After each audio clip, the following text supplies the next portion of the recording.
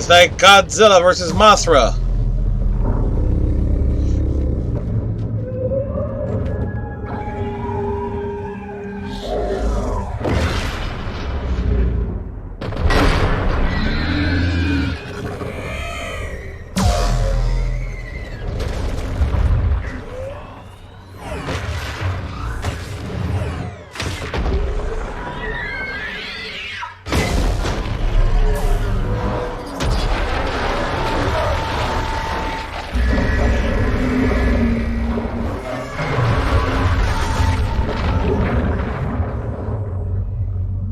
Flawless victory.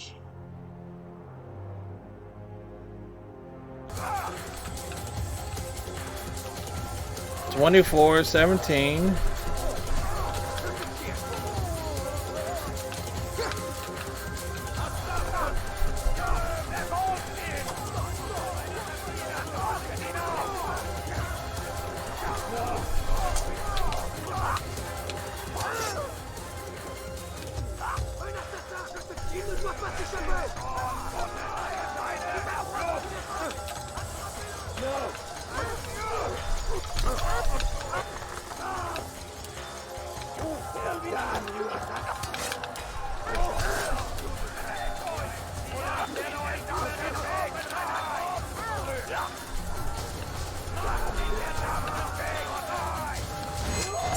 Got him!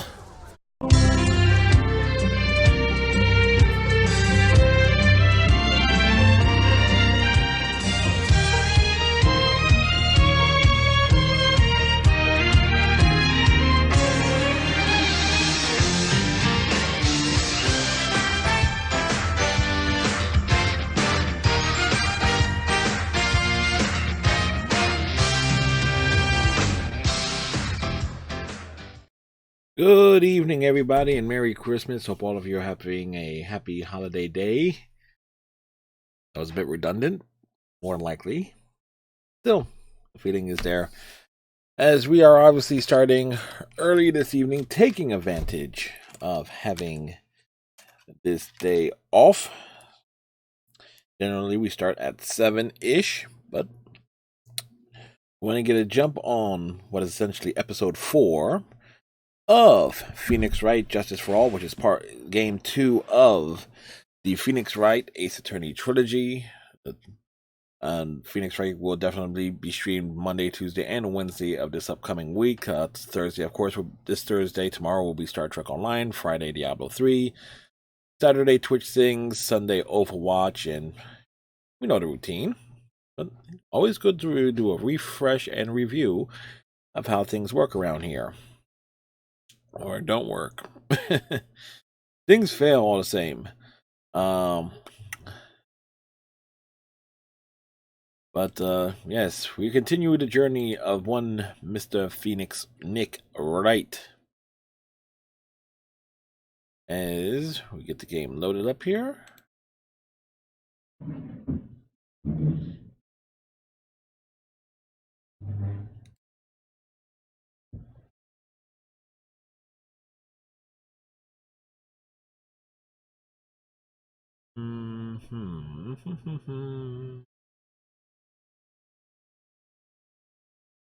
Right. So here we go. It's great having the second monitor. It's still a bit far from where I probably should have it.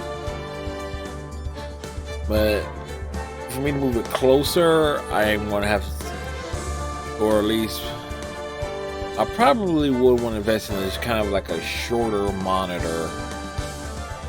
Shorter and thinner, because what I'm using is a box monitor. Good old 4x3 tube style. But either which way. Continue. Farewell, my turnabout. Last time we discovered that Edgeworth is alive.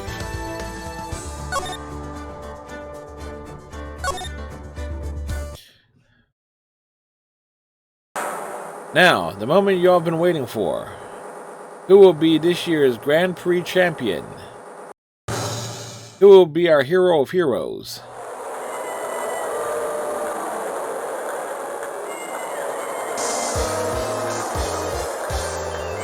Will it be, or maybe Captain Saipan, all the way from the lovely tropical island of Saipan? I see the students of the certain starry school are raring to go. A global hero on Yakupon doesn't want to go home without a prize. We hope Lady Luck is with all our heroes tonight. And now, the winner of the 3rd annual Hero of Heroes Grand Prix is me.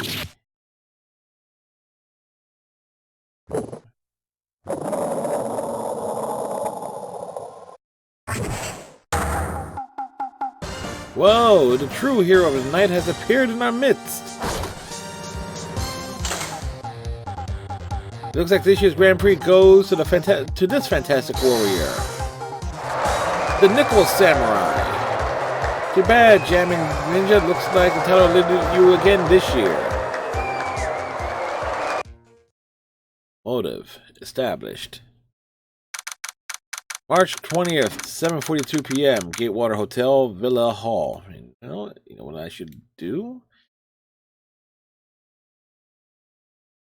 Ease, of course. Delete the stuff from last night.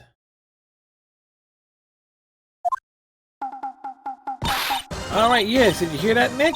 Did you? The Nickel Samurai, he did it. What happened to the Silver Samurai? Yeah, he sure did. I'm getting too old for this. I'm proud of the guy for doing the series justice. So the person everyone was cheering for, I guess he got the prize? Yep. You know who we're talking about, right, Pearly? The Nickel Samurai? No, every Sunday I only watch the education channels, Kids Masterpiece Theater. Okay, that's it. From now on, it's the Nickel Samurai. All the kids watch it. Do you like the Nickel Samurai too, Mr. Nick? Nah, Nick's an old fart, so he's not allowed to watch it anymore. That's right, but I do like Kids Masterpiece Theater. Hey, I didn't know you were so young at heart, Nick. Mr. Nick, you're a grown-up. You're not allowed to watch it anymore. You're supposed to act your age and have interests that match. It's very important. Oh, give it a rest, Pearly. Looks like I made the right choice in inviting everyone here. I'm glad you're all having a good time. It's like a dream. Too bad for the Jammin' Ninja, though. Last year, he lost to the Pink Princess Warrior of Little Old Tokyo. I thought this might be his year. Yeah. Oh, hey, did anyone else think that the Jammin' Ninja looked a bit different today? Different? What do you mean? Well, he wasn't carrying his bright red guitar. Hey, you're right. Strange he'd walk around without his signature guitar. I will never understand these people and their shows. Anyway, Mr. Powers, thank you very much for tonight. Oh, it was nothing. I owe you one, so it's just my way of saying thanks. Hey, Nick, come on. It's time to get going to the lobby. There's a post-ceremony stage show that was supposed to start real soon. Then I heard there's going to be a press conference after that. A press conference? Is he going to make a speech about winning this year's prize? Well, not exactly. Something about the Nickel Samurai confessing something. Confessing? Sounds pretty serious. Nick, come on. You don't want to be us to be the last ones there, do you? Yeah, Mr. Nick, do you? Why, me? The show doesn't even start for another 20 minutes. Well, let's talk about Will Powers. Thank you very much for inviting us today. Oh, it was nothing, really. Guys like us don't get to come to a place like this often, so I thought I'd invite you all. Hey, Mr. Powers, what have you been up to lately? Well, since the Pink Princess successfully wrapped up last month, I've been on a kids' exercise show, while wearing a rabbit mask over my face. Oh, I see. I'm still really sorry about all the headache I caused you that time, Mr. Wright. Oh, well, what's done is done, so let's forget about it. This is Will Powers. He's an action star. His popularity exploded when he was the Steel Samurai, and he was the first case Maya worked on with me. Too bad you look scary, or people know you're a real softie. He's good with kids. Thanks. I can't believe they're going to make a movie based on the Nickel Samurai. I can't believe it either, but for a different reason. The Steel Samurai, an epic story of one hero in a desperate fight against his arch-nemesis, the evil magistrate in the city of Neo-O Tokyo. And last year, they started a new series, The Nickel Samurai. The new series seems to be a hit with the kids, too. Rude?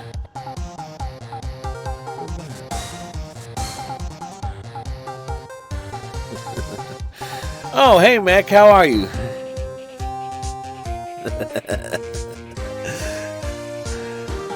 How you doing, sir? And I am looking at the chat at this exact moment. The chat is now over there. Oh, clearly that was you who redeemed that particular redemption thing. It's like,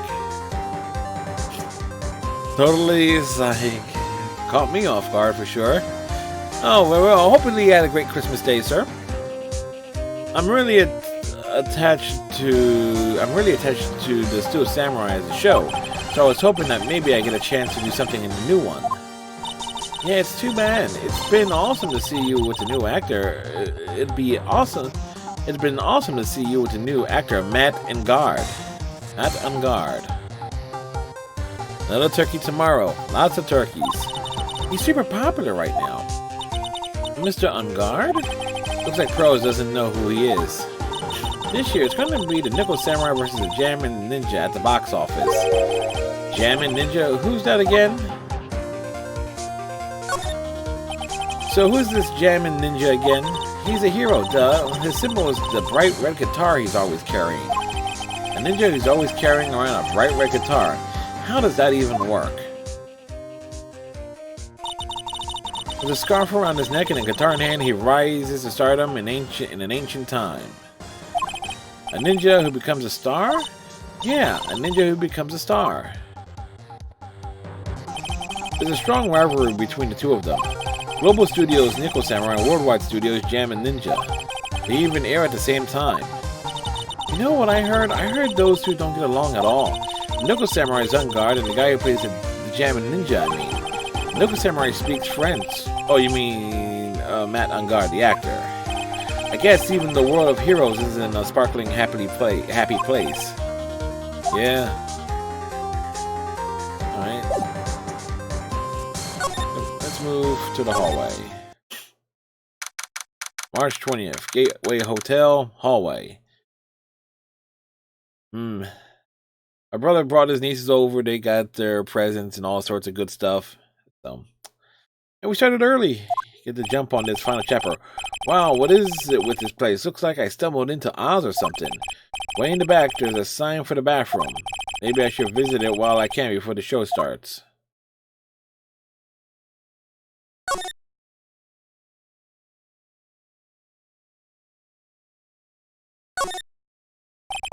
Sounds like the post-ceremony show is about to start. Alright, I'm so pumped. I wonder if he's going to show off his special move today, Nickel Samurai Smelting. Actually, what I'm so interested in most is the press conference. You mean the big confession the Nickel Samurai is going to make after the show? So what is it? Don't you know what's it about, Mr. Powers? Oh, well, I'm not the Steel Samurai anymore, so I don't have any idea. Sorry. So I guess you are all going to the press conference, then. Yeah, of course. In that case, then here, take these tickets so you can get in. Press conference ticket added to the court record. Thank you very much. Well, let's get going to the lobby.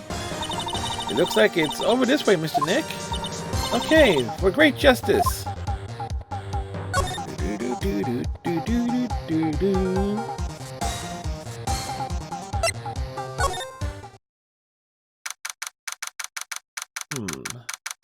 Something tells me we're going to be in these places a lot today.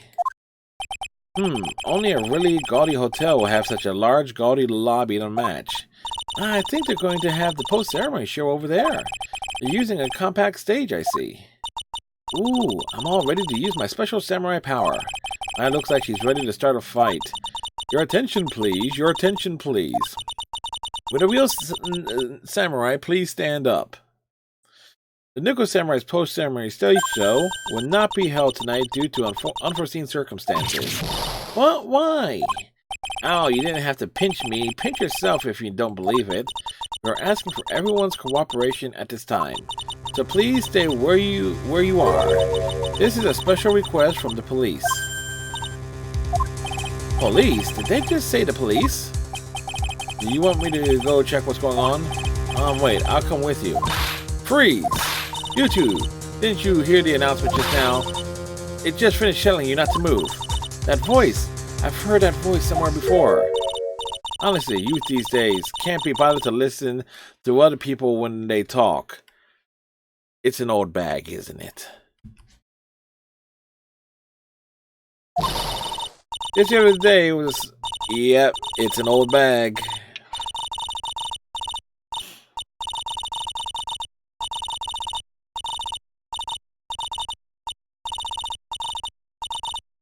Wendy, old bag.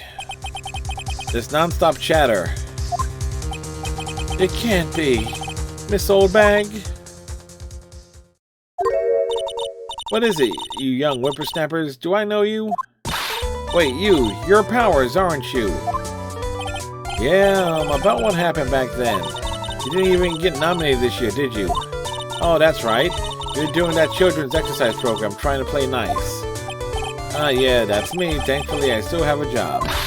I love that show, and you're a hoot. You're the Big Brother character, right? Yes, I can't read that fast.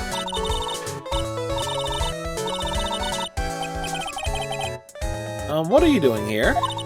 Look at my uniform and tell me you can't tell I'm a member of security. With that outfit.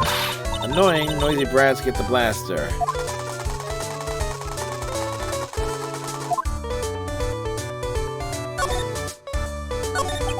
So bad. What are you doing here? What happened to your position at Global Studios? Oh, that old place? Well, since that incident, they've been letting people go. When they cut the security team, I got the pink slip. What incident? What did you do? I didn't do anything, you youngin'. Don't you remember that incident a year ago? When this lady got on the witness stand and testified? Yeah? And weren't you the one who was bullying me, this fragile girl at heart? I plead the fifth. But you know, I think maybe I rubbed the upper management the wrong way by testifying. Yes, that has to be it. Everything is all your fault. Me? I thought about being a bodyguard at first after being handed old Pinky. You? A bodyguard? Well, your friend, that fiery good-looking guy with the red jacket and the ruffles. Mr. Edgeworth. But that sort of arrangement will be entirely too troublesome for me. That's what he said to me. What did I ever do to deserve that? I got a few ideas. Really? Okay. So did something happen? I don't have all the details, but it looks like another of those incidents happened again. An incident? Like a murder kind of incident? Maybe, you see, I'm a bit of a devilish woman.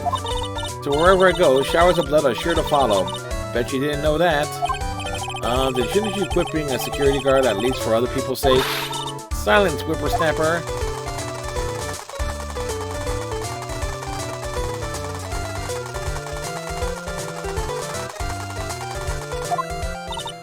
Hey, Nick. What is it? I don't like that devilish smile playing on your lips. Let's make it like we're going to go to the bathroom and check things out. No way, the police told us not to go anywhere, remember?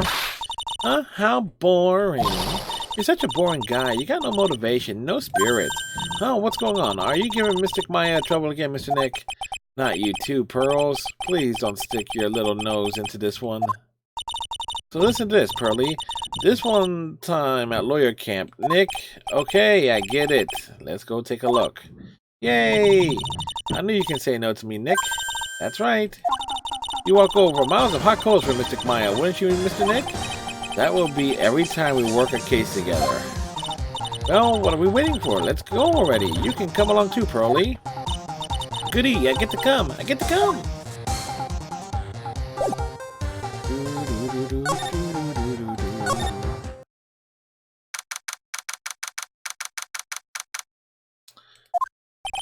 There's nothing really out of the ordinary here.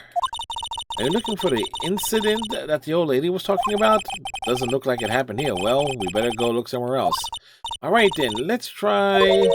Excuse me? Ack! Are you by chance Miss Maya Fey?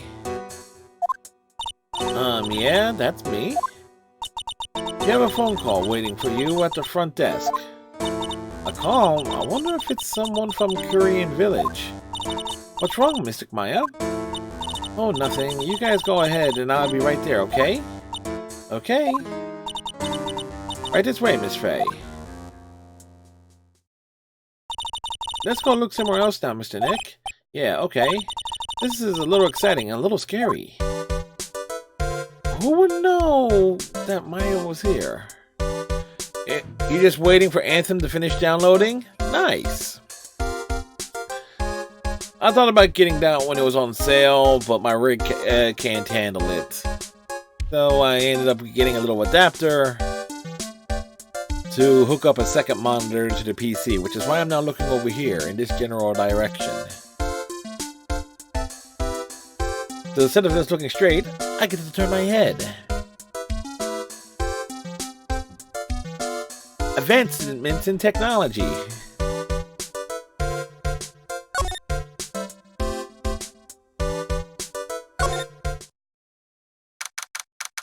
March 20th, Gatewater Hotel, hallway. I told you I got people the info that they want, which means that I got a right to know. Nope, don't care who you are, pal. We're still investigating, so you can't go in. What's your problem? Just you wait. It'll be all over the morning paper. Scruffy detective secret scandal revealed. You'll see, I'll get you back. Those two people sound pretty serious. That southern accent can only mean... Hey, Wright. Hey, Lotta. Come on, do a favor and tell this cop I'm just doing my job and I got rights.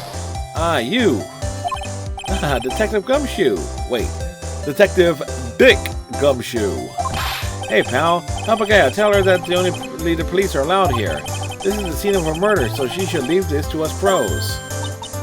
A murder? Aw, shoot. Me and my big mouth. See, I knew it. My gut instinct told me so. We trust my gut. A murder, it said.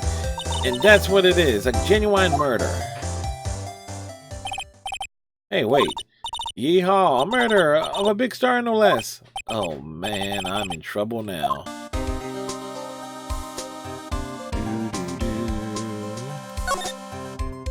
What happened? So Detective Gumshoe, a murder?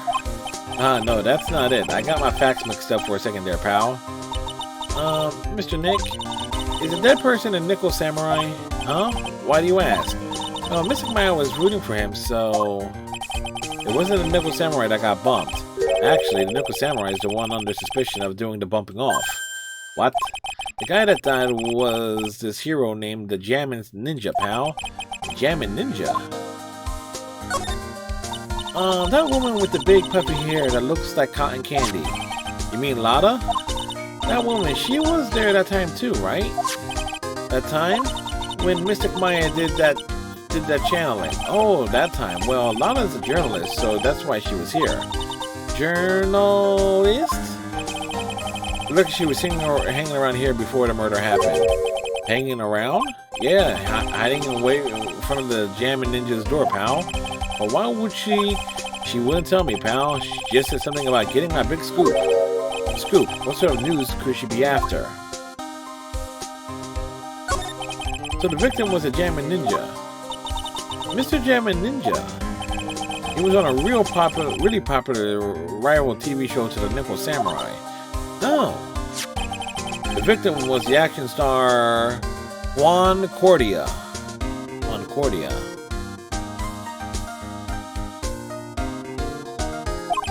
He got a huge push and rode the express train to stardom. I mean, even I knew who he is. Yeah, even I recognize his face. But I heard lately that Matt Ungard's been taking the wind out of his sail. I'm telling you, pal, as far as who was popular, these two are hogging all the limelight. Guess there's no space for Mr. Powers at all, huh? Poor guy. Mr. Ungard, that's the Nickel Samurai, right? Yep. I mean, no. You've got to say it with more oomph. The Nickel Samurai. Anyway, so now that Juan Cordia is gone, that means Mr. Angardi has the whole stage to himself, wouldn't you say? I wouldn't bet on it, pal. We can't have that happen, you know? Can't have that happen? What's that supposed to mean, I wonder?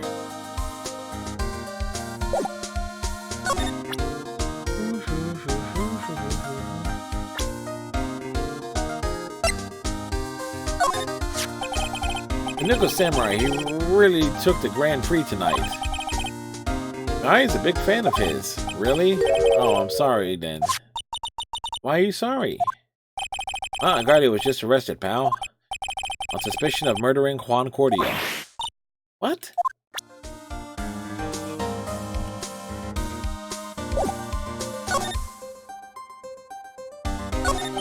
Why was Mr. Angard arrested?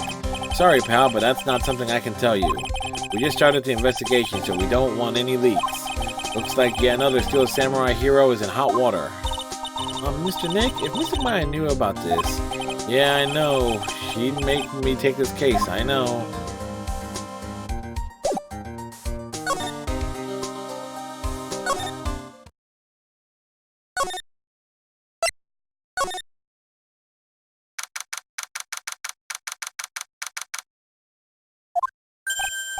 Hey, so what's going on, Mr. Wright? It looks like Juan Cordia has been killed. What? Juan is... It looks like he was murdered, and the suspect was arrested. The suspect is Mr. Matt Angard. You're joking, right? Nope. They arrested the Nickel Samurai on suspicion of murdering the Jammin' Ninja. Oh, not again. I feel sick. Again? About a year ago, something just like this happened, Pearls. I still can't believe... No way, Matt would. What Mr. Powers got in his hand? Oh, before I forget, this is for you, Mr. Wright. I got it from the bellboy that came by earlier. For me? But why? I don't know. All he said was it was for Mr. Phoenix Wright, the attorney. Weird.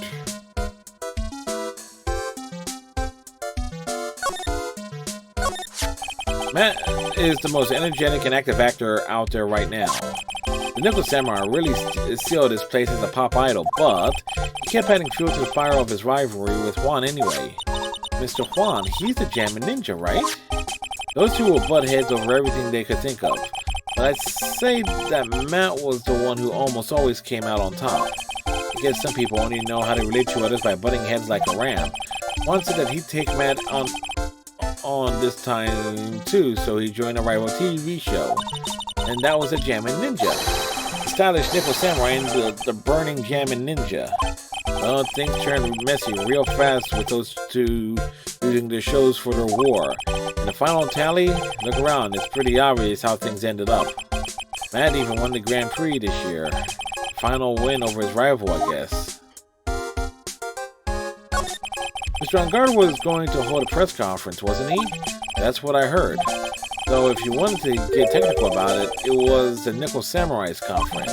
Nickel Samurai's? Yeah. He was supposed to wear his costume and give the press conference that way. He was going to be in costume, but why?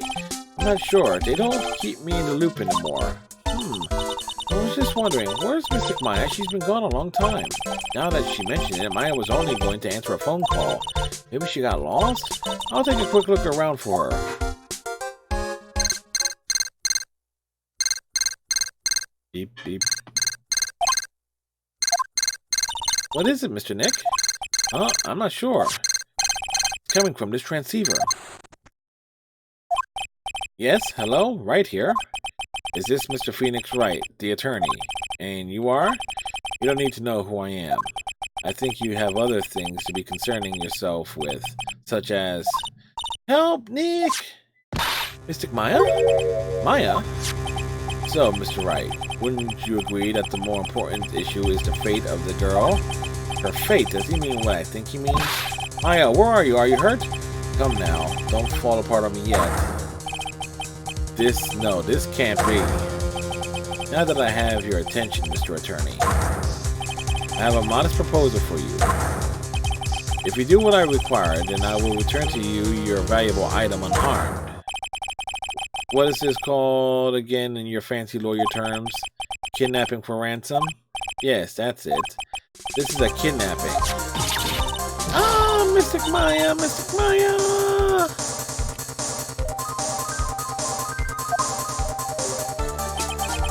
My sight, everything's fading away. Maya's been kidnapped. Are you there? Mr. Attorney, are you there? How much? How much do you want? Very good, Mr. Attorney. I'm glad you have such a good grasp of the situation. Hurry up and state your condition and then return Maya. Money is not what I seek. What? What I want is a certain verdict. I would like a complete acquittal. Complete acquittal? What in the world have you done to need? I am not the person you will be representing. What? You are currently at the Gatewater Hotel, are you not? And I know that a murder has just taken place there. Concordia was killed and the suspect is Matt Ungard. You are, as expected, quite on top of things, Mr. Attorney. Now then, what I want is very simple. I want you to obtain a complete acquittal for Matt Ungard. Matt Ungard? But why? He did not kill anyone. I can attest to that. However what? However, someone is framing him for the murder. A very smart someone who is setting him up to take the fall. I agree to do what he wants. Can I believe he'll keep his end of the bargain? You are, of course, at liberty to take me at my word or not. However, there is one thing you can take as fact. Right now, your very precious item is with me in my possession. Help! Nick! Maya! You have 2 days. Of course, tonight he'll be in questioning with the police. But the trial is in 2 days. The trial, you will win a not guilty verdict. Remember, you only have one chance. One chance, Mr. Attorney. One? You expect me to get a not guilty in one trial day? Yes, exactly. I don't believe I was wrong in choosing you, so don't let me down. Hug. Oh, yes. That's right. Now that I am playing the role of the kidnapper, I can't pass up this chance to say, and don't even think about calling the cops. Not great, but you get the idea. Damn it. Who the hell are you? Very well, I'll tell you that much. My name is... The Killer. Really? His name is The Killer?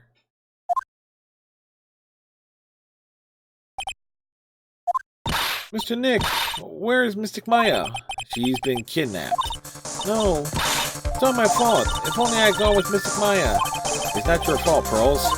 But it is, Mystic Maya. Wow. That's right. I think we should tell the police what's going on. No, we can't do that. If we do, who knows what will happen to Maya. Mr. Nick, what about the detective we saw earlier? Detective Gumshoe. Yes, that's it. Wait here and I'll be right back. Alright, I'll take care of Pearl while you're away. What? Ransom? Shh, not so loud. The ransom is a complete acquittal for Matt Ungard. Wait, the deal is complete acquittal in exchange for Maya? You mean... Then... This means Matt Ungard is obviously the killer, pal, no doubt about it. But the guy said Mr. Ungard is innocent. You really believe what a kidnapper tells you? I guess he has a point. If Ungard really is innocent, then why the kidnapping?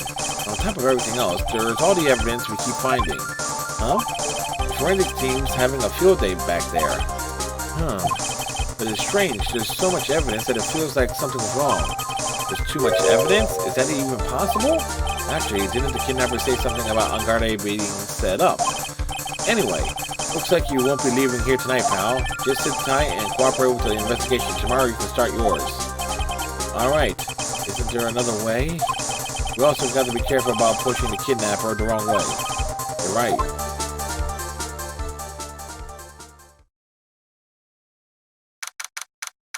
Date, time, location, all unknown. Ow, my head. Where am I? I wonder if I'm still in that hotel. What happened to me? Nick? Pearly? Come on, you guys. This isn't funny anymore. Good clink. I see you have awoken. Ah! Well, who are you? Me? I am known as The Killer. The Killer? You mean like assassin? I'm too young to die. Don't worry. You are not my target. For now, anyway. Ah, Nick, where are you? Help me! Yes, that's right. Only one person can save you now, and that is Mr. Phoenix Wright. Huh? What? Nick's gonna save me? Calm down and be a good girl. Think of this as a business transaction. A business transaction? I'm going to contact him now. I hope you'll cooperate and play your assigned role well. Nick? What's going to happen to me? Nick, Pearlie? Sis?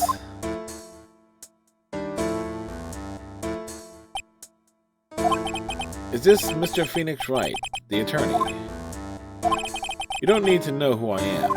I think you have other things to be concerning yourself with, such as...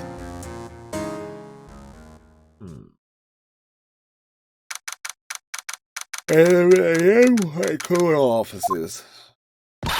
Good morning! Morning, Pearls. Mr. Nick, come on, let's hurry and go see Mr. On Guard. We have to wait a bit, Pearls.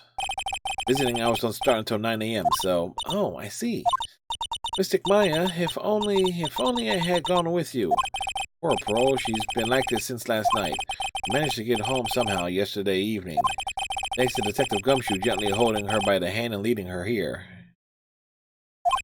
But by the looks of it, I don't think Pearl's got any sleep at all last night.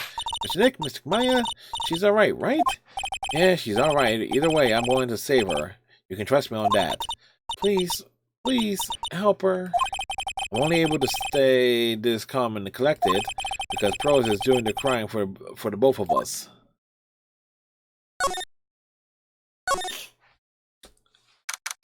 March 21st, 8:57 a.m.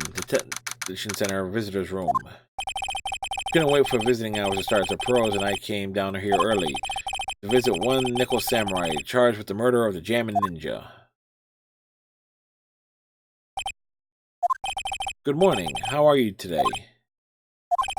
Another situation might be a little tough for you. Oh, sorry, dude. I already signed up. Excuse me? I already have life insurance. I signed up a long time ago because my job is, you know. Oh, no. We're not insurance salespeople. Really? Dude, I really don't need that right now either. Fire extinguishers. I mean, this building isn't my house, so... No. We're not here to sell you fire extinguishers either. I'm a lawyer. My name is Phoenix Wright. A lawyer? Hold on a sec. I'm going to ask my manager. Okay? The Nickel Samurai sure is a strange person, isn't he? I think strange is an understatement. Sorry about that. You're just in time. Huh?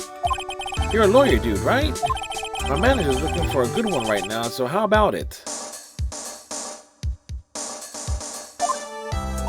Mr. Nick, this is our chance. I have to make him let me take his case. I have to. Sorry to intrude, but I would like to ask you a few personal questions. That's okay, but dude, my autobiography is coming out soon, so... If I say stuff without the publisher's approval, then I'm going to be in real hot water. Hold on a second. I'm going to ask my publisher, okay? Mr. Angardi's so lucky. He has so many people he can talk to. I don't know if he actually has anyone he can really talk to. Sorry about that. Like I thought, the publisher said it'd be real bad if I said anything, dude. Does he have a mind of his own? Mr. On Guard, I would like to ask you about the murder. Oh, are you covering this for the tabloid as a side job too? Well, if you want my statement on this, you should ask through my staff. No, I'm not asking on behalf of the tabloid.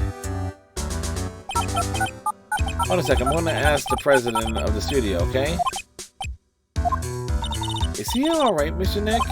If we're talking about Mr. On Guard's brain here, I wouldn't put my money on it. Sorry about that.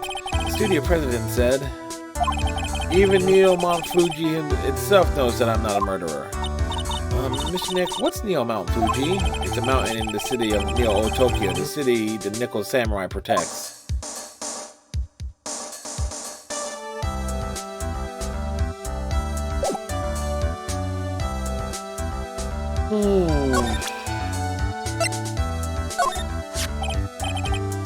What's that?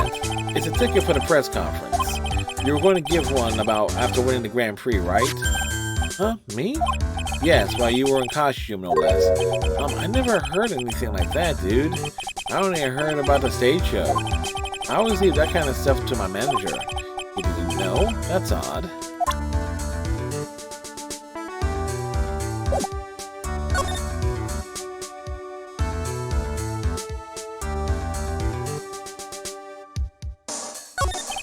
Sorry, Drew, but I like to answer.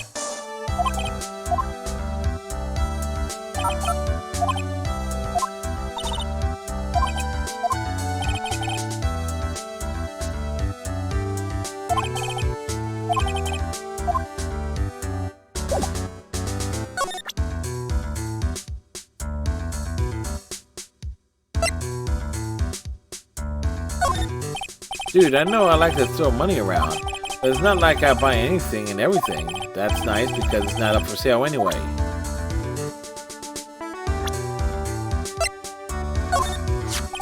Yeah, I'm such a handsome devil.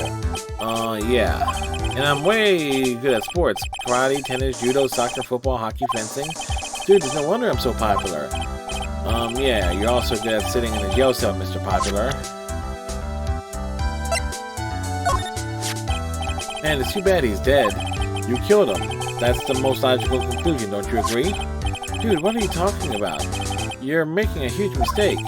If that's such a mistake, then why did they issue an arrest warrant for you? Hold on a second. I'm going to ask the guy in charge of this place, okay?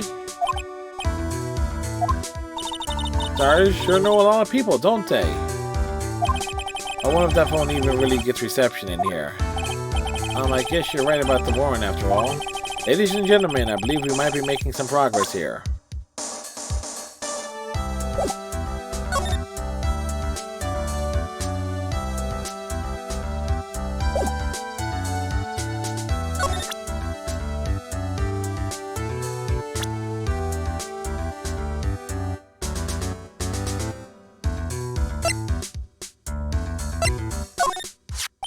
I've seen him somewhere before. Is he a member of my fan club? That's Mr. Powers. Isn't he supposed to be kind of like a mentor to you? Powers? Oh yeah, he's the guy on that kid's exercise program. I gave him an autograph just the other day. Doesn't see Powers as a mentor at all.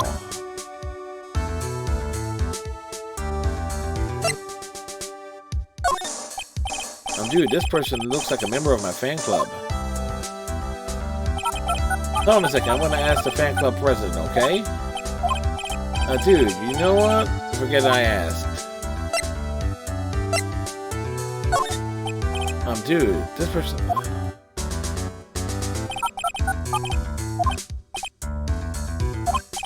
dude, you know what?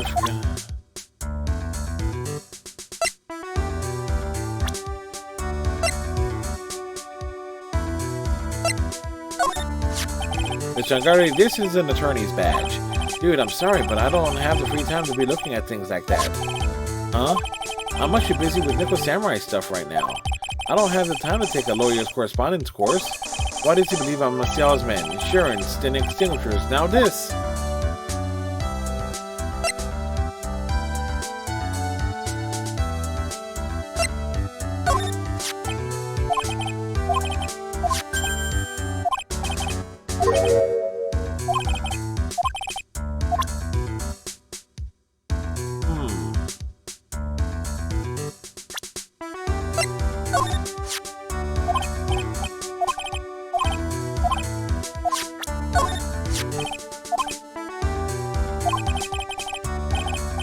Did the wrong thing there.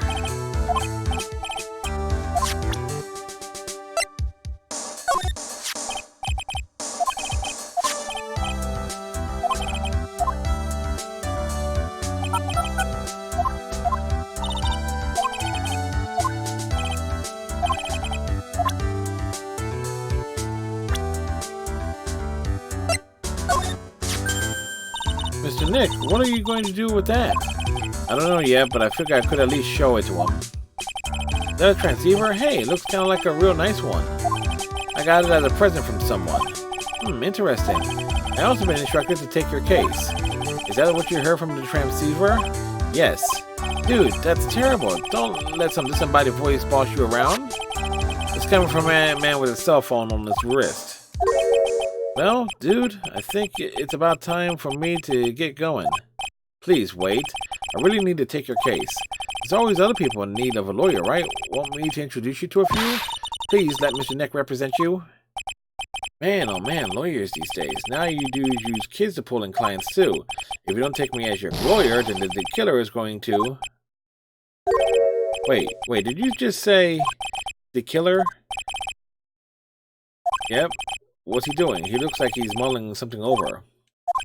Alright, dude. I accept your terms. Huh? I'll let you represent me in court. We did it! We did it, Mr. Nick! Yeah! I don't feel any better for it, and he doesn't look too happy either. Go ahead and ask me anything. I'll help you out as much as I can.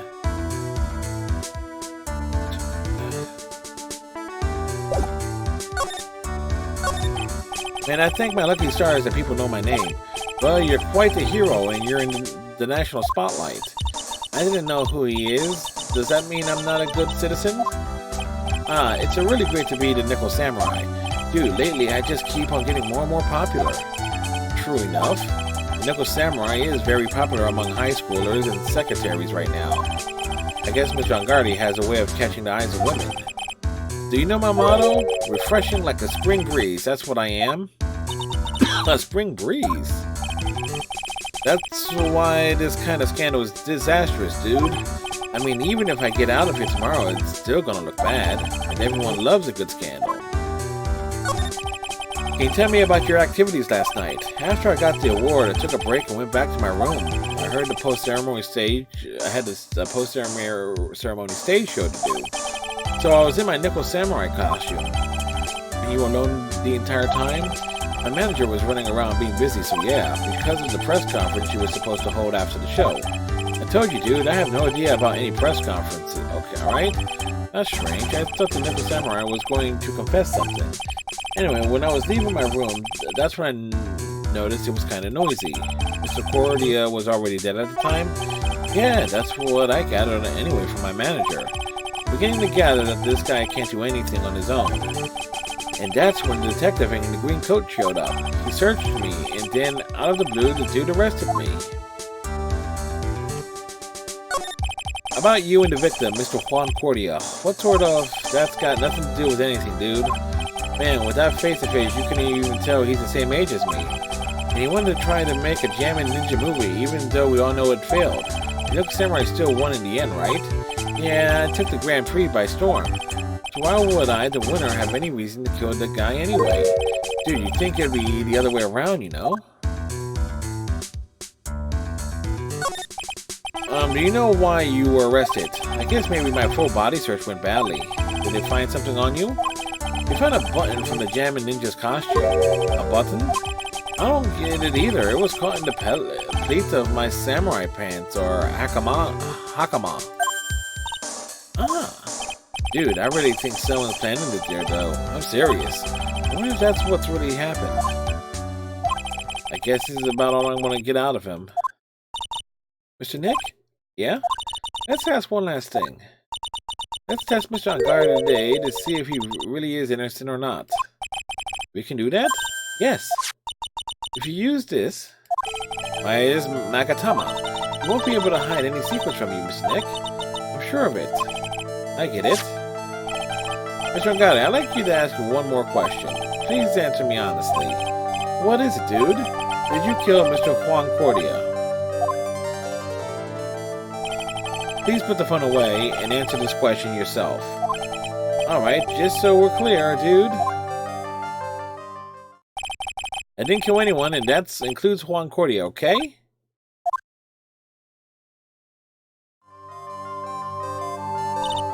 Well, Mr. Nick? Nothing. Not a chain or lock in sight. Which means it's alright to trust him. Yeah, it does appear that way. Again, it appears that way. Well, at least I can breathe a sigh of relief knowing my client is innocent. The trial's tomorrow, right? I'm counting on you, dude.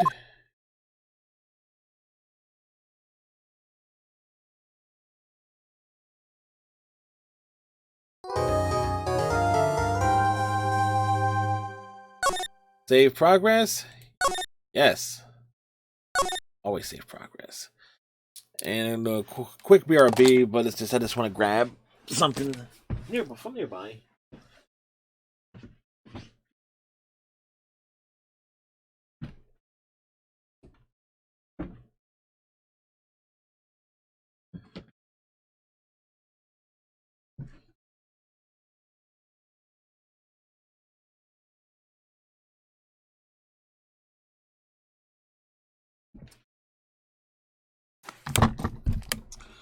Bottle of water.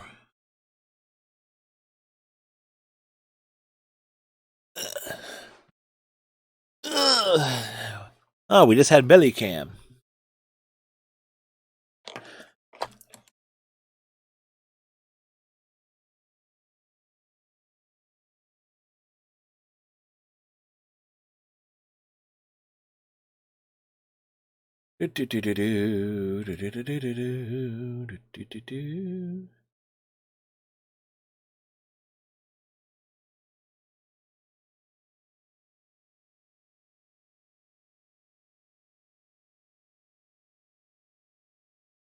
Alrighty. So we got that.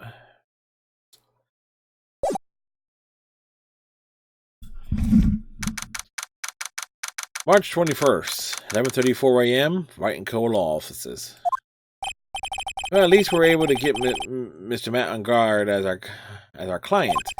And we know that he didn't do it, which is very important. So now what should we do? Well, the trial is tomorrow, and we only got this one chance. There's only one way to prove Mr. Angarde's innocence. We have to find the real killer. Okay, then let's start looking.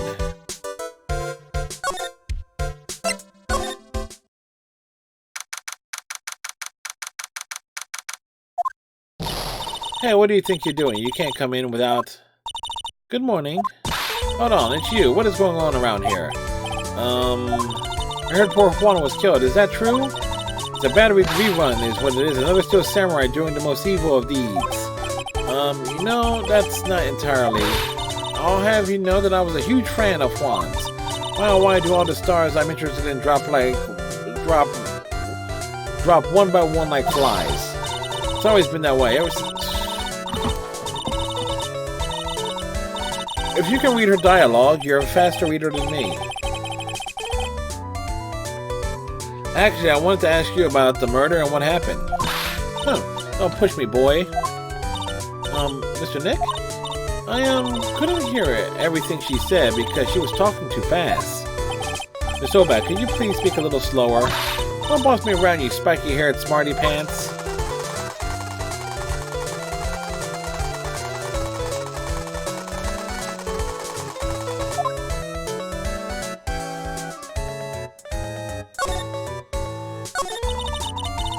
My dear Mr. Hammer died a year ago in that dreadful murder.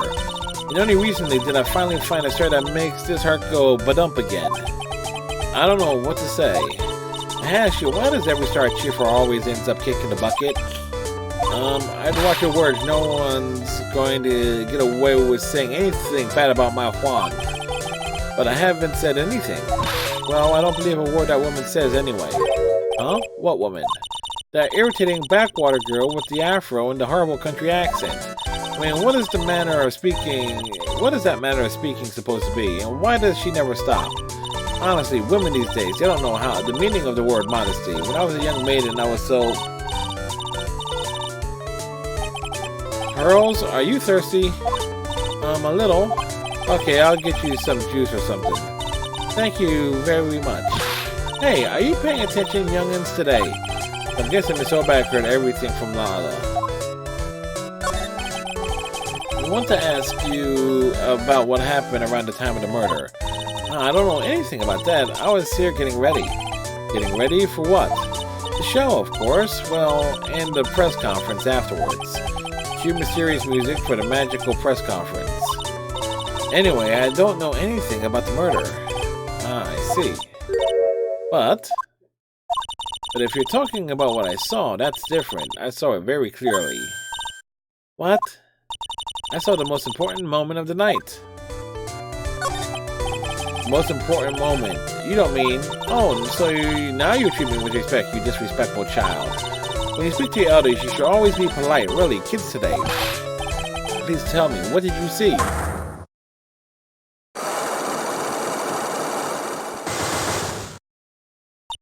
The murder last night was gruesome, wasn't it? But then, what murder isn't? Please don't stray onto another tangent, please. If you want to hear more, to show your respect and bring this lady a present.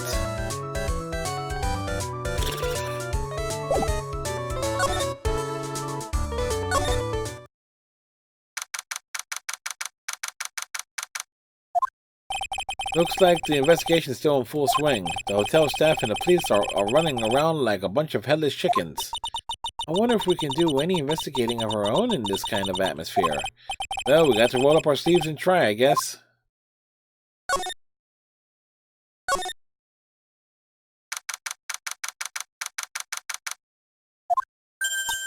Hey, you're here.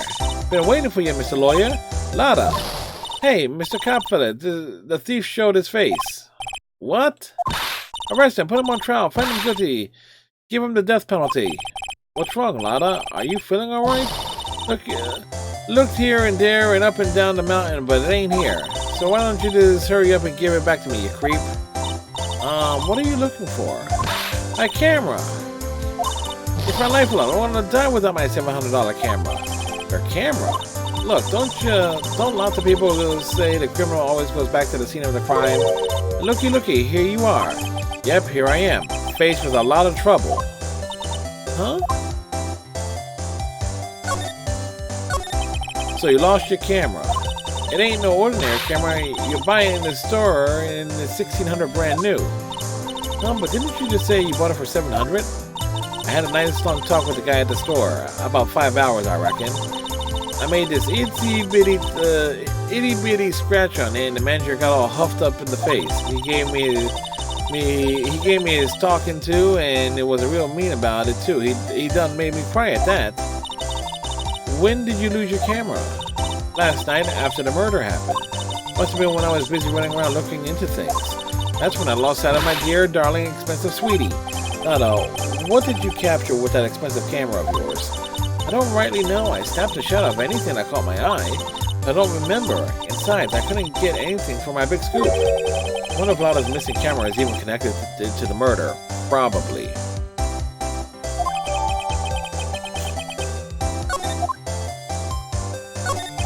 Lada, please tell me what you know about what happened at the time of the murder. Well, from before the ceremony last night, I was hanging around here in this area. Yeah, actually, I was here up until around the time Mr. Angard was arrested. What were you doing here? You sure you went to school, city boy? Wherever a lot of heart goes, there's a story to be found, a big scoop to be had. A big scoop? I told you before I'm going to be the best tabloid photographer the world's ever seen. Reckon, of course, that means I'm always looking for the perfect shot. I wonder what scoop she was after this time. No, sir. Here comes for the other stars that were here. So maybe I wasn't here the entire time. Anna, are you sure you weren't here the entire time? You could take the pictures for your big scoop? Well, maybe I was, but that's what real journalists do. I got some juicy inside info, so I thought to myself, why not get a picture for proof? What kind of story was it that you would hang around here?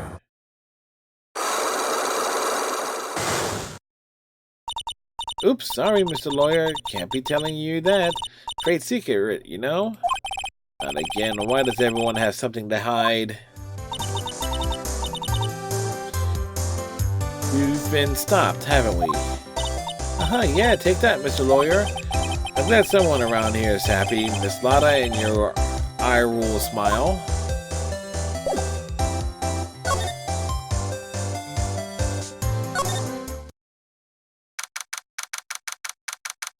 Angarde's hotel room.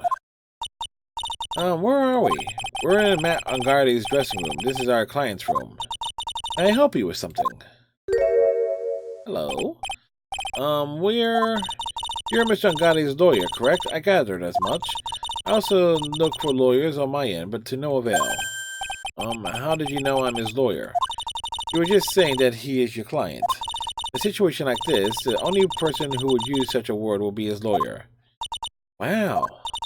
It's a simple deduction, really.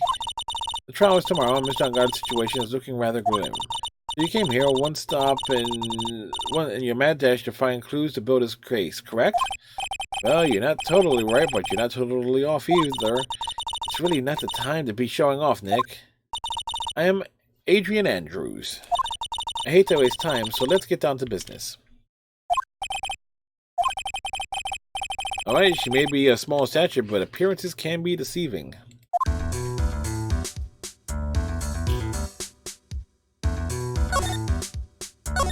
I'm assuming the first thing you need to know is what everyone was doing that night, correct? Yes, that is correct. And I will tell you, before the awards ceremony, I had dinner with Mr. Ungard. In this very room, I might add. Dinner? What did you eat? I told you I hate to waste time with trifling details. If you look at the table yourself, you wouldn't need to ask me. I bet she's a lot of fun at parties. When the award show started, I headed for the Viola Hall. And after the show ended, you came back to this room? No, I had some small errands to run. I helped with the preparations in the lobby. Oh, preparations for the post-ceremony show, I guess. When it was time for the post-ceremony show, I came back to call for Mr. Ungardi. After that, I went to visit Mr. Cordia. And that's when you found his body, what isn't it? You really held strong through everything? Yeah, she does seem to be mentally tough as nails. So about you and... Stop right there. You aren't seriously about to ask how Mr. Ungard and I are related, are you? Sorry? I have no idea how he could choose you as his lawyer. Why did she have to go and say something like that?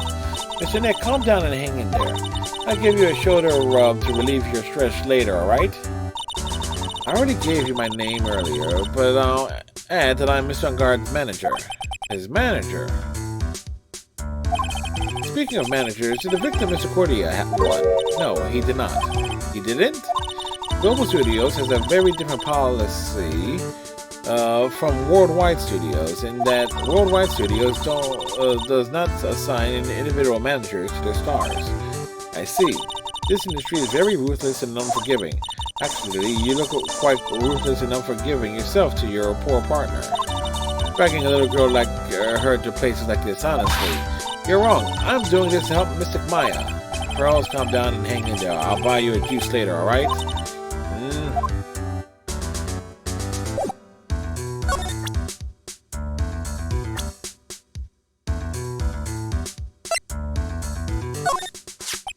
Did you know the victim, Mr. Cordia? Yes, I knew him. The world is such a small place, after all. Did you know anything about his rivalry with the Nickel Samurai?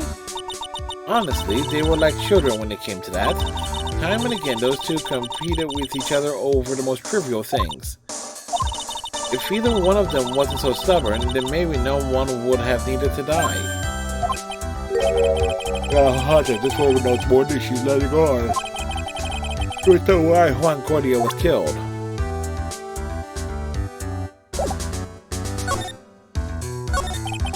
Do you have any ideas as to why Mr. Cordia was murdered? Why would you ask me about such a thing? I'm just doing my job, so do you have any ideas?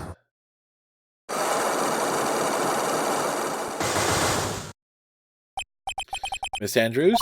Sorry, but there's nothing more I have to add to this conversation. Is it a Cyclops, Mr. Nick? Yes, there's getting to be more and more of these lately. This one. Hey, Cademon, how are you, sir? Let's go here. Give Cademon a proper shout out. Kaedmon. Cademon streaming out of Europe. You're doing some political streams and such as of late. Merry Christmas and happy holidays to you, Cademon. Hope all is well.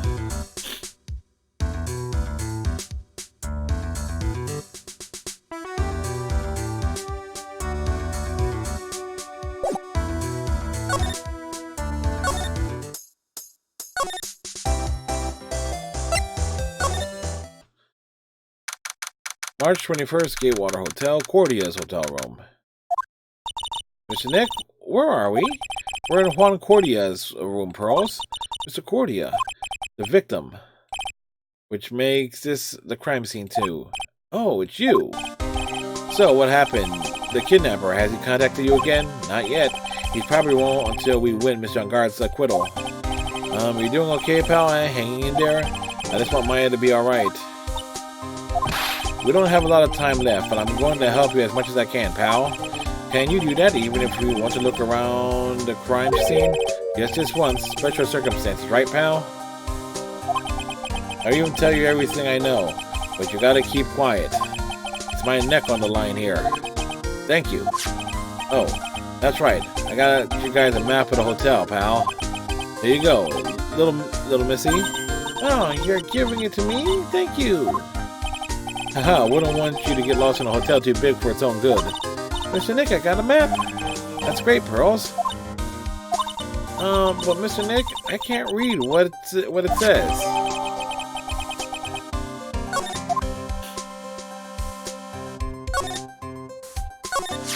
Do you know what was the cause of death?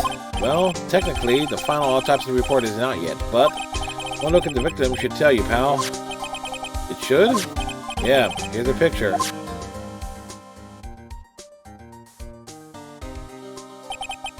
There's a knife in his chest. Yeah, pal, that's the murder weapon. So he was stabbed to death. They're looking at the fingerprints down at the lab right now. There were fingerprints on the knife? Yep. It looks like they're pretty sure they're Mr. Angard's prints, too. That's bad. Real bad.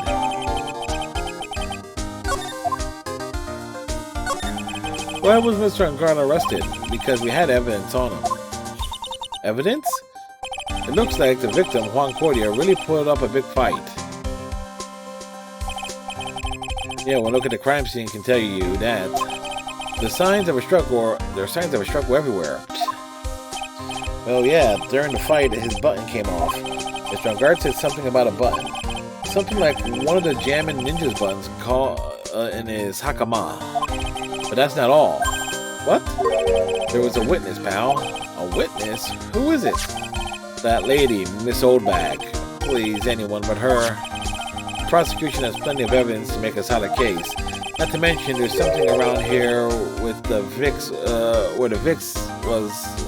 Not to mention, there's something around where the Vic was that's a little off. Something that's a little off? As in, that's for you to figure out, pal. Alright, let's try figuring it out, Mr. Nick. Do do do do do do do.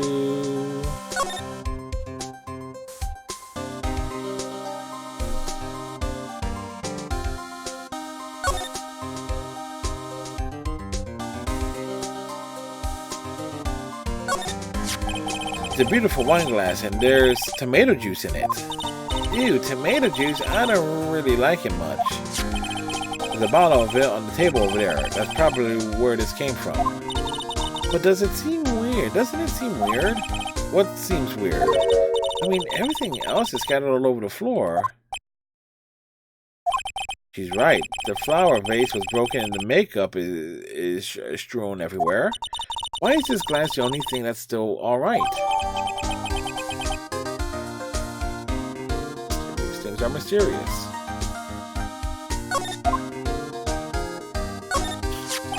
This is a guitar case, I guess. A little beat up, but still usable. That's strange. The guitar is not here. Maybe he forgot to bring it to the show? But Mystic Maya, she said the bright red guitar was a Jammin' Ninja signature item. That's true. Huh? This guitar case is wet, but it's only wet on the top of the lid. Yeah, there's no water inside the case. This is water, isn't it?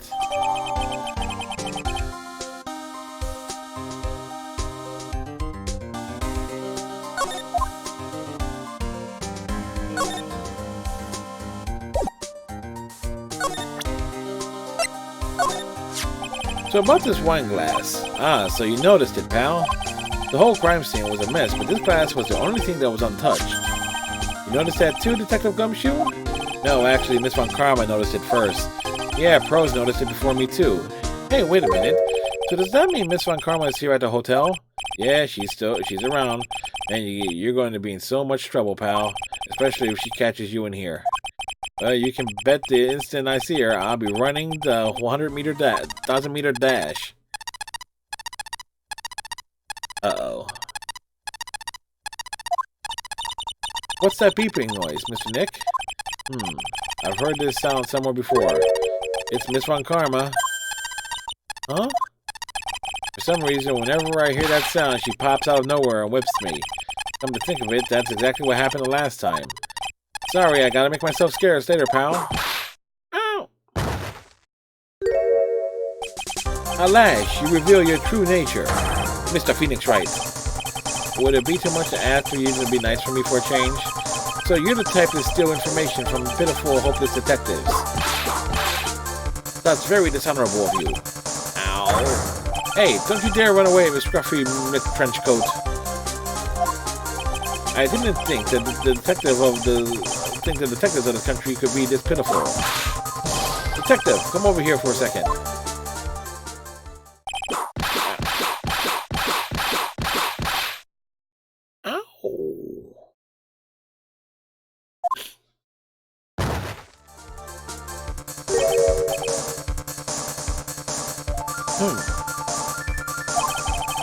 I feel better knowing at least you were man enough to face your punishment. He was so scared he just rose up on the spot. Mr. Phoenix Wright, you have soiled my perfect prosecution record. I'll never forget that. This time, victory is mine. Victory is yours? Is that all this means to you? What? Come, Scruffy, the investigation briefing is about to begin. Yes, sir. This isn't over yet. I swear on my family's honor. Ow. What did she throw at me now? What is this? Well, I guess that means I gotta get back to the precinct now, pal. If you ever need me, come down to the Criminal Affairs Department, alright? If you can, try not to let Miss Von Karma see you.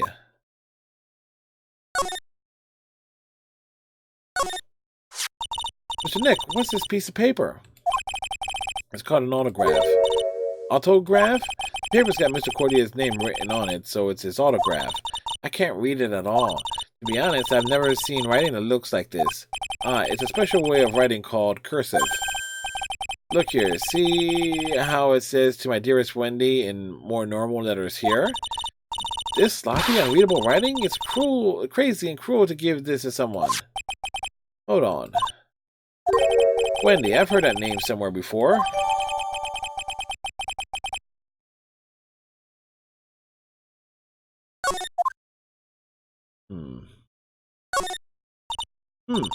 So messy here.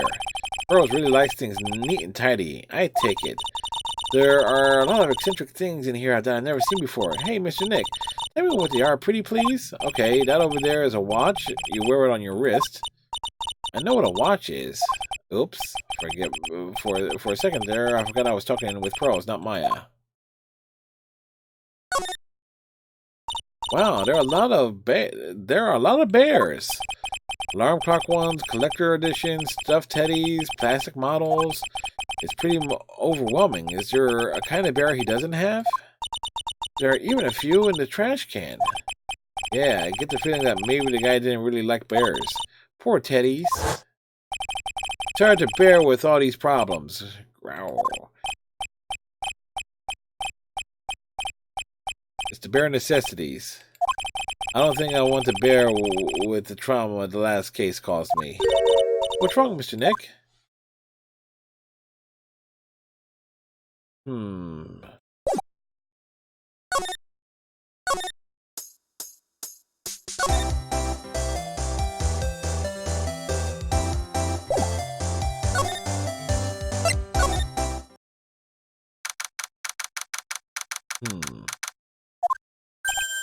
Oh, Mr. Wright, how are you? Mr. Powers, have you been here the entire time? Yeah, people connected to the murder aren't allowed to go home, let alone leave. Can you tell me a little more about the Nickel Samurai TV show? Okay.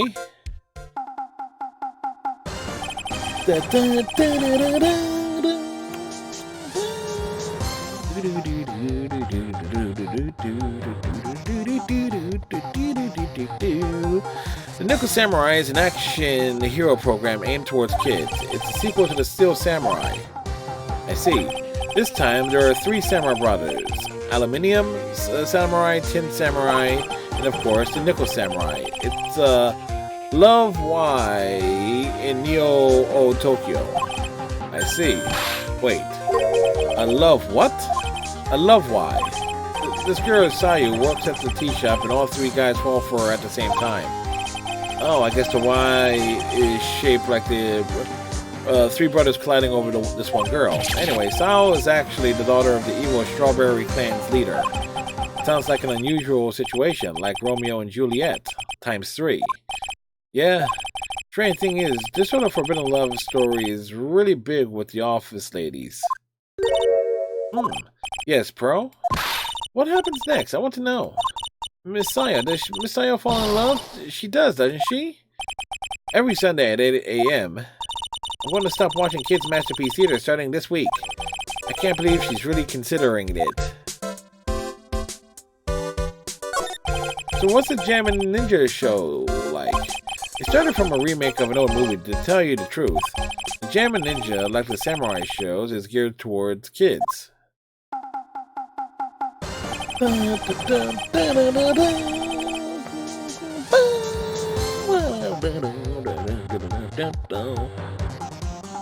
It's the story of a ninja who can't scale a wall but became a big pop star anyway.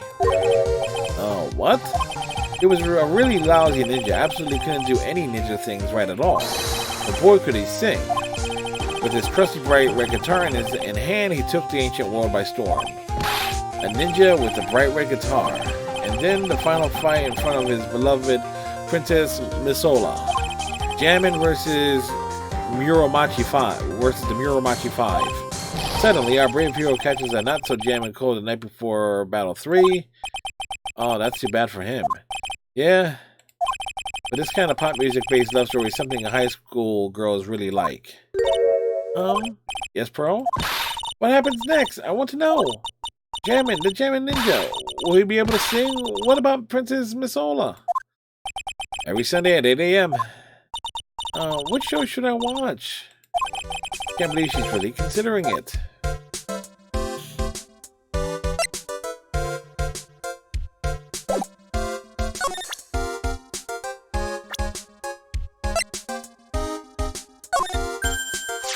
Hey, that's Miss Andrews. She's Matt's manager. Actually, I was interested in her for a little bit, just a little. So Mr. Powers likes this type of woman.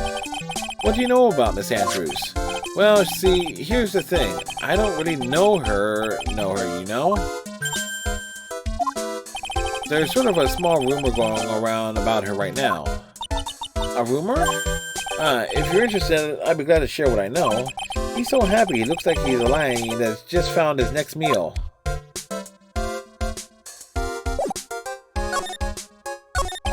Would you mind telling me about this gossip? So you are interested in it. I figured you would be. Yeah, I have such a weakness for celebrity gossip too. Oh really? You too, huh? Yeah, so take a look at this. Looks like a tabloid Miss Oldbag would read. Alright, let's see here. Jammin' Midnight Rendezvous to the mysterious yet beautiful manager to the stars, Miss AA. You see now, don't you? What? You can't stop pretending to be in the dark, Mr. Wright. Juan Cordia didn't have a manager of his own, which means if we're talking about a certain manager with the initials AA, Adrian Andrews. Yep, exactly. This is big news. But it seems kind of odd that woman, Miss Andrews, together with the biggest rival of her client, it's the wonderful thing that can only happen between two people. Mr. Powers looks so happy. Rose is just following along, not having any idea as to why she's smiling. Well, like the saying goes, one man's garbage is another man's treasure. That's not a thing to say.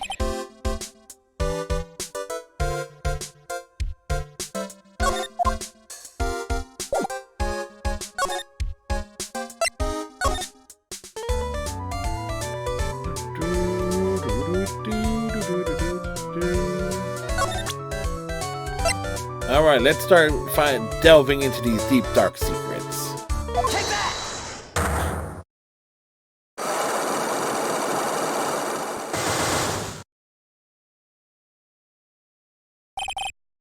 What you witness? Alright, I'll be honest with you for now. Then please tell us what you saw. Well, oh, what a waste. And here I have a perfectly good chance to have a little fun at your youngin's expense. I'm a little devil after all. Doesn't that imply that you aren't a good person? Alright, I'll give you what you want.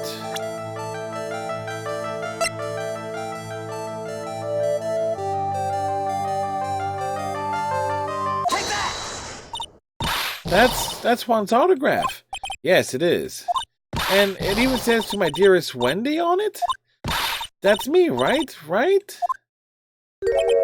My name is Wendy Oback, so that Wendy has to be me, right? Well, it may say Wendy, but somehow I don't think Juan had this Wendy in mind when he signed it. Oh, please give it to me. Let me have it, please. I can't let you have it just like that. Yes, I know. Then how about an exchange?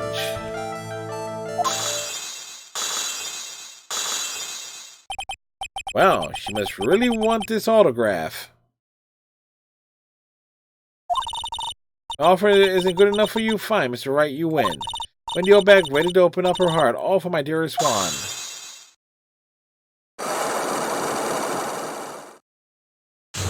Oh, that was easy. Autograph given to Wendy Dearest.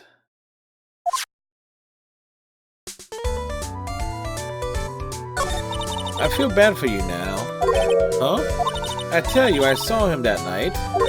I saw him coming out of Juan's room. You're kidding. Oh no.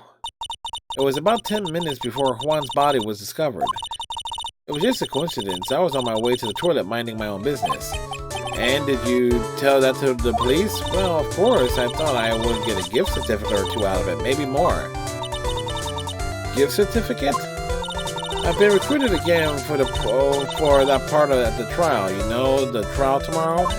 This time, you're going to get it. I want to work hard to get your client pronounced guilty. But Mr. Guardian hasn't done anything bad. I don't care about details like that. I just know he did my dear poor Juan in. I just do. That yellow belly chicken. Yellow belly chicken? I wonder what that will look like. Chicken with a yellow belly. I trust my senses. I know when someone did something bad, and I say he did it. What did Mr. Guardian ever do to her to deserve this? What did Mr. Garde do to you to make you so... You don't know? That guy, he framed my Juan. He created that scandal that plagued poor Juan. Mr. Nick? What is it? What's a scandal? Oh, I'll tell you about that after we get home, okay? Poor Juan led astray by the wiles of that vile temptress. Mr. Nick, what do violence and wild temptress mean? Heck! How about we just listen to what Miss Oback has to say for now, okay, pros? So, Miss Oback, who is this woman you're talking about? Adrian Andrews, of course. Who else? That guy, he shoved the girl onto Juan on purpose. His own manager, but why? I thought lawyers were smart. It was to create a scandal to make Juan lose face. That girl drove Juan into a scandal that dragged his reputation through the mud. Sounds like a pretty standard definition of a scandal to me. What do you know about that anyway, Miss Oback? I'm one of Juan's biggest fans. I'm always out there gathering information. There's nothing I don't know. Do you have proof that Miss Angarde did what you say he did? Next week's issue of a certain magazine says so. Of course, a tabloid. Next week? Doesn't that mean it's something people don't know about yet? Why would Miss Oback have information like that? Where did she get it?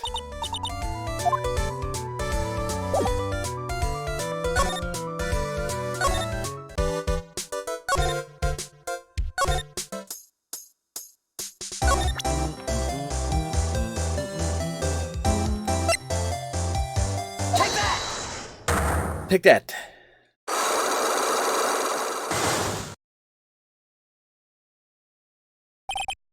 Big scoop. Anna, will you please answer my questions? On the night of the murder, why were you loitering around the victim's room? I told you, didn't I? For my scoop. What I want to know about are the details of the scoop. That's not something I can tell you. I mean, there's my bread and butter. Alright then, an unpleasant tabloid photographer looking for a scoop. I want to say that you were looking into a scandal. Could it be that you, a lot of heart, you were looking for a brick with a huge story? Perhaps an unfolding scandal between Juan Cordia and this person? Take that! Take that! This woman? Adrian Andrews, Madame Garde's manager. The Nickel Samurai's manager caught secretly meeting with his rival, the Jamming Ninja. It would be the hottest story of the season, wouldn't it? Yes, it would. Pretty good at this guessing game, Mr. Lawyer. You can't just make up anything or thing and think you'll make the papers. You gotta have backup. Backup. Yeah. You gotta have that, what is it? Nuance. I mean, news source? That's it. So, show me something that... Okay, we're in evidence.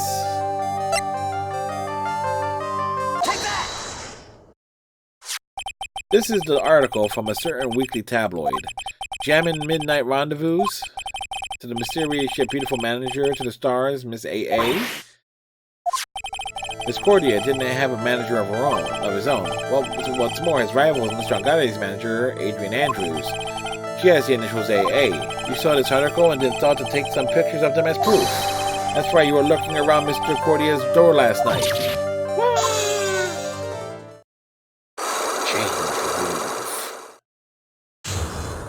Success.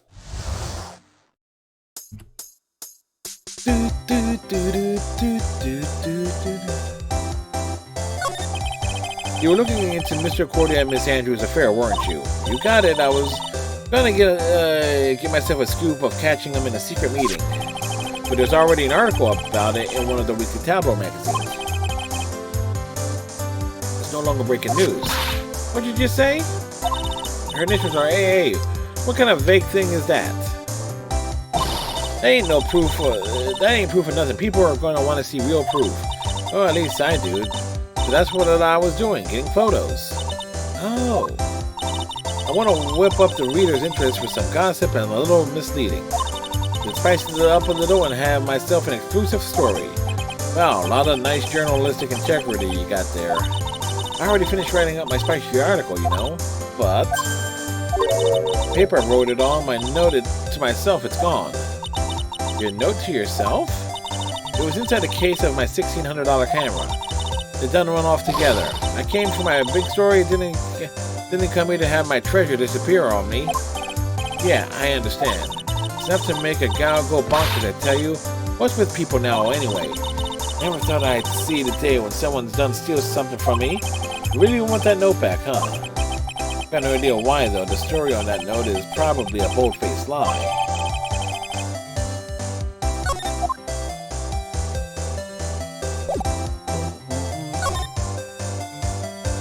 Let's go drop in on Detective Dick Gumshoe.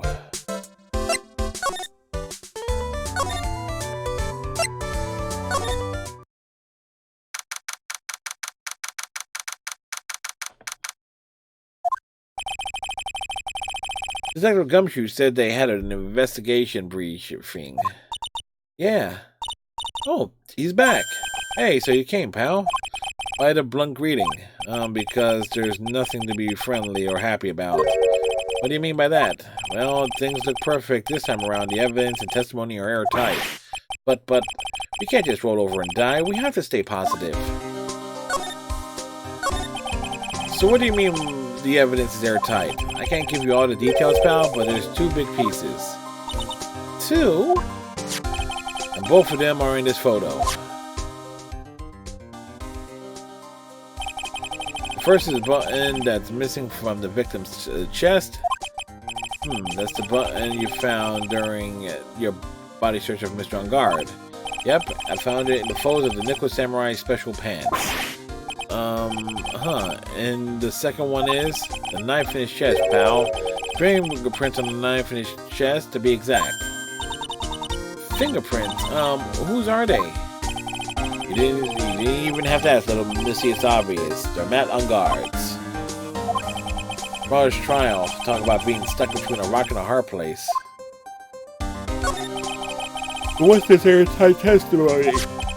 It's the security lady, Miss Oldbag. I thought so. What do you mean, you thought so? Did she tell you something, pal? Well, I even told her not to open her mouth of hers and blab to anyone. Her blab knob is stuck on 10 and there's no turning it down. Trust me. Yeah, well, Miss Oldbag saw it all, pal. She saw Mr. Angardi come out of the victim's room around the estimated time of death. No way.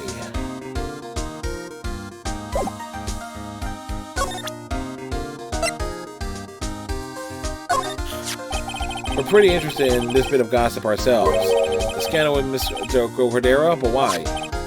2 years ago, a woman committed suicide. Suicide? Her name was Celeste Impax. And she was Juan Cordia's manager. The victim's manager? But that's not all, pal. Miss Impax was Miss Adrian Andrews' mentor. She taught Miss Andrews everything she knows about the business from square one. Her mentor, a woman who was both Mr. Cordia's manager and Miss Andrews' mentor. Could the suicide have something to do with this case? You want to know more about her, pal?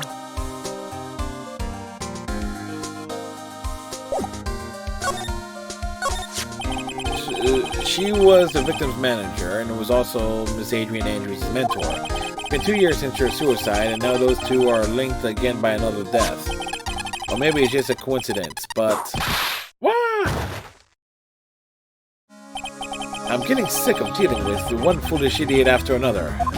Miss Von Karma, you can't seem to stop allying yourself with the enemy, can you?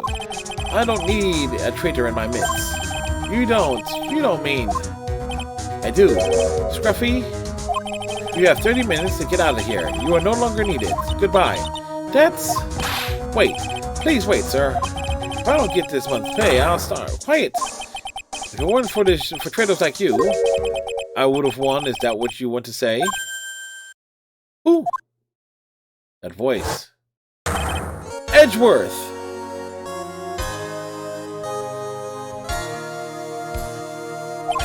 It's been a long time, right? This is Mr. Edgeworth? What am I going to do with you? Still blaming others when things go wrong? You haven't changed a bit, Francisca. You... How dare you show your face to me without a shred of shame upon it? You soiled the Von Karma name, dragged it through the mud. You even ran away with your tail between your legs like the ill-bred dog you are. Are you talking about the Von Karma family creed, to be perfect in every way? Then let's hear it, Francesca. How are things going? I hear you are having a rough time maintaining perfection in this country. You seem to be getting crushed under the weight of it all. That's why I came back. Keep your assumptions to yourself. I haven't given in yet. I won't lose. This case is mine. I'll never hand it over to you. Never. Mr. Phoenix Wright? I will see you tomorrow, in court. There will be a clinical lesson of the meaning of total victory. Still the same wild mare she always was.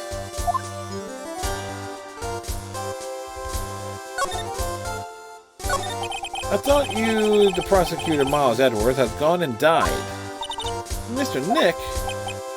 I never wanted to see you again. I think that's enough of a warm welcome for someone you haven't seen in a year. Are you going to run tomorrow's trial? You heard her, right?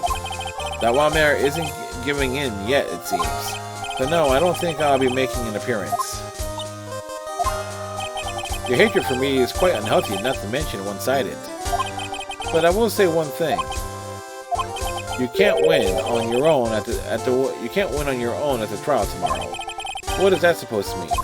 I have something definitive that you lack. And working together is the definition of teamwork. It's the power to find the truth. The truth. In order to understand this case, you have to understand a certain truth. Well, if you ever feel free to need my assistance, it is available to you. I'm not in charge of this case, so I can be a bit more generous with information. Just what is going on inside his head. A lot of things may have happened, however, Manfred Von Karma was still my mentor, and a perfect win record is proof of a Von Karma. 1 year ago, you could not establish guilt in a few cases. Are those losses the reason you suddenly disappeared from the prosecutor's office? Did you leave behind because you had lost your perfect win record? To think your motivation for prosecuting trials was so selfish. It'd been better for everyone if you never came back from the dead, Edgeworth. I see. Then let me ask you something. Why do you stand in the courtroom? What is your reason? Well, with Francisca, she almost always says, I will defeat you this time the instant she sees me. But, the courtroom is not a personal battlefield for prosecutors and lawyers. I stand in the courtroom to defend my client, to save your lives, to save your client, you say. Those who think only of their own ego-driven goals, those kind of prosecutors are reprehensible to me, even if you're a prodigy or someone like you, Edgeworth. Looks like there is still a lot you have yet to learn. A lot I have yet to learn? Me? Well, that's enough for now. The time will come. The time when you will see is coming soon enough. What are you talking about?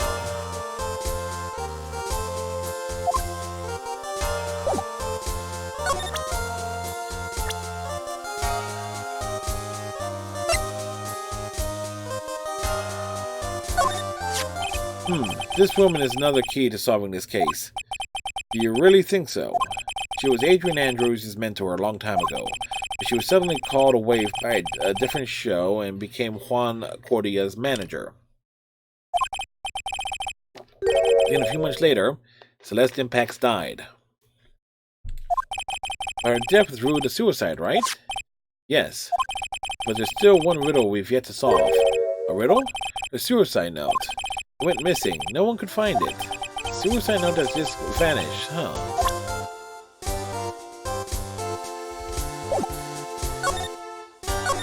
Miss Impact's death was most certainly a suicide. Of that there is no mistake. However, we could not find her suicide note.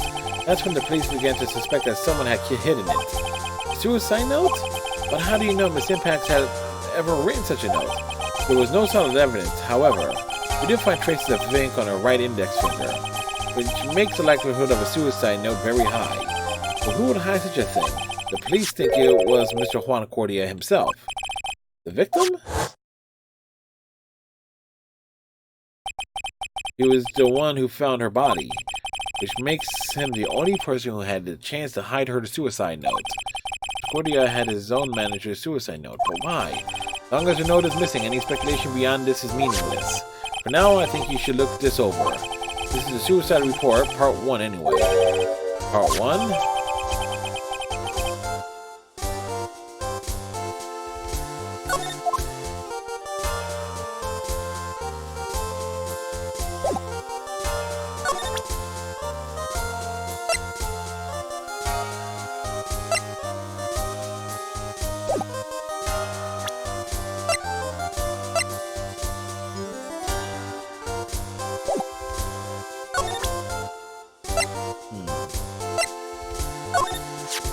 I don't like to look through reports.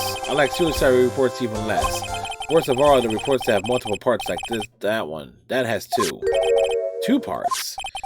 What you just handed me is the first part of the report. Here is the second part. The second part of the report is about an attempted suicide.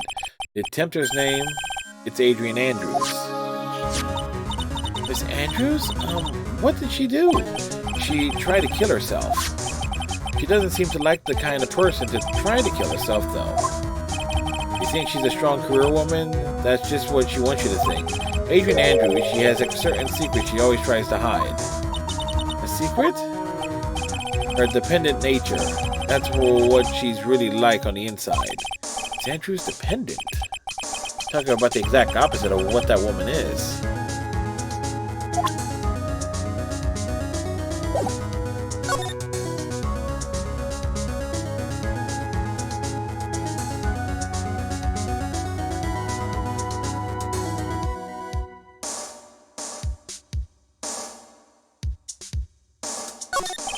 What's this about Miss Andrews having an independent nature? Adrian Andrews attempted suicide, but a few days after the death of Celeste Impax, and why didn't Adrian Andrews think about committing suicide? Because she had apparently lost her will to live. Lost her will, but why would she? Her pillar of strength, her mentor Celeste Impax, was gone forever. That's why. Why would that... Is that what they call following someone to the grave? After her attempted suicide, Adrian Andrews started attending counseling sessions. She is someone who needs a person in whom she can trust absolutely. And once she finds that person, she'll do anything she can to keep them near.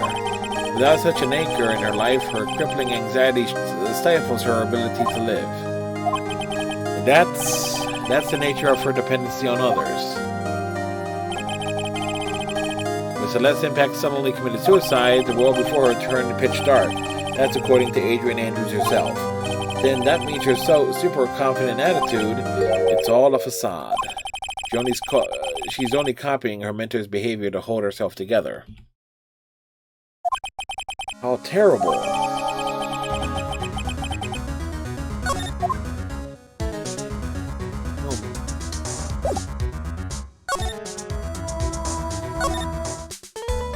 Well,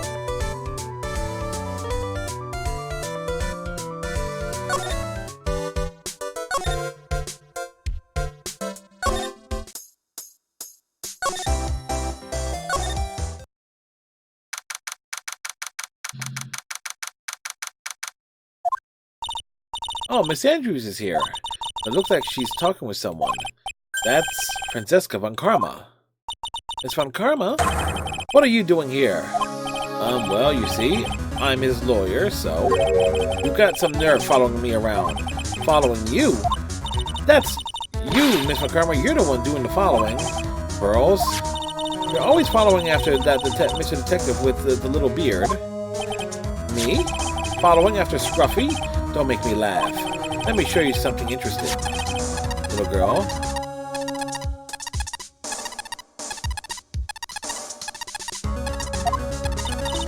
What is that? An electromagnetic receiver. I planted a tracking device on that detective. And with this, I know that fool's every move. That noise we heard was this receiver. I feel really sorry for the poor Detective Gumshoe now.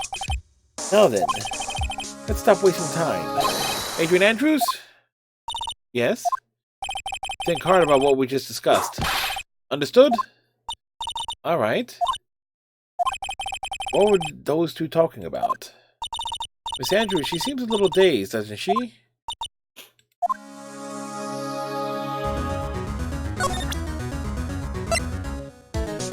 Take that!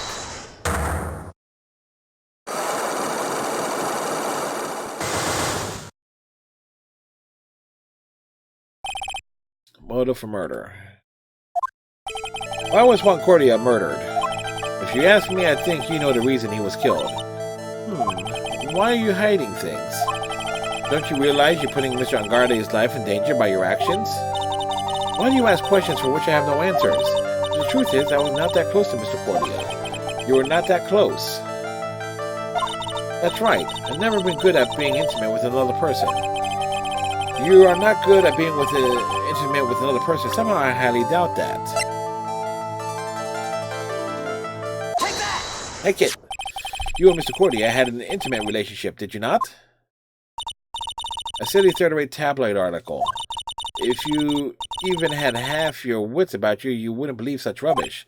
Well, it seems quite a few people have already bought into this story. As to be expected in a world filled with crooks and liars. Note to self, stay on her good side.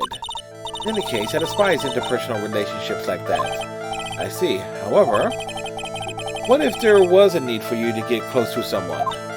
Need to get close to Mr. Cordia, as if there was ever such a need. Did you get close to Mr. Cordia for the person's sake? Your mentor? Where is she? Celeste Impacts? Take that! How do you know about Celeste? Miss Impacts? She committed suicide, didn't she? But it looks like no one knows why.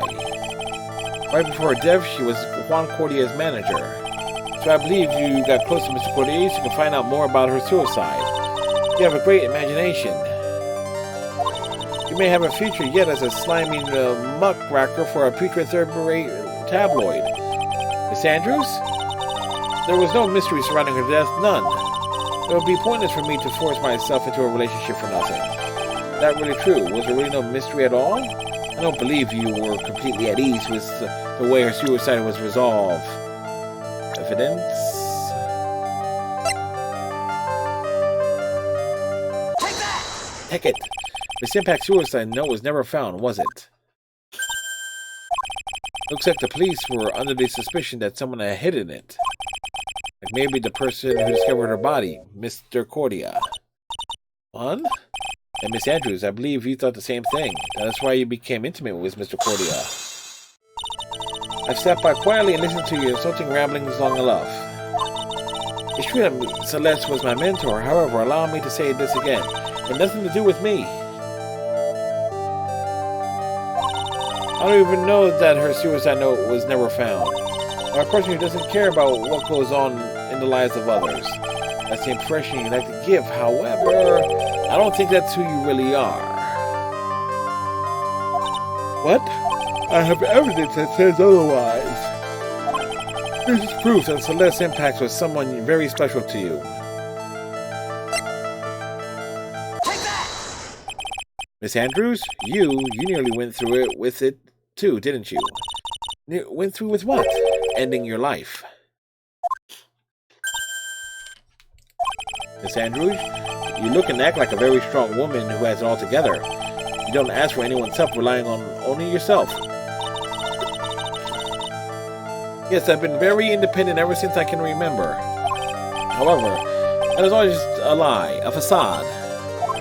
You've always searched out people on whom you can depend on. You were dependent on Miss Impacts, weren't you? Which is why, when she passed away, you lost everything you had. Miss Celeste passed away so suddenly like that. I died a death of my own, but no matter how hard I tried, I couldn't stop thinking about what had become of her note. You must have heard about the police report. The one that says the police suspected Mr. Cordia of hiding Miss Impact's note. You heard about it and thought to recover it from him by getting close, am I right? If that's the case, then everything changes. What do you mean? What topic did we start this conversation on again? Why was the victim killed? Exactly. Somehow, Miss Andrews, it seems that you have become the one with a reason to want Mr. Cordia dead. Me? Miss Impact was everything to you. And then she died. And you would do anything to find out why she killed herself. Even commit murder. Murder? Release the chains! Murderer. A potential suspect.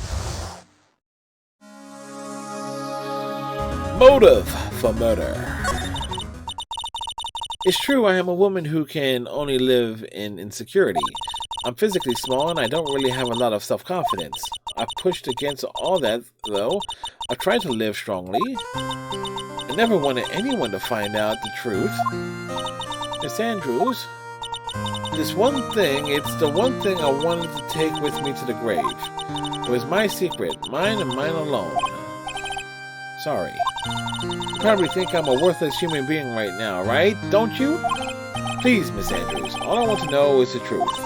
After Celeste passed away, I heard that someone had hidden her suicide note. And that someone was Juan Cordia. Celeste, without her, I became scared. Everything seemed like they were out to get me. So you got close to Mr. Cordia to recover her suicide note, correct? Looks like the tabloid reported the truth after all. Ironic, isn't it? Well, like I say, where there's smoke, there's fire. And if they purposely add fuel to the fire, they keep the celebrity world burning. But as for the suicide note, I did it and wouldn't kill anyone for it. It just doesn't suit me, that's all. Oh yeah, that's enough for now. I still have work to do, so I understand. Oh, I have one small favor to ask. My attempted suicide, I'd like for you to keep it a secret. Miss Andrews, if people found out about my weakness, I would sooner choose to die than live. Alright, I understand. We'll keep it a secret. Miss Andrews, I guess she's the overthinking type. She probably never says anything without carefully thinking it through first. Thank you for your discretion. Mr. Nick, can I ask you something? What is it? Miss Andrews has been playing with a card in her hand since a little while back. That card? Yeah, I guess she has. Miss Andrews, what is that card you're holding? Huh? Oh, it is? I don't quite know. It just suddenly appeared in my handbag. What is it? It looks like A seashell. That's what it looks like, doesn't it? I honestly don't remember owning this card. I wonder where I picked it up from. When I'm remembering something clearly, sounds like it would be a rare occurrence. Well, I must be off. I'll leave Mr. Ingardi in your capable hands.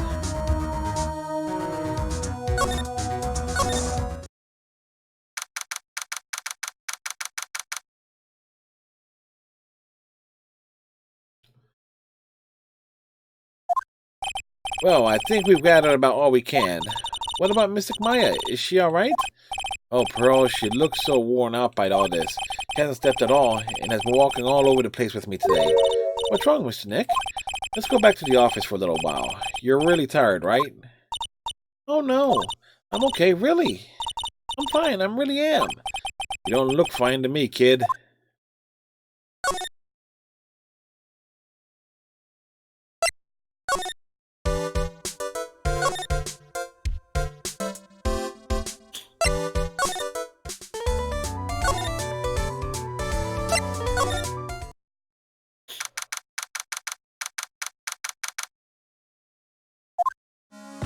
So, what now?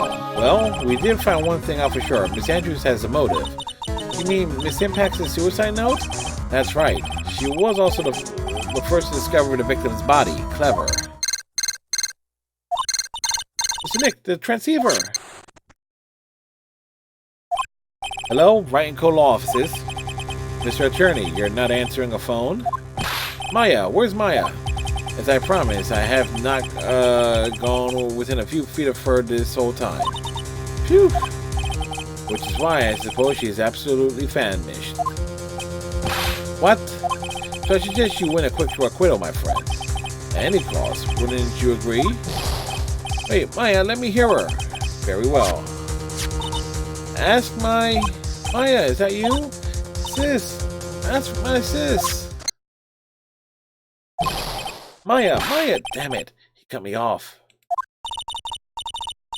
Maya said, ask my sis, didn't she? Sis, what does she mean by that?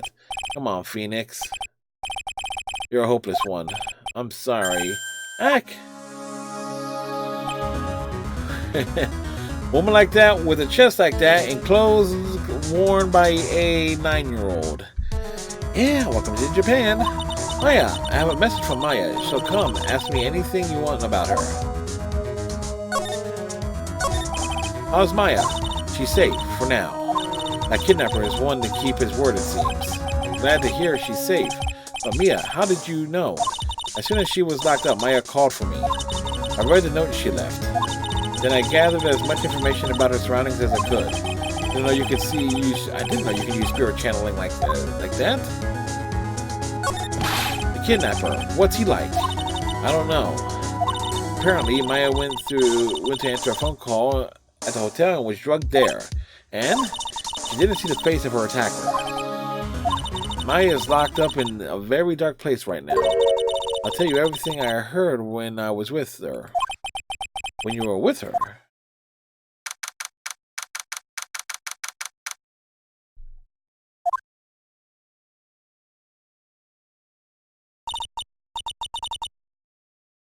Starving. You really go for some apple pie. I mean, at a time like this, sweets are the only way to go. I have to stay positive. He promised he was going to kill me. I'm not going to die. Sis, I wonder if you're with Nick right now.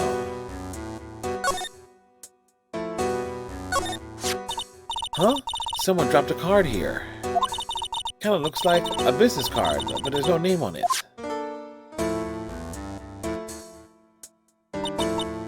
Oh, it's a picture of a seashell, I think.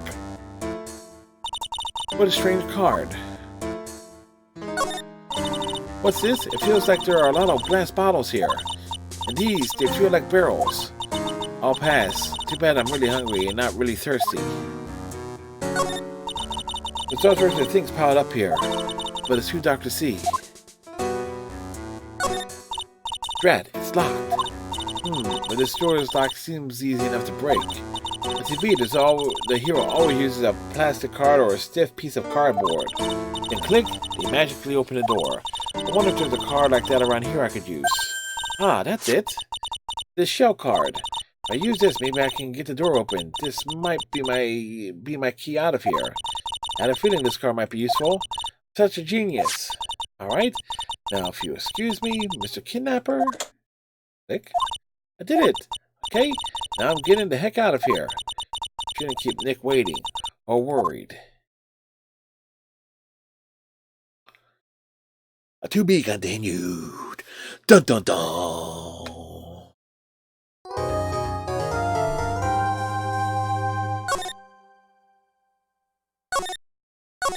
All right, folks. We're 2 hours in, and we started 2 hours ago. It was at 5:30. So we're gonna take a little break, refresh, replenish, stretch legs, all good stuff. We'll be back with more Phoenix Wright, Ace Attorney, Justice for All in a few minutes. Be right back. Switch to the right screen. There we go. Ah, crap! Mistakes were made! Knock me down and I'll keep getting back up. 2 kills remaining.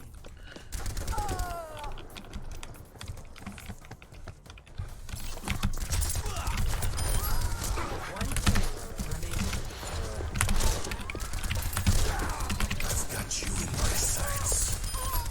Victory! Woo!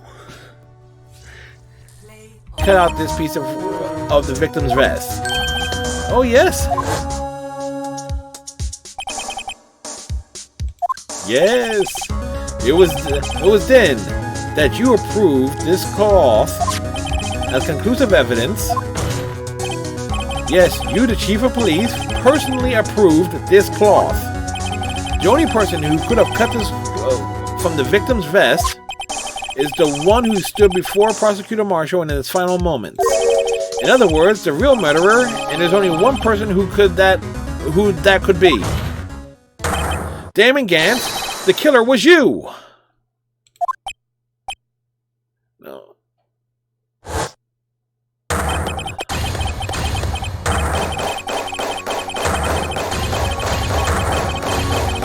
Not the reaction I was expecting.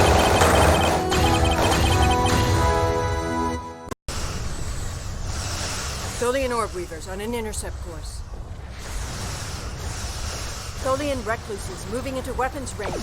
I recommend evasive action.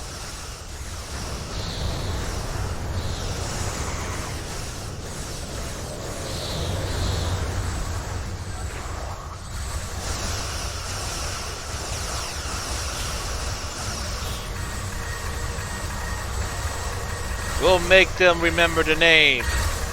Enterprise. Tholian tarantula on sensors.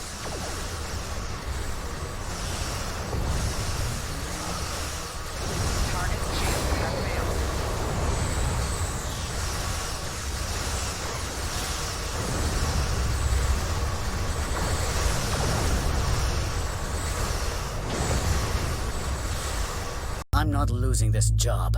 Analeus, if I don't report in, the board will figure it out. Put the weapon... I said I'm not losing this job!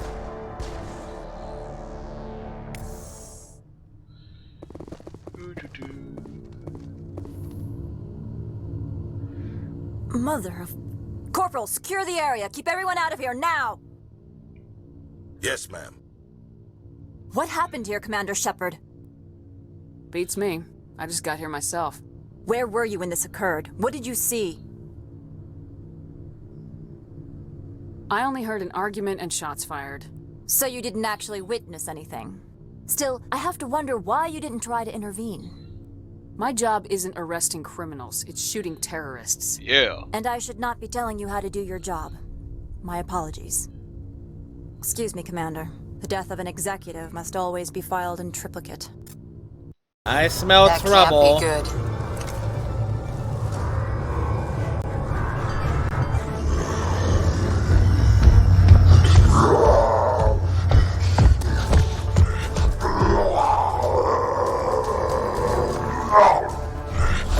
It's Rocksteady from the Ninja Turtles. Ah, shit.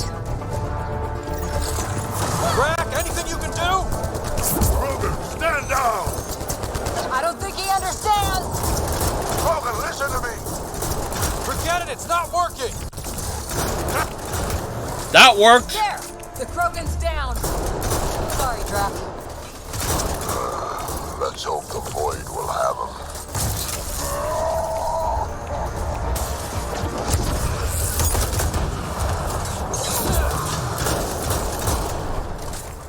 That was the last one.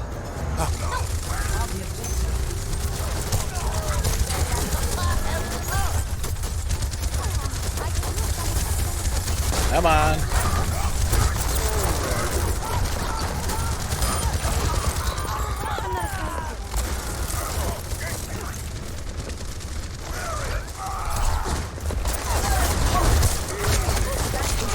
Crud.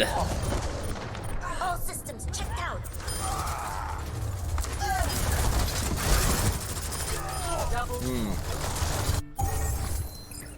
What happened there was we got a little too cute. This is not your time. Mecha activated.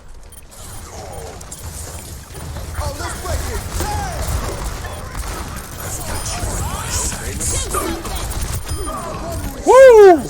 How's that for some slick shooting?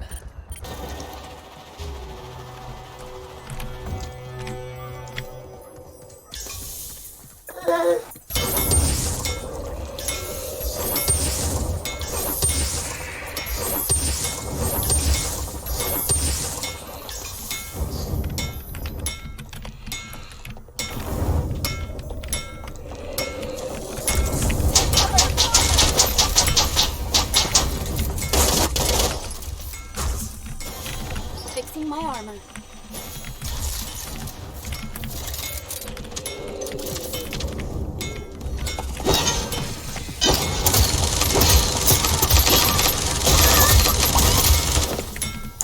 Yeah.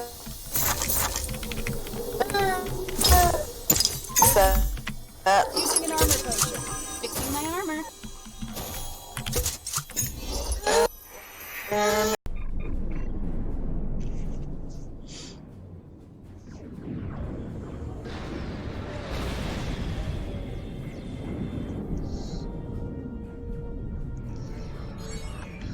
Death from above.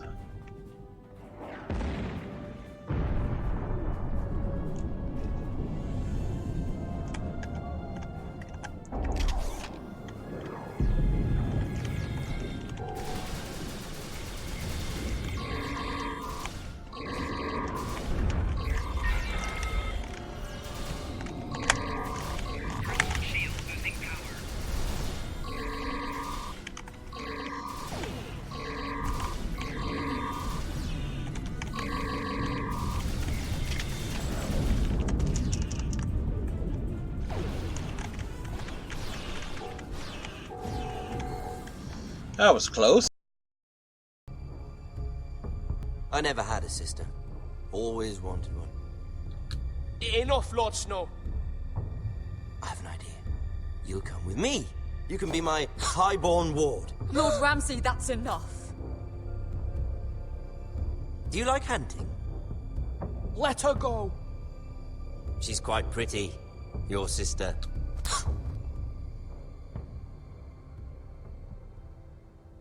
I suppose you can stay.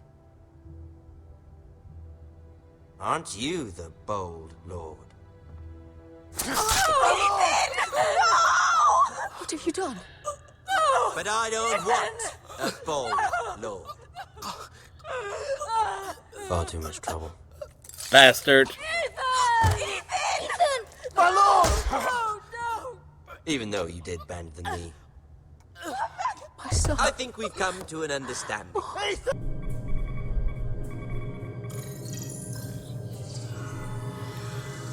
Okay, merging your data with the core holomatrix. Now, computer, initiate program Papa Sierra 1. Starfleet. I should have known. There's no way in hell I'm letting you weaponize my work. Also, I don't appreciate being kidnapped. Drafted, whatever this is. Damn it. The simulation isn't accessing data from his Starfleet career. Computer, initiate full security override on my authority. Hello? Is your universal translator working? And back, and we have foods. Welcome to social eating. Some mac and cheese, some chicken here. Problem with starting a stream early is that so it's my dinner. Normally I have my dinner before 5 o'clock. I start my streams at 7. But we started at 5:30 on the stream today. And so we're all out of sorts here.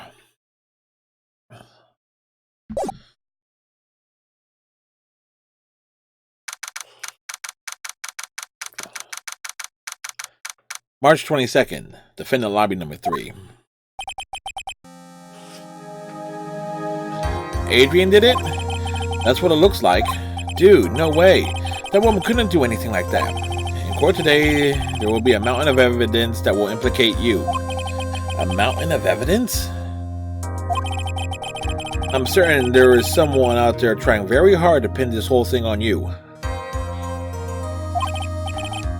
Please, Mr. Lawyer, dude, like I said yesterday, I'm refreshing like a spring breeze, alright? Can't let any sort of scandal ruin that. I understand. Well, it's almost time. Mia, you must get a complete acquittal today. I know, but I can't focus on Maya's situation right now. Or Pearl's either. No matter what, I have to focus on winning this case by the end of the day. Indeed, well, let's get going. It's him. This is Wright. Phoenix Wright. Good morning. This is it, Mr. Attorney, the day of the trial. Oh yeah, she's unharmed, right? Well, when I checked on her earlier this morning, she seemed a bit, how shall we say, tired. Don't worry, people don't die that easily. Besides, what you really should be concentrating on is winning today's trial. For my sake as well as yours, you must win today's trial. Which is why I sent you a little present this morning. Present? What in the world would you want to give me? You'll figure it out once the trial starts. And even if you don't like my little gift, I expect you to graciously accept it and win the day's contest, if you please. Wait! Beep. The kidnapper sent me a present. Didn't even wrap it. Mr. Lawyer, dude, who was that? No one. It has nothing to do with you. So forget you heard anything. Dude, did your nose just get longer? Yes, it did. March 22nd, 10 a.m., District Courtroom, number 3. It's always courtroom number 3. Can we... Now, hopefully we get a new judge. Apparently not.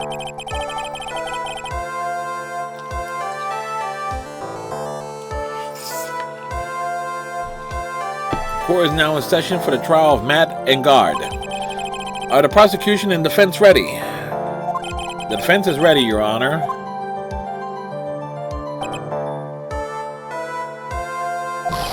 I say, Mr. Wright, what happened to Miss Von Karma? I don't know. Why are you getting mad at me? Your Honor? Please be quiet, but the court is in session. If you must tell me something, please keep it brief. Now then, what is it? Prosecutor Von Karma has... This morning, Miss Von Karma was shot by an unknown gunman. What? Shot?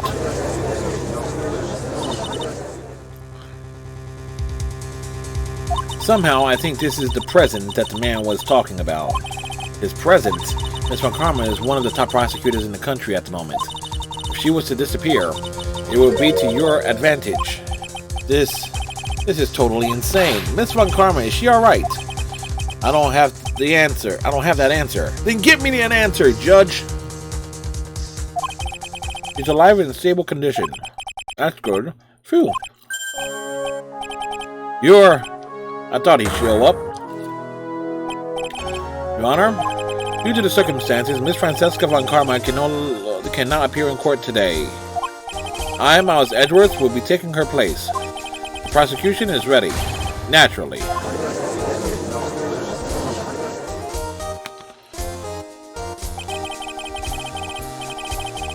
Miss Von Karma was shot in her right shoulder and is currently undergoing surgery. Luckily, I have looked this case over and am familiar with the details. The prosecution seeks to prove the guilt of Mr. Matt Engarde. The court acknowledges the prosecution. Right? I finally found the answer I was struggling for on my long journey this past year. By the time this case comes to an end, you too will know the answer.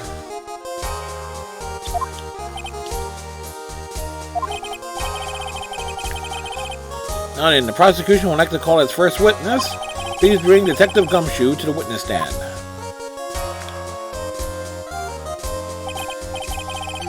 Witness, your name and occupation? My name's Dick Gumshoe, sir. I'm a detective down at the precinct. For now. For now? After this trial is over, I'm supposed to turn in my badge, sir. Detective Gumshoe? The prosecution has no need for a depressed witness. Lift your head and face forward like a proud officer, Detective Gumshoe. Yes, sir. Now, let's have your testimony. If you want to explore the various facets of this case, we'll start with that. Get ready, Phoenix. This is going to be one very rough fight. Yeah, it would have to be with Edgeworth as my opponent. The answer he has struggled for. Interesting. Show me this answer you have finally found, Edgeworth.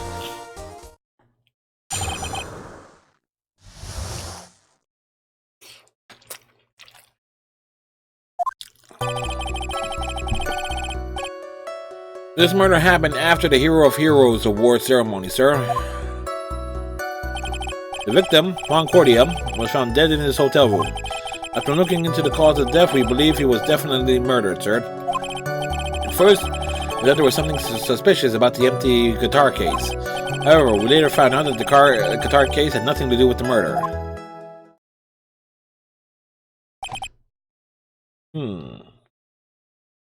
Sorry, folks. Food is food. After the award ceremony ended, the victim was alone in his room? Yes, sir. Both the victim and the defendant went alone to their room, sir.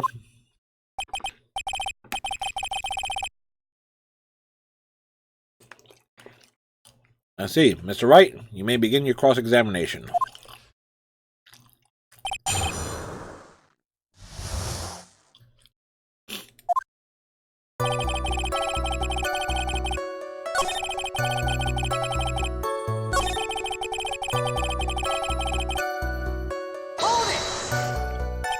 The cause of his death, wasn't that because Mr. Cordia was stabbed in the chest? Only a careless amateur would believe something so brainless as that, pal. Take a good hard look at the crime photo. Now, real pro's attention will be drawn here to this bandana. Banana? His bandana, sir. That's the thing wrapped tightly around his neck.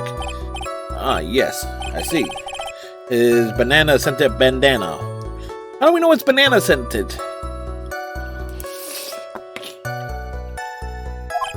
Then what about the knife? It seems to have been stuck in the victim's chest on purpose after his death. We have a crafty murderer on our hands here.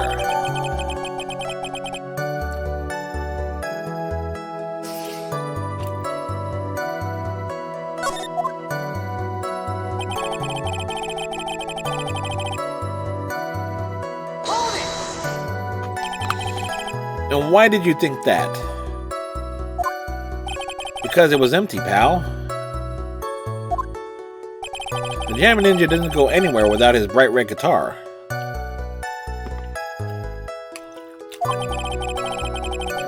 And we couldn't find it anywhere at the scene of the crime. Oh, then how about this theory? The fan really wanted the guitar and did the crime to get it. How's that? We thought of that too. But? The only fingerprints on the guitar case were the victims. Only the victims, huh? I see. Not so much for my theory, then. At least the judge actually contributed something for a change.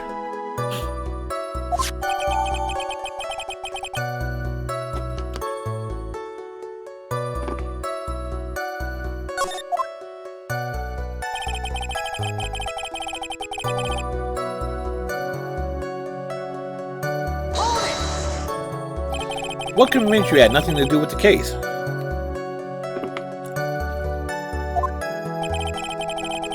The guitar wasn't at the Gatewater Hotel that night.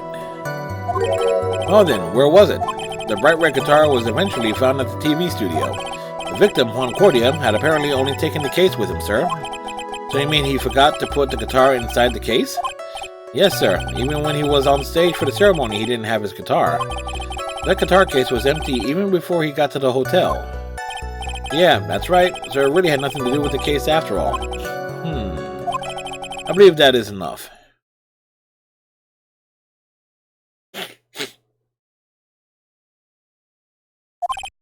First, the victim was choked to death with his bandana. Then, after the victim was dead, the killer deliberately stabbed him with a knife. Which brings me to my next point. Why then did the police arrest Matt Engarde? Because there was reason enough to suspect him. Here it comes. Looks like Edgeworth's back in full swing. Very well, Detective Gumshoe. Please testify about this matter. Yes, sir.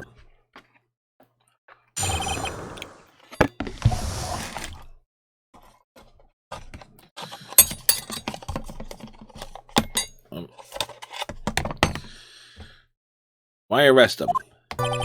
Matt Engard and Juan Cordia were huge rivals with each other. They each thought the other guy was in his way. That's motive enough in my book. As for evidence, there's the Jammin' Ninja's button. It was ripped off the ninja's costume and was found in Mr. Engarde's hakama. The defendant's fingerprints were also all over the knife. The defendant bought the knife for the crime, which makes this a premeditated murder. Those are some leaps there. So the defendant's fingerprints were found on a knife used in the stabbing.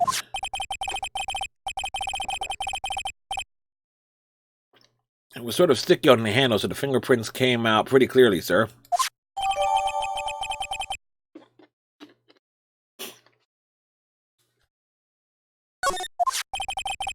And there's this button. This was found in the defendant's clothes, was it? And this button also covered in blood? Yes, and we know that the blood on it is the victim's blood, sir. What?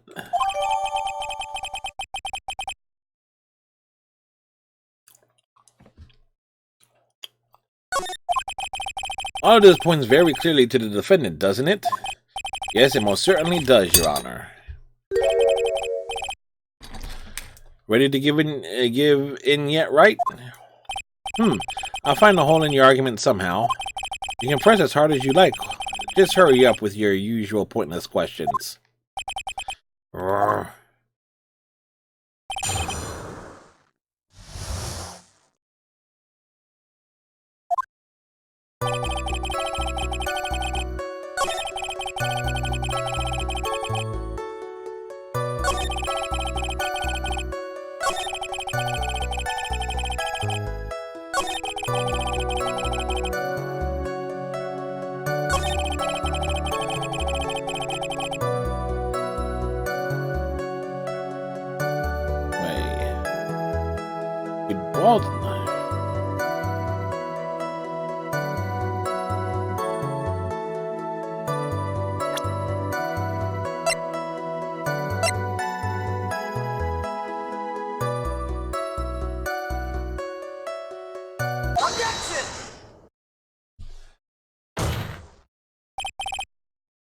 Wait a second. What? So the basis of your argument is that this was a predetermined murder is simply that my client bought a knife beforehand? That's right, pal. The defendant. Did not buy this knife? Huh? Take a good look at the handle of this knife and you'll see what I'm talking about. Huh? It has Gatewater seal set into the handle. Gatewater? I think I've heard that name somewhere before. That's the name of the hotel, the Gatewater Hotel. Uh-oh. The murder knife was actually property of the hotel, which means that this murder was not predetermined.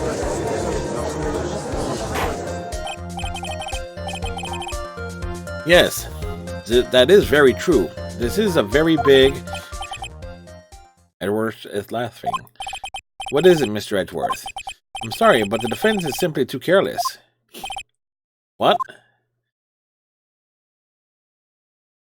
I think whether the crime was premeditated or not has already been determined. Also, I admit this knife is hotel property. There is no one currently on the police force that is dumb enough not to realize this. But I didn't know. Oh. The question is, where did this knife come from? Why, that's obvious. It came from the victim, Mr. Cordia's room. Sorry, Your Honor, but that is incorrect. The victim ate a last meal before he was murdered. With that being the case, I would like to draw the court's attention to what is on top of the table. There's a knife and fork on the table. Then, where in the world did this knife come from? If it pleases the court, I would like for us to recall the room of the defendant, Mr. Matt Engard. Knife missing there, especially what's on top of his table. There is something missing. Perhaps it is a single knife? We investigated the leftover dishes for fingerprints, and while we were investigating, we came to the conclusion that Mr. Matt Engard's knife was missing. Mr. Engard had gone to the victim's room with a knife he had used during dinner. Why would he carry a knife on a visit to kill, of course? And with that, I believe the prosecution has proven this was a premeditated murder.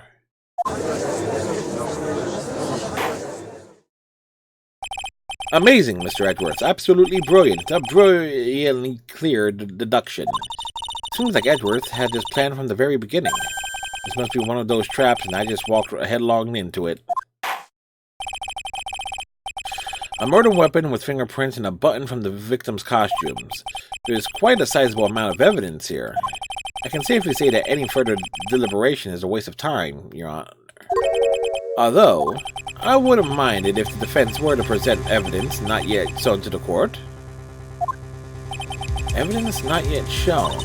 He means evidence that the court hasn't seen yet. In other words, new evidence. What the defense has to say about this, Mr. Wright? Well, Phoenix? The judge is favoring the prosecution right now. If we answer this with something wrong here, that gavel of his will be ringing out to the sound of our defeat. Mr. Wright, do you have something important and necessary to present to the court? Actually, I do. There's one piece of evidence that catches my attention. Something that this court has yet to see. Mr. Wright, I will say this one more time. I do not feel this trial needs to continue at all. However, I am giving you one chance and only one. What the judge is saying, right, is don't try pulling one of your usual bluffs here. Unless it's up, it's curtains for all of us. We now present one and only one piece of evidence. Now then, what is this important evidence that you must show us to the court?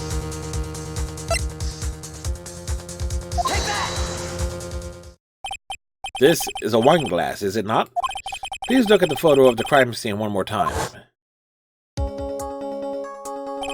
This scene is a mess because of the victim's struggle against his assailant. The vase was broken, his makeup is all over the floor. These were all things that were at one point sitting on top of the dresser. Well, yes, I see your point. However, this glass that is sitting on the top of the dresser is mysteriously untouched. The only thing that had not fallen over with everything else is this wine glass. This piece of evidence is more than strange enough to warrant further consideration. Well, what do you all have to say? Well, yes, it is a little peculiar. Yes, isn't it? I thought it was. You can stop looking at me with those puppy dog eyes of yours now. God damn it, Zeus. I got a broken drum for Christmas. You can't beat that. Good one, sir. A Merry Christmas to you, sir. Hopefully your day went well. Mr. Edgeworth.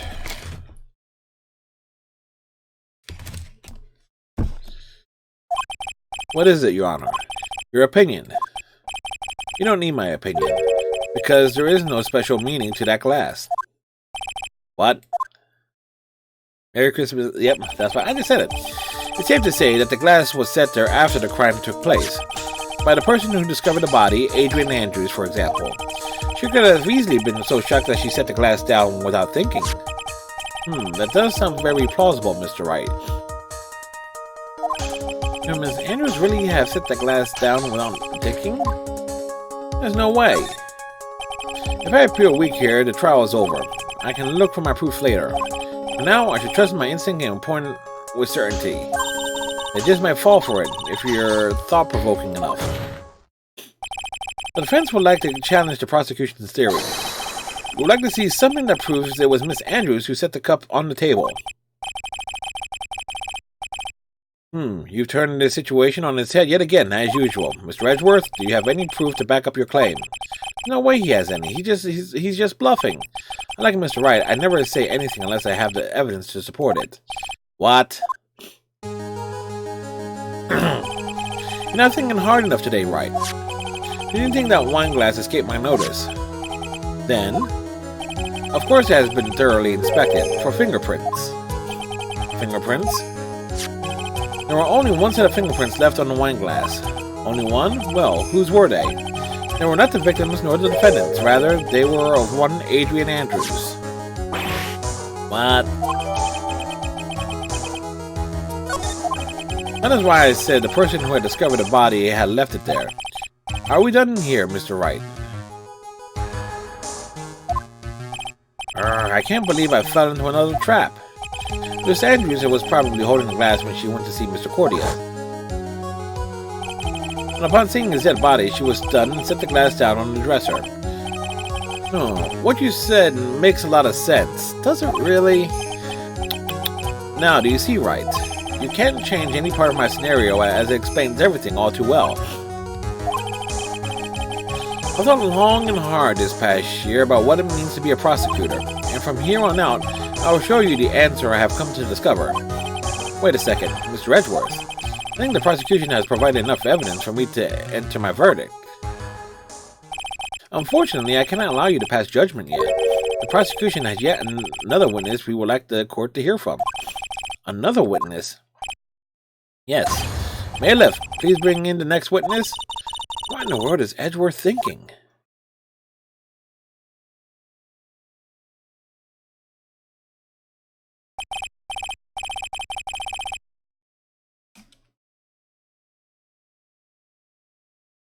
Now then, witness, please state your name and occupation.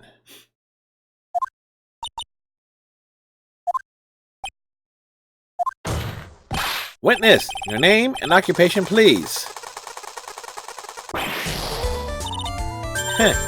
Gotcha. I wonder what happened to that calm composure he had earlier. Oh, Edgy boy, it's been, what, a year since we last met, hasn't it? You should be more than happy to see me.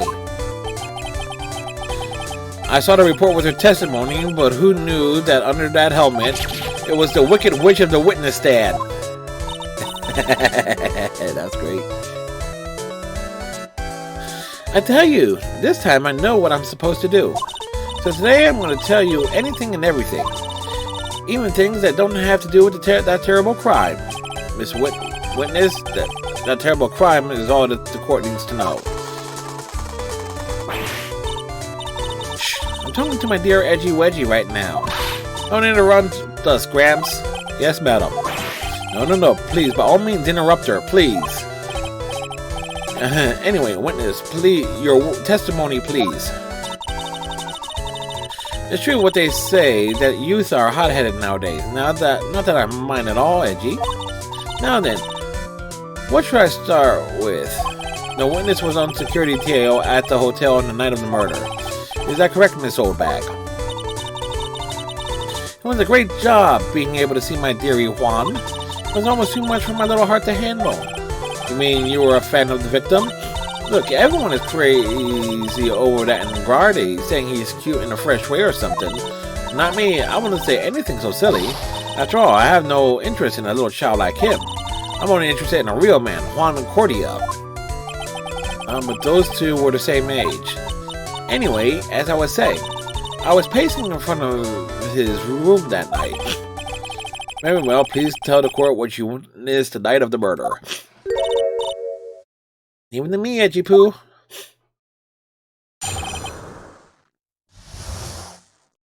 What you witnessed? Anyway, after the ceremony, I went to pace around in the hallway in front of his room. There was something I was interested in finding out, you know. Well, since I was on the job, I made sure to keep a good eye out the whole time. That's when someone showed up. It was a man coming out of poor Juan's room. It was Angarde, Matt Angarde. He was trying to sneak his way out of Juan's room.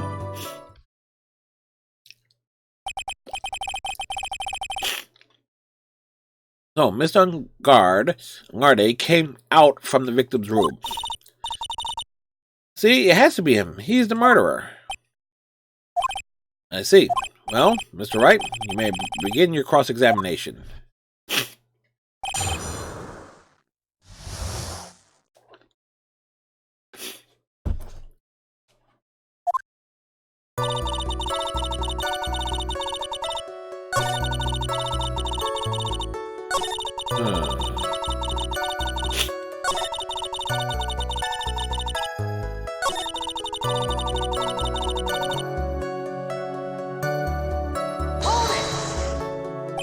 You saw my client. Are you sure about that? Yes. Really? Annoying Brandon, when I say I saw someone, I saw that person. Why do I get the sense of deja vu? Maybe to avoid a repeat of last year, I should have delved into this a bit further. Please tell the court about the man's clothes in more detail. What a troublesome man you are, really, as if something like that matters. But it does. Now, what was it? Oh, yes, it was that thing. What thing? That gaudy thing he's always wearing, that racing jacket. He was wearing that at the detention center, too. That thing's meant for nothing but seducing women out of their pantaloons. Men. Right. So, Mr. Wright, was this testimony just now important or relevant in any way? It was very important.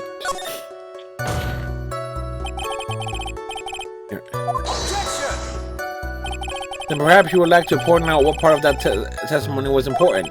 Don't you see it, Edgeworth?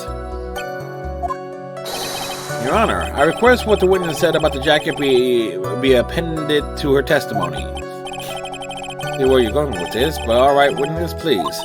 Well, I don't like to badmouth anyone without reason, but if I must...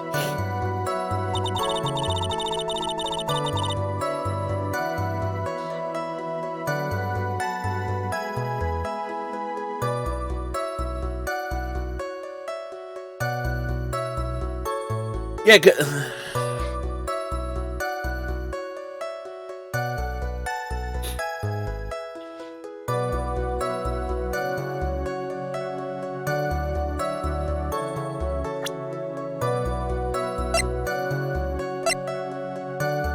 I was found in his...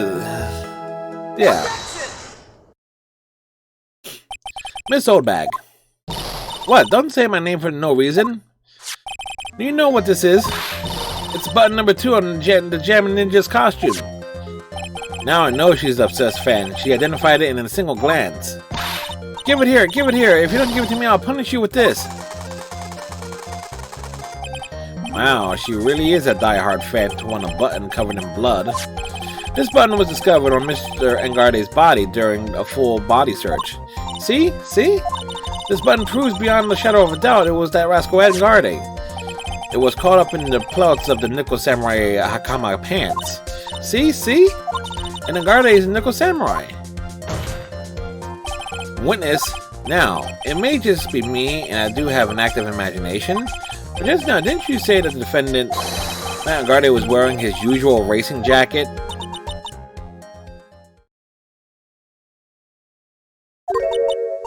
I'm so sorry. Sorry that you judge people based on what they wear. If I wore the trendiest dress...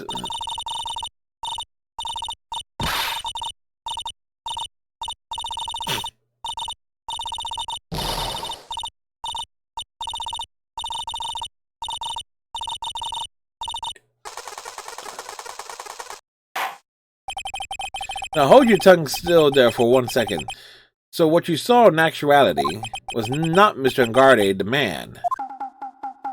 But Mr. Angarde, the Nickel Samurai? But when you think about it, they're really one and the same anyway.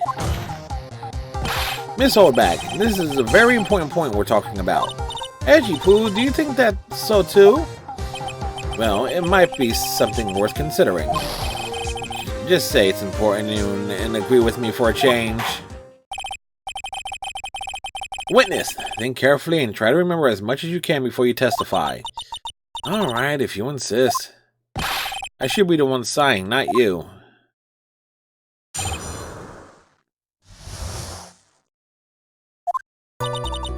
Garde and Garde, yes, now I remember. The Nickel Samurai, that's right, it was a Nickel Samurai that I saw.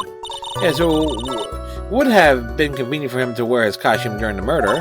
He had to go to the post-ceremony stage show right after the crime, you know. He must have worn the Nickel Samurai costume when he was stabbing poor Juan.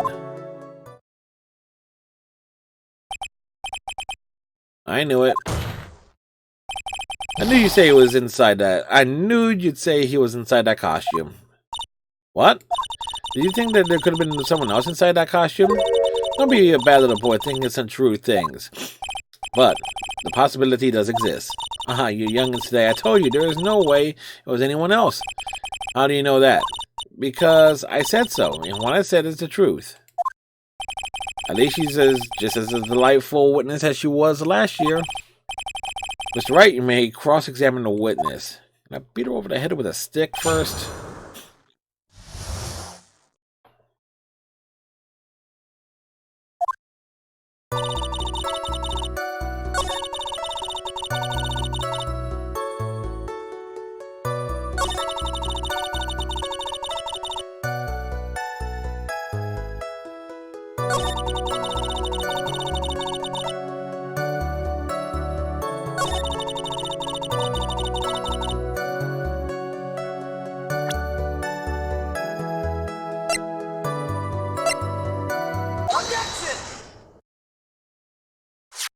Please take a look at this.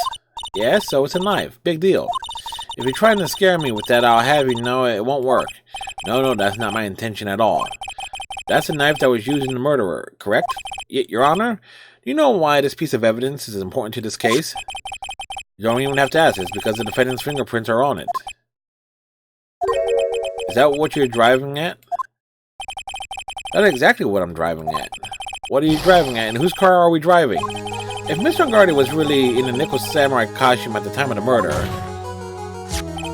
then it's impossible for his fingerprints to have been left on this knife. Actually, he would have wiped all previous fingerprints on this knife right off. Oh, that's right. The Nickel Samurai wears gloves, doesn't he? He probably took his gloves off before he began the stabbing. And why would he do something like that? To leave his prints on the murder weapon? There's no way he would do something like that. However, there is one possibility. And let's hear your possibility. It's very simple.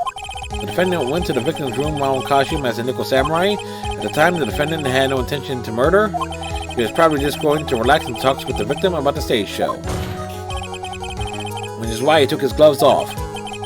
Murder still take place.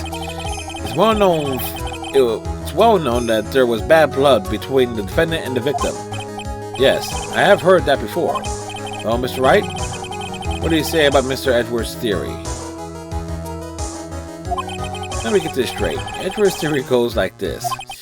When the defendant went to the victim's room, he had no intention of killing him.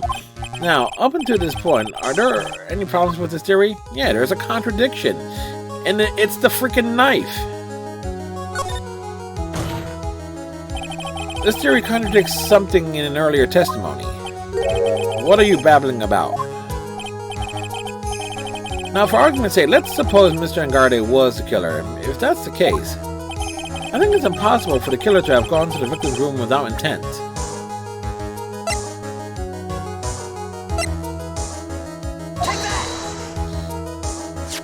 This knife, this was used by Mr. Angarde at dinner. Yes, we did establish that. Which means that if my client was in fact the killer, then he brought this knife with him when he went to visit Mr. Cordia, I suppose. However, you just said it yourself. At the time, the defendant held no intent to murder. If that were true, then why would he bring a knife? He wouldn't, would he? Which means, Mr. Edgeworth, your theory was flawed from supposition 1. And one more thing. If the murderer was wearing a costume at the time of the murder, then there should be a glove mark left on the knife. Which means the defendant's fingerprints shouldn't be all over it like bees on a hive.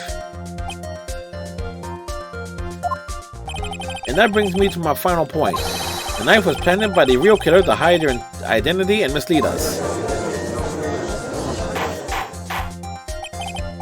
Order, I say. Order in the court. Was this knife really planted by the killer? Why would a murderer do such a thing? To frame on guard. It's to frame my client, Mr. On Guard, of course. To frame? Aren't you forcing the interpretation just a little too hard on this one? But we just established that the witness saw Nickel Samurai in the costume. And if that were true, then there shouldn't be a single fingerprint on this knife. Witness! Looks like I've made your life a tiny bit more difficult, huh, Edgy Poo? Witness, did you or did you not really see the Nickel Samurai? Well, I guess at first I might have forgotten, but... Are you saying you mixed up Mr. Ungardi with the Nickel Samurai, his character on the TV show? But I mean, I can't really do anything about that now.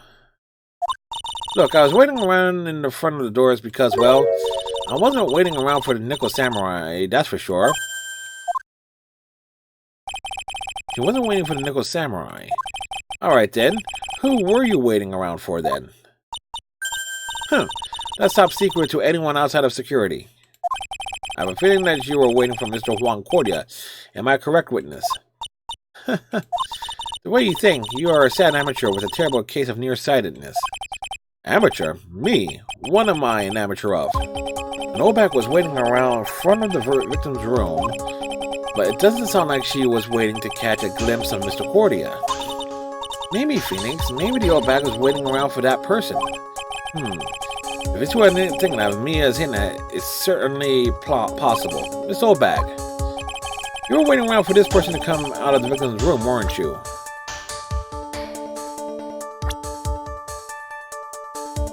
Where is she?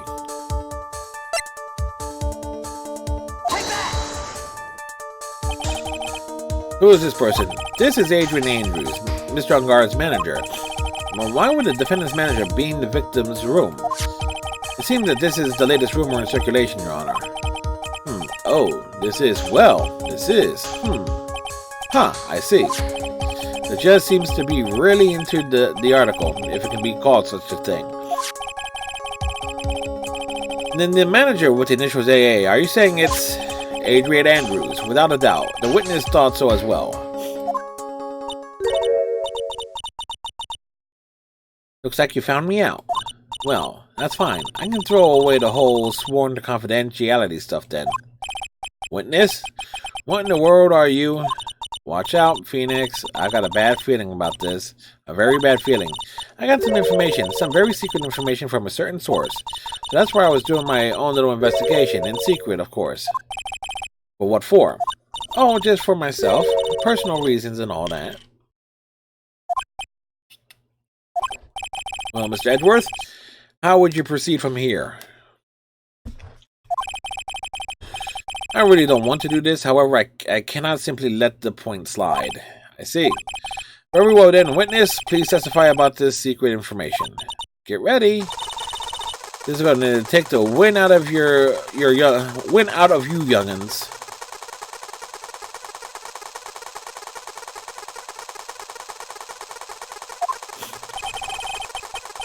I'm sure we're all capable of handling this, really. It's not like we're 10 years old.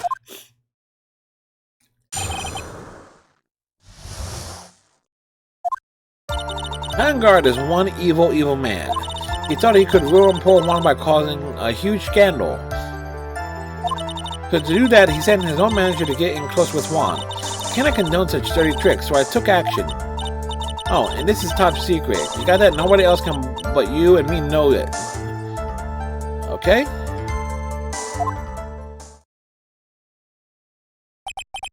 The defendant sent his manager.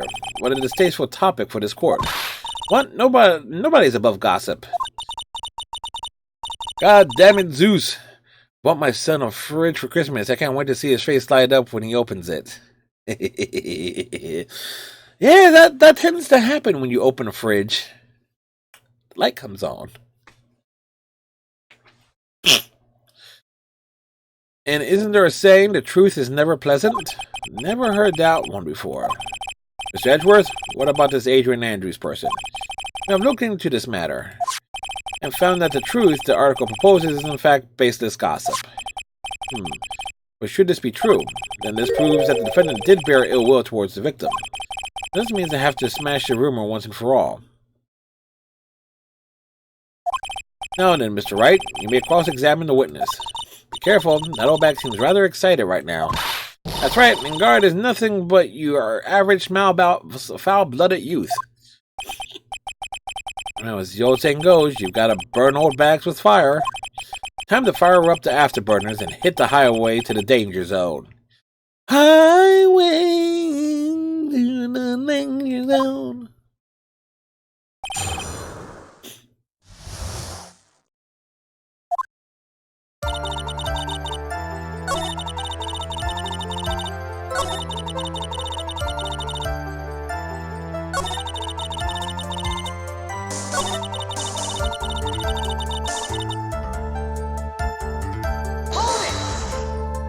Wait. One, I'm a busy woman. Tea time with the kids is over. Secret information that no one else knows yet. If that's true, then how do you know the secret information? Oh, well, that's because I'm a pro. Yes, that's it. It's a secret. Even if you drill a hole into my brain, you'll never find out. How in the world did the old bag get a secret piece of information? She stole Lotta's camera. No one else is supposed to know the secret information, correct? If that's true, then why do you know it, Miss Oldbag? Why are you looking at me like that? Stop that! Witness! I hate to say it, but this is how you came to acquire your secret information, isn't it?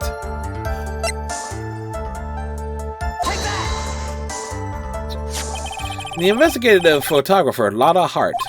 Oh yes, I remember that mischievous girl. She reported that she had lost a certain note that she had written to herself. She reported such a thing. On that piece of paper, she had written down some of her outrageous impressions about the relationship between the victim and Miss Andrews.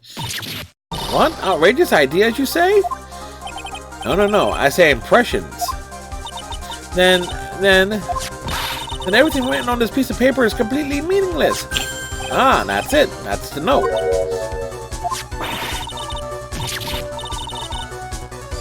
No, you see, this is something completely different. This is my tax list of groceries to buy. Bullshit, folks. And you are the one who took Mrs. Harton's note. I'm a huge fan of Juan's, that's why. That infamous puffy-haired whippersnapper, she's working with that evil Engardi. She says so herself. Engard, I'm his sidekick. She was so happy, smiling like a silly duck. I was only checking what she had written.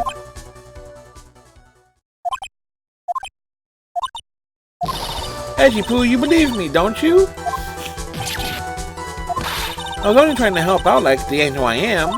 I'm only one little piece. It's only one little piece of paper. I've never taken anything else before. You really should come with a supply of cheese to match your vintage wine.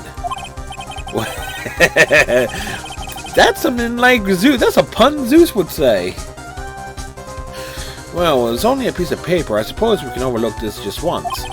She looks like she's really sorry. Should I forgive her? No! Pile on more pressure! I'll let up on her now, or she'll get away. I have to find some way to inflict a deafening blow to the prosecution. Witness! You said that the only thing you stole was that note. Is that correct? Stole? Why don't you listen more carefully, you annoying brat? I saved this piece of paper from the terribly lonely trash can, that's all. You're lying, damn it, and I can prove it. Are you putting my credibility under scrutiny again? Miss Oldbag? I don't believe I noticed the only thing you stole that night.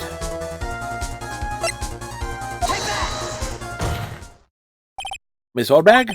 That note was with a camera inside its case, wasn't it? Camera? Yesterday, Loudheart was raising a huge stink over her camera. She kept saying something like, my sweetie 1600 camera disappeared on me. Why? Witness! What is it, Gramps? If you have the note, then it's only logical that you have the camera too. Looks like you found me out again, Sonny. Is this the camera you're looking for? That's... What? Even though I look like this, I'm still a person, you know? I still eat meals like you. I fall in love and borrow things from people. Borrow. I think your definition of borrow is a little off. I saw that woman's business card, and that's when I noticed it. It said, Slimebong Celebrity Photographer Extraordinaire. Well, when I saw that, I had to know what sort of picture she had taken. I'm a professional security guard. It's my business to know these things. Bailiff, check this camera's photos. Hurry. We must examine them at once.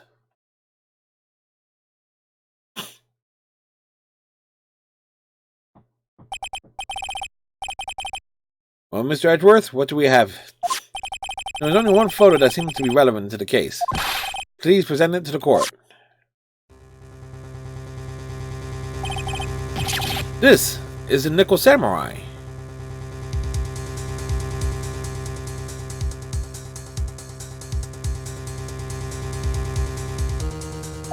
See, I told you that's the guy I saw. This proves that the witness was not lying earlier about this matter. What does all this mean, Mr. Edgeworth? The photo by itself does not prove that the person in it is the defendant, however. In his own confession, Mr. Ungard clearly stated, at the time of the murder, he was still in his Nickel Samurai costume. If that is the case, then the Nickel Samurai is the defendant. How did it come to this? I think this brings us to the end. We have examined every piece of evidence thoroughly. Final comments, Mr. Wright? The court will consider them before we close.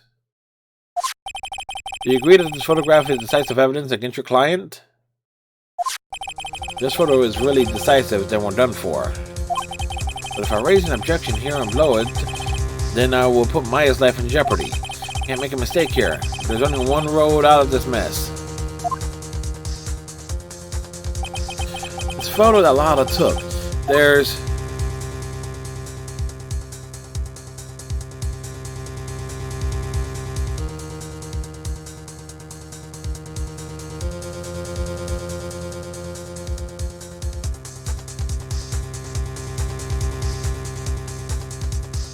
has to be something strange about it.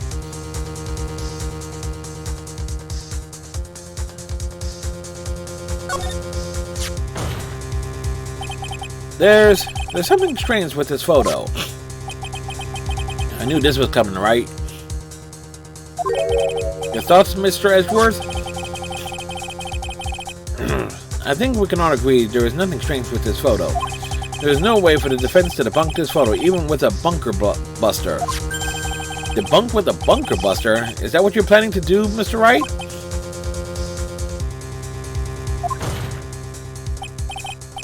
Anyway, please look at the photo one more time.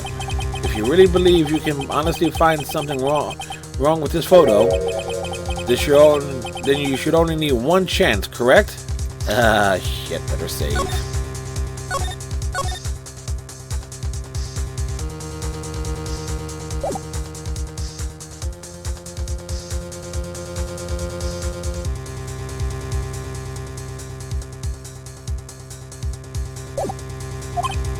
Well, I have to find something wrong with this photo. I can't let the chance go by. Where in the heck did she take this photo from anyway? It's all out of focus. Why can't she take a good shot, especially when it counts? Now then, let's hear your objection. What about this photo is strange?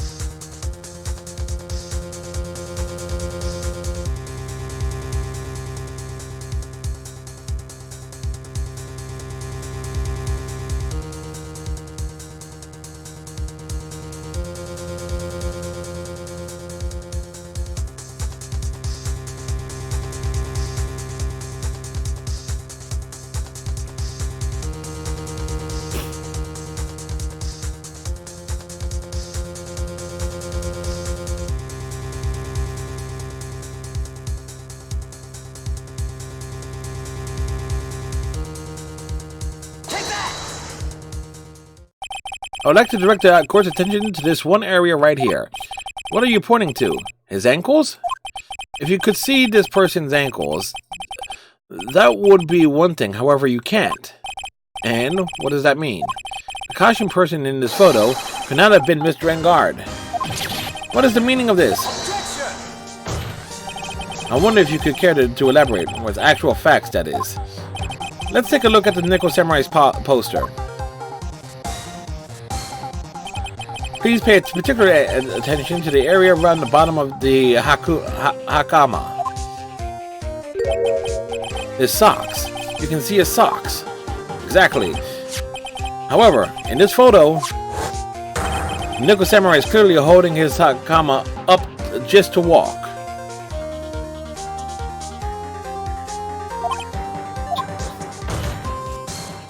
There is only one explanation for this. The person inside this costume is clearly much shorter than the defendant.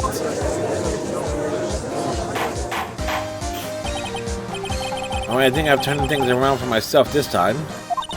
That's curious. Huh? What is it? Edgeworth is unusually calm today. That's true. He's just letting the trial run itself, as if he's only along for the ride. Along for the ride? What do you mean by that? I can only guess that perhaps he doesn't feel under attack at all. If he doesn't feel under attack, then I haven't damaged his case at all. Mr. Edgeworth, where does this leave us? If this person in this photo is not Matt Engard, then everything the prosecution has tried to prove has become meaningless.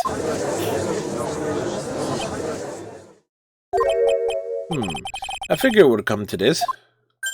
What? Right. I have something I want to ask you. I think you have proven that this person inside his costume is not Matt Engard. In that case, who is this a photo of? Who is the person wearing the Nickel Samurai costume? Don't stress out over this, Phoenix. It's very simple. What you should be focused on is Edgeworth's attitude, don't you think? Yeah, why is he so calm? That's right, let's hear your thoughts. Who is the person in this photograph? The only person it could be Adrian Andrews.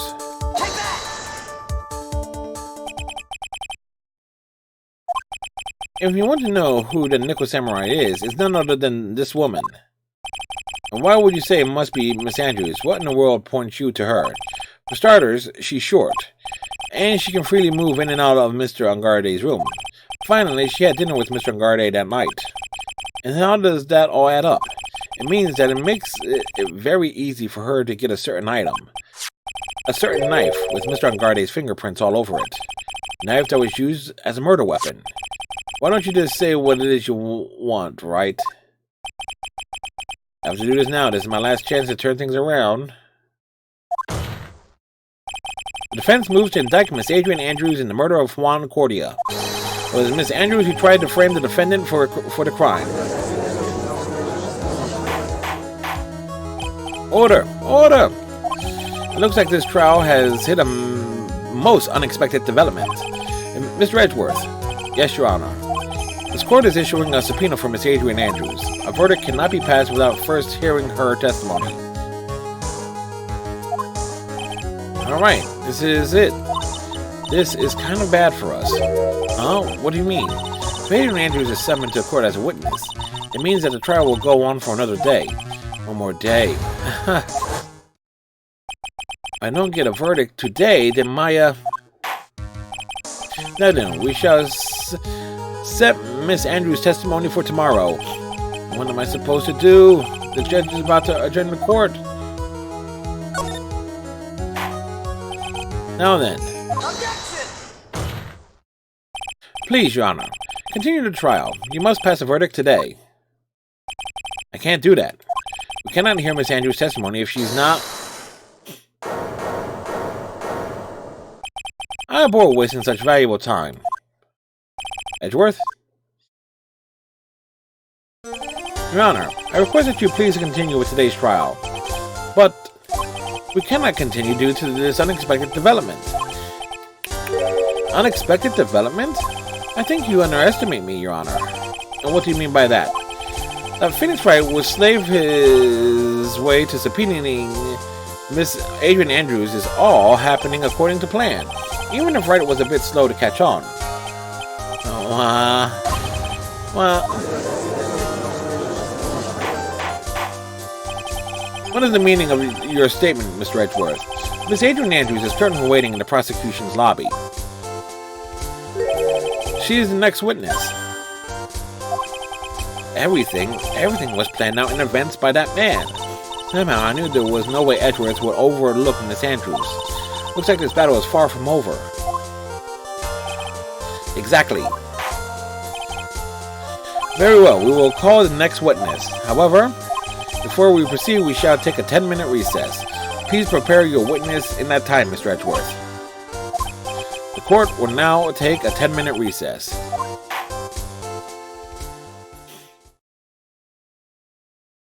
And it's a good place for us to take a break, too. A lot of dialogue to read.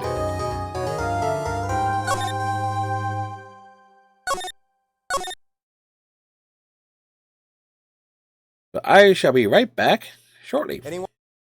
Who's in charge here? You? Yes. It's you, isn't it? That should do it. Computer, reinitialize program.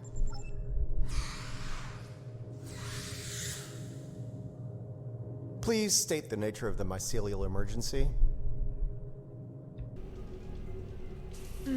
Oh, it's like a week's worth of stress is washing off. And the timing's perfect. I was hoping to look nice for somebody. Hot date lined up? Hopefully more than just that. I play for keeps. Sounds serious. That depends on whether she's interested. She's interested.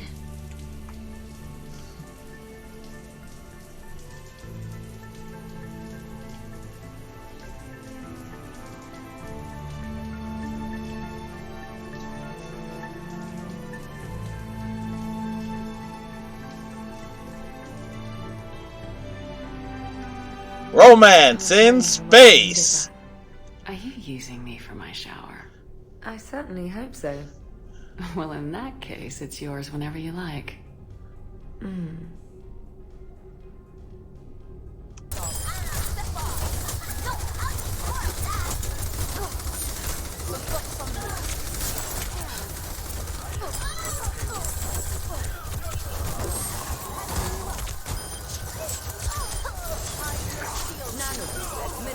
Who's ready to take some punishment? Still taking damage.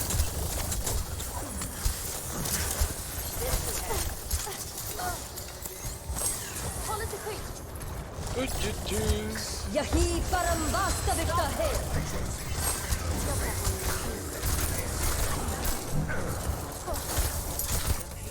Walihum the wizards.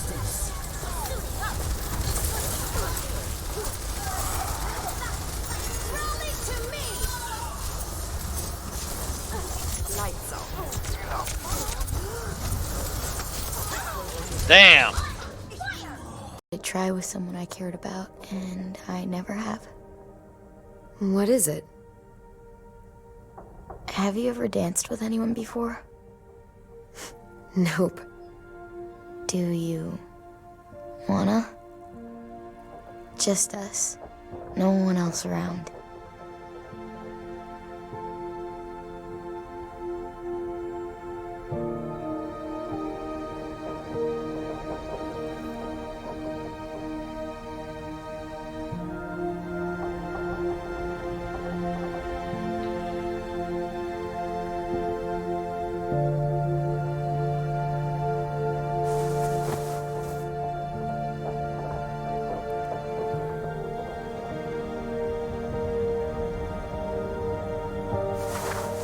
Thanks for the dance.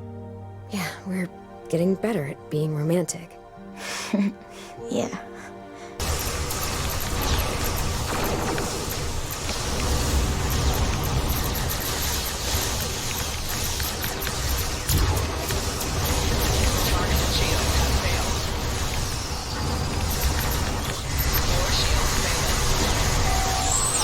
Ooh, shit.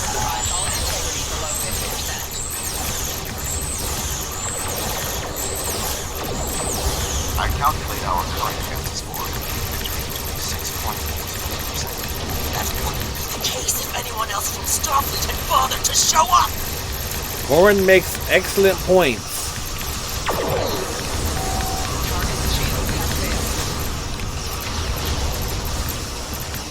The tide may turn against us, We are at a but distinct this will tactical be our day of disadvantage. glory! Think of it as an increase in your opportunities to die with honor. And we are back. Welcome back, everybody. Another bottle of water. Bag of snackage. As we continue on with the trial. It is time for cake. Yes, it is.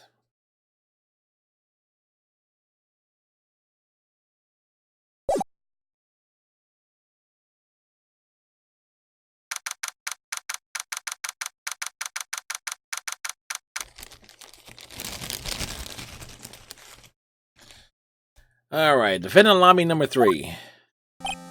Dude, I can't believe that Adrian, no way.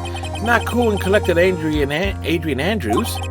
She is your manager. It would have been very easy for her to pull this off. The only person who had easy access to the knife you used at dinner was, well, her. So after the ceremony during the break, huh? I was sleeping like a log the entire time. See, she could have easily planted that blood-covered button in your hakama. Because she was the one that came to wake me up? Then, dude, you're saying it really was her? Yes, she is the real killer. She was the one who murdered Juan Cordia. But why? I thought she was buds with Juan. She has her own agenda. Her own agenda? What are you talking about? I'm sure you'll see by the time the trial is over. I'll be alright. I'll get you acquitted by the end of today. Give me a verdict that's refreshing like a spring breeze? Okay, Mr. Lawyer Dude. Phoenix, you think her motive is related to Celeste Impact's missing suicide now, right? Yes. Miss Andrews have depended on Miss Impact's as her strength and reason to live. And then Miss Impact suddenly killed herself.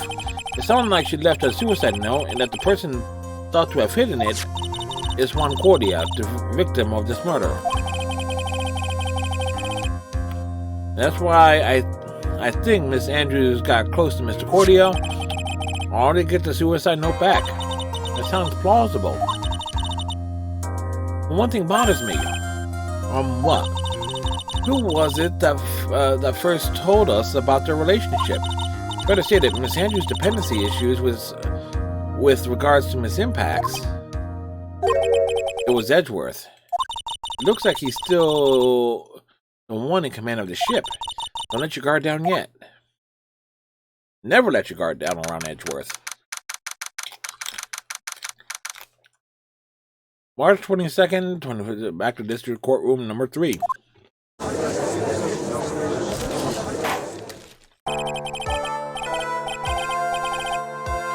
Court will now reconvene. Now then, Mr. Edgeworth, if you please. Prosecution calls the witness subpoenaed by this court. Is Adrian Andrews the person who discovered the crime in Mr. Juan Cordia's room?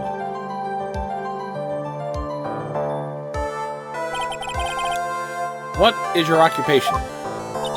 I'm the manager of the defendant in this case, Mr. Matt Engard. I see. Now then, before we begin, Your Honor, I have one request. Yes, sure. What is it? I'm sure everyone in this room is wondering the same thing, and would love to find out more about my relationship with the victim. After all, it was the topic of a certain weekly magazine recently. I know I have no idea what you mean. I never even heard of Gossip Land. The judge was ever a prosecution witness. He'd do all my work for me. Anyway, I was wondering if you could please tell us about your relation to the victim. Yes, I was seeing Mr. Cordia. I was also aware of the rivalry that existed between Matt and Juan. But that was a private matter between Juan and myself. But this was a private matter between Juan and myself. Oh, so it was a fry and bait matter, or was it a bait and fry? Reminds me of fishing. But I didn't kill him. No one is accusing you of that yet. Redneck! Thank you, sir. Merry holidays. We're back in the hills. Welcome back, sir. Hopefully your trip home was all cool and comfortable. No stress getting the truck out and everything. Thank you very much for the 10 biddy, sir. And if you're wondering why I'm looking over to my left, because that's where the chat screen is now. I have a second monitor, so it's over in that direction. I think there's someone who will beg to differ. And then we all understand your relationship with the victim now, Miss Andrews. Very well then, witness, please testify to the court about what happened when you discovered the murder that had taken place.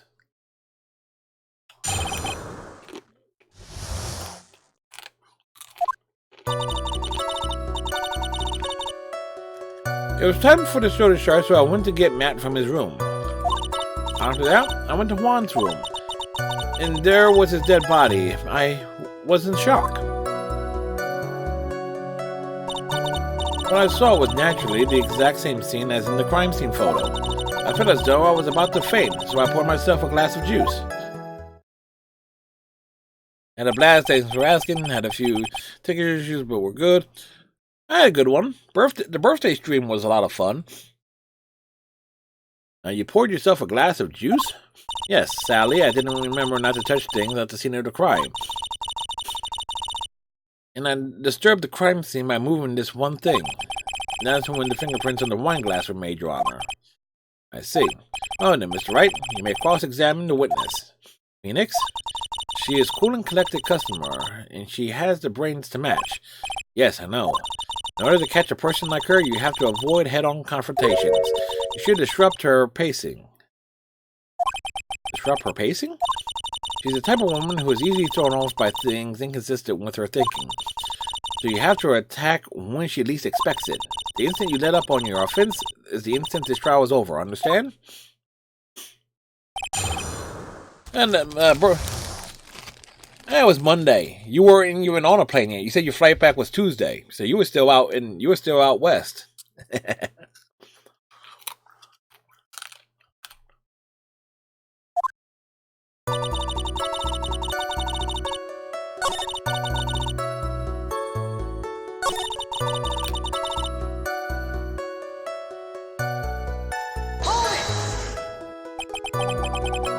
You were in shock. What? Was I not supposed to be? Miss Andrews is a very calculating person. Despite how close they were, I thought she had romantic feelings for Mr. Cordia. Anyone randomly stumbling upon the dead body would be in shock. And you can't seriously expect that a young beauty like her would not be shocked. Somehow, I don't think beauty has anything to do with being shocked or not. Let's see.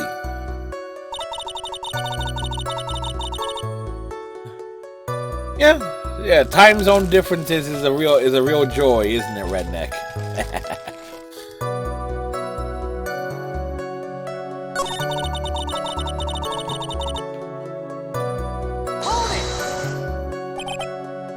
Juice? Yes, there was a bottle of tomato juice on the table, so I helped myself. But you didn't drink any of it, did you? Huh? There were no lip marks left on the wine glass to suggest that anyone drank from it. I wasn't feeling terribly great, so I set the glass down without drinking it. Miss Andrews, I would like to confirm with you one more time. When you discovered the body of Juan Cordia, you were in great shock. That's when you poured yourself the glass of juice, correct? And what of it? My mind really was a complete blank at the time. Your mind was a complete blank. I didn't think that was possible for you. Aren't you rude today? I was so dazed that I made one careless mistake. That one thing. What one thing? Never mind. It's no big deal. What was she starting to say just now? Hang on, right. Alright, Red. Miss Andrews? I'm convinced that as you said, you made a mistake at the scene of the crime.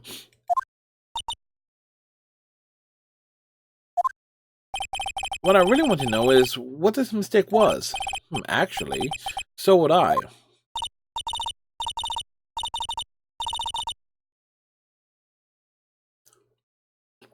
I'm sorry, it's kind of embarrassing. When I set the glass down on the dresser, I accidentally knocked the flower vase over. Flower vase? Are you talking about the one on the on the floor in the crime photo?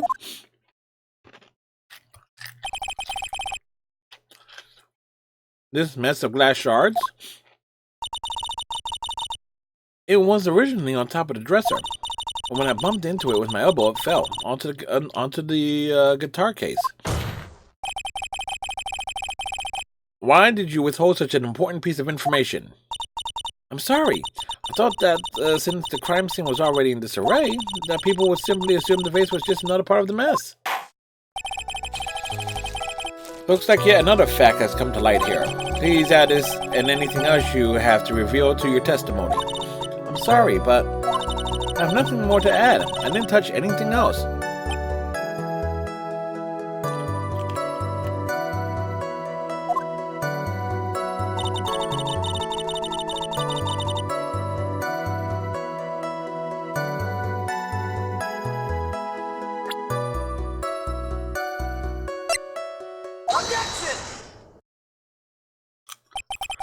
You testified that you knocked the flower vase over. Is this correct? Yes.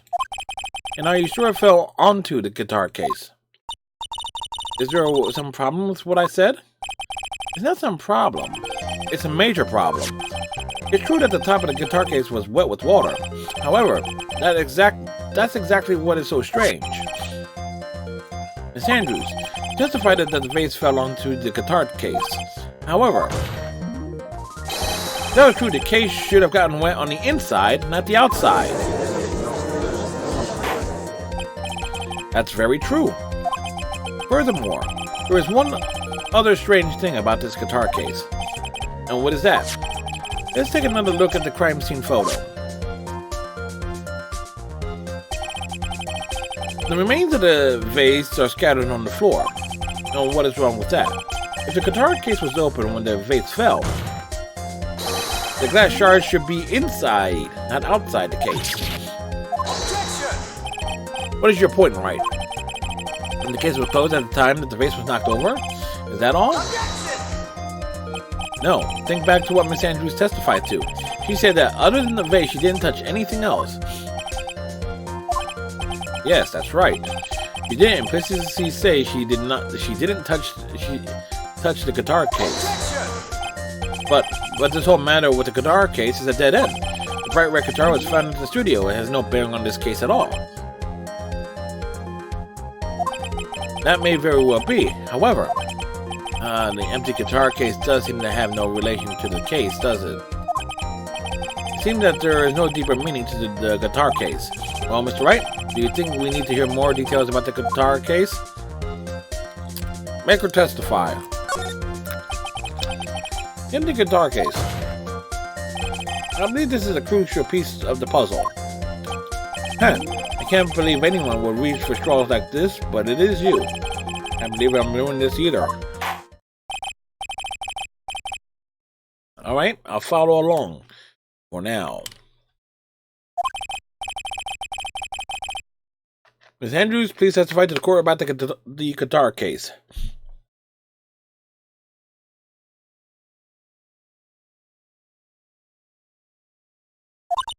Yes, Your Honor.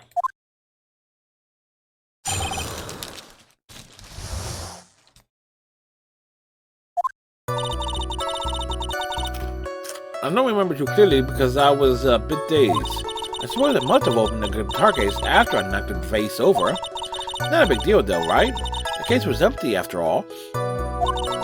As for why I opened the case, even I don't know. Looks like this really wasn't a very important point. This wastefulness is such a familiar feeling by now, it's almost comforting.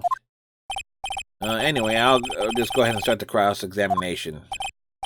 Using any way to change the topic, a convenient escape for a weak man.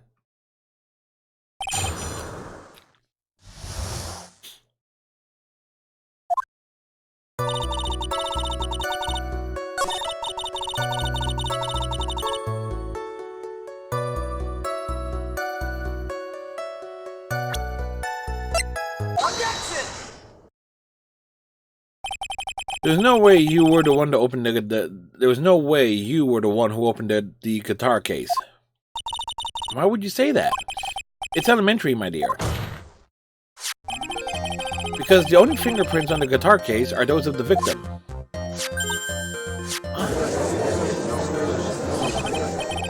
What is it, Miss Andrews? You should not assume that I must have left prints just because I touched the case. What do you mean that? What do you mean? What if I were to tell you that I was wearing gloves at the time? Gloves? Well, why would you be wearing gloves at the time? It was the night of the award ceremony. So, of course I dressed up for the occasion. Yes, now I remember. I'm almost sure I was wearing a pair with thin gloves. I see. Well, Miss Wright seems the witness was wearing gloves at the scene of the crime. That's strange. You're wearing gloves, isn't that a little strange? Why is that strange? Do you have something that would prove I was not wearing gloves at the time? Yes, we got the wine glass that has your fingerprints on it, bitch! Take that! I have your proof right here, this wine glass. The wine glass? You left your fingerprints very clearly on the wine glass. Even if you took your gloves off when you poured yourself the glass of juice, wouldn't you think it was just a little strange that you put your gloves back on just to open the guitar case? Her glasses broke, and she put on another pair? Where'd she get them from? Y'all saw that, right?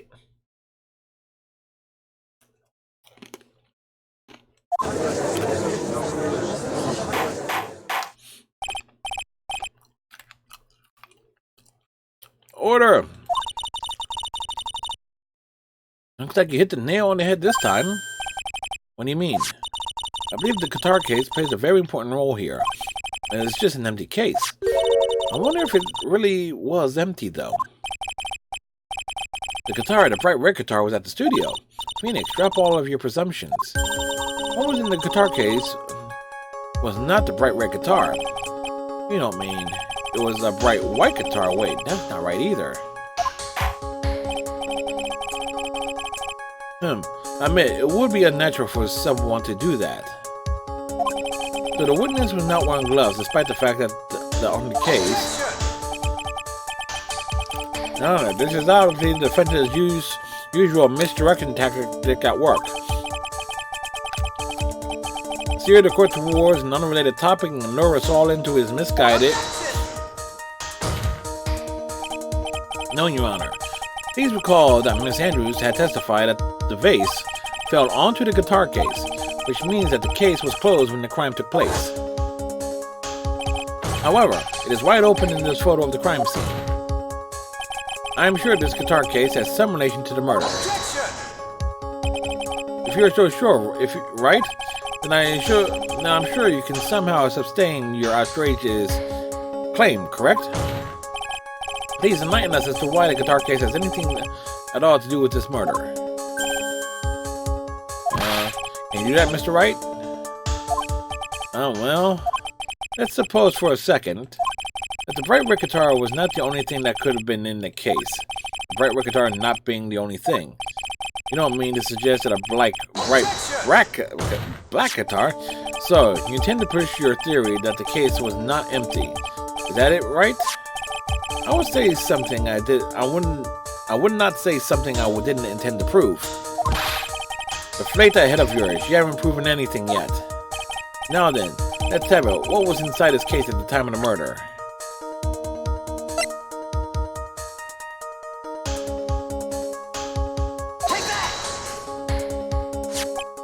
This is a photograph. Yes, but what is important is what is in that picture, Your Honor. It's in this picture. It doesn't take a genius to see what I mean. What I'm proposing is, inside the case was a nickel samurai, the hero's very own costume. What?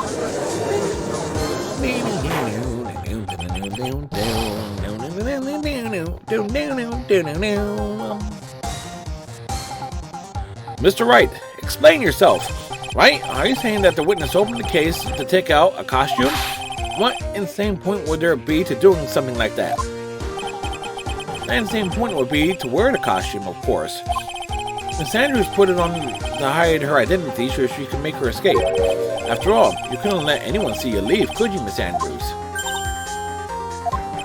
I refuse to accept your theory. Do you have anything to support your preposterous idea?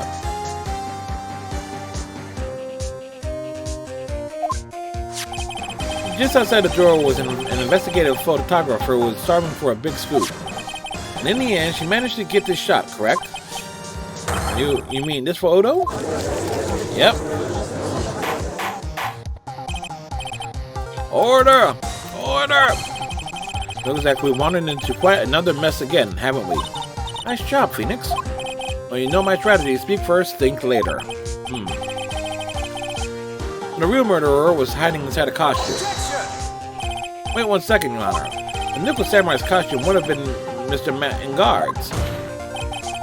Why would something of the defendants be in the victim's room and inside the guitar case of all places? True. That is a little baffling. That's right, the court would like to hear your thoughts. What was the nickel samurai costume doing inside the guitar case? It was a spare costume, obviously. Mr. Yongar did not take his costume off during the break period. In that case, the costume we're talking about was a spare one. What? And are you saying now, on the night of the murder, there were 2 nickel samurai costumes at the Gatewater Hotel? Yes, that's what I'm saying. And how do you explain the costume that was inside the guitar case? It would mean that the victim himself had brought this spare wool to the ceremony on purpose. But why? The victim, Mr. Cordia, was a Jamin ninja. Why would he secretly bring the nickel samurai spare costume with him? What could be the reason behind this peculiar act? Narrowline lies the sticking point. What are you mumbling to yourself about now? Have you just been rambling all this time without any sense of inner monologue? Huh? No, I just... Miss Wright, please explain yourself. Why do you think the victim had a nickel samurai spare costume? Phoenix, are you sure you can explain this one? Think carefully before you answer. Then answer with gusto. I believe in you. Wait, this is what I think. The reason the victim brought the nickel samurai spare costume to the hotel was...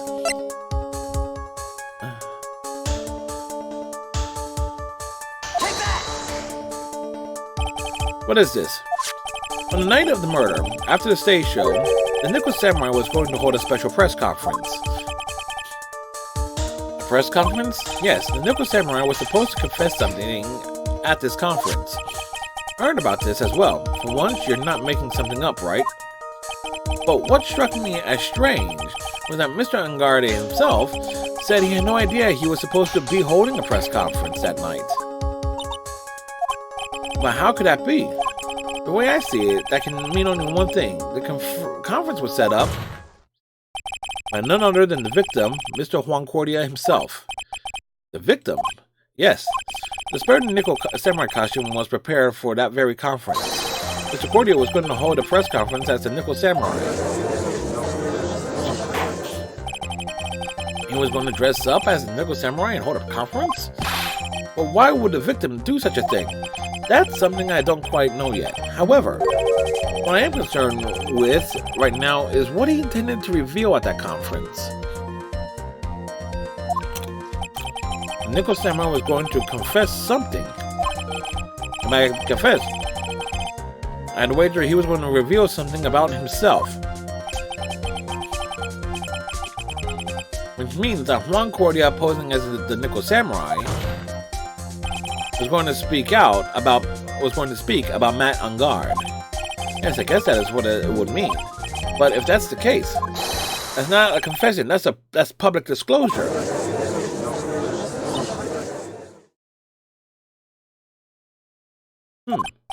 Miss Andrews, I can see why you are pros at what you do. Pardon me? Yes, just as you say, the press conference was set up by Juan.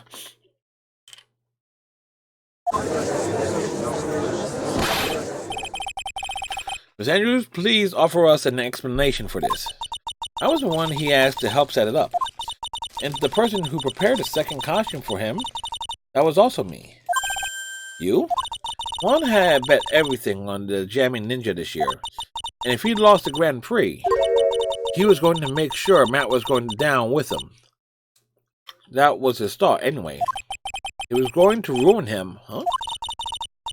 It looked like somehow Juan had his hands on secret hear me.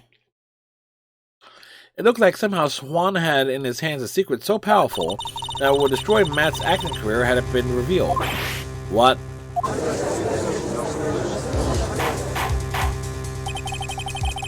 And do you know what the secret of Mr. Angardes is, Miss Andrews? That's something only Juan knew.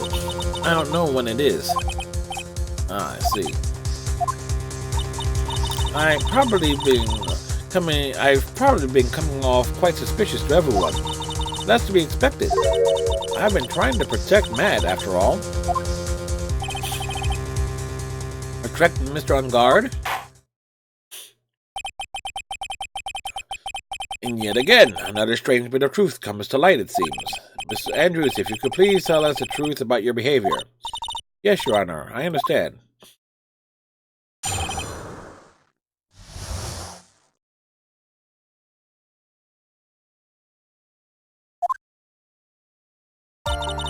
The moment I saw the crime scene, I had a feeling that Matt was the murderer.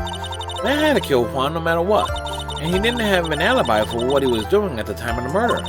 My thoughts were confirmed by the evidence, of course, the button and the knife. But I'm Matt's manager, so I felt that I had to protect him. This does account for everything. Well, I am the logical type. Finally seeing her true self. She is more nervous than a scared rabbit. If the defense can find no fault with the testimony, I'm ready to make a ruling. Please keep that in mind as you cross-examine, Mr. Wright. Looks like somehow everything has swung to the opposite end of the scale again. This means I have to put my weight into this and turn her logic upside down, inside out, from right to left, and diagonally.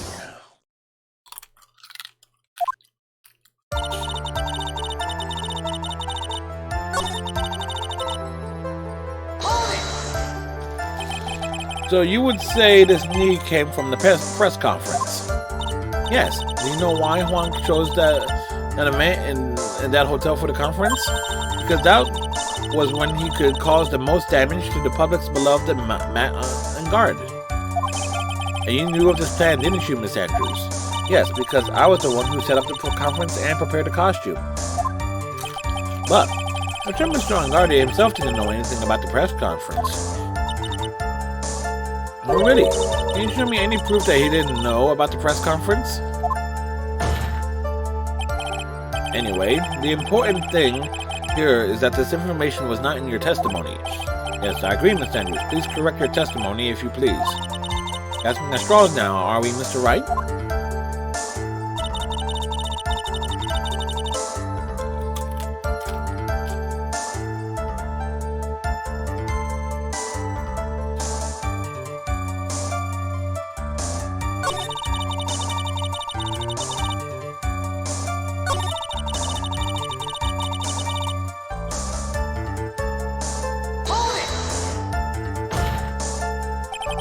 You can only call the knife decisive evidence. Fingerprints on the knife could very well have been a clever camouflage. And what about the button? The button? It's clear from the crime scene that the victim and his murderer fought. And during the fight, the killer ripped the button from the jamming ninja's costume. You're talking about this button, correct? The button was found in the pleats of Matt's hakama, isn't that correct? I would think that makes it very decisive evidence. Looks like you were outfoxed again, Mr. Wright. Anyway, the knife doesn't prove a thing. Please fix your testimony. I can't stand the sight of a man who can't gracefully accept his defeat. Thank goodness Mia can still look at me. With an icy stare, yes. Andrews, for Mr. Wright's sake, please add this information to your testimony.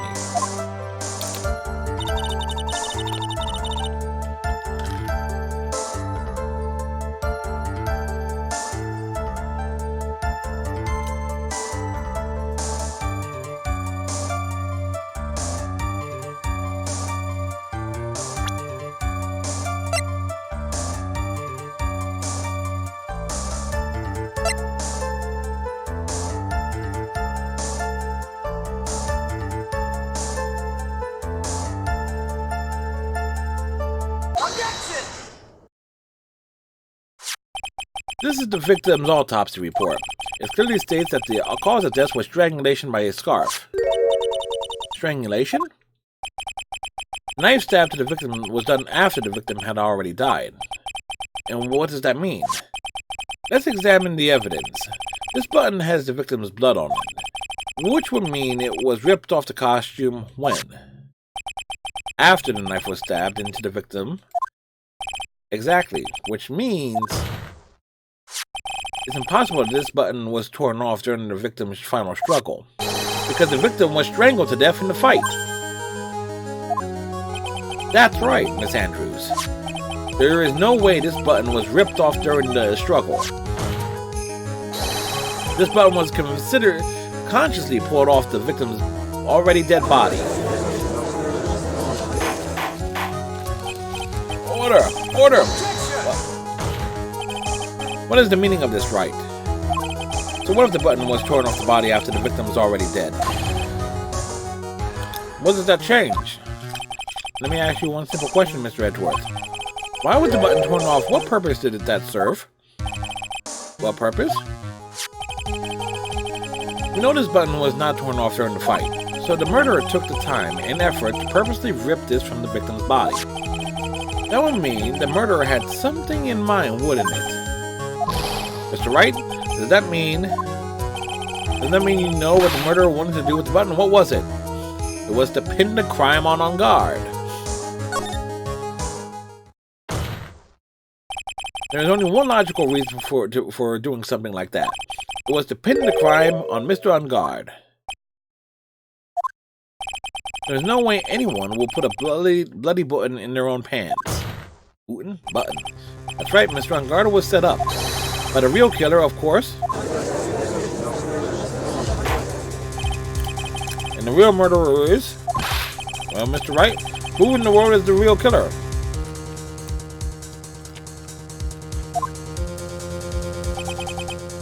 Finally.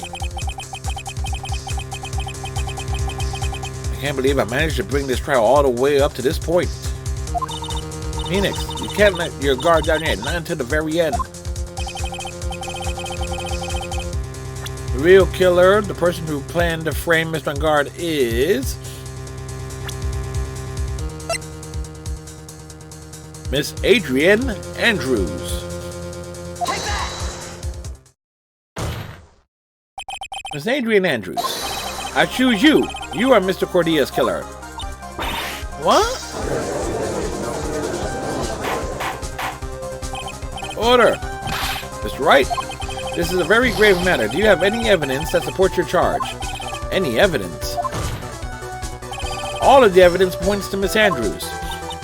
What? How preposterous. You can't stick any of that on me. I can't? Can I? Would you care to test me? Then what about this knife?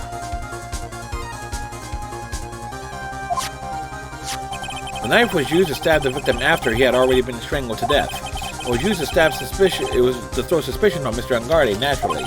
A knife covered in the defendant's fingertips could only be taken from his room.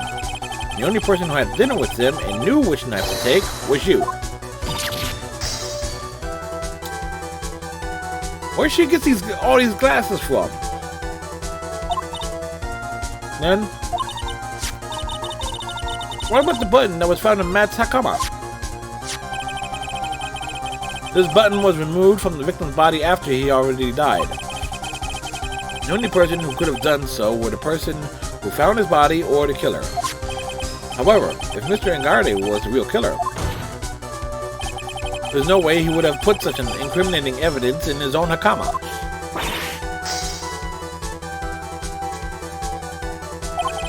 The only person who could have put this button into Mr. Angarde's Hakama is the person who went to wake him up from his nap, which is you, yet again, Miss Andrews. I see. What about the empty guitar case?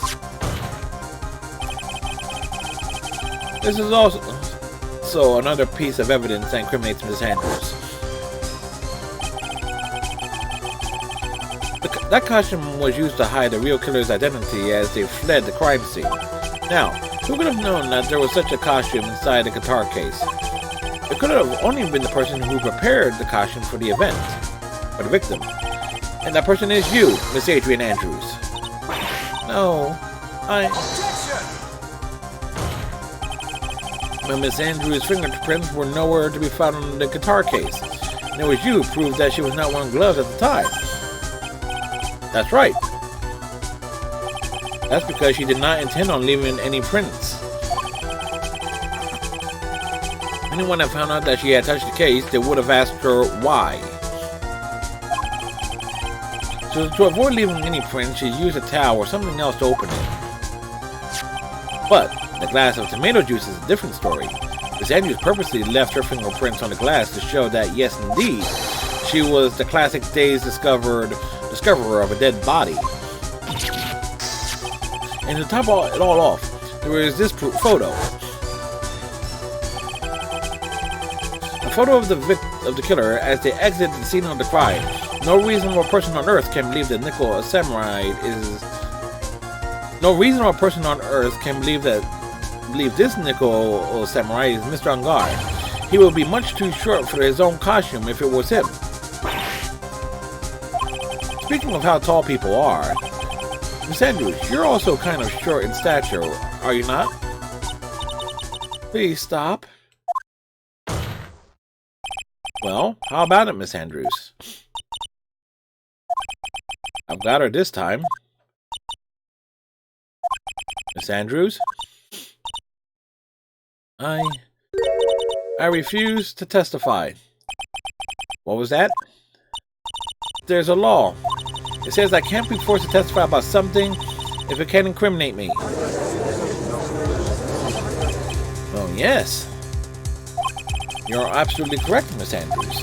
The law does provide us with a way to avoid self-incrimination by allowing a witness to not testify if the testimony can cause damage to themselves. Pleading the fifth is not something most people would think to do on the spot. Actually, thinking back to yesterday in Mr. Angarde's room,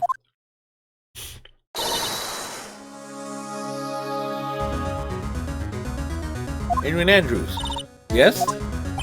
Think hard about what we just discussed. Think hard about what we just discussed, understood? Alright.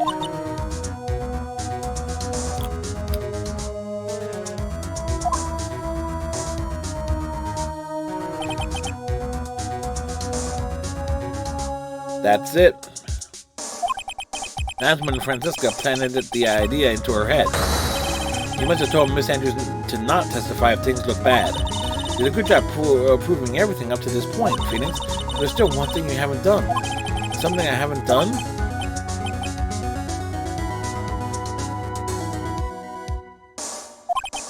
What's wrong with you, Wright? Are you finished already? Run out of evidence? What is so humorous, Mr. Edgeworth? I'm sure you realize this as well, Your Honor. But everything the good lawyer here has proven up to this point is meaningless. What? Everything you have proven is circumstantial. Really? Yes, circumstantial. You have yet to prove a single piece of definitive proof. Proof that Miss Andrews did in fact harbor a wish to murder Mr. Cordia. Miss Andrews, did you want to kill Mr. Cordia? I believe this may lead to me incriminating myself, so I will abstain from answering. Miss Andrews, if you do that, it will be the same as admitting your guilt, don't you think? Maybe so, or maybe not. There's nothing to prove it either way. Besides, you don't even know what crime I would be guilty of due to my silence. Aren't you taking that defiant attitude again? Yeah, what should I do? Somehow, we've landed into the worst possible situation. I think we have reached a certain conclusion at this point in time. Miss Adrian Andrews has refused to testify, and the defense's theory that she is the actual murderer has not been fully substantiated with solid definitive proof. But that's not true. In this situation, there is only one thing this court can do, and that is to declare a recess. Recess? I request that both the prosecution and defense look further into this matter. And at tomorrow's trial, we don't have a tomorrow. We don't get a not guilty verdict today, then. Please wait, Your Honor. That's not necessary. The trial, please continue the trial. What are you sweating for? The client is getting one more day to live, isn't he? That's not it. This isn't about that. Edward, I know you know who the real killer is. Please, let the trial continue. If I don't get the verdict, then Maya... But it's impossible to continue as long as the witness refuses to testify. Now then, the court is... It's not impossible for... It is not impossible for this trial to continue. Mr. Edgeworth, what are you...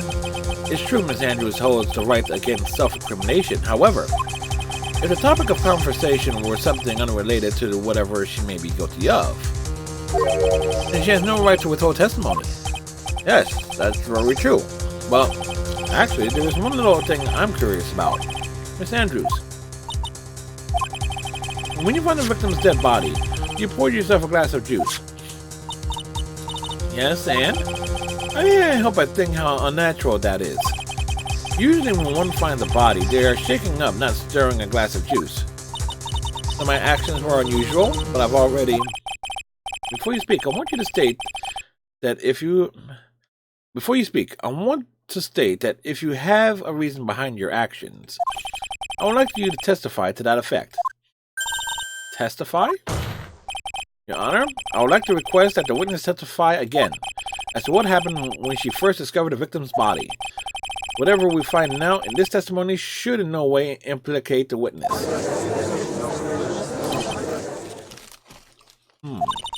I don't know what it is about Edward today, but I can't get a good read off of him. Is he friend or foe? I just don't know.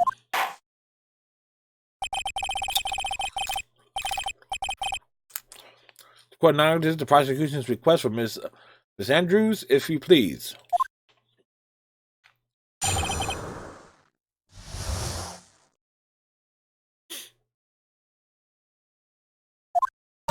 The glass of juice. I didn't really pour it for myself. I was surprised when I walked into the room and saw it in that messy state. And Juan, who was sitting slumped over and tired looking in the corner. When I saw him sitting like that, the thought that he was dead didn't cross my mind.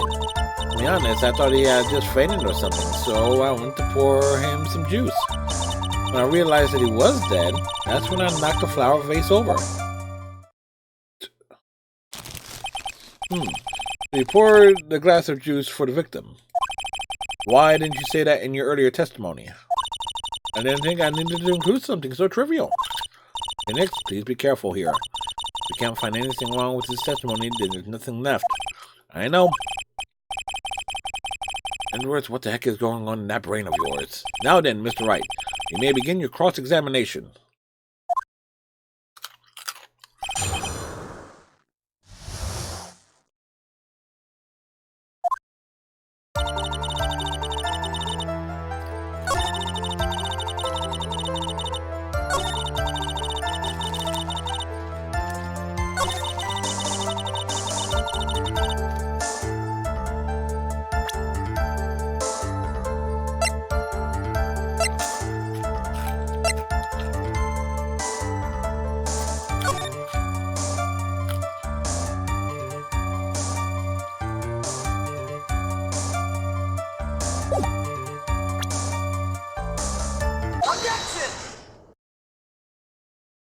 So, you honestly didn't think he was dead when you found him? No, not at all. Even though this is what you saw when you discovered the body.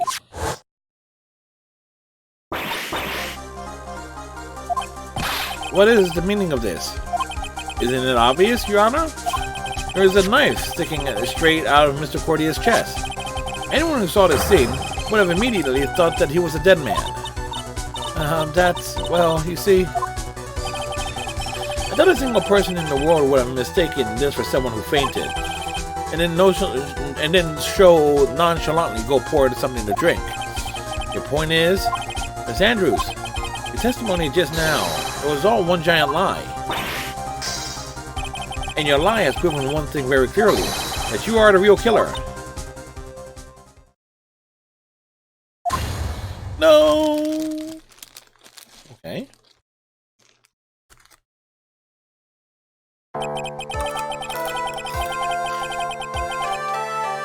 It looks like the defense has somehow brought this ugly truth to light. The defendant, Mr. Matt Engard, is not guilty after all. But that's impossible. You're wrong. Miss Andrews, try to have some composure. It wasn't me. It wasn't me, I tell you. It was Matt, I swear. He's the one who killed Juan. And you're the one who refused to testify.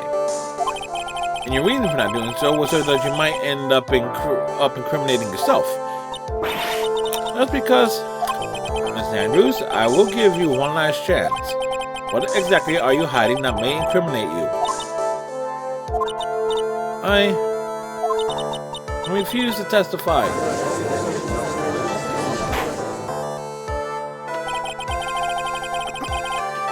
There's no need for this court to continue any further. Mr. Mattengard's innocence has been clearly demonstrated. Is it over? Have we found the truth at last? What's wrong, Phoenix? Usually the real killer confesses his or her guilt. Now that I think about to have it, this is the first time someone hasn't. Now then, I would like to hand down my verdict for Mr. Mattengard. Your Honor? The prosecution feels that it will be premature to pass down a verdict at this time. What? The reason is quite simple. The witness has yet to speak the absolute real truth.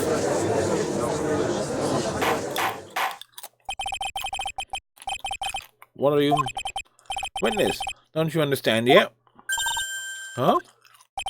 I don't know who planted this silly idea in your head, but as long as you protect yourself through your silence, Mattengard will go free, and in his place, you will become the guilty party. That's a lie. I don't believe you. What? I was told if I spoke, then it would be all over, and Matt would never be declared guilty. What in the world is she talking about? Has she lost it? I can't speak about it. I'm too scared. It's Francesca von Karma. Huh? Don't you remember, Phoenix?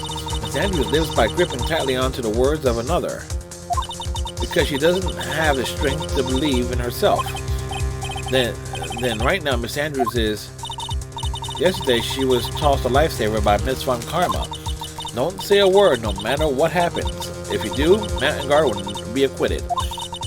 Miss Andrews Miss Andrews undeniably believes in those words right now, and she's clinging on to them.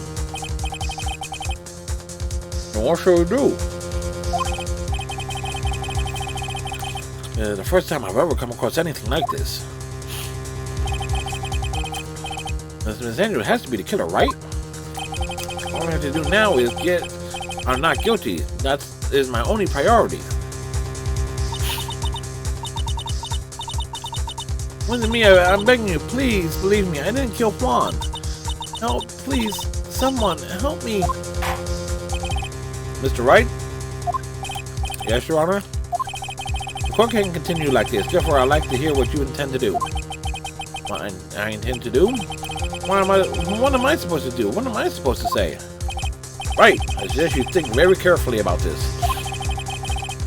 Think about what this witness did and what she did not do. And think about who is the real mastermind behind this crime. Who's the real mastermind isn't that obvious. There's no one else it could be except the woman crying over there, right? No, because she doesn't have the will. No, she doesn't have the foresight. She's a pawn. Come now, what will you do? What kind of man are you, Mr. Phoenix Wright?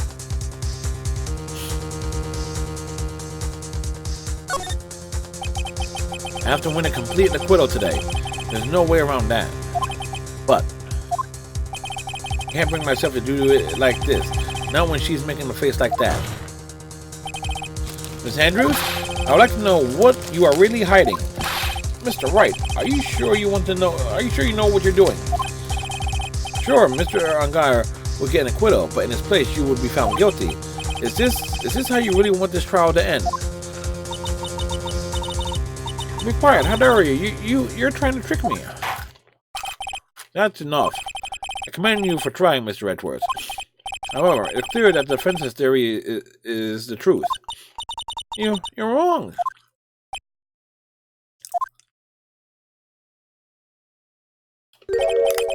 What a shame. I had hoped things wouldn't come to this. However, what is it, Mr. Edgeworth? Miss Andrews, since you absolutely refuse to testify, it falls on my shoulders to disclose this to the court. Stop. Mr. Edgeworth? This witness, how should I put this? She has an illness. What? And because of this illness, she has tried to commit suicide in the past. Stop, please stop. No matter how much you want to hide it, there is no use. I have the evidence right here. That's the second part of the suicide report. The attempted suicide report. What will you do now, witness? You know what I'm about to do, don't you? I will now reveal to the court the true nature of the pitiful woman that known as Adrian Andrews. The secret of her dependent nature. Having other people know about it scares her more than anything else in the world. Please stop, I beg you, if people find out.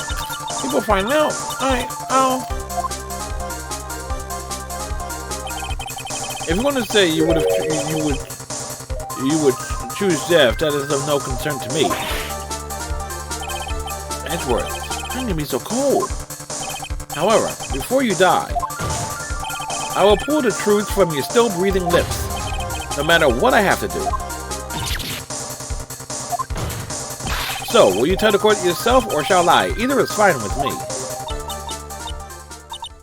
I'll talk, but please, help me. Huh.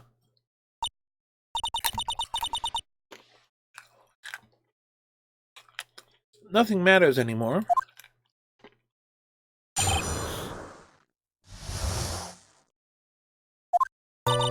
When I first saw him, I really thought he had faith in it, honest. When I realized he was dead, that was when I formulated my plan. Once I made sure there was no one in the hallway, I made a dash to back to Matt's room. And then I stabbed Juan's dead body with a knife and ripped off the button.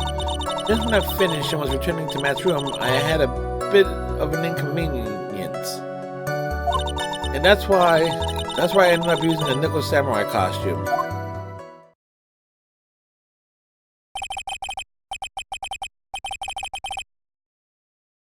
Stab the body with a knife, but why would you do that? Isn't it obvious to pin the blame on a certain person? A certain cowardly man. What do you mean by all of this? It might take the court a little while to understand, but this is the truth. The real killer is Matt. That scumbag of a man, I'll never forgive him. He's trying to escape his guilt again, just like last time. Last time? So Miss Andrews stabbed the victim, Juan Cordia, in the chest with a knife.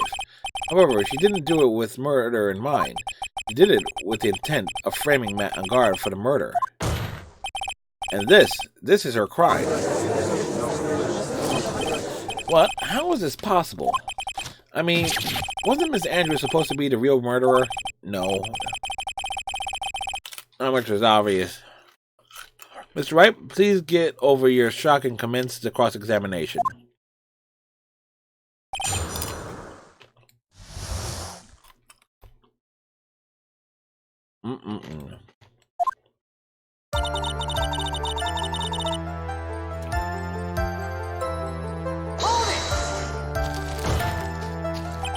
But you could tell from the state of the room it was in, there must have been a fight.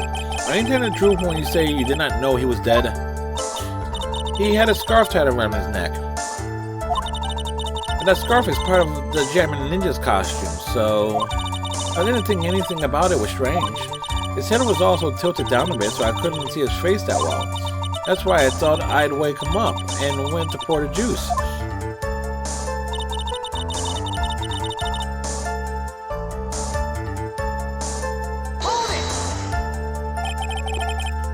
What is this plan you had?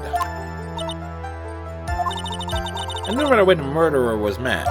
I knew because Juan, he was going to expose Matt's weakest weak point to the world. So Matt did this to stop Juan and silence him for good.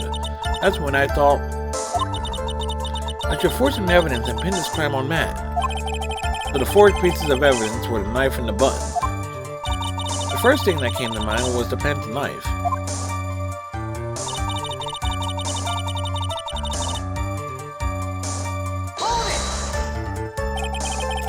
That was so you can get the knife, correct? The knife Matt used at dinner had his fingerprints all over it. I thought if I used that, then the police would certainly turn their eyes towards him.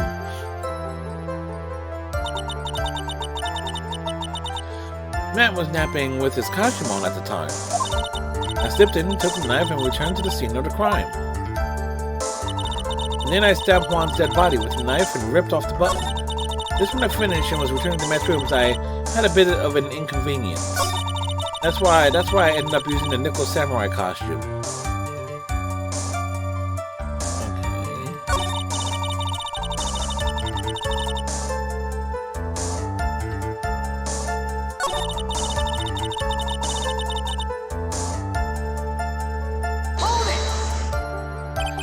So you were the one to stab the victim with the knife. It gives me goosebumps to think about it now. What a horrible thing I did. But at the time, I couldn't control my own body. It moved on its own. Then when I stabbed Juan's dead body, I suddenly realized something. If I used the button somehow, I could make Matt look even more like a suspect. So he thought to rip off one of the buttons and plant it in Mr. Engard's hakama. Yes, that's what I planned to do. But things never go that smoothly, do they?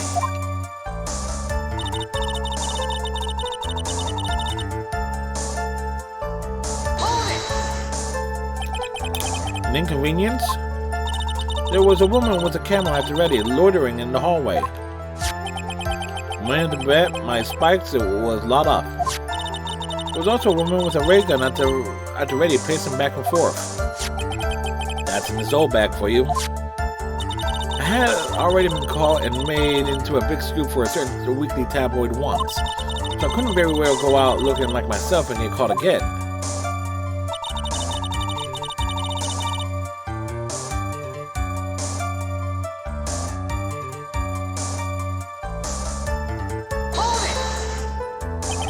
You were the one who prepared that costume, weren't you? Yes, I took it from Global Studios. I also put it into Juan's guitar case the day before the award ceremony. You did this in preparation for the press conference, correct? Yes, Juan wanted to wear that costume and hold a press conference in it. He was going to disclose Matt's big secret there. And what is this secret? That I don't know. Anyway, I thought that if I were to leave Juan's room in the nickel samurai costume, then people would think that Matt was the real murderer. I was very careful not to leave any fingerprints when I opened the case. I absolutely did not want anyone to know about the costume. I think we've heard enough. So after that, he went back to Mr. Angard's room and planted the button into Matt's comma yes. After that, I folded up the costume I was wearing and put it into a bag. Then I snuck it out of the hotel and got rid of it. My word, what does all this mean? Mr. Edgeworth, is it? The real criminal is Matt Angard. Yesterday, that woman prosecutor sat me down for a talk. Francisca, huh? She said that I should, under no circumstances, confess to what I had done. And if I just kept quiet, then Matt will be found guilty for sure. I had no choice but to believe in her words.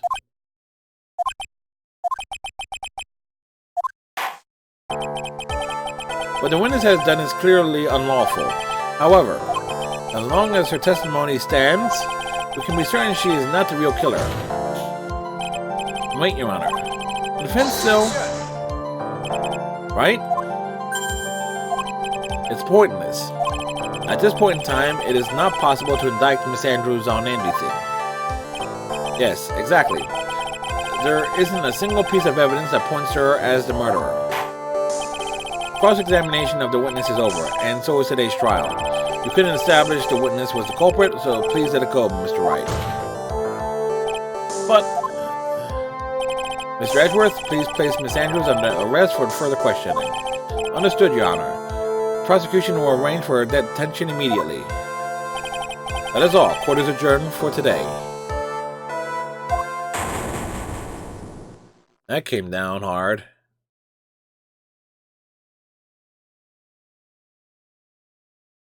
Where'd he go?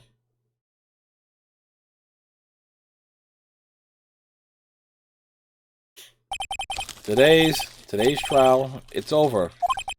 I didn't win an acquittal. Witness, would you mind if I asked you something? Edgeworth? What is it? Before you leave court today, I wondered if I might look at one thing. That card in your hand. It's had my interest for quite some time now. What exactly is it? Oh, this? Mr. Wright also asked about this. Although I didn't remember at the time you asked me about it, Mr. Wright. I remember this now. I found this in the room on that day. Room? That day? Yes. I found this card when I discovered Juan's body. It was lying there right next to him. He found that card next to the victim's body. I suppose he must have unconsciously slipped it into my pocket. But it's not as if the card has any relevance to Juan's murder, right? Yeah, I guess not, but it's still a strange card if you ask me. But as far as a clue to this case, I don't see why. Witness, that card. Give it to me. Hurry. Edgeworth? Do you have any idea what you have stupidly inadvertently done? This. I can't believe you hid this from me all this time. I didn't mean to. What is this all about? Never seen Edgeworth so emotional before. Yes, we have.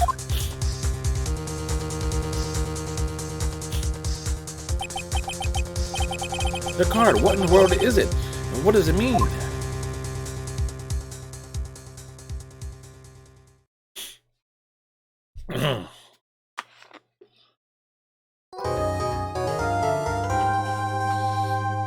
Yes, we saved progress. Progress is saving.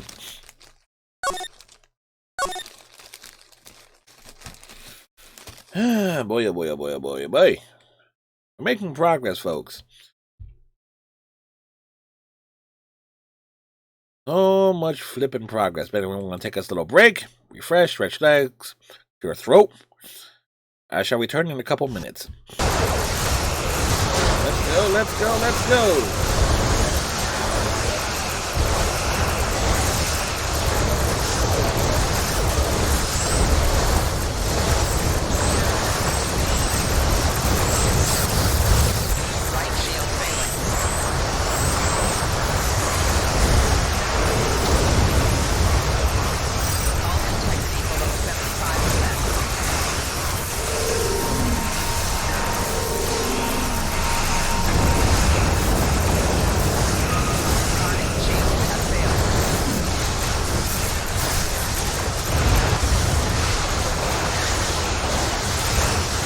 And there she goes.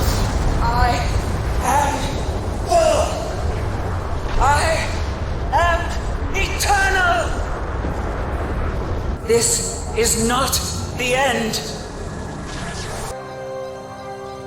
One more.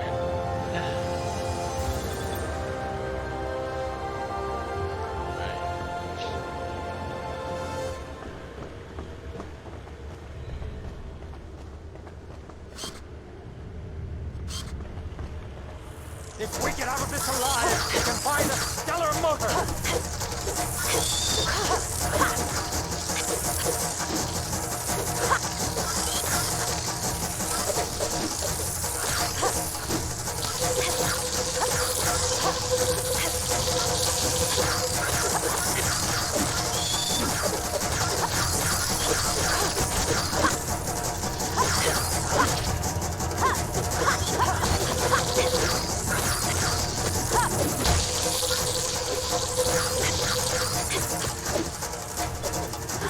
Woohoo!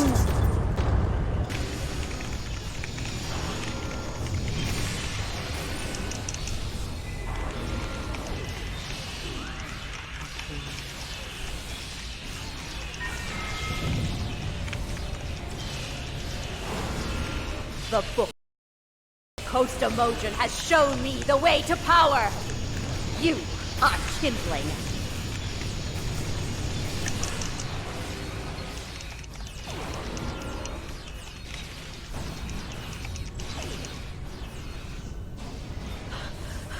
I will not be stopped by you. This is a minor setback, but no, I have power you cannot imagine. All teams, stand by for emergency beam out. You haven't seen the last of me! Detecting Solanae energy signatures ahead. Solanae, ugh. They give me the creeps. Wow, I've never seen anything like this. Oh boy. Target the ships defending the station.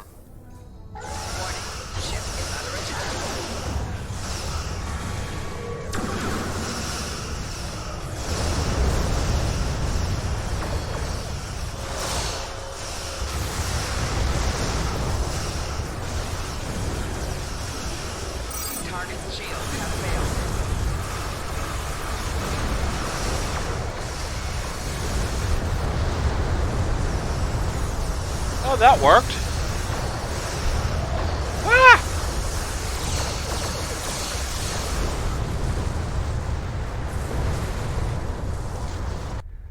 The girl, on the other hand, she's already a star, and we can make this her swan song.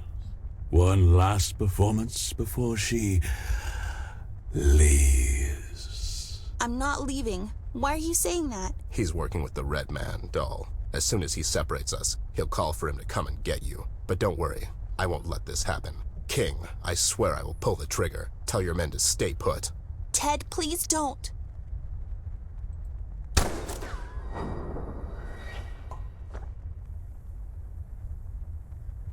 What the hell? How did... I was aiming at you. What's going on here? Oh no, Ted, what did you do? You have nothing to threaten me with, Bear. Now, if you don't mind, it's time to fade to black. Do you feel lucky? Well, do you, Shark? Ice!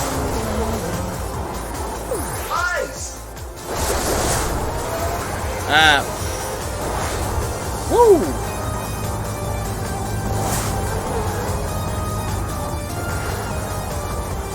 Come on. Let's go, YI. We got this.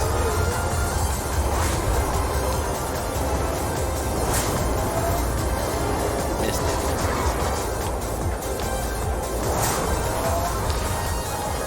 I wanted the upper left.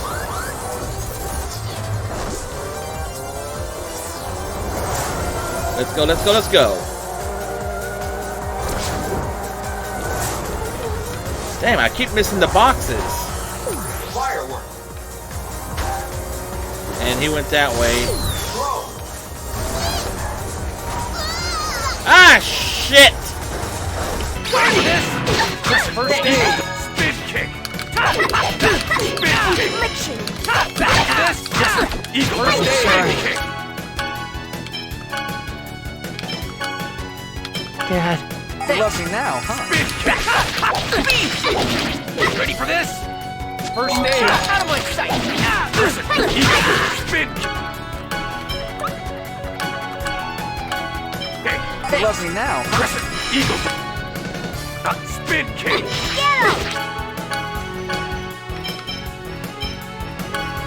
Ready for this? Beast! First aid. Out of my sight!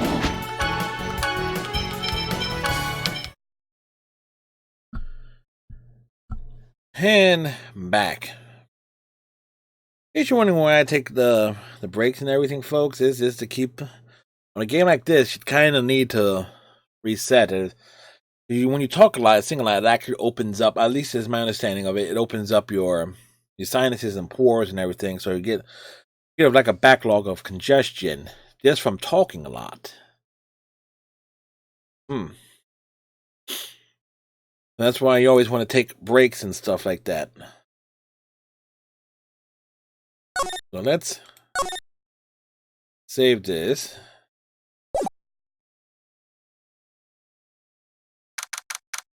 March 22nd, 5:24 p.m. Mystic Maya! Mystic Maya! There, Pearls. I can't take it anymore. Well, look, it'll be alright. Everything may still work out. The condition was that we had to get a not guilty verdict. And so far, the kidnapper has kept his word and hasn't hurt Maya. And he won't because Mr. Angard hasn't been given a guilty sentence yet.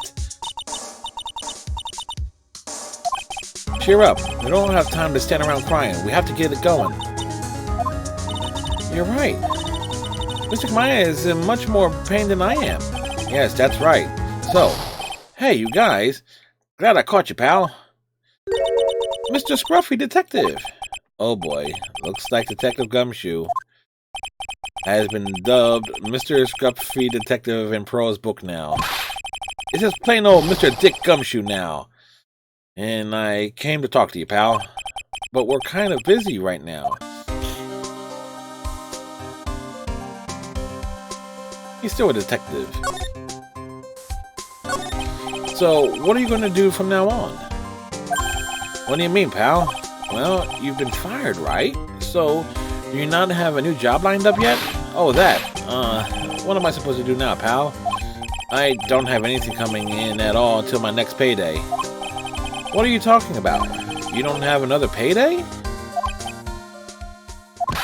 I guess that means I'm just gonna have to work here at your place, pal. Say, why? You'll be searching for things that will prove Mr. Engard's innocence all day, right? Well, yeah.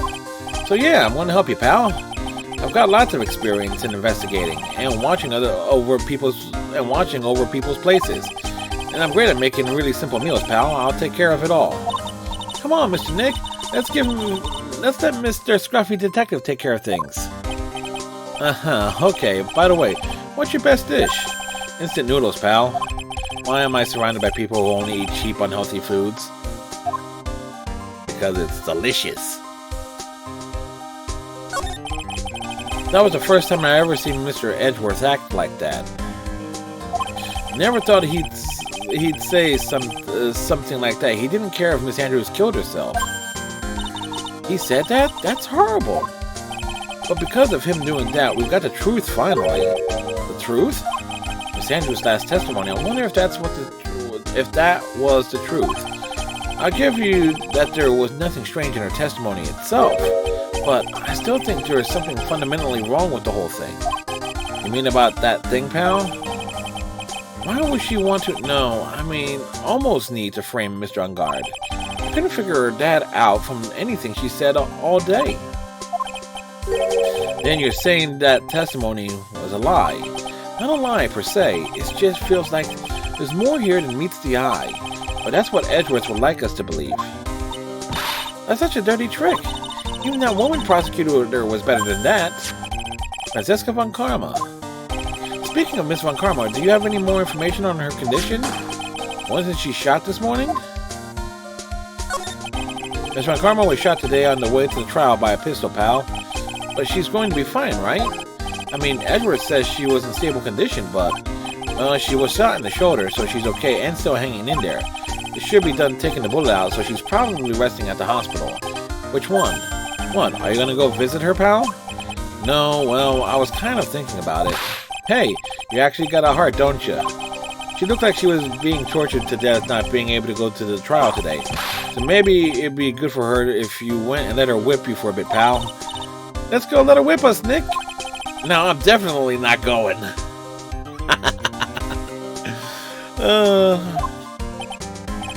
Let's see. The name of the hospital, oh yeah, the Hottie Clinic. That name sends a chill down my spine. Well, I guess it can't hurt to stop by and say hi.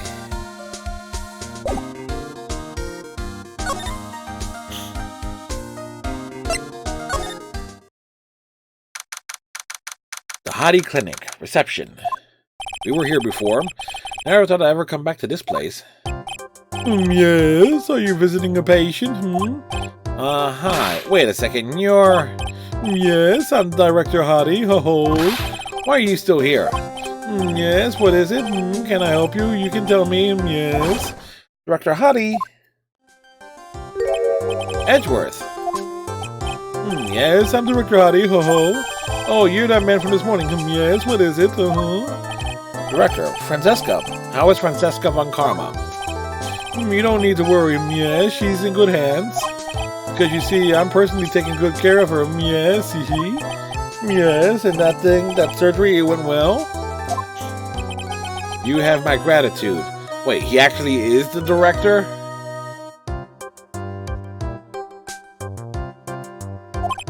It looks like Edgeworth doesn't know about this director and his secret. She looked so pitiful, absolutely terrified. Yes, but I understand. Yes, her opponent was a gun after all. And when I snuck up on her real secret, like she was screaming really loudly. Yes, I see. Oh, but she's really cute too. When I do that, she'd whip me with her whip. Boy, did I cry like a baby. Yes, but I think I could get used to it.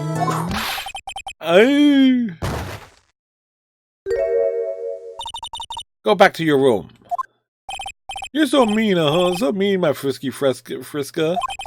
That's good too. Hey, okay, it's time for my IV drops, yes.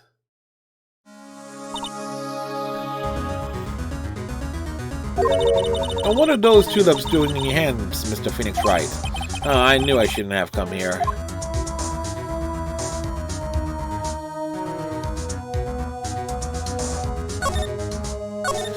I was shot in the front of the courthouse in my right shoulder. But it's no big deal. This sort of thing happens all the time. I even had full intentions of running the trial this morning. But that would have been too much for you. There's no need to act tough in front of us, you know. Regardless, I was dragged here by that man over there. He was so unyielding. One has to wonder if he was simply interested in stealing my case. It was the only logical course of action given the bullet was still lodged in your shoulder. But by taking over the case, I found myself having to clean up after you and that irresponsible deal you made. I think I know what deal he's referring to. Miss Von Karma, you made a deal with Miss Andrews yesterday, didn't you? I don't know what you mean. In order to make sure you got your guilty verdict on Mr. Angardi, you told Miss Andrews to not testify in court today. I don't know what you're talking about. Do you have any proof that I made such a deal? You're denying it. It looks like you were lucky, Mr. Phoenix Wright. If I had been in court today, the trial would have already been over. All while hiding Miss Andrews' own crime. That isn't my problem, whether she had tampered with the evidence or not. I only one objective, to find Miss Angardi guilty of murder. The end justifies the means, Mr. Phoenix Wright. The end justifies the means. Miss Von Karma? Adrian Andrews believed you when you said, if you don't tell the truth of what really happened, then Angardi will be found guilty. And what does that have to do with me? Because of that, she is now in danger of being found guilty herself. All because she believed in your words until the very end. That still has nothing to do with me. She's just a weak person, that's all.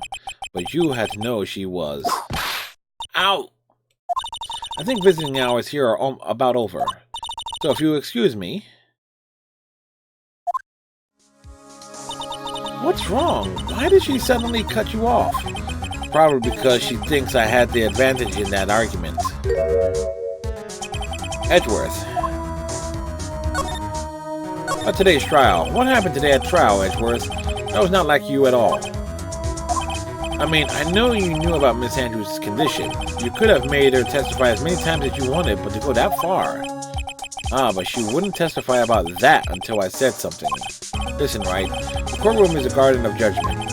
I am putting myself on the line when I stand in there. And that's why I made the witness do the same. It's only natural. By the way, Edgeworth, you were really angry in court today. That's rare for you. Witness! That card! Give it to me! Hurry! Do you have any idea what you have stupidly yet inadvertently done? This! I can't believe you hid this from me all this time. That card. What in the world is it? You mean this? Listen, Wright.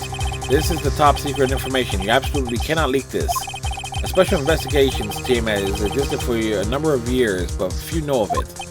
I understand. Their task is to find the owner of this card. A man called Shelly the Killer.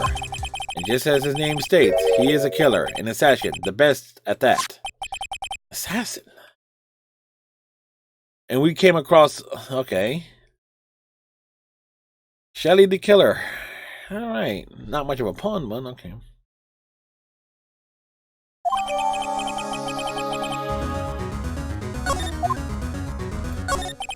So who is this Shelly the Killer? The Killer is the name of a long-standing line of assassins. Long-standing? The name first appeared about 100 years ago, I hear. Shelly is the professional name of their third heir to the killer name. So because his professional name is Shelly, he leaves cards with a shell on them. It's a habit of making sure to leave a card by the body of his victims. Why would he do something like that? We think it's part of his duty to his clients. His duty? If he leaves a card, then his clients can be assured it was he who killed the victim. It also serves as insurance against any charges being pushed onto his clients. I see. The killer values the trust between his clients and himself above all else. It seems that this is one honorable assassin with a moral conscience. Guess that's even honorable assassins can exist. So you think this assassin, you think he's the one who did the killing in this case? It would appear that way. The discovery of the card basically confirms it, wouldn't you agree? Shelly the Killer, huh? I better find out about Maya's situation. I noticed something at today's trial. You were behaving in a very strange manner. Is something the matter? I guess I should just tell him. Maya, she's been kidnapped. Kidnapped? What does the kidnapper want? An acquittal. I see. I had no idea. I will prepare a rescue team as soon as possible and resolve this by tomorrow. Really? Did you hear that, Mr. Nick? Mr. Edgeworth is going to... Stop trying to console me, Edgeworth. I don't need your pity. Mr. Nick? There's no way you can find her. We don't even have a single lead to go on. There's only one way to save her. I have to get an acquittal somehow. It's the only way. Right? Listen, you need to know something. Juan Cordia was killed by Shelly the Killer, and the client who ordered the job is Matt Engard, your own client. Please stop. I can't listen to you. I can't believe that. I see. Well, if you want to continue your investigation, you will need this. What is it? The hotel right now is restricted to police personnel only, as we are looking for any clues that might lead us to Shelly the Killer. But if you take this with you to the hotel, I'm sure they will let you enter. So we're going to lose this case regardless. In any case, I must attend to the preparations for Maya's rescue team. We'll meet again tomorrow. Again, if anything should happen, now, if you'll excuse me. Mr. Nick, do you think Mr. Engard hired an assassin? No way. I mean, he doesn't have a psych lock. Yeah, I guess not. Maya, please, all I ask is that you make it home, safe and sound.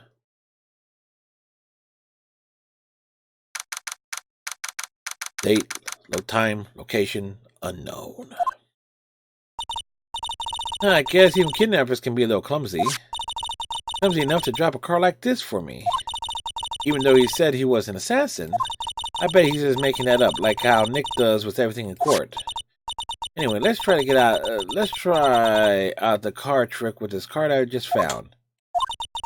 Sounds like I got the door open. Okay, time to take a look around.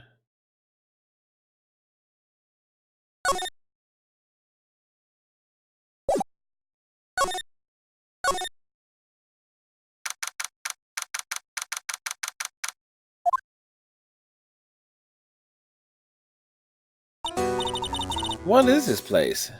I got a feeling I'm not in the hotel anymore. Are those videos over there?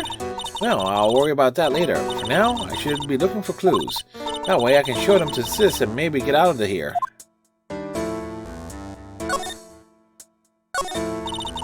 That's weird. What's a figurine doing on a sofa in a place like this? I think it's a bear? Oh, how cute. But it's got a lot of cuts and slits on it. I wonder if it's some kind of puzzle or something. It's so dark in here that I can barely see, but these kind of feel like videotapes, all of them. What kind of room is this? Locked, of course. It doesn't look like I can use this card to open this door. There's a little hole at the bottom of the door. If only I was a little skinnier, then maybe I'd be able to crawl through there.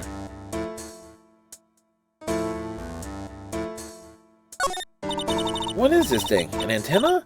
I guess. And this is a VCR? There's sure a lot of electronic gadgets here. Well, what is an antenna doing here? Wow, never seen a TV this big before. Now, where's the power button?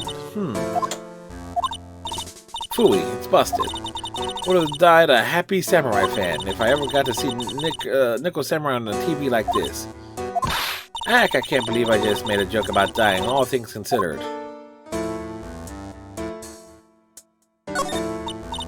Hey, it's a computer. I've never really used one before. I have no idea where the power switch is on this thing. Drat, it goes my plan to use it the time I get out of here.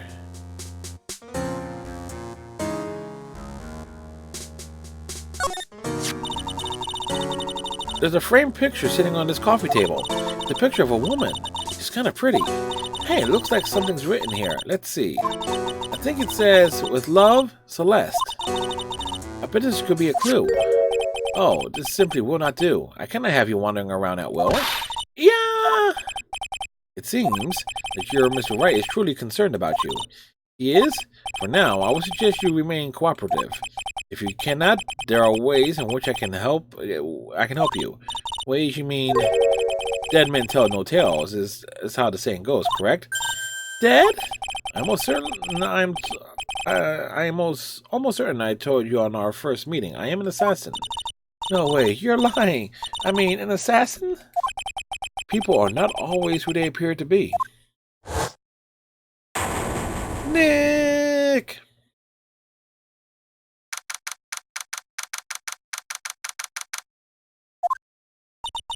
Mr. Nick? Oh, yes, Pearls? Got caught up in my thoughts about Maya's situation. Mr. Edgeworth has left, you know. I guess for now I have no choice but to believe in Mr. On Guard. I think I should listen to his story one more time. Alright, let's get going, too. Okay.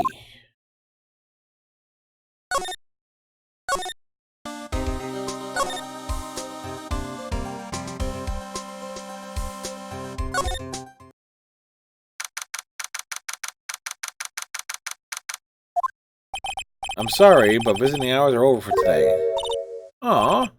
I have too many questions I need to ask. I'm sorry, but I'm Phoenix Wright, a lawyer for one of the... You're Mr. Wright, you say? Oh yeah, there's a message here for you. A message? It's from Matt and Guard. Ah, here you are. What did he write? Is it something really important? I don't know. Well, let's see what it has to say. To Mr. Lawyer Dude, I got something really important to tell you. Why do I feel uneasy all of a sudden? Oh, Mr. Wright.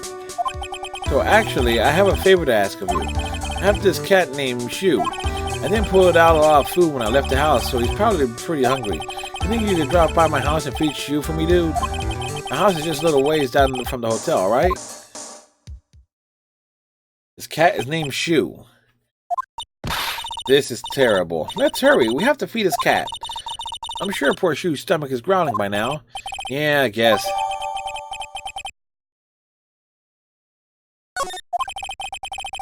Friend's request is a request. Guess I should check up on his cat.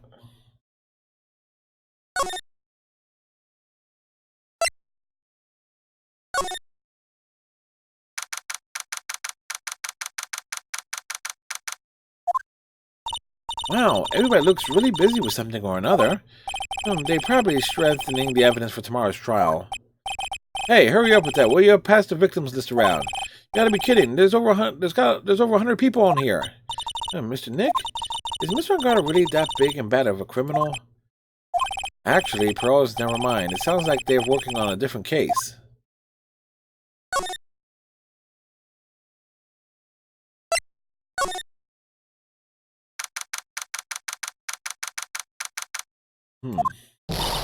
Alright, Mr. Nick, let's go look for clues. We have to, for Mystic Maya's sake. You shall not pass. Miss Oldbag, don't devalue my name and turn it into a gash, you spiky help of Pettifogger. Pettifogger? What the hell? Because of you, I've been made to look like the bad guy again, although I did get a piece of gum from Edgy Boy, just as he promised.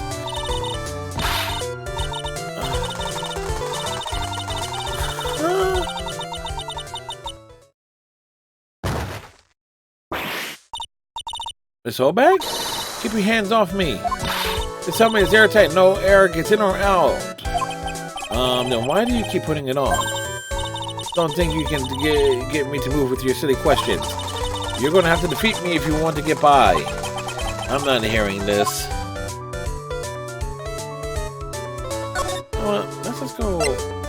Let's go deal with the cat.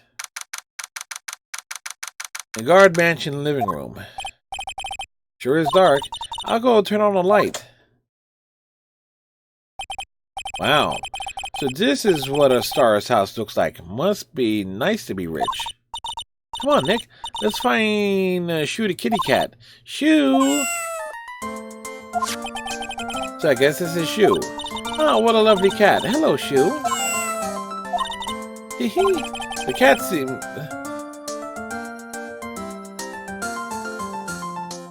Hey, Panda Sweet! Cheerwop. Well, we'll skip the Cheerwop. Merry Christmas from the Panda household. Merry Christmas to all the pandas. Panda Sweet, the Sweet Panda, Mr. Panda, Teenage Panda, and the ruler of the castle, Baby Panda. Merry Christmas, everyone over there.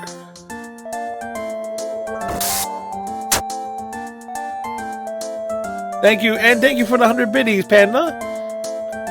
You have taking a chunk out of Foxy Melly, who's our reigning bit boss. How are you doing? And yes, I get to turn my head to look over to talk to you, because technically for me, you're over there. I'm gonna have to, once I clean off my desk and make it look organized, I'll actually take a picture so you guys can see my current setup of everything. Exhausted? Let me guess.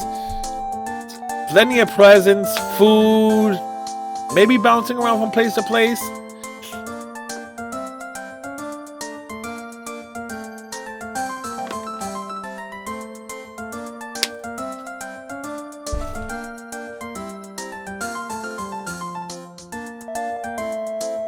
This cat seems to like pearls. Pardon me. May I help you with something, Mr. Oh, we're lawyers. Actually, I'm Mr. Angard's lawyer. The Master's... Then you must be Mr. Wright. Yes. Ah, it's a pleasure to meet you, your wonderful self, sir. I'm the family butler, John Doe. Shopping, parties, gift wrapping, opening presents, driving 8 hours... Taking folks back to their place. Oh, the past few days rough, but glad my family was together. That's cool. Now you got a week to prepare for New Year's.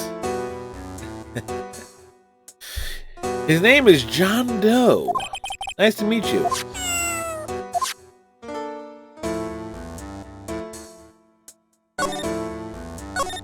You must know all sorts of things about Mr. Angard, right?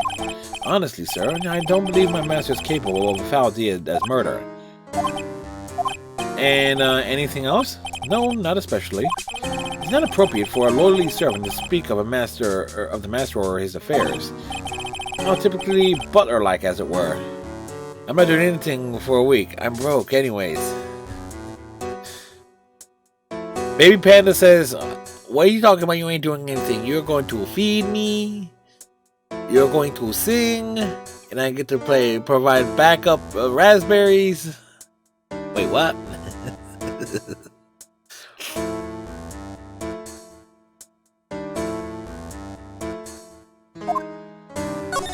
Mr. Doe, how long have you served at this residence? Well, sir, I would have to say maybe about 1 year. And, anything else? No, not especially. It's not appropriate for a lowly servant to speak of himself and his affairs. Now, I would have thought Mr. Angard the kind to have a maid over a butler. That's a very cute cat you got here. It is my duty to take care of him. The master rather fancies you. And, anything else? No, not especially. It's not appropriate for a lowly servant to speak of the family cat. Well then, I guess I don't need this piece of scrap paper anymore. Well, I'm afraid I must take my leave of you now. Panda, thank you very much for the 8 biddies. Seems good.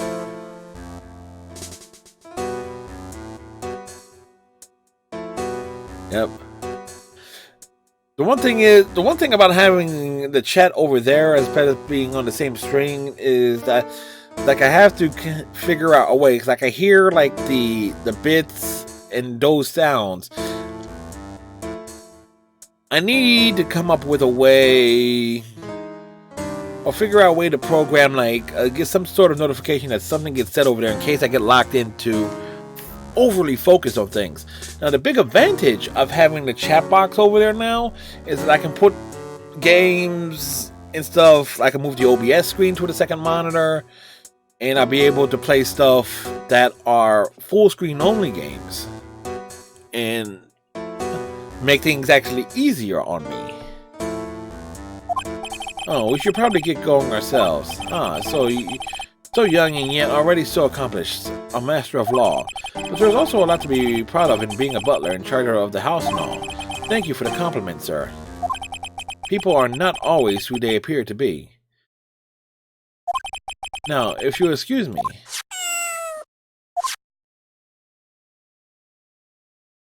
You know what's funny? Maya's behind that door.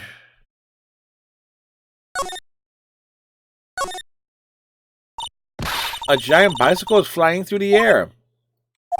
That bicycle, Pearls, is one where you don't have to pedal and moves on its own. Really? Wow. But sorry to disappoint you, but it can't fly. Oh, that's too bad.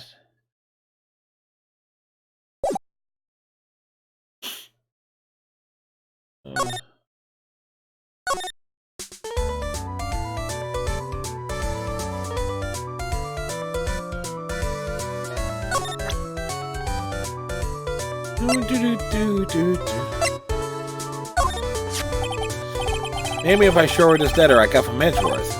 Miss Oldbag, if you would look at... What? You want me to look at this worthless piece of...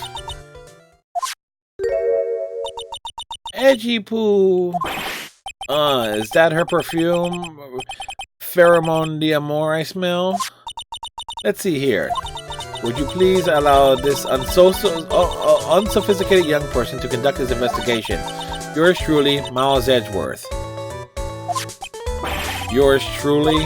That man's good at flattery. Fine, but only because Edgy said so, you understand. I just thought of something I have to do. Remember, no messing around. You do anything bad and I won't let you off the hook. It looks like she has strong feelings for Mr. Edgeworth. Yeah, she's a bit nuts.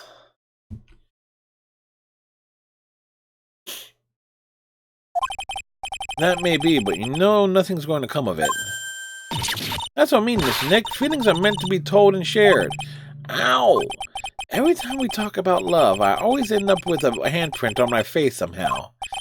So anyway, let's continue our investigation. Okay. But...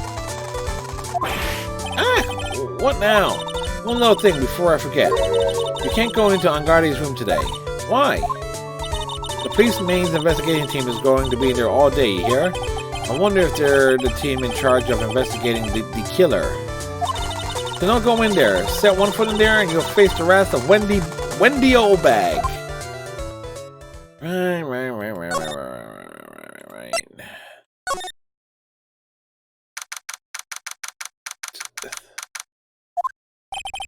Looks like we're the only ones here today. And yet, the hotel seems so busy somehow. Probably because the police team is scouring for clues about the killer.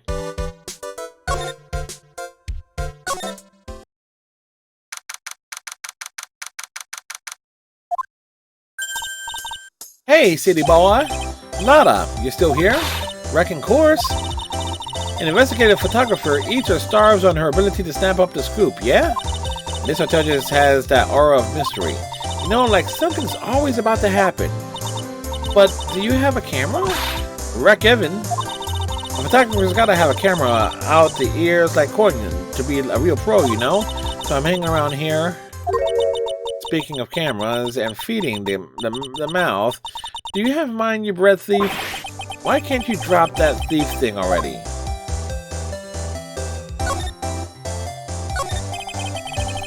I didn't steal her camera. Question, you know, that's gonna be a question. Where did her camera end up? I want to ask you about the night of the murder.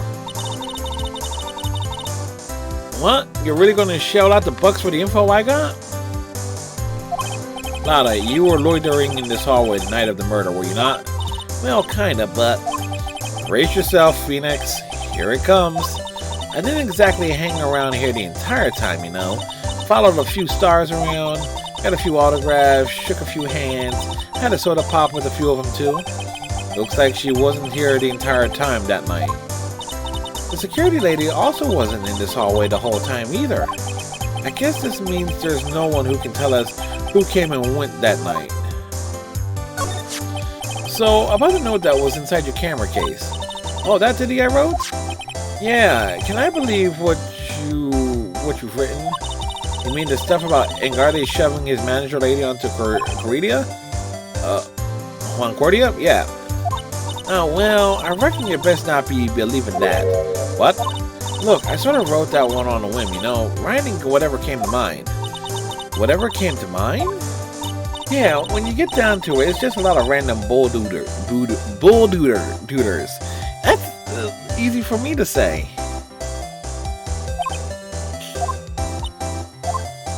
Hey, what's with ya? Why are you staring at me like my grandpa used to?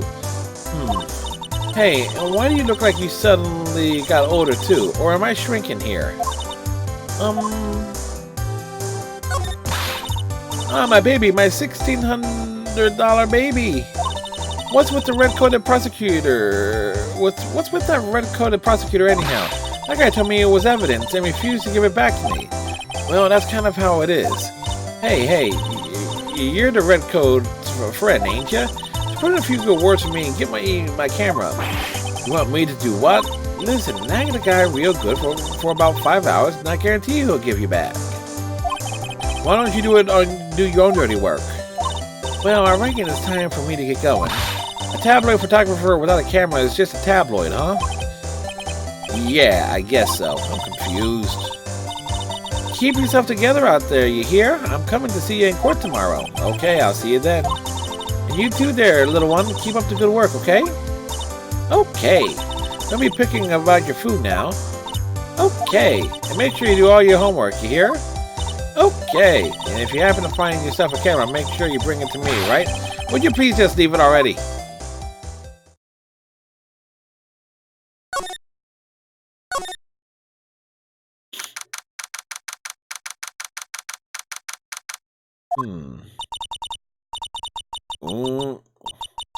I'm not sure how to say this. Mr. Nick? What is that otherworldly ghastly moaning? I hate evil ghosts. Wah! I don't think it's a ghost. Maybe it's a demon? Excuse me, what are you calling a demon, brat? Ah! Zoinks! It's the alien! Who are you calling an alien? Oh, it's just you, Miss Oback. What are you doing here? What is wrong with you youngins today? I came down here to pay my respects to poor Juan, and you're disturbing me. You're disturbing already.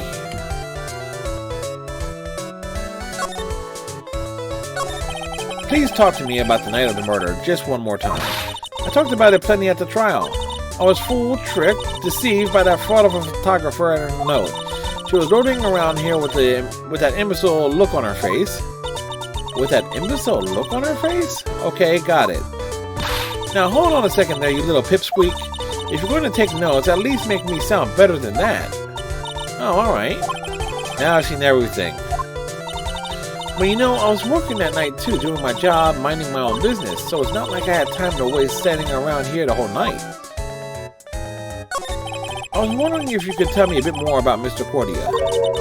He was the most popular star, you know, especially when they were accounts in my book. But I heard that he was lagging behind in the polls against Mr. Angard.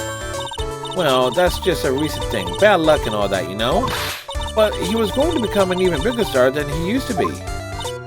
Look, just look at the mountain of presents. It's a show of the mountain of feelings all of his fans had for him. Yeah, the mountain is pretty big and certainly nothing to shake a stick at. Mr. Nick? What is it, Pearls? The presents, they're all bears, right? He's got a point. There isn't a single thing here that isn't a bear.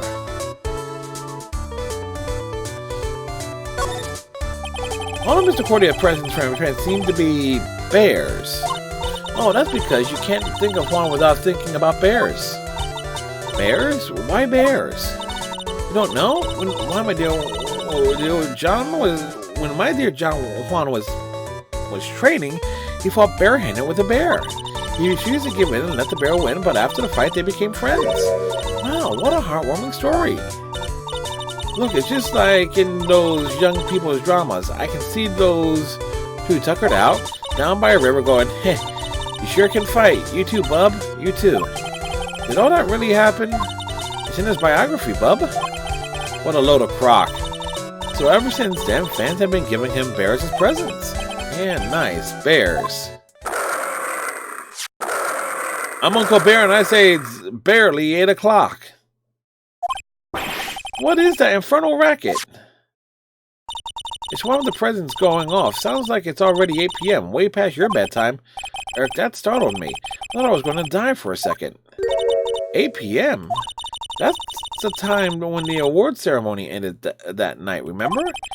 Time sure flies. Hard to believe it's been 2 days since the ceremony. The transceiver. Hello? Hello? This is not a phone. Maya. How is Maya? You haven't heard her, have you? It seems you were not able to fulfill your end of the bargain, Mr. Attorney. I've heard news. It would seem my present did you no good. No, Mystic Maya, Mystic Maya! One more day, please. All I ask is for one more day. I'll get a not guilty verdict for sure this time, please. I suppose if I must. I need that acquittal more than anything else, after all. Please let Maya say something. I want to hear she's alright. Alright, hiss, then. A little. What is with the static all of a sudden? Hello? Hello? It seems bad. Connection. Damn it. Did the transceiver just suddenly break? Excuse me. What happened? I don't know. All of a sudden it became nothing but static. Ah, Mystic Maya! Mystic Maya! Why did a transceiver suddenly break like that? I should probably have an electronics expert look at it. Sooner the better.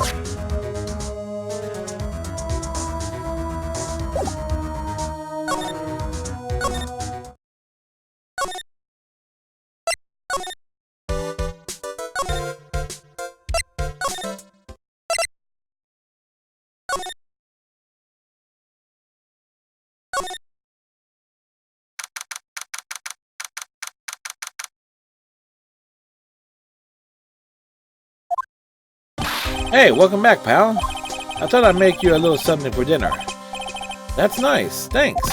A rich man's luxury's full-course meal, out of a can, that is. I'm sorry you went through all the trouble to cook, but I don't have time to eat. Oops, looks like you don't have a can opener, pal. You got to be kidding. And here I thought he had already whipped something up. Oh, I know. There's one way I know how to be helpful. Ask me about anything you want, pal. Go ahead. No, since he's here and offering, I wonder what I should try asking him about.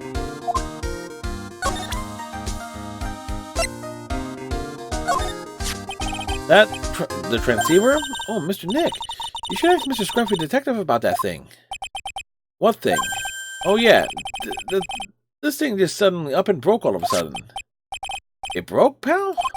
When I was talking to the kidnapper, it just suddenly broke into static. Look, it sounded like this. I don't hear any static, pal. Huh? Maybe it fixed itself? That's strange. I'm sure it was making a loud static noise. Maybe. Maybe what? Maybe it was electromagnetic interference, pal. Electromagnetic interference?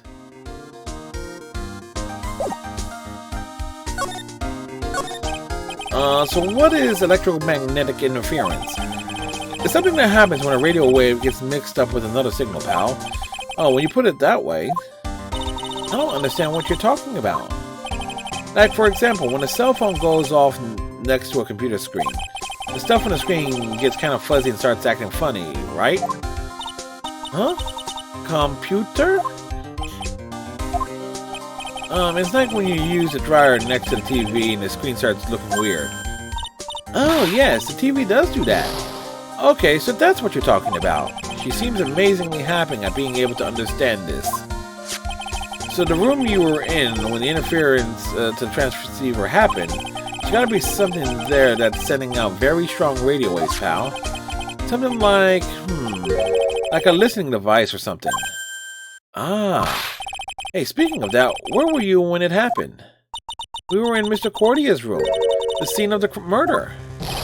What? That's it. I'm going to sneak into the precinct and get a bug sweeper. I'll meet you at the crime scene later, alright, pal? Oh, wait, gumshoe? Oh, yeah, baby. It's investigating time. I'm on fire, pal. My fingers are itching to go. Yeah! Something tells me there is no stopping that man. We should be going too, Mr. Nick.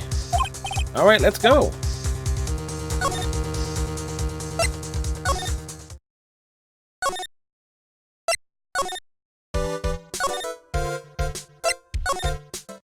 Whoops, wrong one.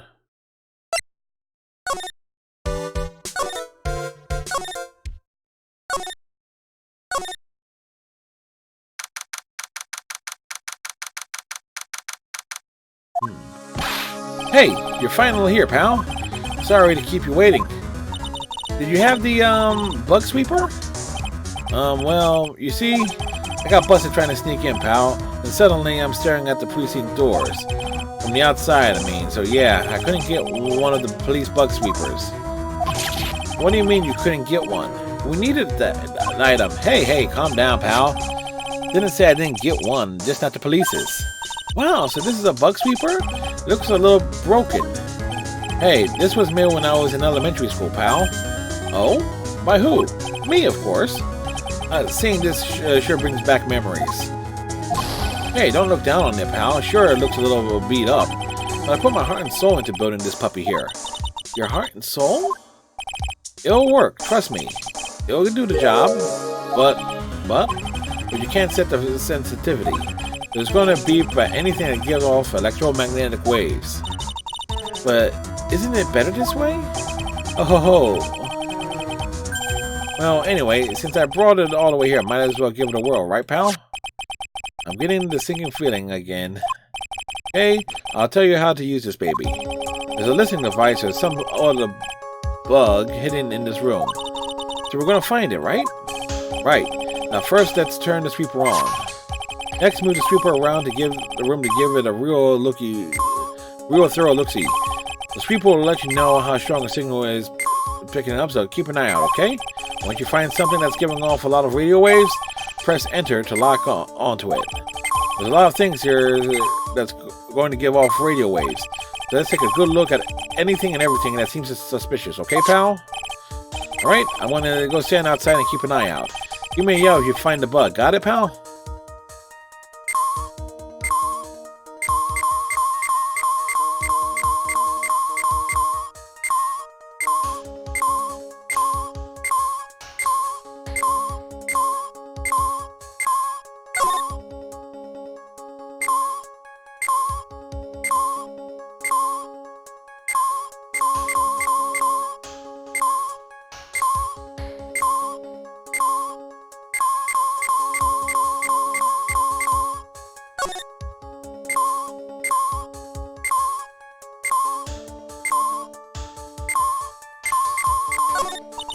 The radio's on and playing something.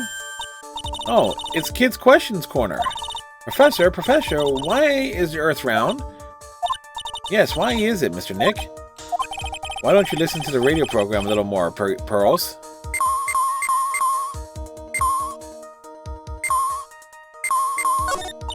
Oh, what a lovely bear. Ah, this must be one of those fancy bear-shaped toy robots. It's a robot? It's a real robot?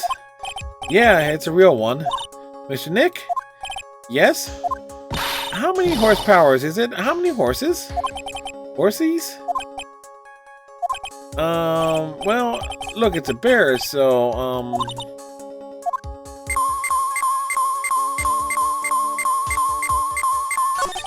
a cell phone. Nope, no bugs in here. A cell phone? Oh, what? Don't tell me you don't know what a cell phone is. I'm sorry, I've never seen one before.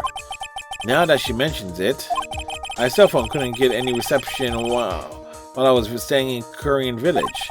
Pearls has never lived outside of that village, so... No, I guess I can't say it's impossible to live without one. Well, this phone is the most common place for a listening device, I'd say. But let's take the receiver apart first before we get ahead of ourselves. Oh, you know a lot about electronics, don't you, Mr. Nick? Yeah, I know tons, especially when it comes to taking them apart. It's my specialty. I'll leave the fixing part up to Gumshoe. So, is there a listening device in there? No, and I really thought it had to be in the phone, too.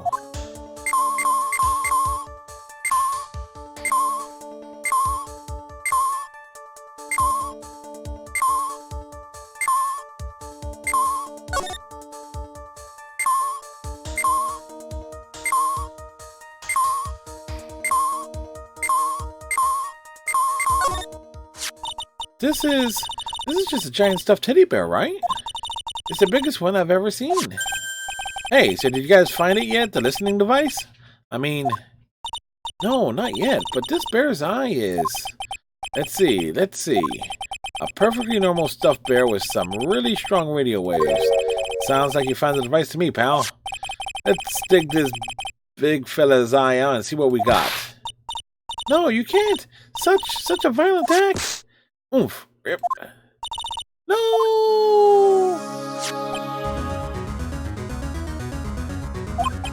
It's a miniature camera, and it looks like there's more. There's a transmitter and a timer. A what emitter? A transmitter, pal. Oh, is this more of that high-tech stuff? So this tiny thing is a camera. Yep, it's a pinhole CCD camera, pal. It's a small high-grade video camera mostly used in security systems. It's a video camera. It runs on a battery which comes with it in a set. But there's no videotape in this camera.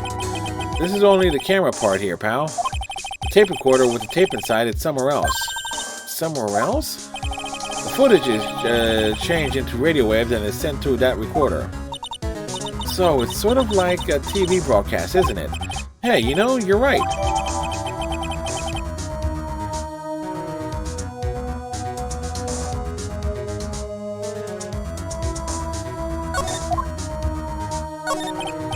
So what is a transmitter?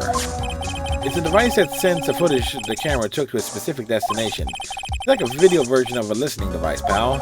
It looks like it's attached to a small clock-like thing. Oh, that's a timer, pal.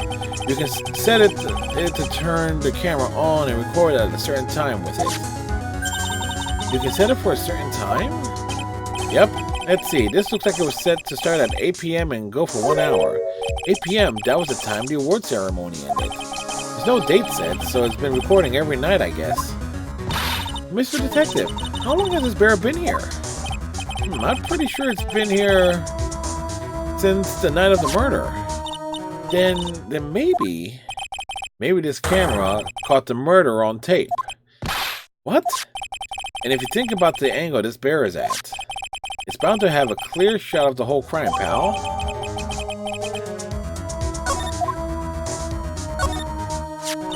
So there was a camera in this bear's eye, and it was disguised as a present.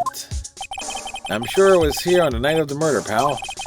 Pretty big, so it stands out pretty well in my mind. But who gave Mr. Cordier this present? I don't know, pal. But this means that someone out there got a video of what happened here that night. Is there any way we can find out who that person is? It's impossible, pal. Radio waves can be sent almost anywhere, so there's no real way to find out. Oh, is there really no way to find out?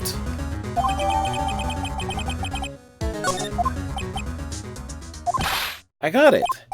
What? Hey, pal, let me borrow this minicam for a bit. What are you gonna do? I wanted to go around to the electronic shops and see if I can find out who bought this. But that's impossible. I mean, it's already 9 p.m.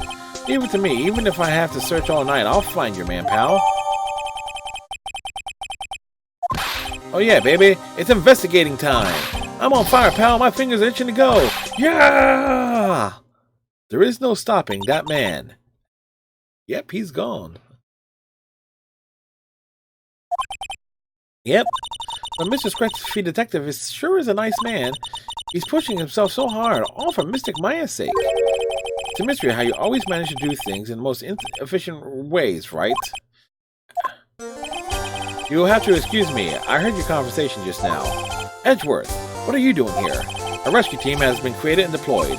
I can't say I'm optimistic, but we have to move forward one step at a time. I see, thanks. Don't thank me yet. We still have to find her. So there was a spy camera hidden inside of this stuffed animal, huh? You are one lucky man, right? Do you know this stuffed bear, little girl? I have no idea. Of course not.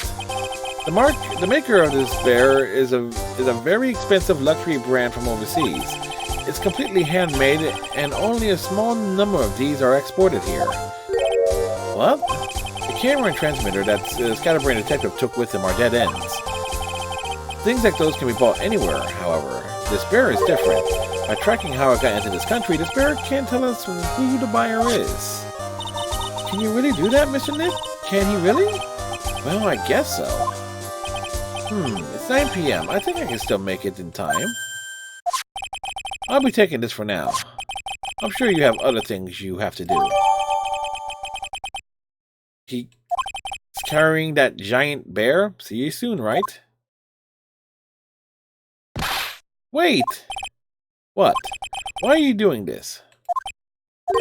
I have no interest in explaining myself to someone who cannot comprehend. But besides that, Wright, until court reconvenes tomorrow, you should concern yourself with this question. Who was the person that murdered Juan Cordia? The real killer. Do you really still think it was Adrian Andrews? To be honest, I don't know anymore.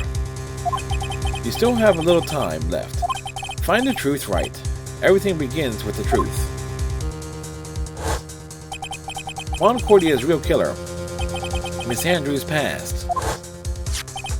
The kidnapper whose sole condition is an acquittal for Mr. Ungard.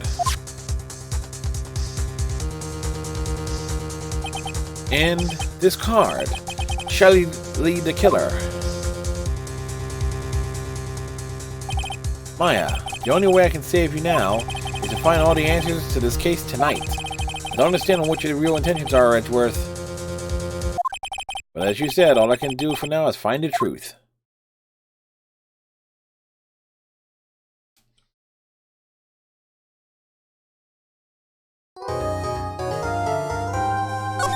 Save game? Of course. We saved the game.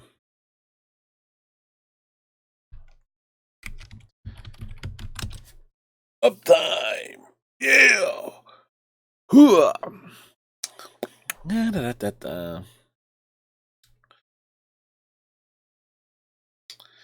Da, da, da, da, da, da, da, da, da, da.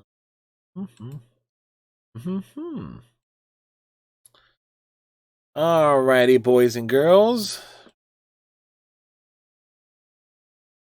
We shall continue.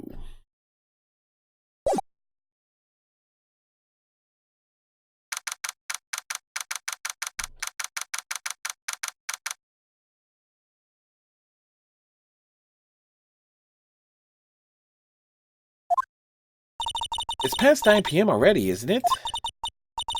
I wonder if Mr. Edgeworth has already found Mystic Maya. These things take time. I'd say probably not. Priests are professionals, Pearls. They'll find her, so don't you worry. And if we can win a guilty verdict tomorrow, then everything will be okay. You're right.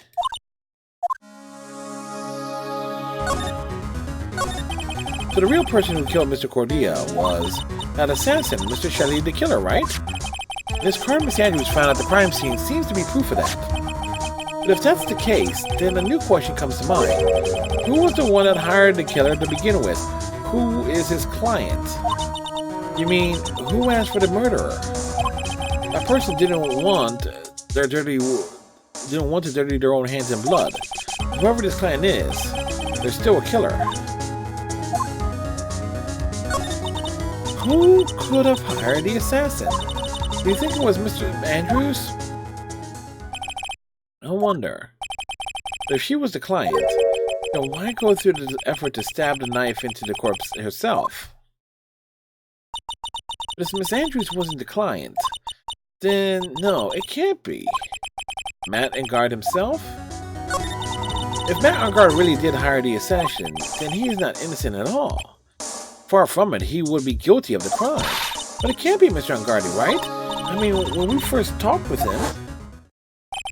Mr. Ungardi, I'd like to ask you one more question. Did you kill Mr. Juan Cordia?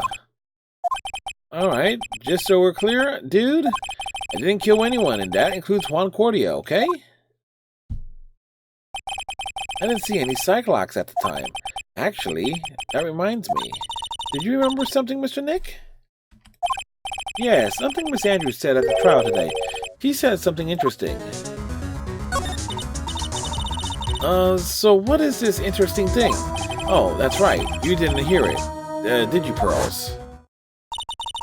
Juan had bet everything on the Jammin' Ninja this year. And if he lost the Grand Prix, he was going to make sure Matt was going down with him. That's what he thought anyway. It looked like somehow Juan had his hands on a secret so powerful that it would destroy Matt's acting career had it been revealed. Mr. Ungard's secret. What is the secret? I don't know yet. But for now, let's think about it this way. Mr. Cordia was going to reveal the secret. That means Mr. Ungard had plenty of motive to have Mr. Cordia silence. Which means we have to meet with Mr. Ungard. There's no way around it now.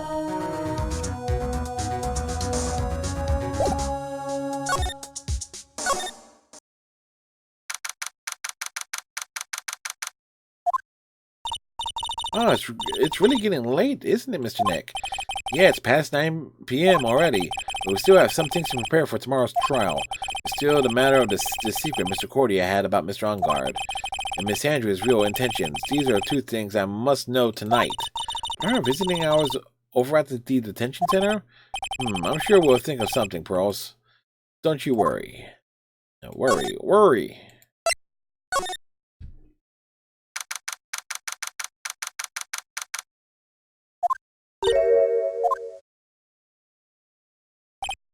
Hey, wait. What is it, whippersnapper? All I know is nothing that has anything to do with you is ever good. Just like now, I was handed this strange device for who knows what reason. I was told to use it to search the whole hotel. That's the bug sweeper, isn't it? The one Gumshoe made. I don't know, and frankly I don't care, but the request came from Edgepoo, so... Edgeworth. And he said...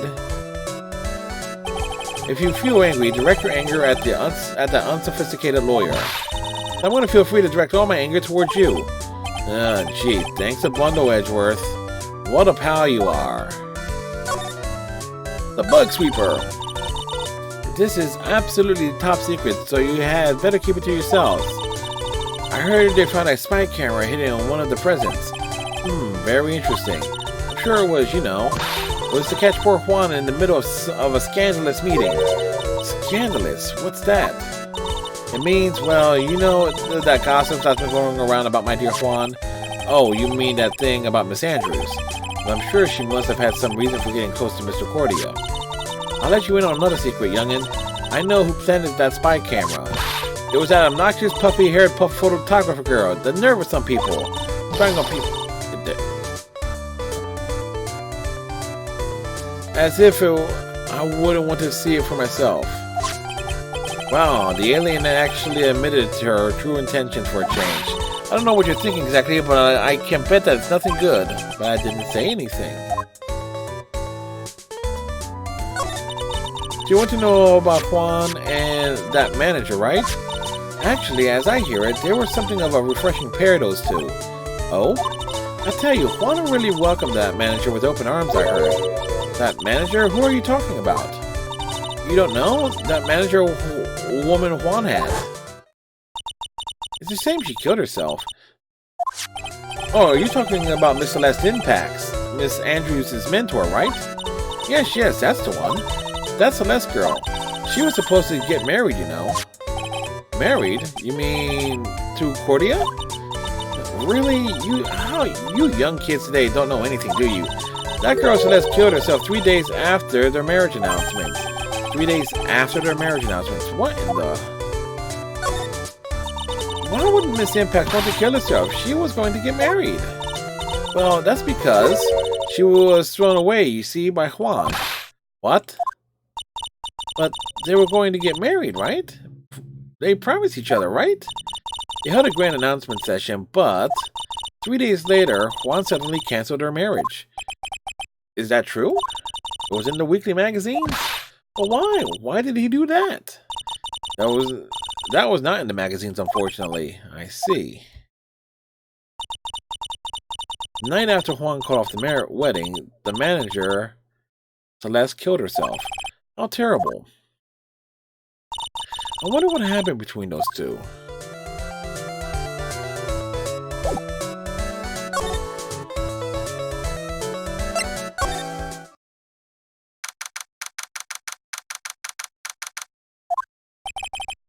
On that night, there must have been at least a few hundred people here. I guess the police are done with their questioning and investigating. Looks like things here in the lobby have finally calmed down.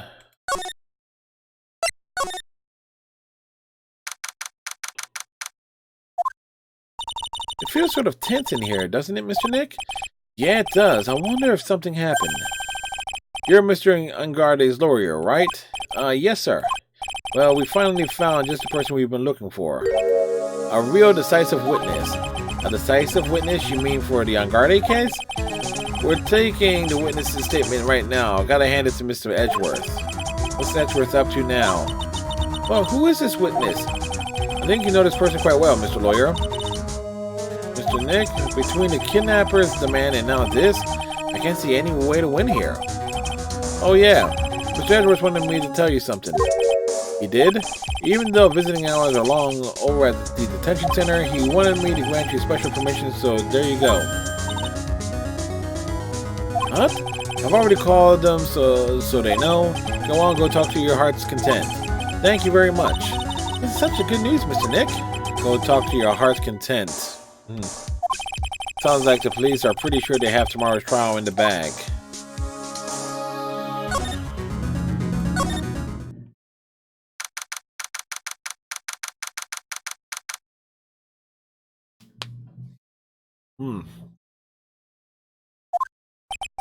I'm sure they must have transferred Miss Andrews here by now. That means that both Mr. Ungarde and Miss Andrews are in this detention center. Now then, whose story do I want to hear?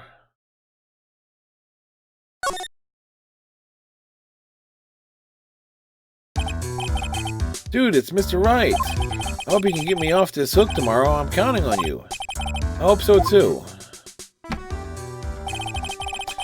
Edward has dropped a bombshell on me by saying that Juan Guardia was killed by an assassin, and that the assassin's client is this man, Matt Engard. What's wrong? Mr. Engard? There's something I must know with 100% certainty. You seem kind of different. You're totally not like your usual lawyer self, dude. Now, about this press conference. You mean the one where Juan was going to dress up as the Nickel Samurai? Yeah, I heard a little more about it from Miss Andrews. It looked like somehow Juan had in his hands a secret so powerful that would destroy Matt's acting career had it been revealed. Could you please fill me in on what this secret is?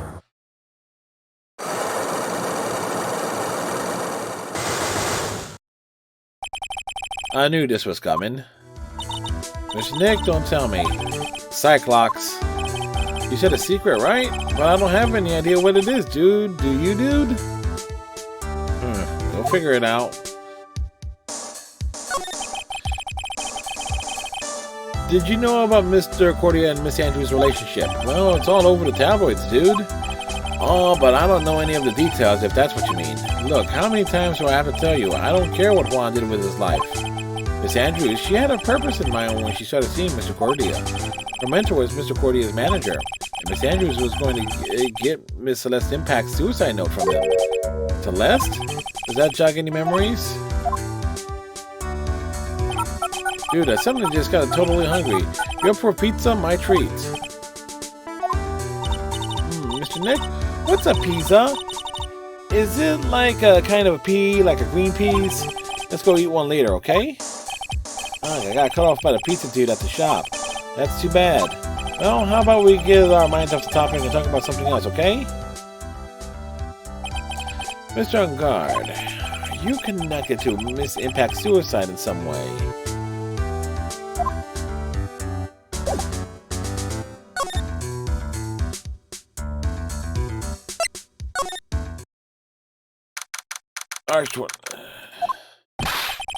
Oh, Mr. Wright, please, you have to help me. Uh-oh. Mr. Powers? What happened? Why are you here? You see, I got roped into this somehow. What? And now I'm going to testify at tomorrow's trial. The decisive witness is Mr. Powers.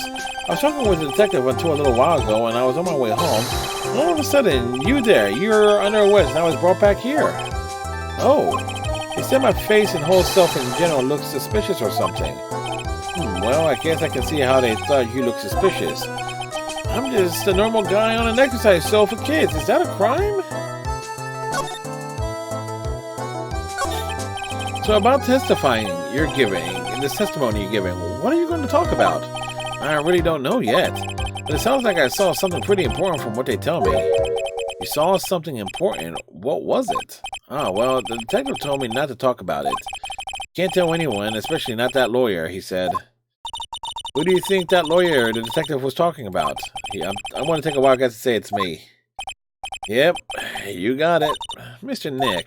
Mystic Maya and myself are your only two allies in this whole world, but it's alright. Ouch, I don't really have a lot of friends, do I? So, this is going to do a lot of damage to Matt, you know. Because he's got that refreshing like a spring breeze image going. But what is he really like? Well, let's see. Matt's always been kind of a player with women. He would never really turn a pretty face away, if you know what I mean. He's always saying it's just a game to justify himself. What? How horrible! That's unforgivable! Oh, sorry. Didn't mean to offend you. But you know, he said once that there's only one person in the whole world who won't swoon over me. One person who wouldn't swoon over him? His manager, no? Miss Adrian Andrews. Why isn't Mr. Power suddenly looking kind of energetic?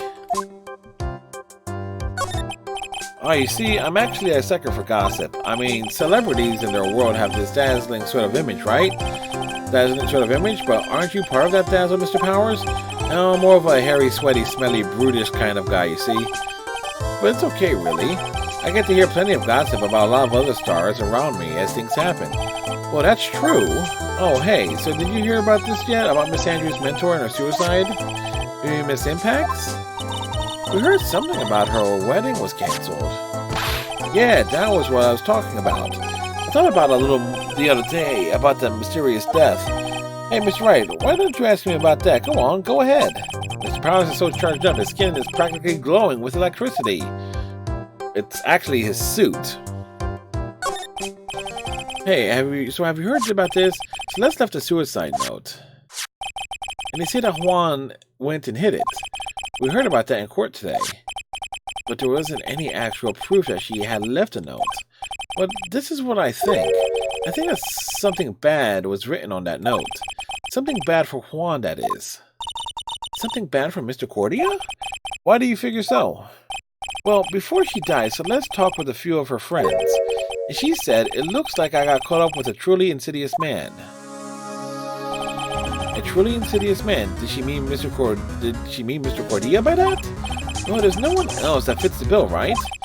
That would be reason enough for him to hide the suicide note. I see. Well, that's some good information. Thank you. You're welcome. Mr. Angard and Miss Andrews, they're both at the detention center right now. There's still things I don't understand or know about yet, I'm sure. I have to get these two of them to tell me everything.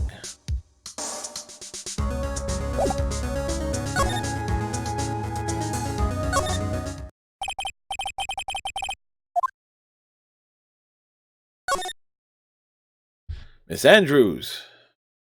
Oh, it's you. I'm sorry to be visiting at such a late hour, but there are a few questions I absolutely have to ask you tonight. Me? Thought your client was Matt. I'm sure Miss Andrews knows something. She can't be clueless about this secret Mr. Cordia had on Mr. Engard.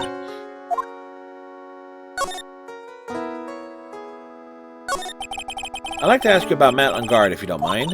Mr. Wright, you still don't know, do you? The real him, I mean.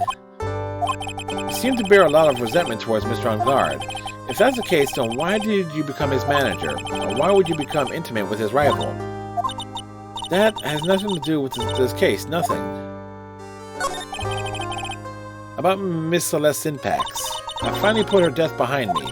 And now, thanks to you, it's all come back to the surface. I'm sorry. Yes, I was shocked by her suicide. And it's true that when I heard the rumor that Juan was the one who had hidden her suicide note, I began to draw close to him. I wanted to get her suicide note back and to burn it. You wanted it to burn it? But why? I didn't want it to spread just like another piece of gossip. But I never had any murderous intent towards Juan. I would never do something so stupid. Suicide note, huh? I wonder what it said. Why did you try to frame Mr. On Guard? That's simple, because he's the killer, that's why. Isn't it the good duty of every good citizen to inform the police? But there had to be another way. The police are excellent at doing their job, so they figure it out, right? Yes, they're so good that they couldn't figure out the real truth behind Celeste's death. Miss Andrews? Well, I know you're not the type of person to do something without a reason. So please tell me why you did what you did. Revenge. Huh? Did you say something just now?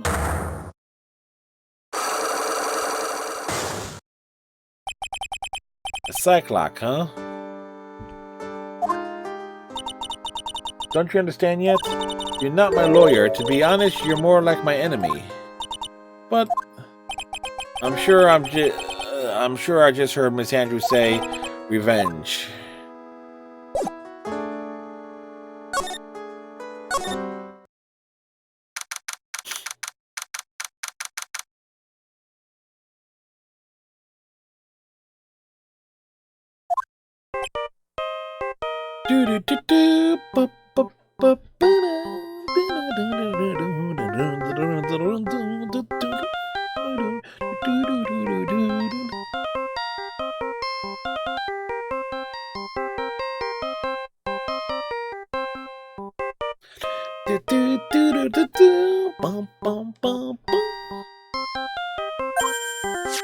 Mr. Nick, your phone!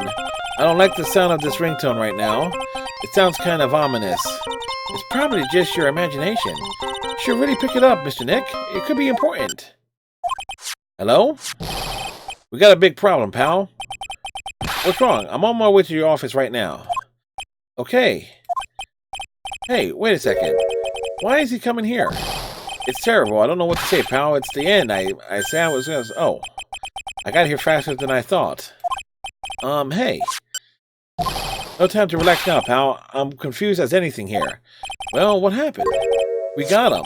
We know who bought that spy camera. Huh? This quickly? And this bear is what gave them away, pal. The bear? I figured it out, pal. I figured that we should have been looking into the bear instead of the camera. But wasn't it Mr. Edgeworth that figured pearls? And go on? There's only one person who bought one of these bears who's related to this crime. Who is it? Who would be so rude as to spy on another person in the room? Matt and Guard. Yeah, true. Huh? Matt and Guard, your client, that's who, pal. And here I thought that things couldn't get any worse. Are you sure you heard right? That's the person who bought this bear was... I heard it from the department store clerk, pal. This is the credit card receipt for the purchase. It's for $3,800, pal. That's an exact match to the price of that stuffed bear. A receipt? That's all you have? Nah, it's not just a receipt, pal. The store clerk said so himself. He told me, I'm sure I sold the bear to Mr. On Guard.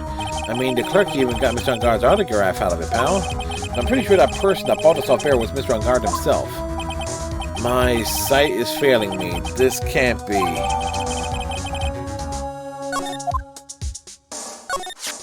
So what about the spy camera we found? That was a dead end, pal. I mean, you can get this kind of thing from anywhere. But for now, I guess I can give these back to you for to file away into evidence.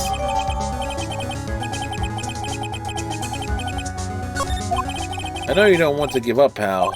I didn't think it was possible. The person who put the spy camera in Juan Cordier's room was Matt On Guard. Why would Mr. On Guard do something like this? I bet it was to catch Mr. Andrews and Miss Cordier in one of their rendezvous. I bet it's not good enough for me.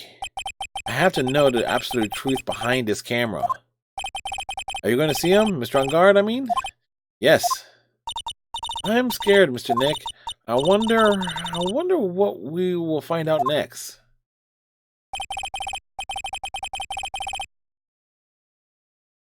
Scare myself, but I have to put on good face for pearls. Matt On Guard, what in the world have you done?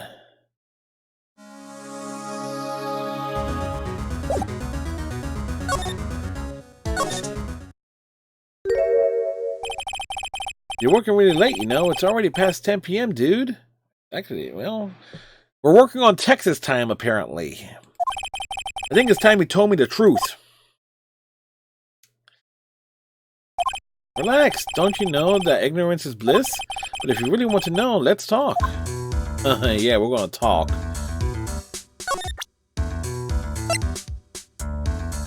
Take that!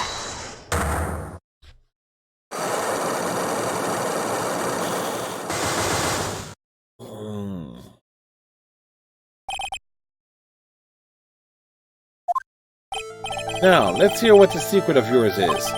What if Mr. Cordia had been successful in his plan? What would he have disclosed? I told you before, dude, I don't know. I don't know anything about Juan, okay?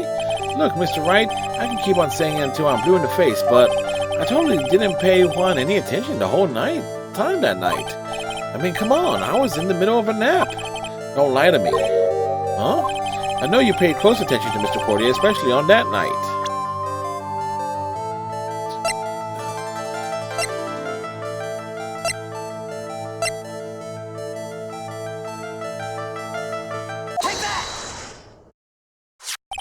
Someone used his camera to secretly film Mr. Cordia's room that night of the murder. Secretly film? What? And then sent the images to the images the camera took with this transmitter. Wow, but dude, where was this camera you're talking about hidden? Take that! The spy camera was hidden in this bear's eye. A bear that was supposed to be a present from a fan. I guess one had a few of those kinds of fans too, huh? Actually, I wouldn't say this bear was a present from a fan.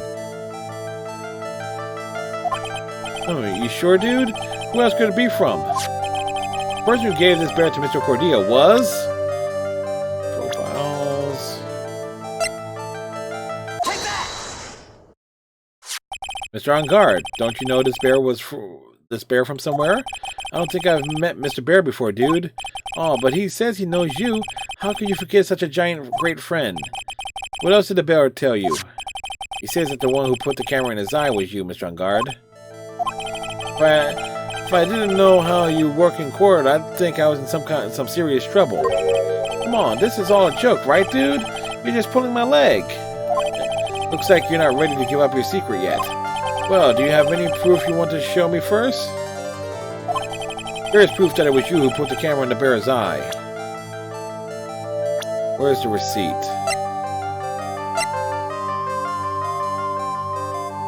Take that! I have here one credit card receipt, Mr. On Guard. It's from you. It's from when you bought that stuffed bear. Dude, all you can tell me from this is I spent $3,800. I go to that department store all the time, okay? This $3,800. This could be a toothbrush that I bought that one time. A $3,800 toothbrush? It's ivory, and it's got elephant hair for bristles. Ew, elephant hair? Is that what rich people use nowadays? Anyway, the store clerk clearly remembers you and your purchase. After all, you even gave him an autograph, did you not? Dude, you should have said that earlier. So can I ask you one thing? Yes? You're my lawyer, right, dude? So if you are, then why are you looking into stuff like that? Because if I don't know the truth, I can't help you. Sounds more like stupid lawyer talk to me. Hey, let's stop talking about this, okay? No, not yet. I haven't asked why you set up the camera yet. And what your secret is. Of course, it will be strictly confidential. So, what are you going to do now? I want to find out what I want to know, because I must.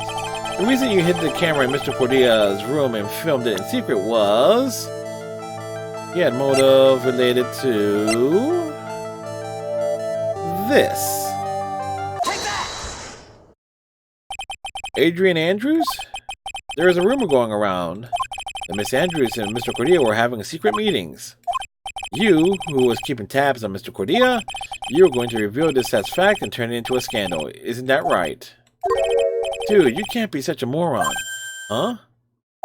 Oh man, Mr. Lawyer dude, that kind of scandal, that's the good stuff.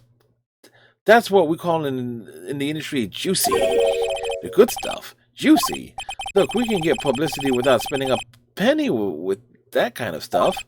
I mean, if people stop paying attention to us, then it'll be the end, dude. Too bad that wasn't your intention. What are you talking about? I wish your reason for aspiring was something so innocent, but it wasn't. You didn't inspire Mr. Cordia because of Miss Andrews. Then there's only one reason I can think of for you to do such a thing.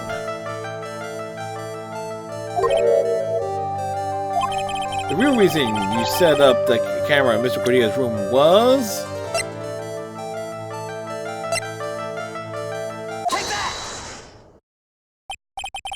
What is this card? Maybe he doesn't know about the card. This is a certain man's calling card. That man's name is Shelly the Killer, and I'm sure you know of him, don't you? Shelly the Killer? That's ridiculous. Why would I know some shady scumbag like him? If you really don't know him, then why are you acting so jumping all of a sudden? This is it. I'm finally starting to get to the truth. I can't afford to make any more mistakes now.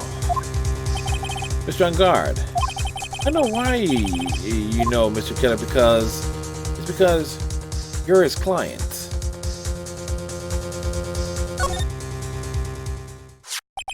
Since you're the one who set up the camera, that means you knew exactly what was going to happen in that room. So, how would you know something like that? It's because you were his client. That's why. You hired Shelly the Killer to assassinate Mr. Juan Cordia. The real mastermind behind this whole murder is... you, Matt On Guard. And here I was trying to be a good boy for you, dude. Thought that if you didn't know, you'd be able to do your job without feeling bad. Well, that's what I thought. And anyway, Mr. On Guard, you really did hire? Hold on a sec. I want to consult myself, okay? Consult myself? Well, I guess it's probably about time anyway. About time for what? I think it's time for you to meet him now, Mr. Lawyer Dude.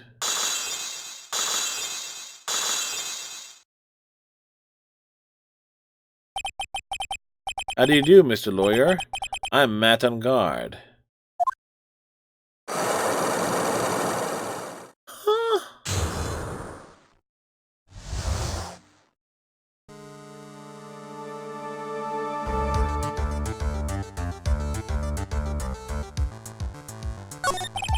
Well done, Mr. Wright. I bet it wasn't easy to gather as much information as you have. You are Shelly the Killer's client. You didn't really think I would dirty my own hands in this, did you? What do you mean? And that woman, Adriana, was quite brave herself, trying to stick the crime on me. I didn't think she had it in her. All I care about is that Juan is dead. Isn't that right, Mr. Lawyer? You're lying. What a terrible... It's way past your bedtime, little girl. Go on and let us grown-ups talk about more adult things. But why did you hide the video camera and... A weakling soon believes the words of others, just like that pathetic Adrian. He knows about Miss Andrews' secret. But I'm no weakling. I don't believe anyone. Least of all assassins. What? Oh, come now, Mr. Wright. Assassins are above blackmail. They turn their clients into cash cows by holding the sinful deed over their heads. And a superstar like me, how much do you think I'm worth? Care to guess? And that's why... Yes, that's where the video comes in. It's got his face and crime scene record on it. Preserved for all time. With that, I can keep him at bay and even blackmail him if I want. That's right, the video is my insurance. Isn't that what they call it, Mr. Wright? Why would you do something so wrong? Because I'm a grown-up and I can. Good enough for an answer for you, little girl? Rude. Why would you kill Mr. Cordia? Because he was about to sling so much dung onto my beautiful public image. Scandals are a little annoying, aren't they? This is all because of that press conference, isn't it? If Mr. Cordia had been able to give it, then Mr. Engarde's secret would have been... Ah, well, that's what we call taking advantage of the situation, you know? I had no interest in doing it, really, but bit by bit, it crept up on me. And then the situation just presented itself perfectly. How beautiful, I thought. And that's how Mr. Cordia ended up dead. Let me tell you something.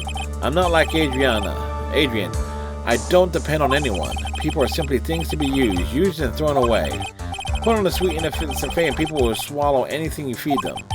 Adrian fell for it, the assassin too. Oh, and how can I forget? Even you fell for it, Mr. Lawyer. Everyone all working their butts off for me, Mr. Matt on God. Oh, did that leave you speechless? What a shame. What's wrong, Mr. Lawyer? You've grown awfully quiet. How could I have been so deceived by you all this time? When we first met, I asked you if you had killed Juan Cordia. You answered very clearly that you hadn't killed anyone. And now, I never told you any lies. The person who did the killing was the killer guy, right? All I'm guilty of is taking a cat nap in my room. You killed Mr. Cordia. I dare you to say that in court tomorrow. Oh, but too bad, you can't. You're my lawyer, after all, aren't you? You could always drop my case and refuse to represent me. How does that sound? Oh, but you can't, can you? That would be the one thing you absolutely can't do. Mystic Maya. You wouldn't want to test the killer. He's a man of his word, or so I hear. You can end up getting a certain friend of yours rubbed out if you lose. You scoundrel. So if I were you, Mr. Wright, Esquire, I think I would give it my all tomorrow. Remember, everyone likes a happy win-win resolution. I'll get you for this. That's such a cliche phrase. Juan said the same thing like that, if memory serves. Of course, well, we all know how well that turned out for him, don't we? Good night, Mr. Lawyer. Maya.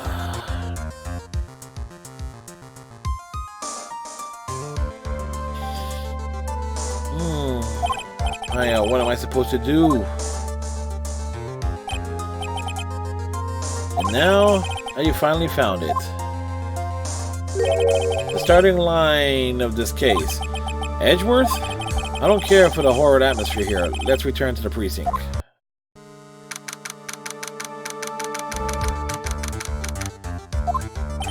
Well, Wright, what are you going to do? If you plan on changing your strategy, no, we can't do that. That's right. He's holding Maya hostage.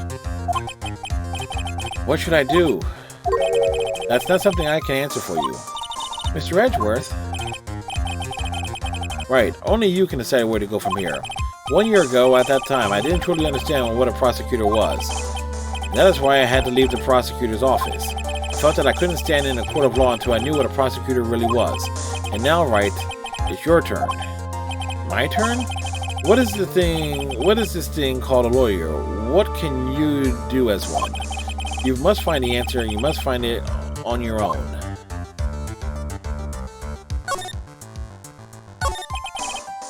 I'm a lawyer, but to fight for someone who is clearly a killer... Guard, that man is really... doesn't matter who, every person deserves a proper defense and a fair trial. Isn't that the basis of our judicial system? Proper defense? Well, what exactly is that? Is it where a lawyer forcibly and blindly gets an acquittal through shouting and trickery? Ironic that you of all people should say such a thing. Isn't that exactly how you have fought for your clients up until now? Well, that may be true, but that's because I believe my clients to be innocent from the bottom of my heart. But if I were to get an acquittal, that isn't a proper defense at all. I became a lawyer because I thought I could save people who were suffering and in pain. But when I look at this mess we're in, I can't even protect the person closest to me. Even if I win the case, I still lose in the end. I just don't know what to do. Right. Would you get a hold of yourself? You have it all wrong. Huh? We aren't some sort of heroes. We're only human, you and I. You want to save someone. That's something easier said than done, wouldn't you say? You are a defense attorney. You can't run away from that. You can only fight. That's all you can do. Why fight? People like you and Francesca Vancama are always using all you have to pin me down. You fight to the very end, even when you know the truth is not with you. But I'm not like you. I can't fight for a false verdict for a man I clearly know to be guilty. Francisca, she fights for herself. The only thing she fights for is her perfect win record. That's all. And isn't that the same as you? Isn't that why you ran away a year ago? Because your precious win record was destroyed? You are so petty. I see. Now I understand why you despise me so.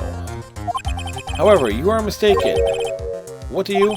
Thanks to you, when you sealed off my path to a perfect win record, I began to realize the error of my ways. I realized that things such as a perfect record were meaningless. What? I don't believe you. Are you saying that is why you left the prosecutor's office? But then why are you here now? The answer to that is something you will find out on your own. I have faith you will see it before the verdict is read tomorrow. But if you can't, then you will be powerless to change the ending of the story. Mr. Nick, the transceiver. I'm sorry for what happened earlier. Now then, Mr. Attorney, do you wager you can obtain an acquittal tomorrow? My, what is the matter? Mr. Attorney, I don't sense your usual anger this time. Tell me, please, why are you holding Maya hostage for Mr. Iyengarde's sake?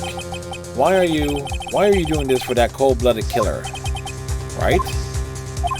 Please don't misunderstand things. He is my client. Don't toy with me. A man who hires an assassin is just as much of a killer himself. I believe you were asking me for a reason as to why I am doing what I am. Yeah.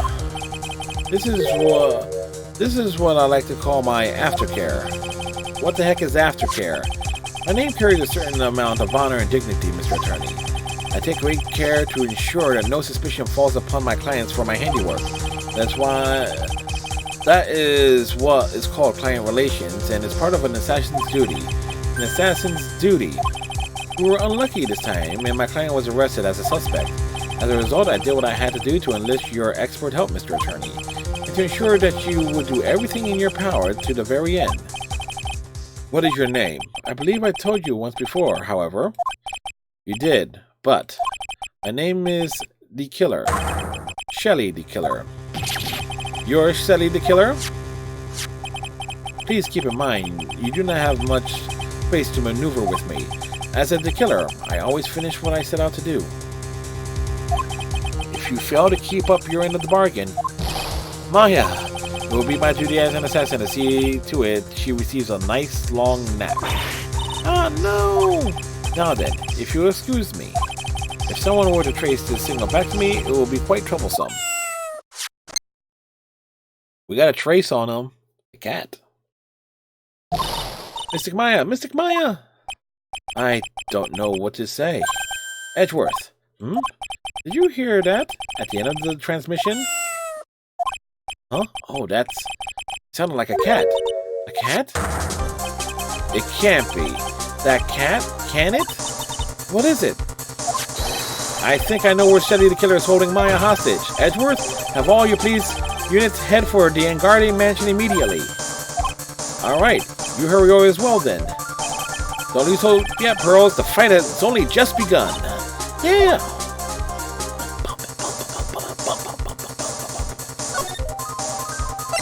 Oddly enough, we gotta go to the hotel.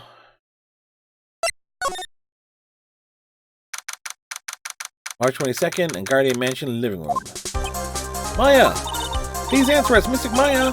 We have this area completely surrounded. There is no way for him to escape, assuming he's still in the area. I can't believe it. But that butler, all this time, he was the killer.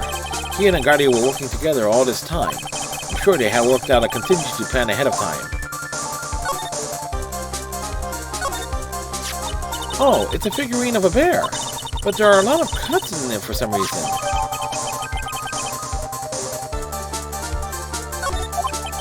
A bear? Isn't this more of a thing for Mr. Cordia? Why would something like this be here? Right, look down. There's a little pet door installed here. Ah, I'm sure that's for a shoe. Do you think that this came to that little door? The door. It's locked. Well, I'm pretty used to breaking down doors by now. Let's go, Edgeworth. Slam! Slam, slam, crash! Boom, bang! Ah, there's no one here. From the looks of this room, I would say this is Iyengarde's private lounge.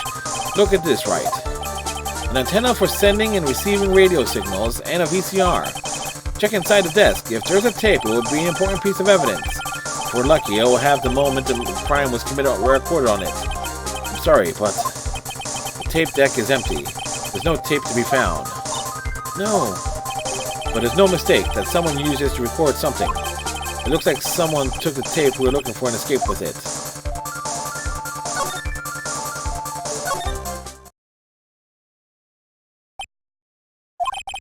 We searched all over, but it looks like he's got away. I'm sorry. It looks like he slipped out of our grasp this time. And now, we've lost our only lead. Don't give up yet. That little girl is looking to you to be her pillar. Yep, you're right. We're close, I can tell. We've already set up a checkpoint along every route leading out of the district. Leave the rest to us. Yeah. This looks like a picture of Miss Impax. With love, Celeste. Miss Impax, you mean? Yes, Cordia's former manager. Why would a picture of Miss Impax be in Mr. Angarde's mansion? Why did it say with love? This might be a clue. Ah! What's wrong, Pearls? Please let me see that picture frame. Oh, what's so special about this frame? On the back. There's something written on the back of the frame. Maya. It's Mystic Maya. She left us a message. What?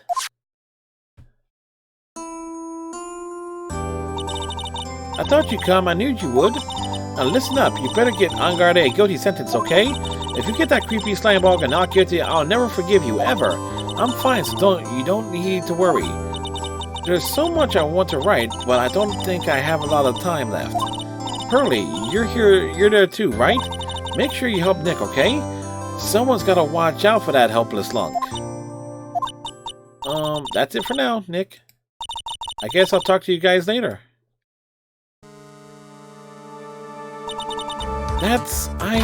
No! Mystic Maya! Right! What's wrong? Why the blank stare? Oh, nothing. We searched the house, and this is the last room. It looks like he eluded us. Edgeworth, yes? As far as clues goes, I think this is about all I'm going to get. But I'm still short one last thing. And what is that?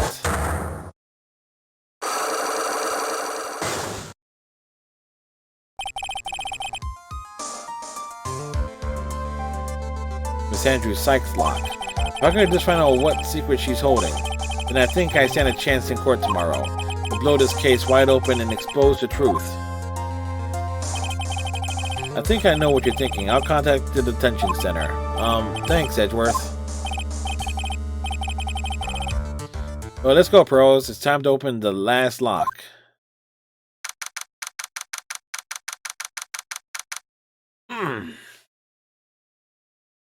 Yeah, this case taking a while. And obviously, my breaks probably extended the stream a bit.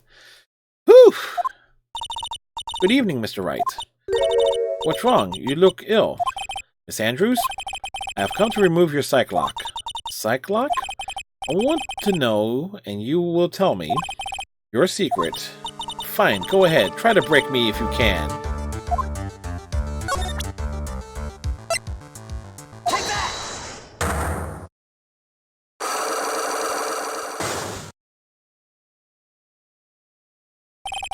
Why frame him?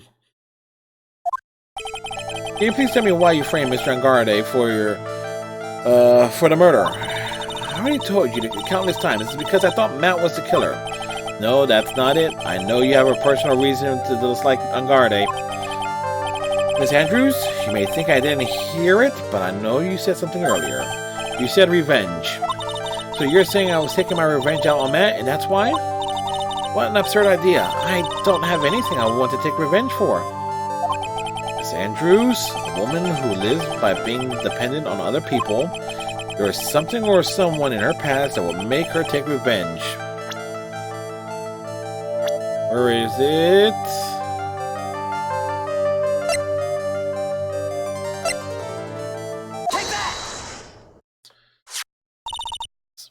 Celeste?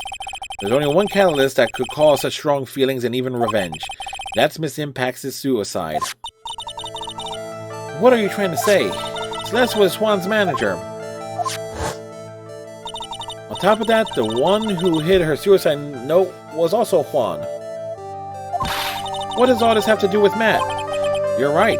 You haven't mentioned him. Yet.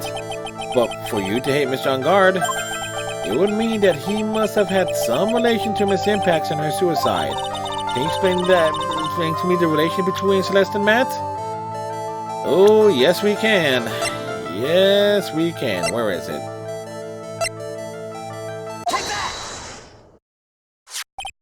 This is a photo of Miss Impax, correct? She looks younger than when she passed away, though. Huh? With love, Celeste.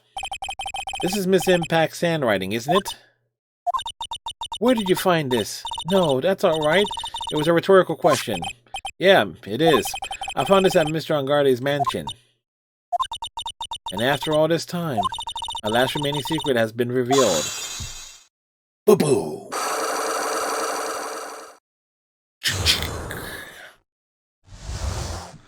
Unlock all the secrets! Why frame them? Celeste, she was supposed to get married to Juan. Yes, but I heard that it didn't work out. Because Mr. Cordier didn't want to get married to her anymore, right? Yes, because of Matt. Because of Mr. Engard? What do you mean? I think I can see where this is going. Celeste, she was Matt's manager a long time ago.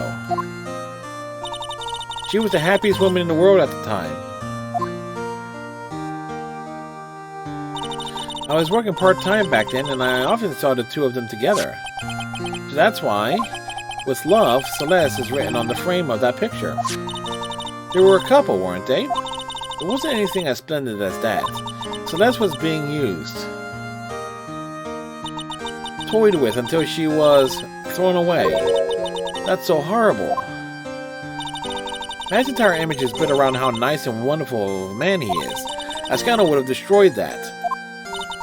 Which is why Celeste, in her kindness, moved over to Worldwide Studios. That is where she met Juan. She seemed really happy with him, even happier than when she was with Matt. Celeste and Juan were a good match. Was such a good match, they were even planning to get married. And then, it was suddenly called off. On the night Juan called their marriage off, Celeste, she killed herself. And that's why I framed Matt. It was revenge for Celeste and for myself. Well, the question is, the thing is, this is what's bothering me. What's the connection? If Juan called off the wedding, what's the connection with Matt, who's a total dickweed, who had him killed? But what's the connection there? That's what's bugging me. I'm sure even you can guess why Juan called the wedding off, right? Matt confessed to Juan about his relationship with Celeste. I see, so that's what happened. But then why didn't Mr. Cordier have to call off the wedding? I don't understand at all. It was probably because of his worthless male pride. Juan and Matt were always fierce rivals. Matt waited for the wedding announcement and then unleashed the truth on Juan. He was aiming for when it would hurt Juan the most. Poor Miss Impax. That wasn't the end of it. That day, I'm almost certain that Celeste left a suicide note behind. And in that note, she left a detailed account of Matt's various misdeeds and that she would never again be hurt by Matt. She chose to die. Then when Juan discovered her body, he hid her note. But why would he do that? It's simple. Juan realized that note was a powerful weapon against Matt, and it will be especially damaging to his refreshing like a spring breeze image. Any case. With his pride hurt, Juan sought revenge. Revenge, there's that word again. Juan wanted to publicly disclose the contents of the suicide note. And at a time that will cause Matt the most damage, of course. And that was at the press conference after the stage show. I know all about it because I heard it all from Juan. It was so I could find out all about all this that I drew close to Juan to begin with. They're quite a pair of hideous monsters, aren't they? Even Celeste's death was something for them to use in their game. That night when I found Juan's body, it was only natural that I thought the murderer was Matt. Those two were always spying on one another after all. As for me, I was frankly searching for Celeste's suicide note. I wanted to destroy it before it ever went public. I was going to burn it. I even brought a lighter. But I couldn't find the suicide note, and that's when the revenge plan crossed my mind. Yes, I was going to bring them my own kind of cool revenge. Oh, what a tangled web we weave, don't we? Celeste was killed by those two monsters. When I stabbed Juan's body with that knife, I didn't feel a single shred of guilt. And that's all I have to say. Well, Mr. Wright? Even knowing all this, are you still going to help that man? I'm a lawyer. I see. What a foul profession. Thank you very much for your time and for talking with me. It was no big deal. I couldn't sleep anyway. I can't sleep either. Not with my situation or with what I know now. Alright, folks. I think pretty much we got the trial left here.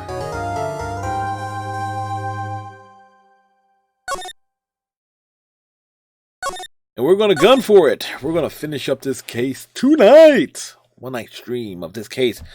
That means Monday, we'll be starting up the third of the Phoenix Wright games. In a way.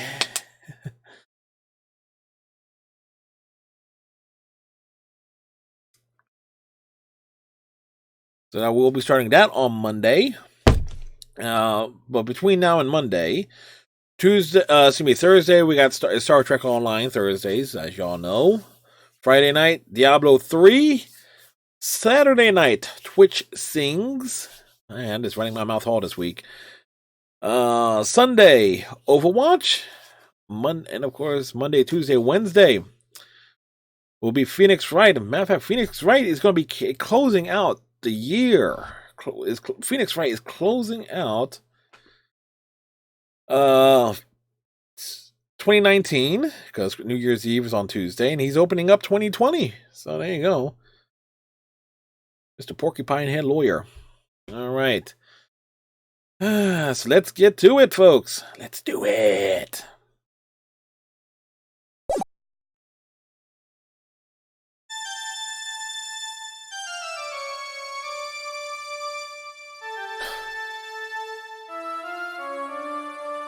How did I get into this mess? That's far enough. You can't run forever, Mr. Phoenix Wright.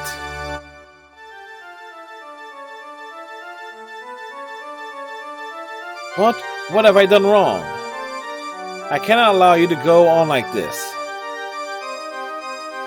But I'm just a simple defense attorney. Silence! You are no longer worthy of your title.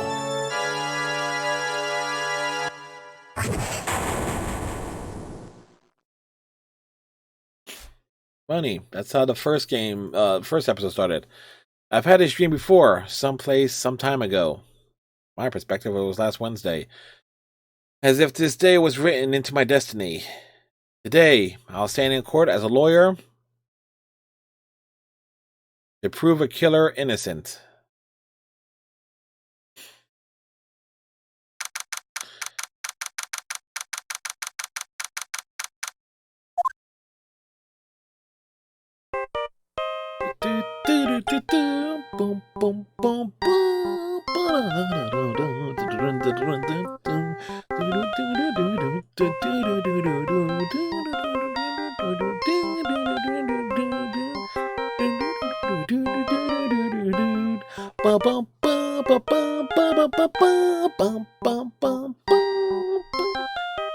I gotta find that for my own phone. Beep. Hello, this is Phoenix Wright. You don't look so well, dude. You're gonna prove me guilty today, right? You're gonna prove... Boy, did I misread that. You're gonna prove me not guilty today, right?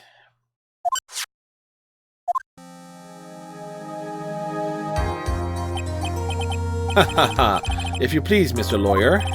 Remember, it's not just me your precious friend's life is riding on today's verdict, too.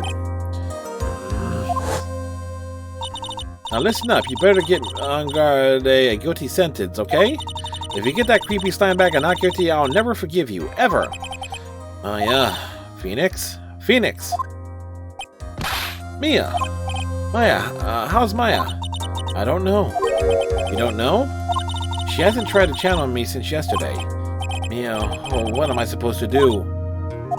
Well, like I said, for a lawyer, the worst of times are when you have to force your biggest smiles.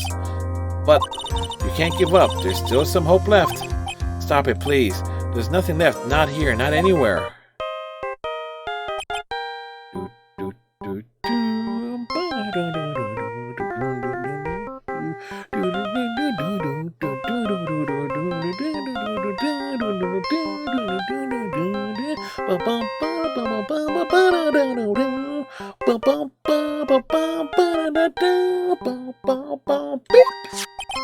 I guess that accursed Engarde again. Will you leave me alone? Look, don't call me anymore. I mean it. You're really mean, pal. Gumshoe, I'm really sorry. Where are you? They let me join the investigative team and we're chasing after the killer, pal. Then you have some sort of lead? Sorry, but right now we got 0 leads on the guy. But we're not going to give up. Gumshoe, until the trial is over, until the verdict is handed down, we're going to do everything we can to find the killer. If we can get Maya out, then you can get if we can get Maya out, then you can get Engarde the guilty verdict he deserves, pal. That's true. I can do that if they found Maya first. You got that? So you have to do whatever you can to make the trial last longer. Have to make the trial last longer. If you go on Mr. Edgeworth with everything you got, then you two can draw it out. Oh, now I get it. I believe in you, pal. You and Mr. Edgeworth can do it. So, believe in us. We're going to give it all we got, just like you. Got it. Thanks, Gumshoe. Hey, Phoenix. You understand now, don't you? You have something money will never be able to buy. Friendship. It's the strongest weapon in the world, and you have it in abundance. Yeah! Looks like we're coming to the end. I have to make this trial last as long as I can. Gumshoe will come through. I know it. March 23rd, 10 a.m. Alrighty. And you know what's funny, though? Despite everything, Edgeworth is not going to go easy on us. Because he has to go all out, too. I mean, that's kind of the thing there. It's a catch-22 on all fronts. Court is now in session for the trial of Matt Engarde. Defense is ready, Your Honor. Prosecution has been ready for a while, Your Honor. Now, as I recall, we concluded yesterday's session with a big mystery on our hands. The mystery being what exactly was Miss Adrienne Andrews' role in this murder. That is to say, is she really connected to the crime itself? Mr. Edgeworth, if you will please inform the court of today's proceedings. Adrienne Andrews. She forged evidence that threw suspicion onto Mr. Engarde, and then proceeded to escape the crime scene by wearing a nickel samurai costume. The guilt of these actions are from which she cannot escape. And you're saying that she is guilty after all. I'm not finished, Your Honor. Miss Andrews has nothing to do with committing the actual murder. I would like to direct the court's attention to this card. What is that? It looks like a shell. This is a calling card of a certain assassin. Assassin, you say? Yes, Juan Cordio was killed by a professional assassin. That person who hired the assassin, his client, so to speak, is Matt Engarde. What a surprising turn of events! Those of us...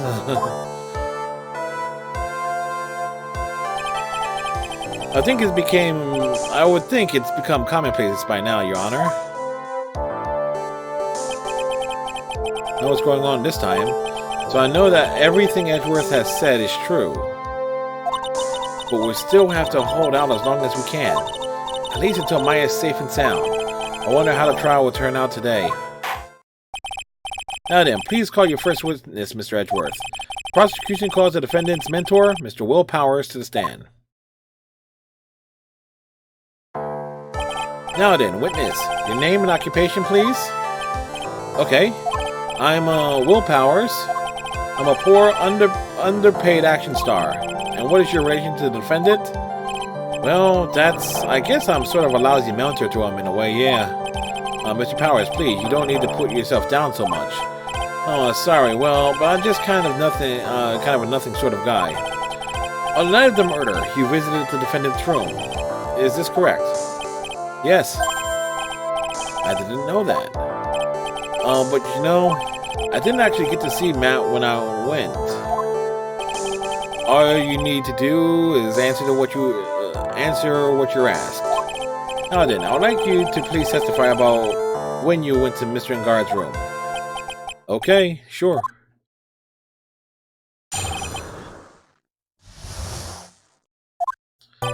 After the award ceremony, I went by myself to Matt's room. Matt was standing there in front of his room, still in his nickel samurai costume. He was talking with someone. At first, I thought it was the bellboy. I watched for them for a while, but then I gave up and went back. I had guests with me that night, and I couldn't make them wait for me. Which we know is true, because we were the guests. You, me, Phoenix, Maya, Pearls? We were all guests. Nothing sounds out of the place in Mr. Powers' testimony. And talking with the bellboy is no big deal. If one assumes that the person Mr. Engard was speaking with was an ordinary bellboy. What are you implying? Well, Mr. Wright, let's have your cross-examination, shall we? Looks like we're in another sticky situation. Huh? A trap. Can't you smell it, Phoenix? But for us to find out more, we're just going to have to charge in head first, right?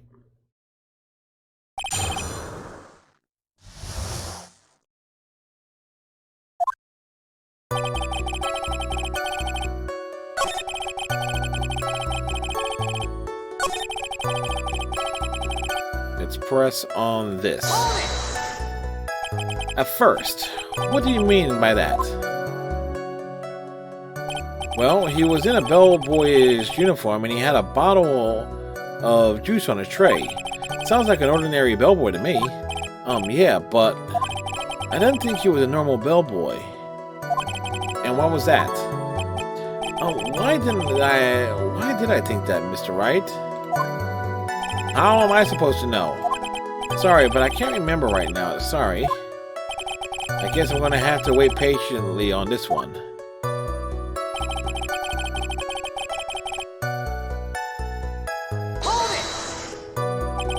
You saw the two of them, the bellboy and the defendant, together, correct? Yeah, the bellboy just wanted to say congrats. Now, while you were watching the two of them, did you notice anything strange? You know, I did feel something weird. I think it was because Matt, well, he gave the bellboy a tip. A tip? But that's a perfectly normal thing to do. So how long did you watch the two of them? Not more than a minute or two, I think.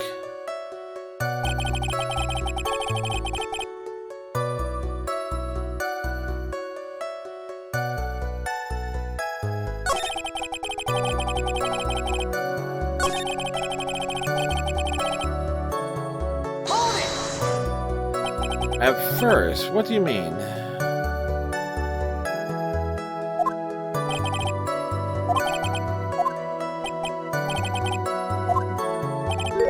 Hey, wait a second. Actually, Mr. Powers, only a few minutes ago you stated... you know, I did feel something weird. I think it was because Matt, well, he gave the bellboy a tip. Could it be that you felt something strange about the tip-giving incident itself? Ah, yeah, that's it. You really know your job. Mr. Edgeworth? Yes, Your Honor. This bellboy, he wasn't an ordinary one, was he? Perhaps we should let the witness tell us. Very well. Mr. Powers, please amend your testimony. You mean about the bellboy, right?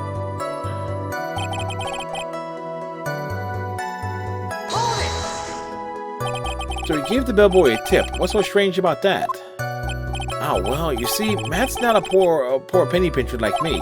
I was trying to figure out how much it was because the tip really shocked me.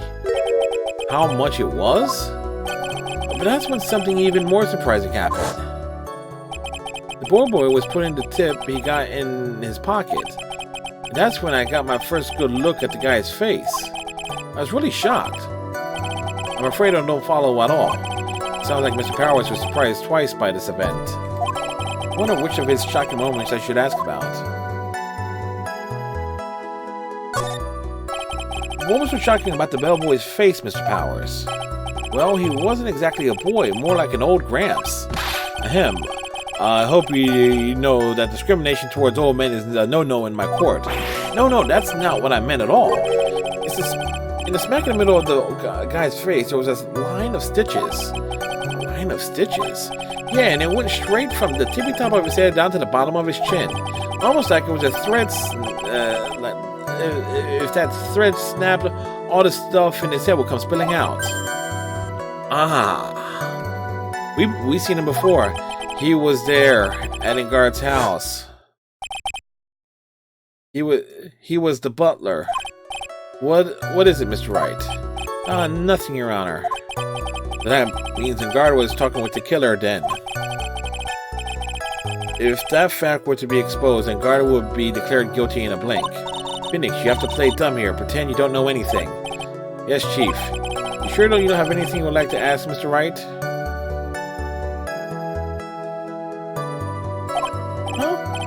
What did you say, Your Honor? Nothing, Mr. Wright, nothing. We're just going around and around in circles. Now then, Mr. Powers, please continue with your testimony.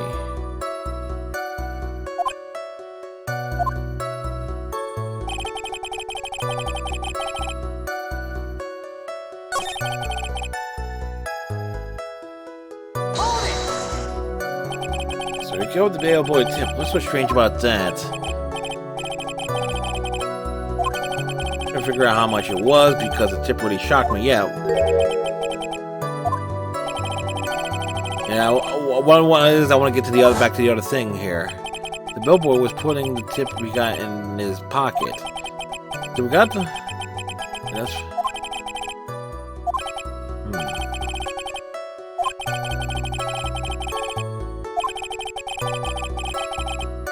We asked about his face. Let's ask about the tip. The defendant is a huge star. He can afford to give a generous tip, wouldn't you agree? Sure. But giving him that much was maybe a little too much, I think. A little too much? Would you please clarify for the court? About how much would you say the defendant gave the bellboy? Honestly, I don't know. I can't even begin to guess. And why is that? Because he gave this bellboy a really, really fat roll of cash. A roll of cash?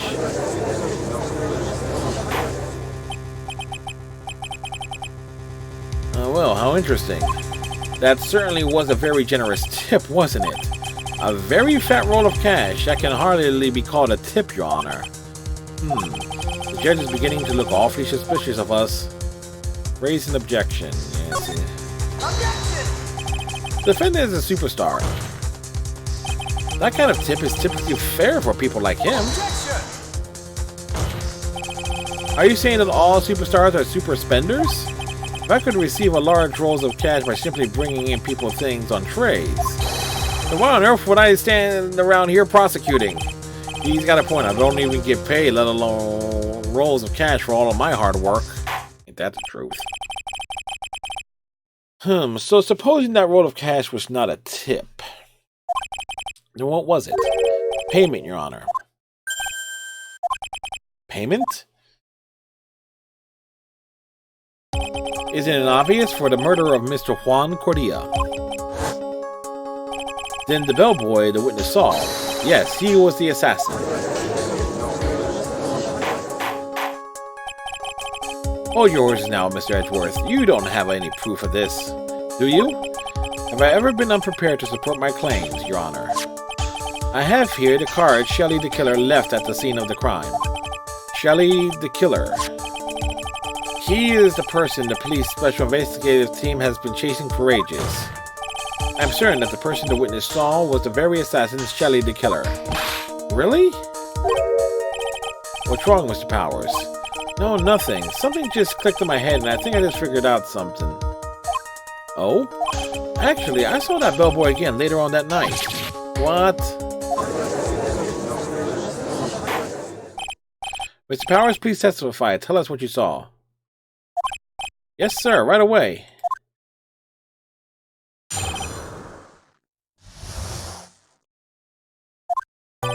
This time I was in that hallway because I had to go to the bathroom. And that's when the bellboy I saw earlier came out of the room. Of course, when I say room, I mean Juan Cordia's room. Now that I think about it, the bellboy did seem kind of out of place. Yeah, so he had to be the assassin, I'm sure of it. I mean... Thank you very much. This is all we need for now. Huh? But I'm not done. There's still more. Let us first establish that the bellboy was truly Mr. the Killer, then we shall see. The bellboy came out of the victim's room. And if the bellboy really was the assassin, then I think the answer is fairly obvious. That would be correct, Your Honor. Well, Mr. Wright, I believe it's your turn to entertain and make us laugh. Ha ha ha ha. There's no laughing matter. He is so mean.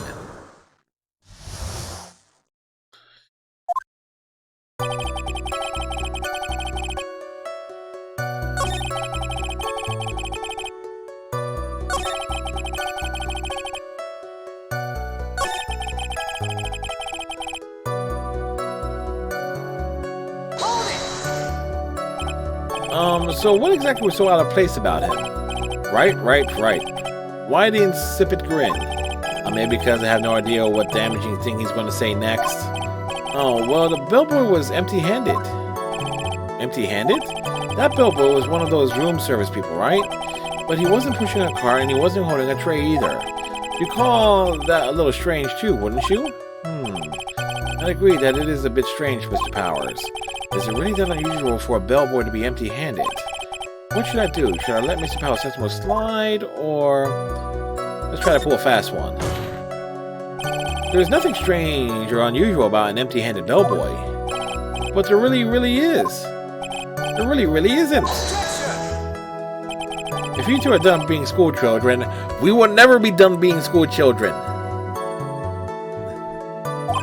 Bellboys are for room service. There is no reason for them to be empty-handed, ever. Your Honor, I ask that the witness' previous statement be supplanted with this new one. Edgeworth, are you going to do whatever you can to make this bellboy look suspicious? I see. Very well. This court recognizes and grants the prosecutor's request. Mr. Powers, if you could amend your testimony, please. Yes, sir.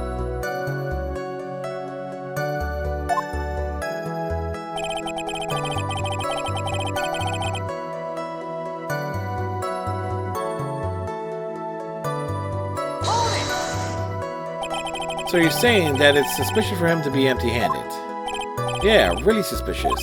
I mean, when I first saw that bellboy, he was holding a tray in his hand, and there was a bottle of juice and a wine glass on it.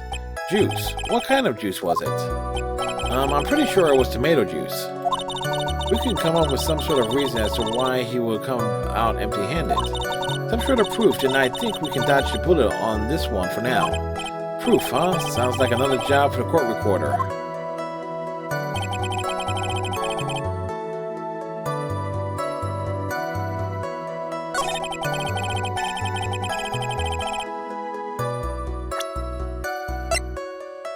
Only thing we got is the wine glass. Mr. Powers. Yes? You're easily influenced by other people's words, aren't you? As soon as you heard the bellboy might have been the killer, you got caught up in believing it might be true. But, isn't he really suspicious? He's got all those stitches and... So, a baseball has stitches.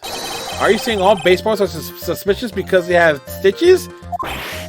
Oh, well, there's also, I mean, what about him being empty-handed? I would like to ask the court to please take a look here. This is the crime scene. There is a wine glass sitting next to Mr. Cordia's body. The liquid inside this glass is tomato juice. And And now, if you will look at what is on top of the table in the lower right-hand corner here, anyone can clearly see that it's a tray with a bottle of tomato juice on it. The bellboy had just brought this to Mr. Cordia's room. He left the tray in the room, which is why he was empty-handed when he left. Ah, but that would mean the bellboy had seen and left a dead body in the room. Ah, but can you prove that Mr. Cordia was already dead at the time? Mr. Edgeworth. Yes? I blame you for leading me down this route. I'm terribly sorry. What is it with him? Why is he laughing? Witness, isn't there one more thing you would like to share with us? Is there? The bellboy was empty-handed, or should I say empty-handed. I recall you had something interesting about his hand to say about his hands. Oh yeah, I almost forgot. Huh? What?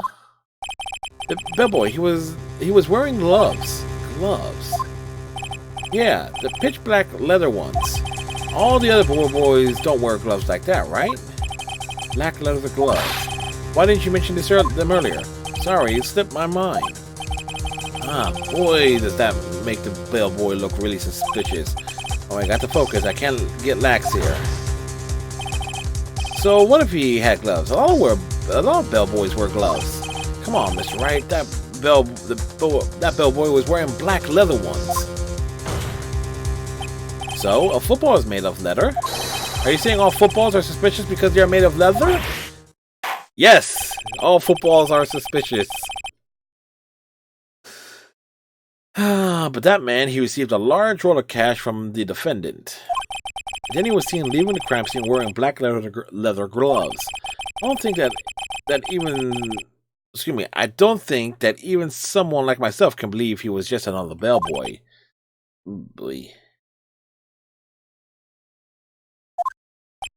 It seems that we have finally come to an understanding. Now then, witness, please continue with the rest of your testimony. The rest? Oh yes, please tell us more. Okay.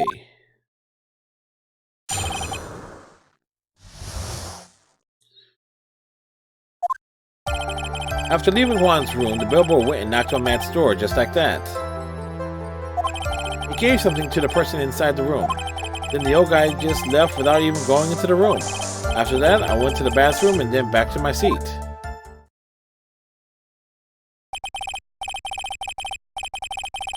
So the bellboy, after leaving the crime scene, next went to the defendant's room. Yeah, I kind of saw all that by accident. Some accident, I'd say you saw too much. And all of it was suspicious to high heaven. I think it's safe to say that we can no longer consider this bellboy to be normal. Now then, let's get started, shall we? Mr. Wright, your cross-examination, please. Yes, Your Honor.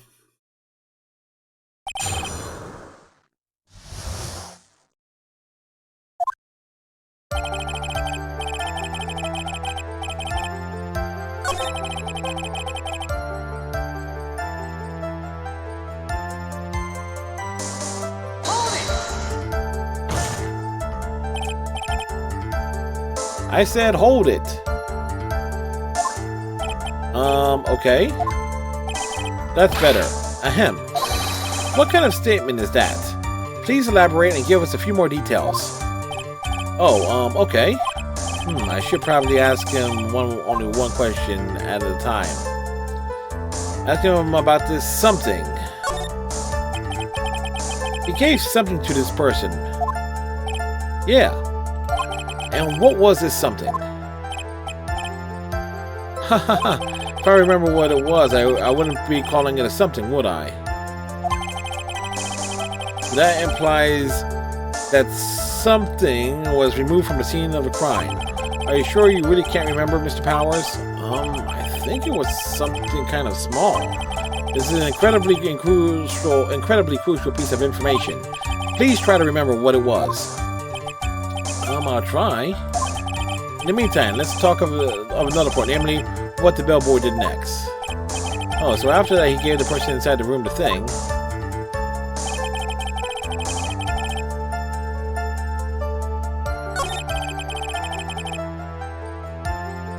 No, I'm pushing on this. I said hold it. Okay. That's better. Ahem. What kind of statement is that? Please elaborate and give us more details. Okay. I should probably answer one question at a time.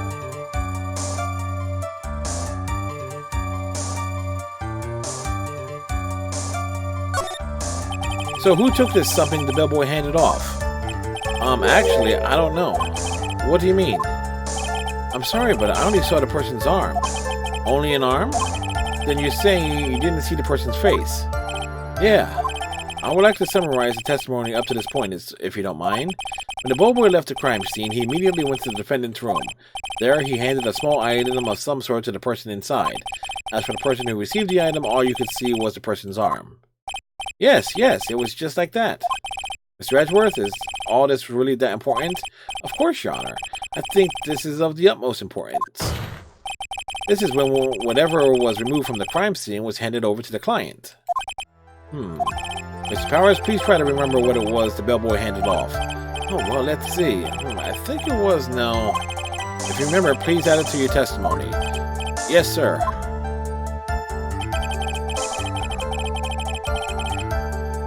If I saw it again, I think I could say for sure, but I think it was some sort of wooden statue.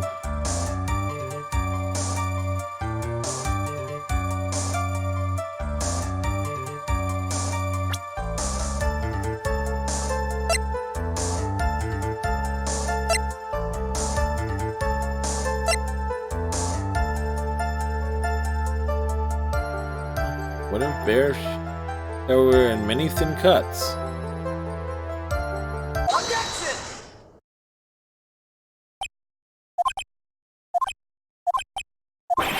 What was the point of that pregnant pause? Where did that objection come from? Well, speak up. It was me, Your Honor. What is it, Phoenix? I have a feeling that something bad is going to happen once I show this. Mr. Wright, if you have something to say, please spit it out. Yes, Your Honor. Okay, Phoenix, deep breath. Mr. Powers, that's something you saw. Was it this item? Oh, hey, that's it. That's the something. Oh, wow, Mr. Wright, you really figured it out. I recall we found this at Matt and Guard's mansion. At the defendant's house?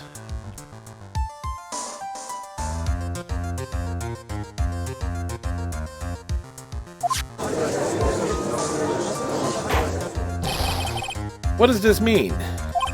It's simple, Your Honor. Shelley the killer assassinated Juan Cordier in his room, and then he stole this wooden bear from the scene of the crime. Then the bear being found at Mr. Guard's mansion would mean... It goes without saying, Your Honor. Mr. Matt Engard is the killer's client. Order! I said order! Mr. Wright, this is a most unfortunate turn of events for you. Yeah, no kidding. Sorry, Mia. No, it's alright. Your judgment was sound. Actually, I figured the bear would come up. If not now, then it would have later on. Even if you hadn't shown it to the court, I'm sure your friend Edgeworth would have. Now, let's forget that he knew about it too. I think it's clear that there's no need for us to continue this trial. I can't let this happen. I have to do something. It has to be something that we overlooked. Your Honor, a minute, please. Yes, Mr. Wright? There's still a few points left that we have not fully explored. What are you trying to pull? Oh, well, we can't have that. Alright, Mr. Wright, what question or what point would you like to further explored? The person who received the bear. There was one thing in Mr. Powers' testimony that was very unclear, and that is the identity of the person who received the bear.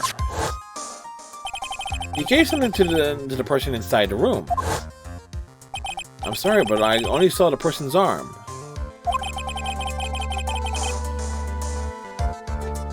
As long as we don't know who it was that took the bear, we can't be sure of... Ah! Huh? What is it, Mr. Powers? If you're gonna scream like that, then at least give us a good reason why. Oh, yeah. Sorry. Actually, so I remembered. I remember who took the bear. What? Really? I mean, I only saw his arm. But that on the arm, it was Nickel Samurai's arm, I swear it. You got to be kidding. Are you sure of that, Mr. Powers? Yeah, I'm sure it was the Nickel Samurai. Order! It looks like you've dug your own grave, yet again. How many times is that today? I've lost count. So the person who took this little bear was the Nickel Samurai. And as we know, Matt Engard is the Nickel Samurai. Thanks to the fence, we've made that all the clearer. What am I supposed to do now? Mia, help! You don't have time to act lost. You've got to find another angle to attack this from. Hurry! Now, I will bring this cross-examination to... Hold it! Your Honor, again, Mr. Wright, we've already removed any and all questionable areas of this testimony. It's about time you were removed from this court, Mr. Wright. I have to find something. Even one more little point would do. There are still questions left unanswered. What are you trying to pull? Oh, well, we can't have that. Alright, Mr. Wright, what question will you like to explore further? The bear itself. I think it's fairly obvious that this bear itself is very questionable. The bear? Mr. Wright? This was found at Mr. Engarde's mansion. However, Mr. Engard was arrested at the hotel that night, which means that since the murder occurred, he has not had a chance to go home. Oh, I think Your Honor has already figured out what I'm trying to say. It's not possible that it was Mr. Engard who took this bear to his mansion. Why, that's very true. We didn't consider that point, Mr. Wright. There was no way, time-wise, for the defendant to have taken this bear home. Phew. Disaster averted, it looks... Never mind. You haven't gotten the best of me yet, Mr. Wright. Huh? I remember it clear as day. I remember what you muttered to yourself at Engard's mansion. We have this area completely surrounded. There was no way for him to escape. I can't believe it. The butler, all this time, he was the killer. The killer and Engard were working together, so to speak. And the killer was hiding at the Engarde mansion as its butler. What a bold move. This bear figurine was brought back to Engarde mansion by the killer himself. When it looked like he was about to be arrested, Engarde had him do so. I assume because it would have been bad had the police found it during their investigation.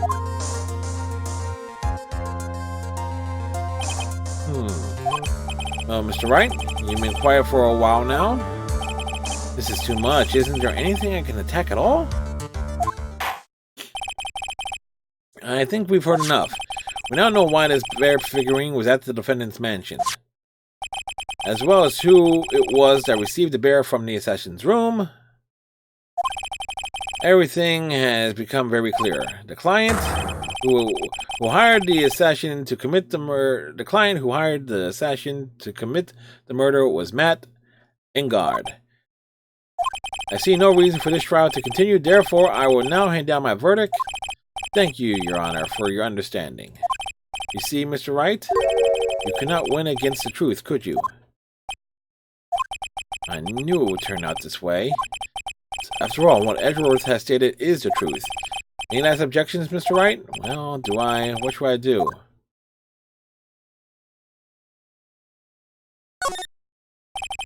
Oh, no, that's There is only one way for me to drag this trial out. The only thing I have left to do is this one dirty trick.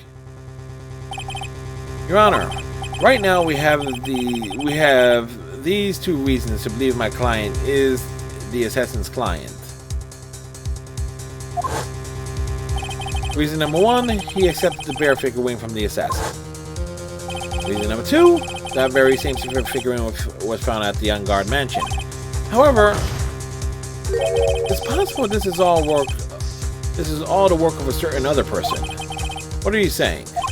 What I'm saying is, it's possibly a different person is the killer's real client.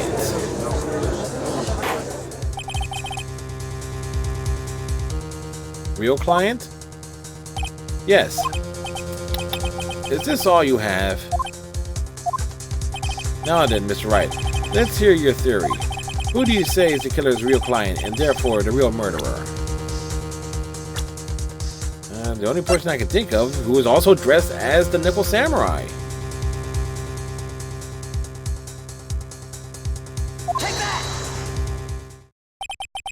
Adrian Andrews? Yes, we already know that she tried to frame Matt Engard for the crimes. Wearing a spare Nickel Samurai costume.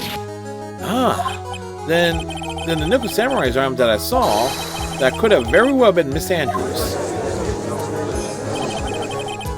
Well, what about Mr. Engard? If you will please recall yesterday's testimony. The defendant was taking a nap during the break periods. That's right. Then the defendant is figuring him at Mr. Engard's mansion. It was a well-laid trap set by Miss Andrews. Mr. Edgeworth, what is your opinion on this? I can't even begin to count the flaws in the defense's logic. Besides which, there is no evidence to support it. However, I can't fully discount its possibility either. What is with this trial? Come on, anyone can tell Engard did it. I can't believe the defense would go so far as to pin it on someone else. Yeah, unbelievable. It's not something petty, it's murder of all things. This is to save Maya. This is to save Maya. Even if the whole world turns against me, this is one fight I can't give up on. Order, order. All disruptive parties will be forced to leave the courtroom. Okay. Your Honor? For the benefit of the defense, I'm willing to play along with his what-if game. His what-if game, Mr. Edgeworth? The prosecution is prepared to challenge the defense's theory. Mr. Wright, even you must have thought it strange and wondered, why would the criminal want this little wooden bear? He's right. The killer did specially bring this bear to Engard right away. Why do you ask? Is there something special about it? Absolutely. I'm sure that once the court knows its significance, the true killer's identity will become crystal clear. Your Honor, the prosecution calls upon a witness who will clear all doubts against Miss Andrews. And who would that be? It's quite simple, Your Honor. Miss Adrian Andrews herself. I see. Well then, the court will take a short 10-minute recess. The prosecution will prepare its witness in that time. Yes, Your Honor.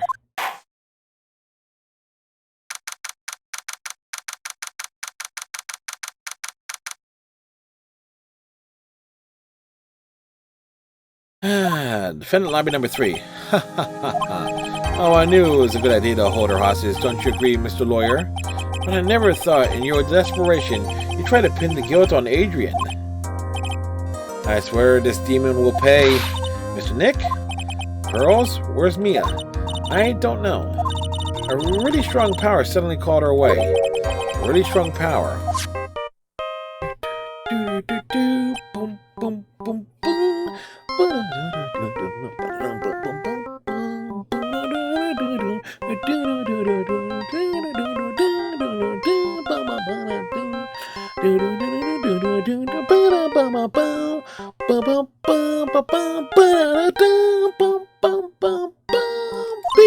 Oh, Mr. Nick, your phone is... It's from Gumshoe. Beep. How's it going? Have you been hanging in there, pal? Yeah, sort of. We just barely found something to latch onto. Phew, that's good, pal. And what about you? Anything yet? Have you figured out where the killer and Maya are? We still don't have any leads, but... What? We don't have any more time. If we had just one, even a single clue would be really helpful. If I was able to come this far because I keep thinking to myself, I've got to keep the trial going until Maya's been rescued. And have I just run out of luck this time? Is all my hope for naught? A tent. Huh? A tent? I can see a circus tent. Mia. It looks like Maya was unconscious until just a few minutes ago. As soon as she woke up, she called for me. So it was Maya that called you away. She's locked in a dusty little room right now, but I can see a circus tent outside the window about 300 feet away. Gumshoe, is there a circus in town right now? There's only one, pal, the very big circus. Maya is somewhere within 300-foot radius of the main tent. What? Okay, hold a second, pal. Hey, draw a circle on that map about 300-foot radius from the main tent. Hurry! And I could see a mailbox under the window just outside. Gumshoe, there's also a mailbox. Okay, what else? What else, Mia? I'm sorry, but it was a very small window. I couldn't see anything else. Felt like I was in an old office building, maybe 3rd floor or so. I heard her, an old office building. Good stuff, pal. Okay, just hang in there. Just a little bit longer, pal. Wish us luck. Good luck! I'll call you later, so don't let your battery die, okay, pal? Beep. Mia, Maya's not hurt, right? She's in a pretty bad state, Phoenix. She's being starved. Gumshoe, please, hurry. Looks... shit, Maya's gonna... Phoenix is gonna go broke because of all the burgers he's gonna have to feed to Maya, isn't he? Looks like we're out of time. Are you alright? Looks like we're out of time. Are you alright, Phoenix? It's only a matter of time before Maya's rescued. I can do this. I just have to make the trial last a little longer.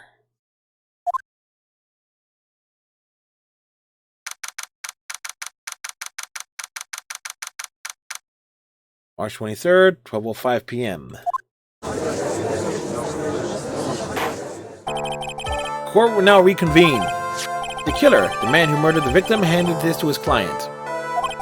From this, one obvious question arises. Why this particular item? I believe the answer to that question will provide us with the name of the real culprit.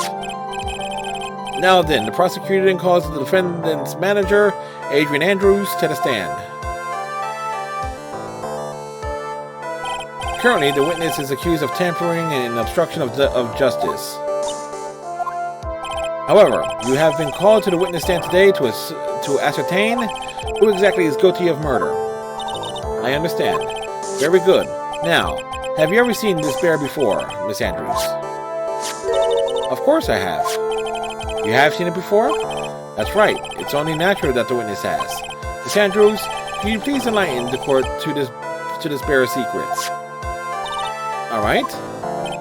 Why does she...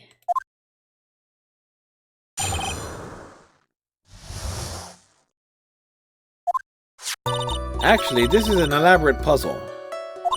If you know the correct order, it can be taken apart one piece at a time. At the center is a very small cavity with just enough room to store an item. Because of its complexity, if you don't know the order, you can't open the bear.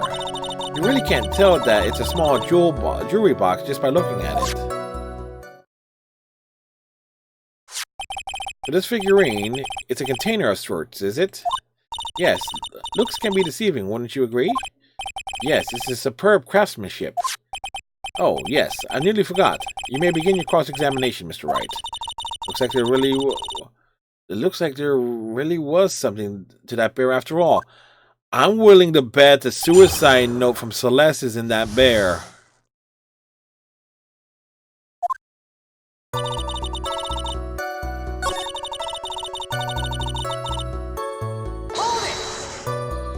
So you can take it apart, and how will one go about doing that?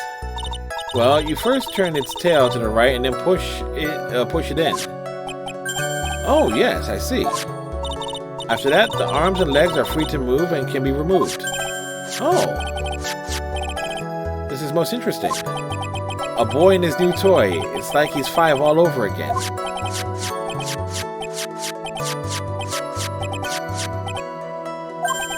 Oh, don't mind me. Go ahead and carry on. I think he's lost it. Yep. So what do you find after you take the puzzle apart?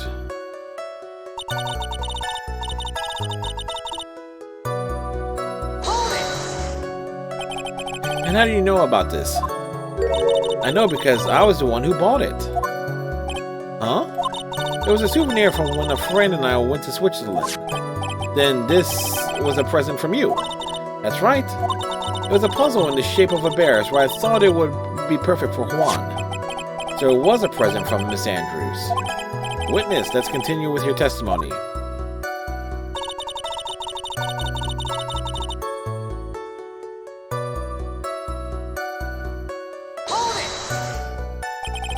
So who exactly knew how to solve this puzzle?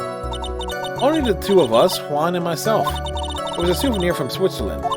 But I doubt there are that many people with the same bear in this country. But this looks like it can be easily broken, especially if someone wants to get at what's inside. Well, it's a toy, but it can never be the same again once it's broken.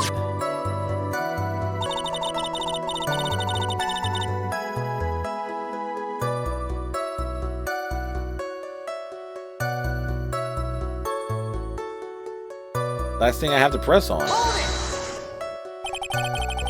Who else knew that this bear is actually a small container or jewelry box? I never told anyone. And as long as Juan never told anyone either, then only the two of us knew. Two of you, huh? Then of course that means Mr. Angar didn't know, right? Ooh, we don't know anything about this figurine, so we should try to find out more for now. Yeah, I'll keep pressing her for more information.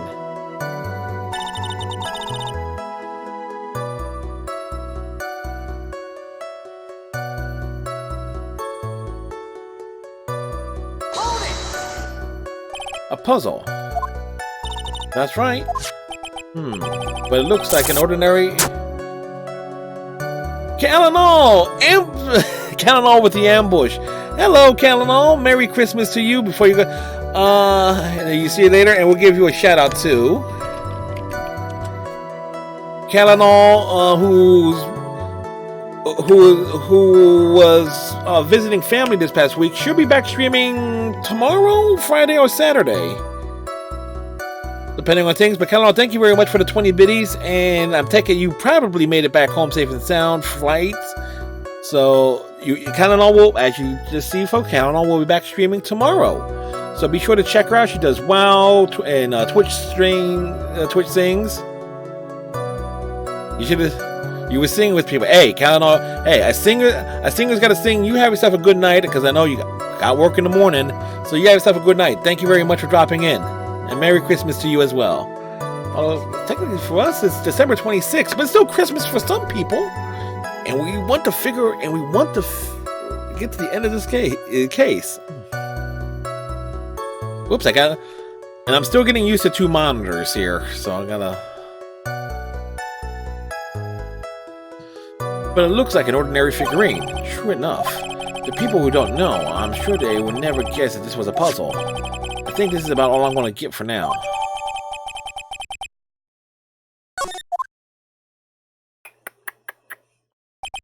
Well, Mr. Wright, I think even you have come to realize that there is only one important fact we have uncovered, and that is this. This bear is actually a jewelry box. Now that we agree to this point, there's only one logical question that can come next, and that is this. What is inside this box? What's inside? That's right. That's what we are going to find out next. Witness? Yes? You are the only one who can open this. Please. Well, the judge was apparently doing a good job with it. There's a painful silence hanging over the courtroom. All eyes are on Miss Andrews now, as she's... Apparently, the game was advanced without me clicking anything. I've opened it. Is this what you wanted? What is that? It looks like a note. I don't think we need to guess at what this is, do we, Mr. Wright? It's a suicide note. A suicide note? The suicide note left by Juan Cordia's former manager, Celeste in Pax. Until now, no one knew of its whereabouts, but just as we suspected, it was hidden. Hidden by the victim, Juan Cordia himself. It seems Celeste in Pax had a very beautiful handwriting, and she's just as beautifully signed her own name on this document. This is most definitely the note she left right before she committed suicide.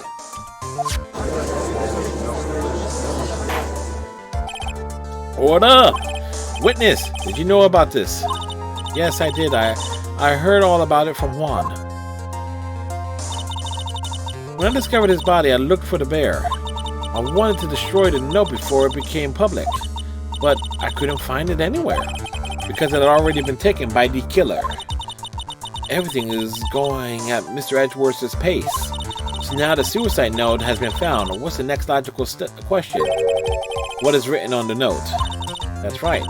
At least that's what I would think. Now then, I believe it's only appropriate the contents of the note be made known. I can't stop you, can I? I went through so much just to get my hands on it, and I was going to burn it for her sake. I'm deeply sorry, but I can't allow you to persuade me to stop you. I can't allow you to persuade me to stop. Your Honor, if you could please read the contents of the note aloud. Very well. The judge's voice rang loud and clear through the deathly silent courtroom. In her notes, Celeste Impact's death to us a record of all that has happened to her. About being used and thrown away by Ingard, about being engaged to Cordia and Ingard's role in destroying that, and about how she decided in her despair to end it all.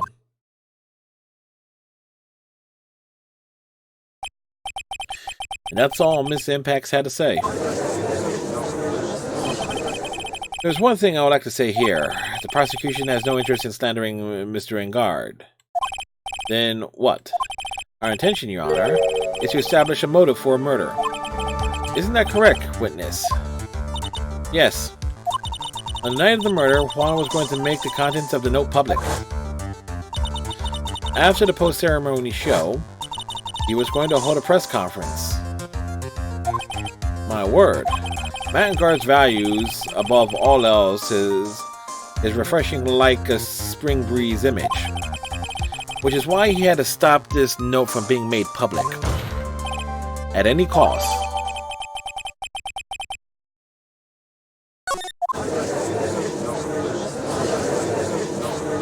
It's Ingard's fault that the woman killed herself. And this time he even went so far as to kill someone to stop him from revealing that.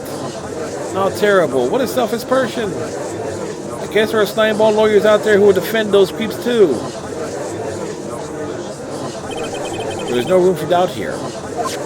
Mr. the Killer's client's goal was to obtain the suicide note, and the only person who needed that note that badly is the defendant. Let's not forget that the bear with the note inside was found at the defendant's house. Seems that we have come to the truth at last. The defendant's motives were entirely selfish. He deserves no sympathy from anyone. How am I supposed to escape from this one? Why the hesitation, Phoenix? Gumshoe hasn't called yet, so you know what you must do. I know, I have to carry on and buy him some more time. Okay, there are two deadly pieces of evidence. Figurine and the suicide note. Maybe somehow I can find a way out of this situation through one of those. The gavel is already in the judge's hand. Phoenix, hurry! Suicide note or the figurine? Which one of these should I pursue? The suicide note! Objection! Please wait, Your Honor. Oh man, look at that lawyer. He's still going at it. It's like he doesn't care that he's trying to get a killer off the hook. I think Your Honor believes that Matt Ingard killed in order to obtain this note. Yes, that is correct. But that seems a little strange. In fact, I think there is a contradiction here. This note was hidden by Mr. Cordia until the night of the murder. If that is the case, I think that Matt Ingard could not have known what was written on this note. Oh, I didn't think of it that way. Exactly, but I did think of it that way, and I thought it was rather strange. No one in the right mind will kill for a note without first knowing what it said. Even though we want this guy to, we actually want to lose this case, but we can't lose.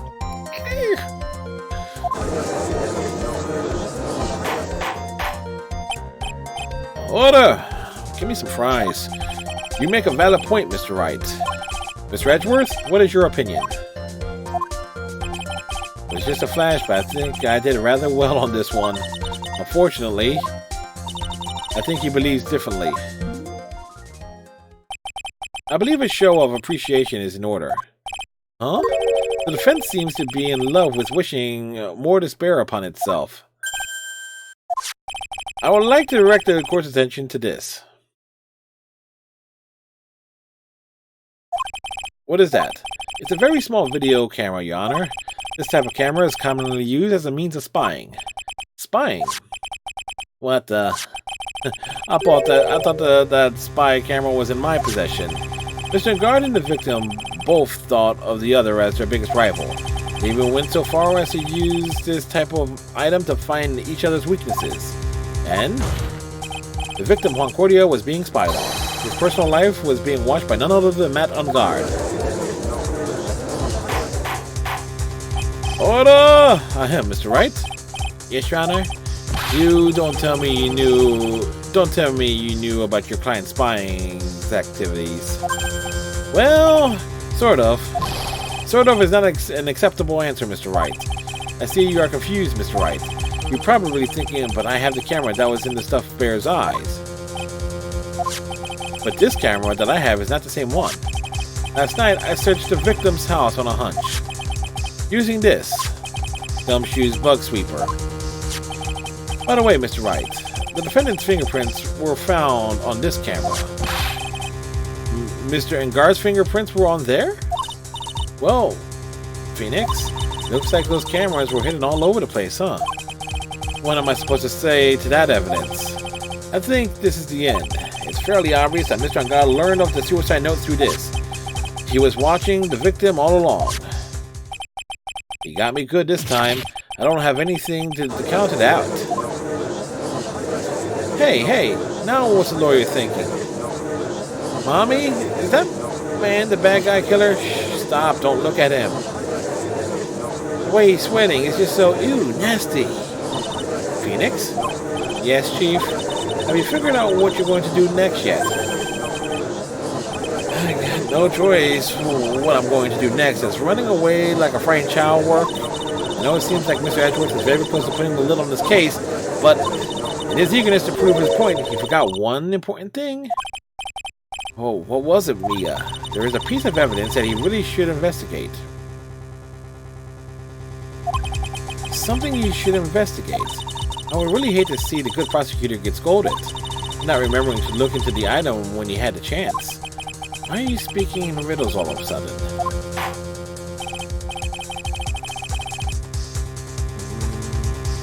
I think that this time we finally understand everything. Well, Miss Wright, you don't have any further objections, do you? What is this piece of evidence that Mia is talking about? Can I figure out what it is that still needs to be looked into, or should let it go? We gotta keep going. I have an objection, Your Honor.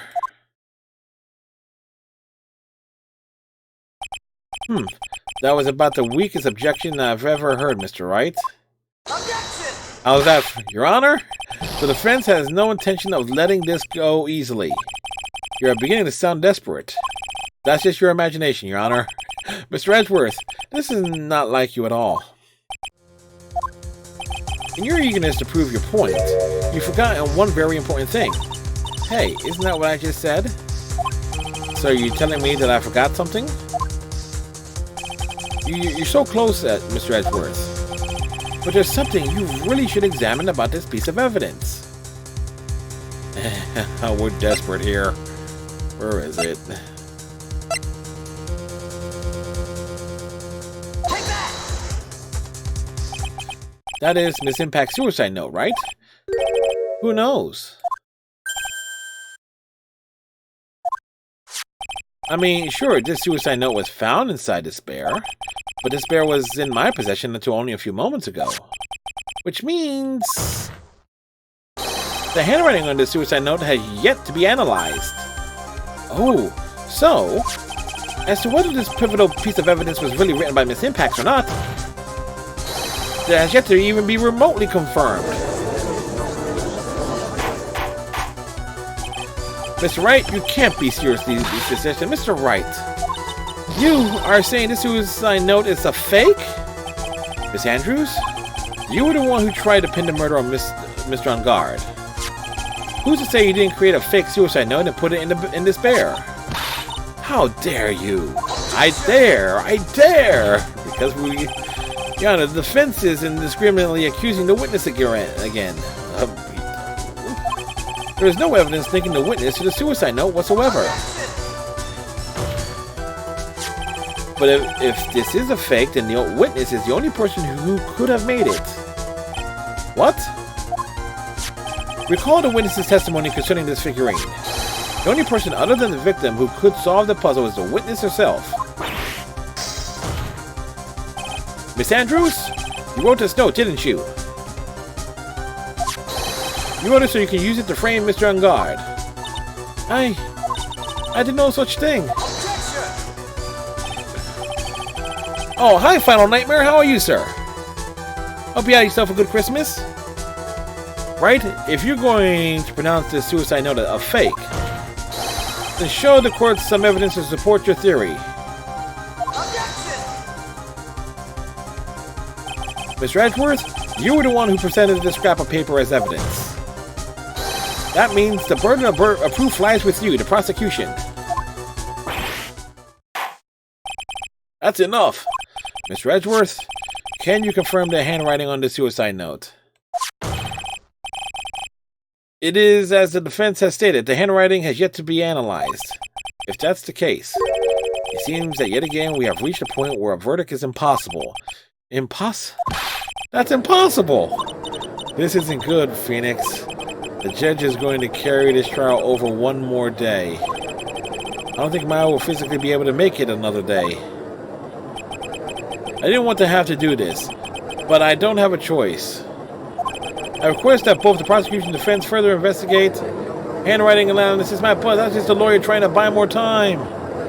And God is guilty. Look, any idiot can tell you that. And Final Nightmare, not sure if you all heard me, but it's like, hey, how you doing? It's like, because I moved, my mic is a little bit further away. It's like I'm trying to cut down on some of the echo it picks up from me when I speak. But I think we reached the end of the line. Guilty, guilty, guilty, guilty, guilty, guilty, guilty, guilty, guilty.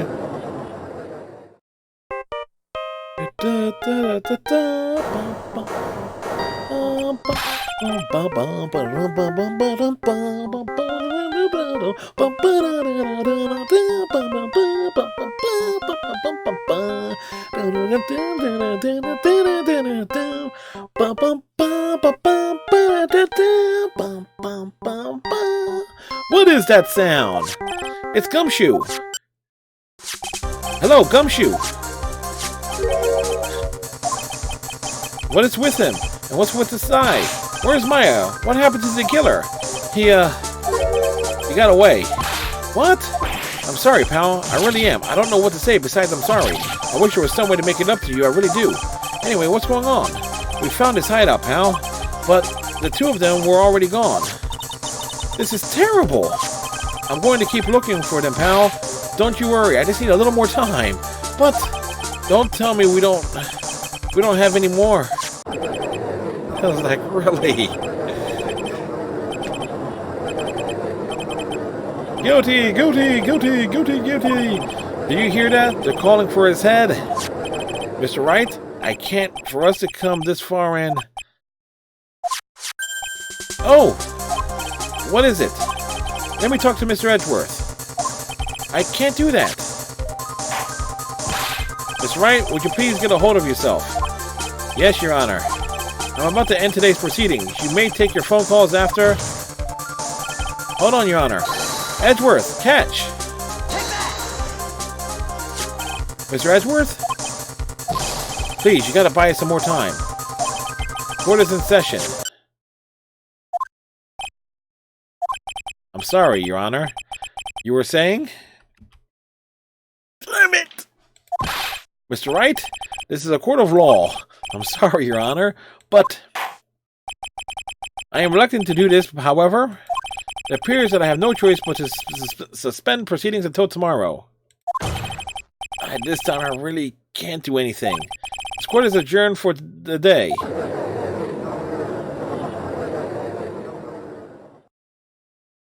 Objection! Huh? Please wait, Your Honor. Edgeworth? What is it, Mr. Edgeworth? I humbly request another 30 minutes of Your Honor's time. For what purpose? We can't perform the necessary tests on this piece of paper in that time. But can you really obtain your results in 30 minutes? I believe we can, Your Honor. But wouldn't it be better if we adjourn for today and then we reconvene tomorrow? 30 minutes. Please, Your Honor. I believe this game is going to take a lot more than 30 minutes, folks. But that's all I'm asking for. Please, Your Honor. Very well. At the prosecution's request, the court will now take a 30-minute recess. But be advised that I will not allow another recess today. I'm not sure if this is helping or hurting us. The court will now take its final recess of the day. Recess pieces!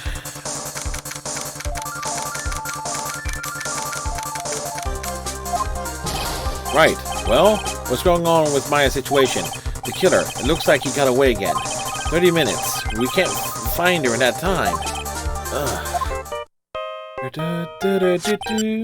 Beep. Report! Is that Mr. Edgeworth? We don't have time. Just spit it out. Right. It looks like we just missed him, sir. But the killer left a few things behind by accident in his rush to get away. A few things? Can we use any of them as evidence? Oh, I thought you'd ask, pal. I got the things he left with me right now and I'm on my way over. Really? That's odd. Any items like that are usually sent to the crime lab first. We don't have time to wait for those guys, sir. When those guys weren't looking, I swiped the stuff and ran. What? Well, I'm not a detective anymore, so I had to. I'm really sorry, sir, but I got to put the law on hold for now. Sounds bad. I hope he doesn't get in too much trouble over this. With my hunk of a junk car, I said I'll be there in about 20 minutes, sir. Don't worry, I'll be there. Wait for me. Alright, just get here in one piece. I'm on a mission. No one can stop me, sir. No one! I'm pulling out all the stops and running every red light. Adam's left behind by the murderer, huh? Maybe there's something among them that will be decisive enough to end this. What the hell?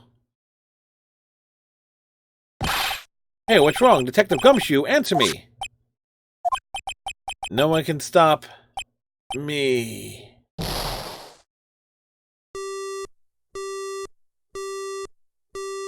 Really? What happened? It sounded like he had an accident. I'm guessing his cell phone broke as well. What was he thinking? We've got to hurry and call for help. But we have no idea where he is. His cell phone is broken, and he wasn't driving a patrol car, so no radio either. Also, if we don't get to those items before they do, the police will take possession of them. No, we can't let that happen. Well, if there is a way we can find out where he is, then we stand a chance. Why did Gumshoe have to get into an accident now? Is there any way to find out where he is at the moment? There is a way. That's right, there is a way. What? How? I'm sure we can find out where Detective Gumshoe is through this.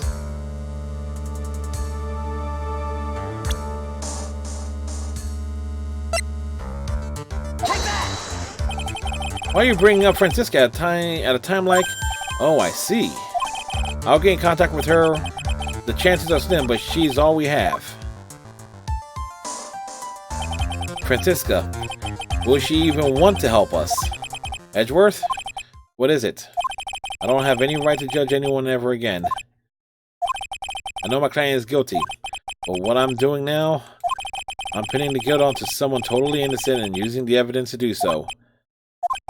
It might be my turn to say, defense attorney Phoenix Wright chooses death. Right?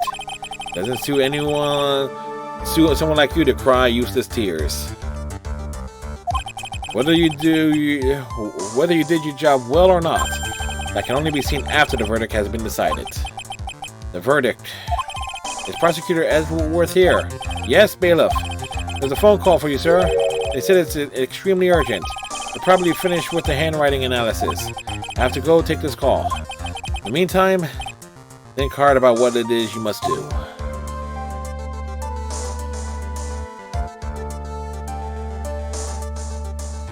All right.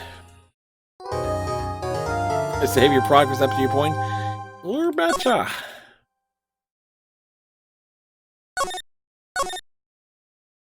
And I, folks, want to take one last break. We are going to finish this. We are going to finish this tonight. We've been... What's the old uptime here? It's been a long one, folks. It's been a long one. But we are going to finish this tonight. So again, I'm going to take one last break. I shall be back in a couple of minutes. I need another bottle of water because of all this reading. Again, we shall return. There! Spin kick! Out of my sight! I'm sorry! Got him! Just as I expected.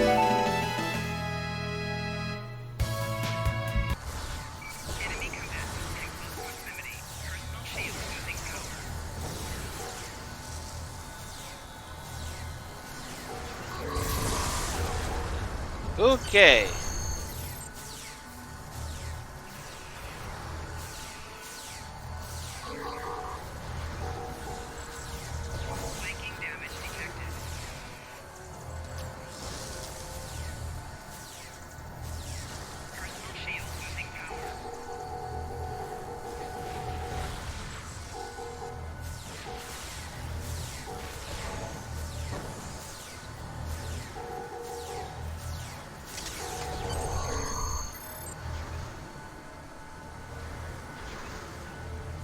Looks like the Terrans have given up. Victory! Now, my team and I will continue to observe. If we detect any further hostile activity, we'll send word. Complimenting each other this entire Oh my time. gosh. Beautiful alt there. Medusa. Oh, he's wrong. The rain shall wash them away. The enemy has been slain. Oh, baby. What are relics? They didn't have those when you played. They're just 2 items. One that you get at the beginning of the game for free, and then one at level 12 for free, but they can be upgraded now. That's one of the newer updates with the relics. Well, not new, I should say. It's a few seasons old now, but it's the biggest change that they've done with them. Come on, baby. I couldn't get the quad.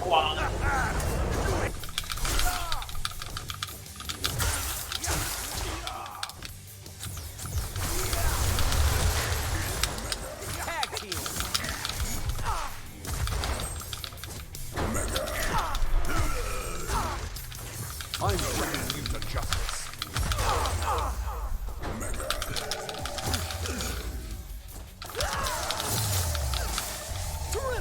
Crap!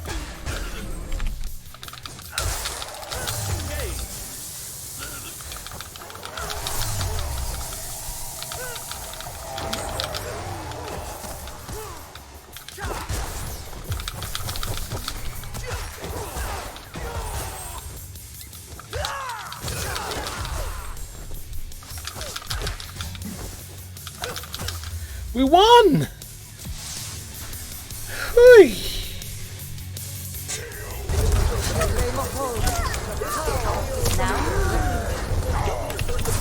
Really?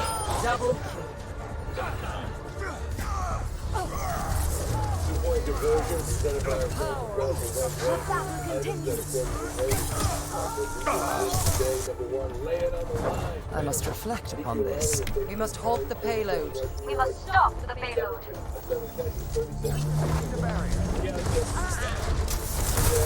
You seem to invade.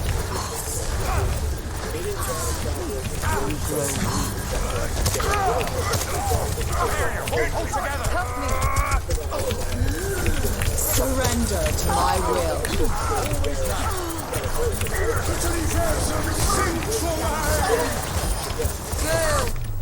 Woo! There you go. But also very welcome. Did you find anything on the Alarai that could clarify what happened there?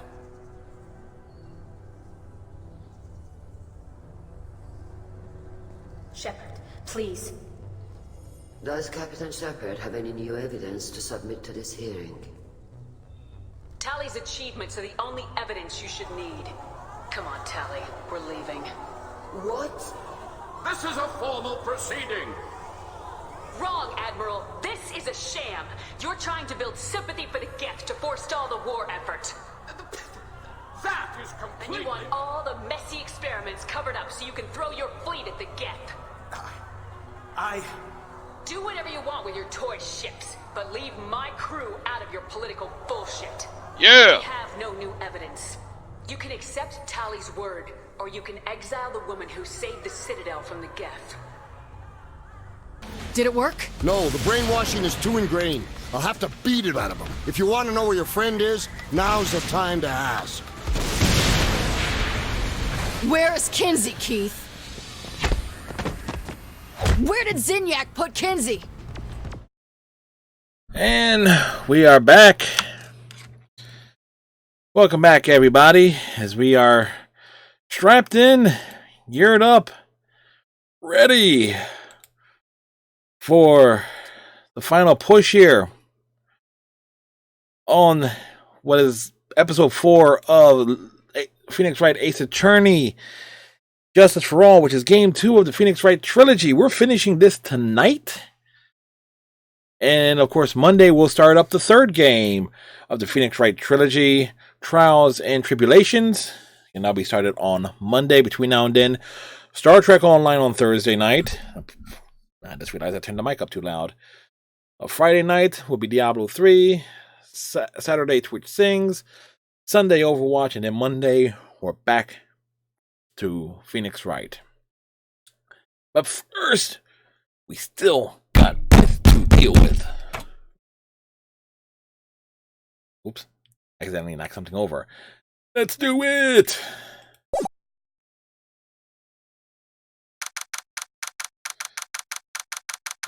March 23rd, 2:35 p.m. District Court Room number 3.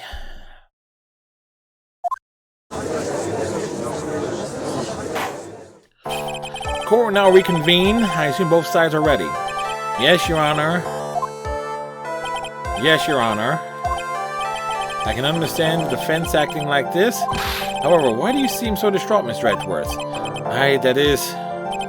It's nothing, Your Honor. What's wrong with Edgeworth?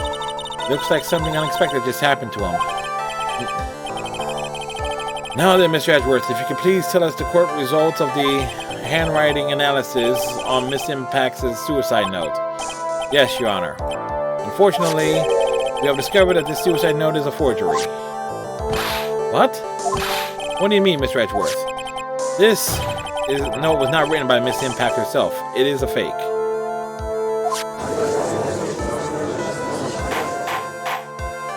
Order! Order! Mr. Edgeworth, would you care to explain what is going on? If this note was not written by Miss Impact, then who wrote it? We will need more time to do a more detailed analysis. However, it appears that the handwriting matches that of the victim, Mr. Juan Corrida. Corrida? Well, it looks like Miss Impact never left a suicide note after all. She never wrote anything about Engard. However, Your Honor, even though the suicide note is indeed a fake, Mr. Engard could not have known that, and so the facts remain unchanged. Acting on the assumption that it was real, he had plotted to possess it. This does sound very plausible. This theory that Engard had no idea that the suicide note was fake. Something seems a little wrong with that.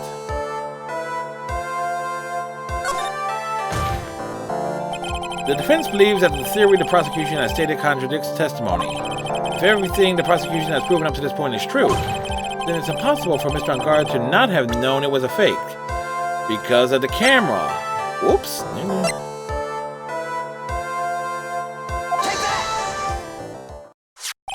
What is this little item called again? A video camera, Your Honor. Well, a very small one, but... Oh, that's right. A camera. Oh, you kids and your fancy toys nowadays. Mr. Edgeworth, earlier you claimed that Mr. Engard knew of the existence of this note because he was spying on the victim, isn't that right? If that were true, Then this means Mr. Angard would have known that the victim had forged the note.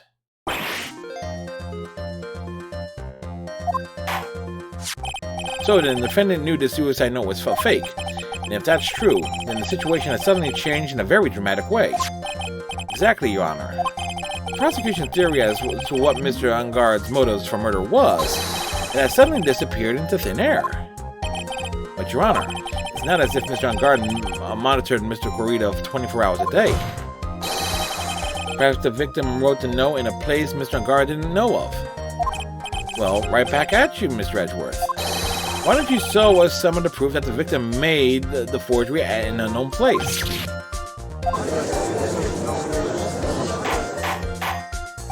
Order! Order! Mr. Edgeworth.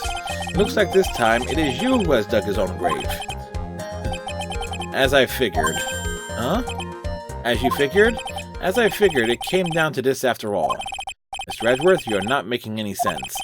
When I heard the results of the handwriting analysis, I thought this might happen. The question is, what next? What next? If the prosecution can't prove Mr. Angard's motives through the evidence, then we must prove it from another angle. Well, I agree with you there. Your Honor, the prosecution would like to call a witness to the stand at this time. Oh, well, that's fine. However, this witness is a little unusual. Edgeworth stuttering? This is not like him at all. Unusual? What sort of witness is this person, Mr. Edgeworth? This witness is one who is perfectly fit to answer once and for all the questions of who was it that hired Shelley the killer to commit murder? That's impossible. Who in the... No such person exists who can answer that question with such certainty. Yes, Mr. Edgeworth. Who is this witness? It is, yes, go on, who is it? The man himself, Mr. Shelley the Killer. Oh, Mr. the Killer.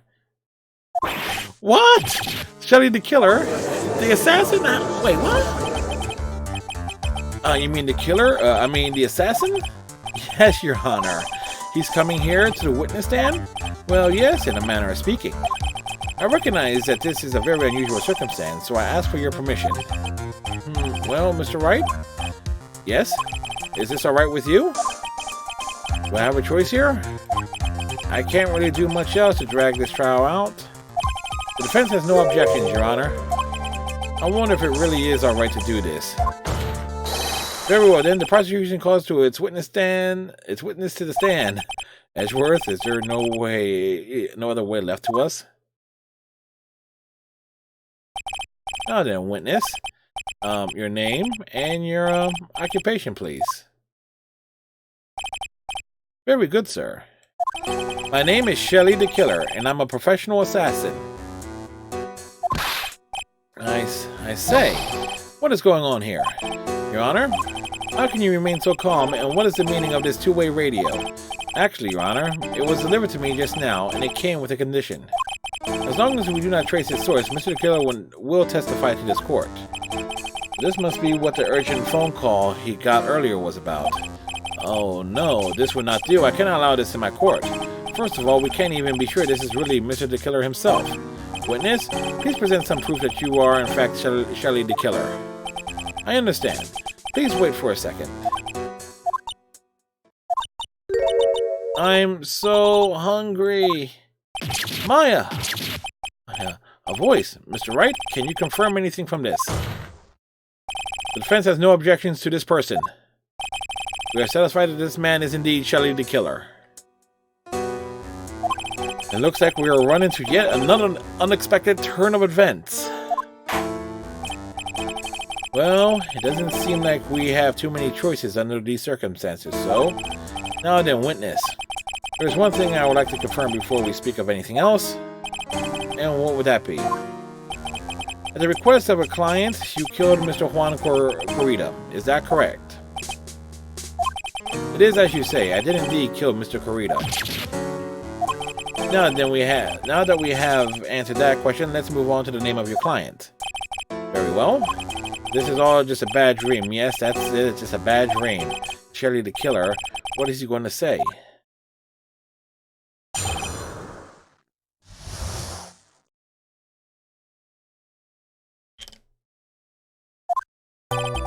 There is something I must first state.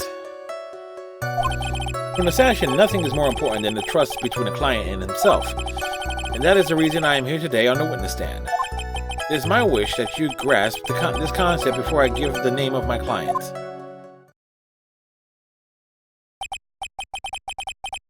And Mr. DeClaire seems to be a very clever man. I want to say he seems to be mocking us.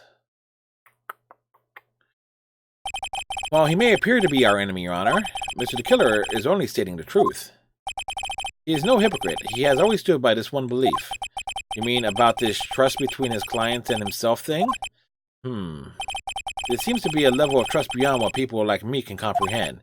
Well, Mr. Wright, are you ready to cross-examine the witness? Yes, Your Honor. There's no way to know what's coming next, so stay cool and collected, Phoenix.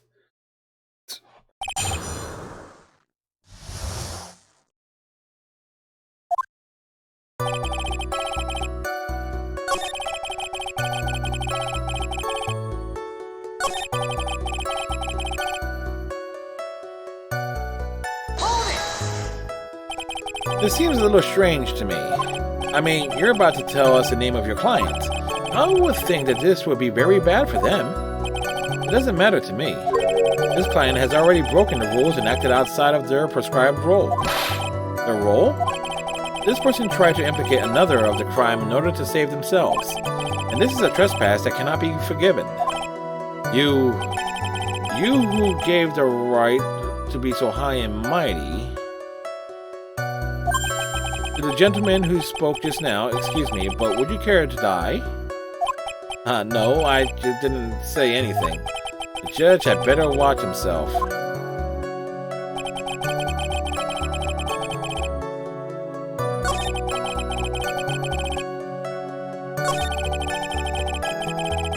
Let's press on this. The trust between you and your client. I provide my services in a fast and efficient manner. In exchange, I trust that my clients are discreet about me and my identity. If too many people knew my face, it would be quite troublesome. That is why you're testifying in this manner. This is the first time one of my clients have ever been accused of murder. I must preserve the killer name so my clients can trust me. But couldn't someone stab you in the back and break your trust? It has never happened before, but if it ever did... Yes? That person wouldn't be my client for very long. They would certainly... That's enough. Please, no more. Very well. It was only a hypothetical anyway.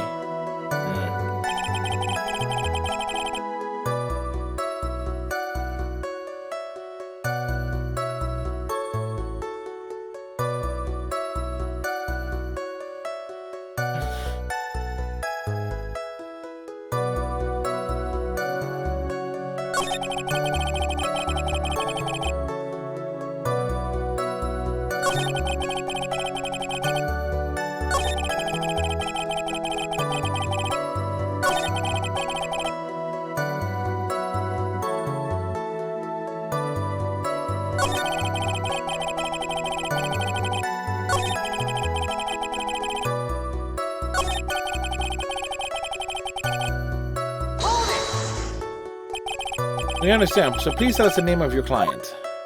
I'm afraid I cannot do that. I still have a few things to say before I do. This egomaniacal. It's not good for your health to be so aggravated.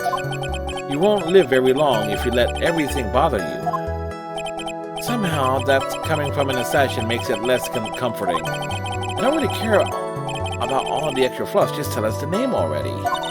Patience, try to calm down a little. It's important to try and understand his mindset. He seems very steadfast and close, so you're going to have to work to get him to talk. I'm not his therapist, you know.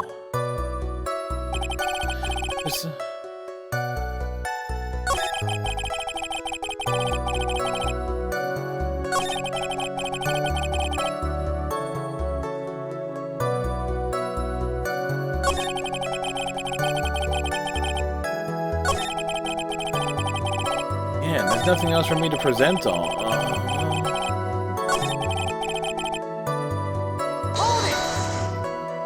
We can hear anything you have to say. Can you please just tell us your clients?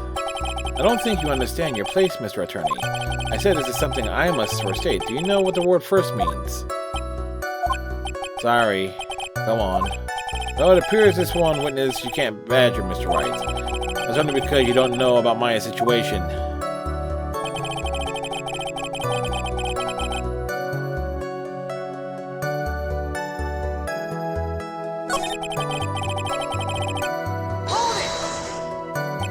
That seems a little strange to me. I mean, you're about to tell us the name of one of your clients. Bad for them. A role? Person. Okay.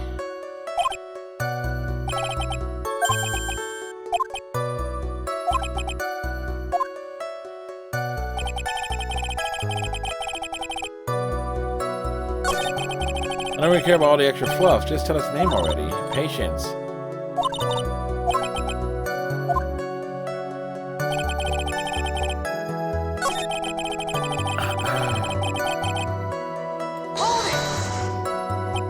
The trust between your client. I provided my service. Yes, read this already.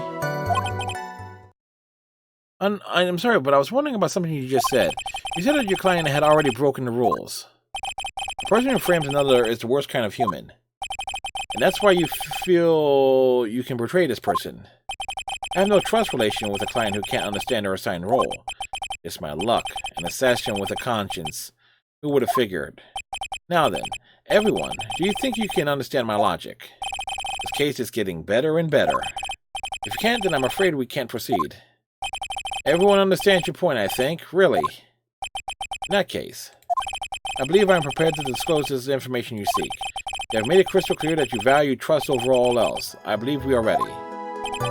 Excellent.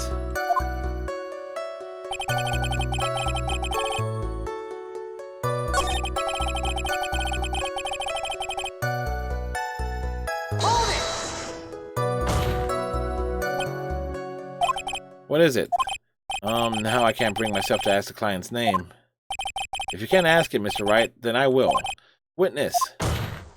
What is the name of your client who requested the murder of Juan Acordia? The person's name is...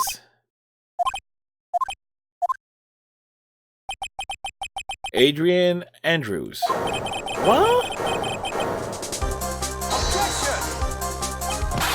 Witness. That's not who you told me it was earlier. Pray tell, what are you talking about, Mr. Prosecutor? I should think I know my own client, and it is Adrian Andrews. What? This can't be. On the phone earlier. What's going on here? My guess is that Mr. Killer just stabbed Mr. Edgeworth in the back. Stabbed Edgeworth in the back? I'm sure in order to get an audience with this court, Mr. the Killer told him a different name. Matt Ungard, perhaps. I knew it. This is outrageous. I was deceived. This witness is telling a very serious lie. But you were the one who summoned this witness. You, Shelley the Killer. My testimony is the truth. The defendant at the moment is Matt Ungard. Am I correct? All I want you to do is help her procure his acquittal. Wow. All of a sudden, it feels like we can actually win this. Yeah. Prosecution has failed to provide a motive and has instead provided a suicide note, which is a forgery created by the victim. Furthermore, this is a possibility the defendant himself knew it was a fake, but most definitive of all, we have heard from the assassin himself the name of his client. Mr. the Killer client who's requested the murder was not the defendant at all. Oh. With all this evidence, it is obvious to me that this means that Mr. Matt Ungard is innocent. I seem to have caused you all a bit of confusion. Please continue your discussion and call me when you have reached a verdict. Bailiff, please bring Miss Adrian Andrews in immediately. Well now, with the way it's going, Ungard will be found innocent. This may be our last chance to save Maya. Yeah, but Edgeworth is right. The killer is lying. Ungard, my client, I know he's guilty. I'll live with myself if I win this. Who would have believed that the prosecutor's own witness would absolve the defendant? Your Honor, the prosecution requests permission to further question the witness. The killer is certainly lying under oath. It wasn't me. Listen, everyone, please. That testimony just now was all one big lie. Miss Andrews, suicide note may have been a fake, but that man, Matt, he's the reason Celeste died. And Juan's death was all because he got pulled into Matt's twisted world. The testimony just now, you have to believe me. It was a horrible, horrible lie. But Mr. the Killer himself has testified. He has named you as his client. No, that's not true. Also, there's quite a bit of evidence that points to you. The knife and the button and donning the nickel samurai costume. But that's... You even have a motive. We know that Miss Celeste's impact was a large part of your life. You wanted to follow her and you want revenge against the two who hurt her. I would say you have plenty of reasons to want them both dead. No. Mr. Wright! You know the truth. Tell them! Tell them the real story, who the real killer is. Tell them! Please, help me! Yes, I know the truth. Mr. Wright? Yes, Your Honor? I believe we have reached the end of this trial. Therefore, I ask the defense for any final words or opinions. I have to decide. Do I take the not guilty verdict and save Maya? Or do I throw this chance away and wait for Gumshoe's new evidence? What am I supposed to do? We push on! We need Detective Dick Gumshoe coming through like the hero that he clearly is. We continue! Phoenix, I can't do it, Maya. I can't accept. I'm not guilty. You're a lawyer. I know. But Matt Angar is a killer, a murderer. I can't let him get away with this. I can't let someone else take the fall. If I let Miss Andrews be convicted, then I am no better than Angard. And even though I don't want to admit it, I have to face the fact that this is because of Edgeworth that I now know the real truth. He could have gotten Angard convicted so many times over, but he never took a single one of those chances. If I take this verdict right now, I'll be betraying his trust. His trust. Never thought about it until now. I trust him. Oh, Edgeworth does have a very trustworthy name, face, doesn't he? I mean, come on. Yes, you do. Mr. Wright, your opinion, please. Defense requests that we be allowed to further question Mr. the Killer. Am I hearing you correctly, Mr. Wright? Right? But the witness has cleared your client through his testimony. Your job here is done. I'm not done yet, sir. To see through witnesses' lies and find the truth. That is my job, Your Honor. There's still more evidence to look at. And I'm sure that once those pieces arrive here in this very courtroom, a miracle will occur. Hopefully. Very well, this trial will continue. Mr. Edgeworth, please reestablish connection with Mr. the Killer. Right away, Your Honor. 8 hours later, has a verdict been reached? Before that, we would like to talk with you a little bit more. About? All you needed from me was the name of my client. What else could you need me for? Well, actually, we would like to hear everything you know about this case. That is how things are usually done. What is he talking about? Usually done. But what shall we have him testify about now? Mr. the Killer, if you don't mind, please testify about your client in more detail. The legal people and your procedures. Is it any wonder no one likes to go to court?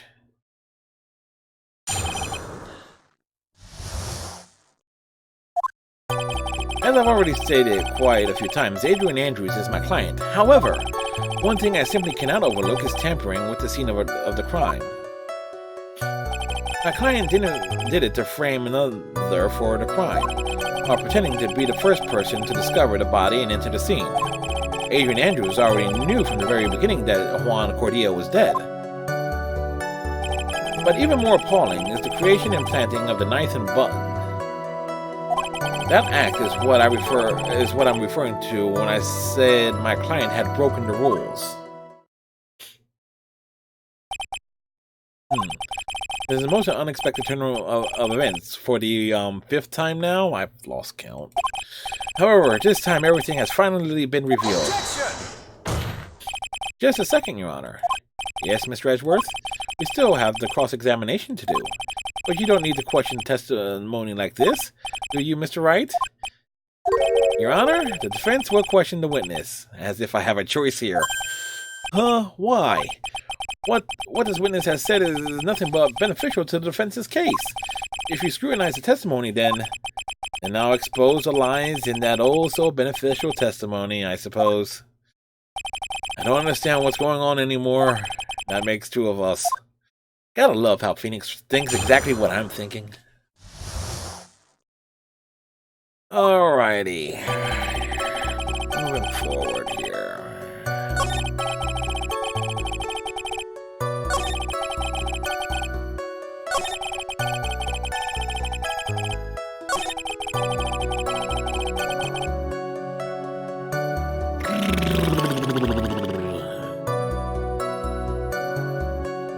No, she did not. She did not know that.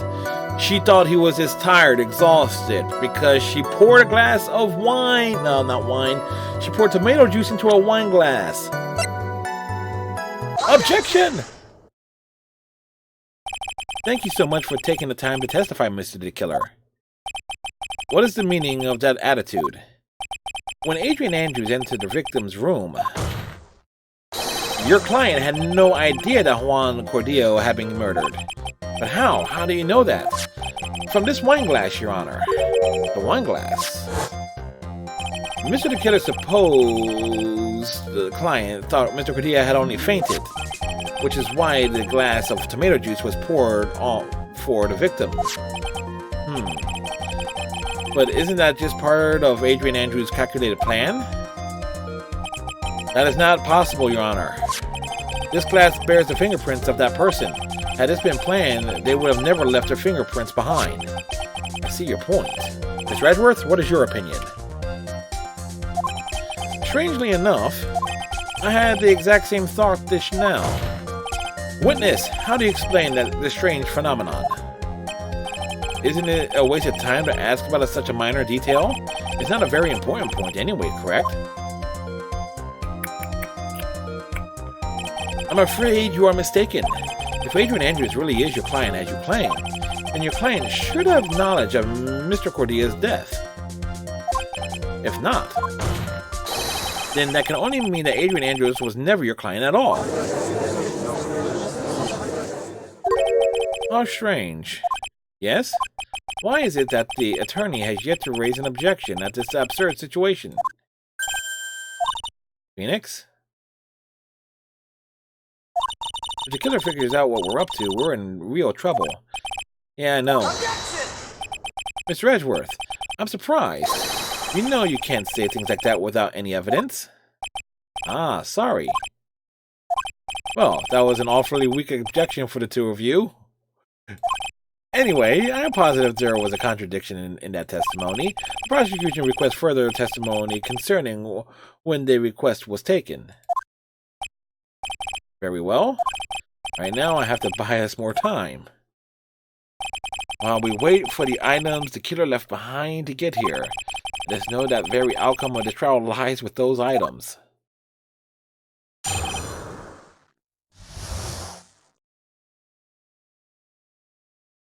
The request came to me, about a week ago. It was a request for my services on the night of the award ceremony. We met at a certain bar to discuss and finalize a few matters. That is what occurred. I trust my memory, and I believe I've made no mistakes. A certain bar? So you physically met your client, huh? That is correct. Meeting with one's client is the first step to building trust, in my opinion. I see. Well, Mr. Wright, your cross-examination, please? Yeah. at a certain bar. What bar?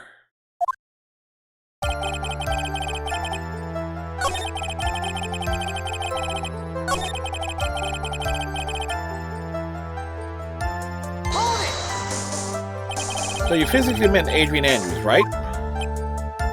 Of course I did. What was that? What was that brief pause? Witness, I would like for you to give us a few more details. I always meet my clients as a matter of principle. I've never taken a request by telephone or mail. And why is that?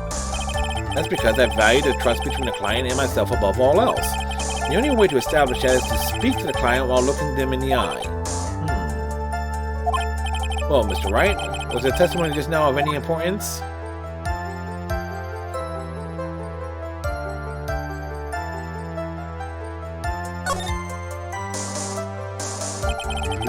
Why he meets his clients is not important, and that wasn't the point.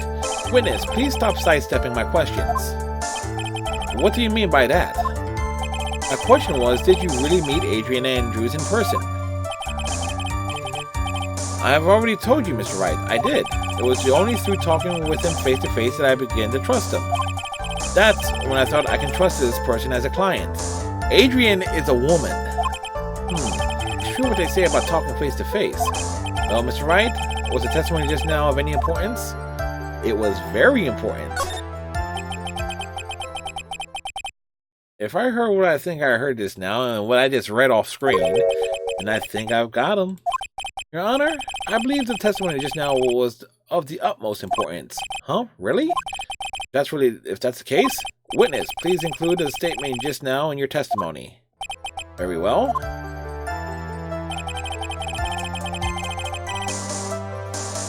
Yep. Present. Profiles. Adrian. Boom!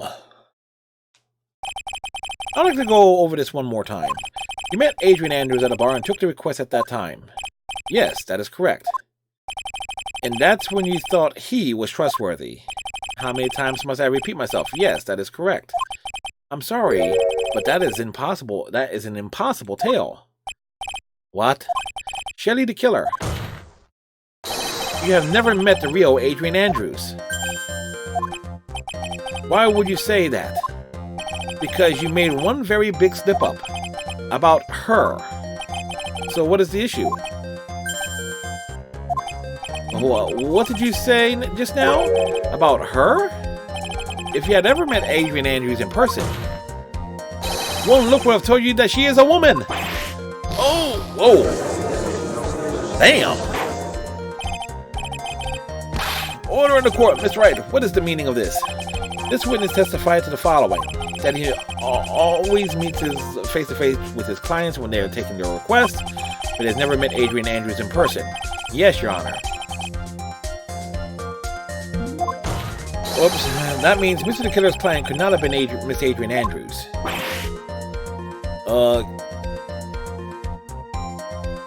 Is it sweating oil? I've been playing this game too long. We're at the 8-hour mark, folks. So I was not prepared to see that. Mr. Ashworth, I understand your logic on this one. However, why would the assassin make such a basic mistake? I believe it has to do with her name, Your Honor. Her name? Yes, Adrian Andrews is without a doubt a very androgynous name. Yes, I see.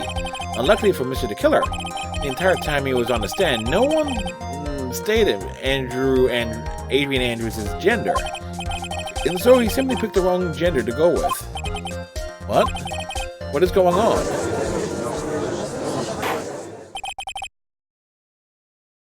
Shelley the Killer. This court demands an explanation. I think somehow I must have mixed up this client with another. So does that mean you remember something different now? Yes, of course. Please, if you would allow me to testify once more. Ugh, I know he's just going to spit out more lies. Very well, but this time, please give us the truth, and nothing but the truth.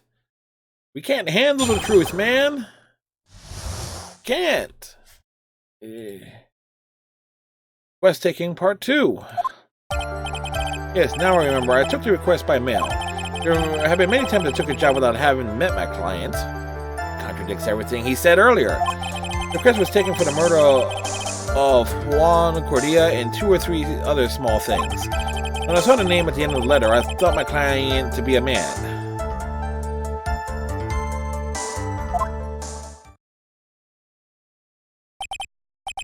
So you took this job through a letter. He didn't mention anything about a letter in his earlier testimony, which means he's definitely lying. Be careful, Phoenix. If you break the assassin's testimony completely, it's over for us. I know, I can't make him suspicious, but I think we're okay, like we can do this. As long as he's standing there across from me, no matter how strong of a punch I throw, he'll counter it. Now then, let's begin the cross-examination.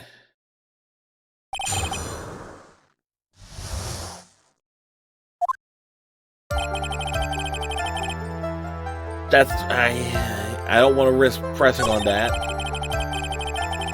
Again, I can shoot a hole in that. This...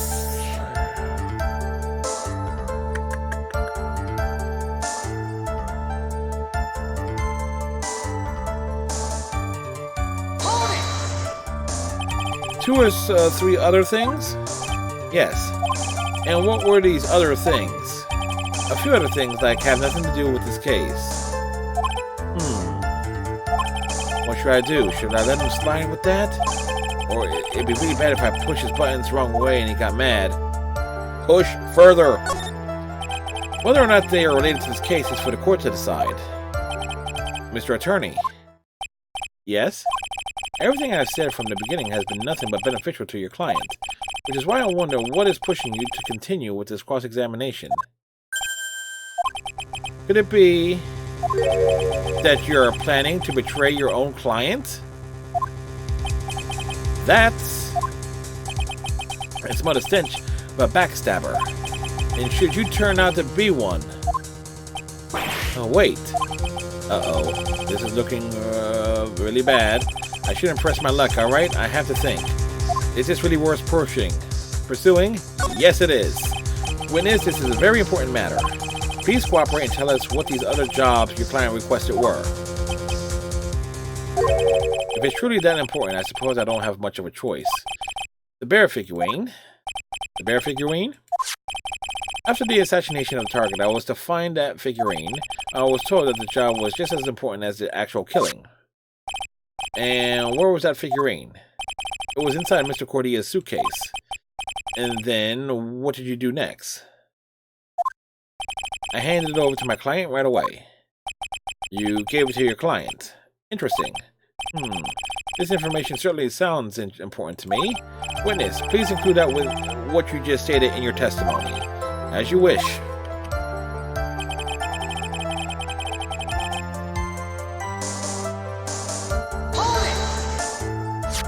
I found this figurine at Mr. Ungard's mansion. If you gave it to Miss Andrews, then what was he doing there? I was waiting for her there. That was also part of the plan to frame Mr. Ungard, I'm sure.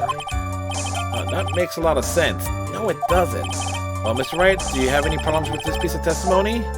Yeah, there's a contradiction, a huge fucking contradiction there. So, the killer says he gave the figurine to Miss Andrews, but I know somewhere in that statement there is a contradiction. And yet... I know that if I present something trivial here, you will cut the connection on his end. If you want to make a strong point, Phoenix, you have to present strong evidence. He's right. So now, Dr. Wright, we present evidence. Witness, let's go over this one more time. You gave Miss Andrews the bear figurine, and she told you to take the bear and wait for her at the Ungard mansion. Is that correct? Yes, where are you going with this?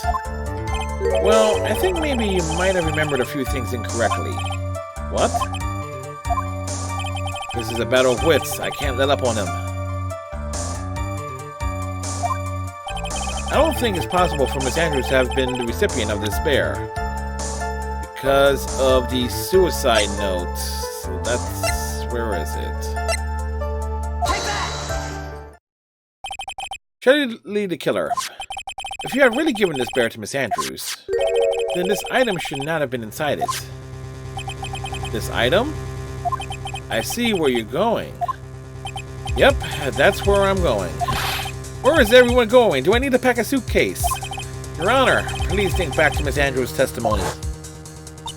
And I was going to burn it for her sake.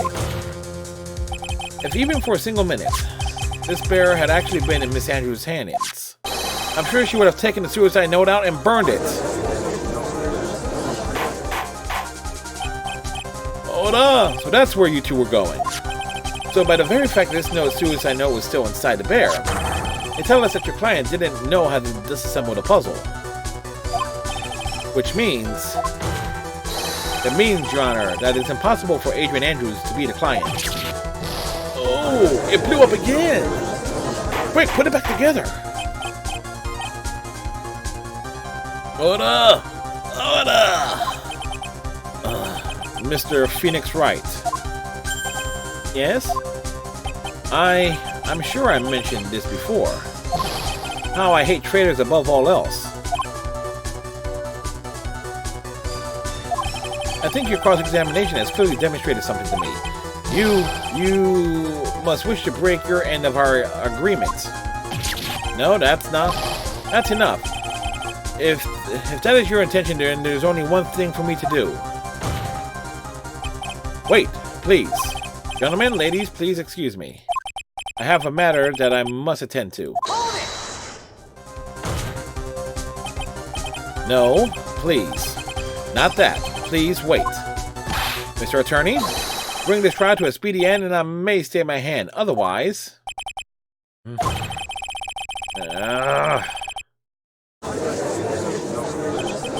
What in the... Mr. Wright, are you?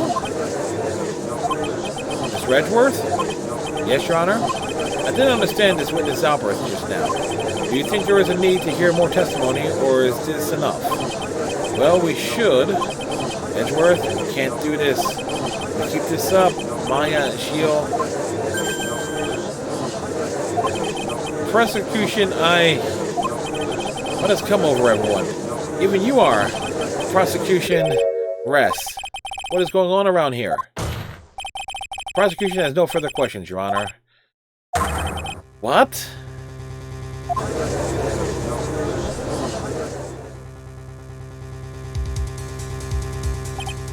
Well, I never thought I'd see the day. This is a most unusual situation. No shit.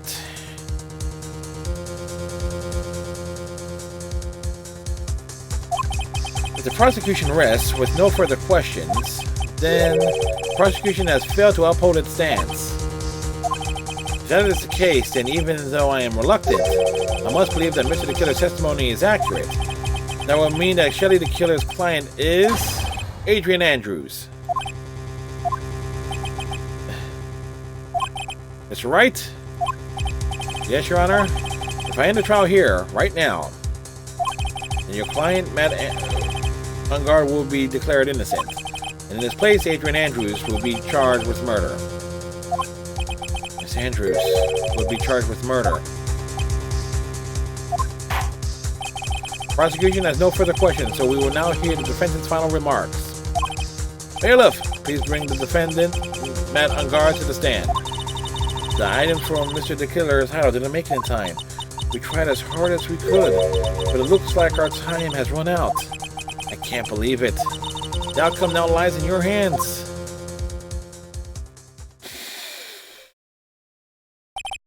Dude, did the old guy finally decide? Did the old guy finally decide? To be honest, I can't think of you as a truly innocent and a good person. You have done enough evil to drive a woman to suicide. But, at least on the charge of murder, it would appear that you are innocent. Huh. So, I guess even the old fuddy-duddy figured me out. Mr. Ungard. What an atrocious lawyer I have, giving his own client up like this. And that refreshing like a free spring breeze crap. It's just atrocious, don't you agree? Anyway, get on with it and pronounce me innocent already. Right, Mr. Lawyer? Should I side with justice? Or should I save Maya's life? You better get on guard a guilty sentence, okay? But if I did that, Maya would die. But if I say he's innocent, then Miss Andrews will be charged as a murderer. Do I say he's guilty or not guilty?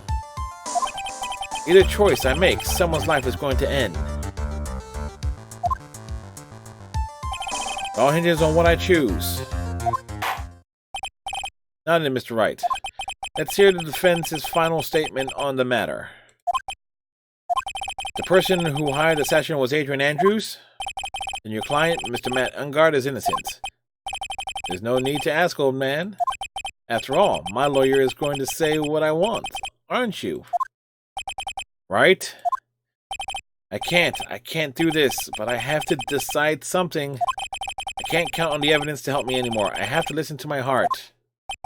My client, Matt Ungard, is guilty as hell.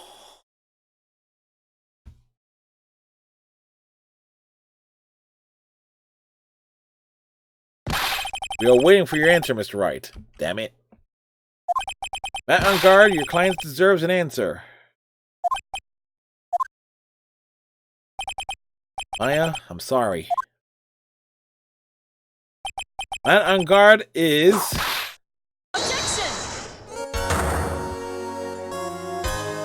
Miracles do happen! Franziska von Karma! Yay!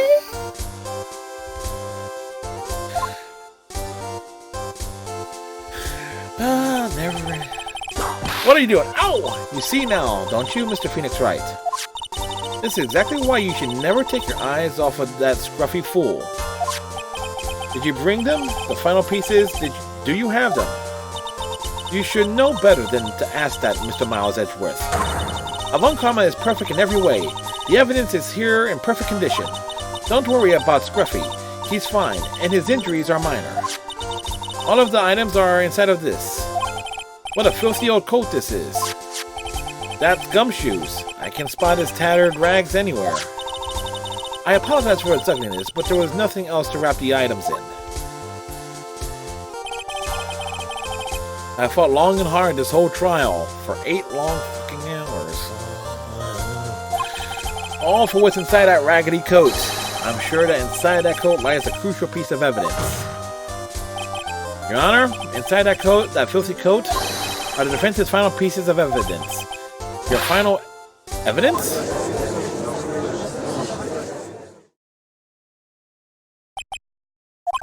This trial is already over. All that remains for me to hand down my verdict.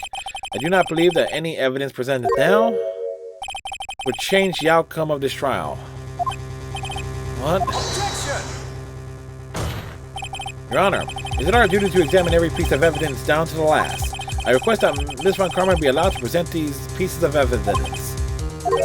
I suppose you are right, Mr. Edgeworth. I grant permission to do so. However, this one obvious rule applies here. These items do not bring up any new points and they will not be accepted by this court. Now, Ms. Von Karma, if you please. These pieces of evidence are items left by the killer during his escape from the police. He must have been in quite a rush. Yes, Your Honor. The killer left 3 pieces of evidence. Somewhere among the evidence we're about to see, there will be something that will turn this whole situation around, like a miracle. I'm sure of it. This is all we can hope for. The first item is a pistol. Does the killer pistol have anything to do with the case? Question for more details. Does the pistol have any relation to this case? We have yet to perform a ballistics test, so I can't say anything for certain.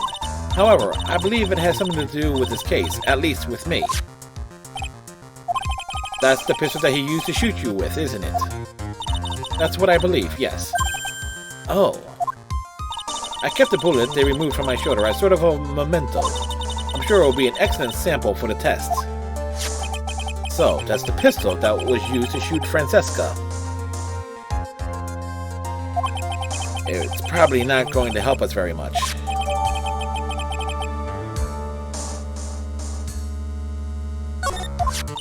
The second piece of evidence is this videotape. I bet the killer took that from the Engard Mansion. From the Engard Mansion, yes. Or at least apostrophe yes there. That's what's throwing me off with that. Have you checked the contents of that tape? Unfortunately, there was no time to. Oh yeah. But I would speculate that this tape is very important. Why would you say that? Because he came back to his hideout for it. The killer went back for it. That's right. It looks like he was trying to recover it. He injured 3 of the officers at the site. But somehow, it looks like they managed to protect it from the killer. Surely the killer is no ordinary man.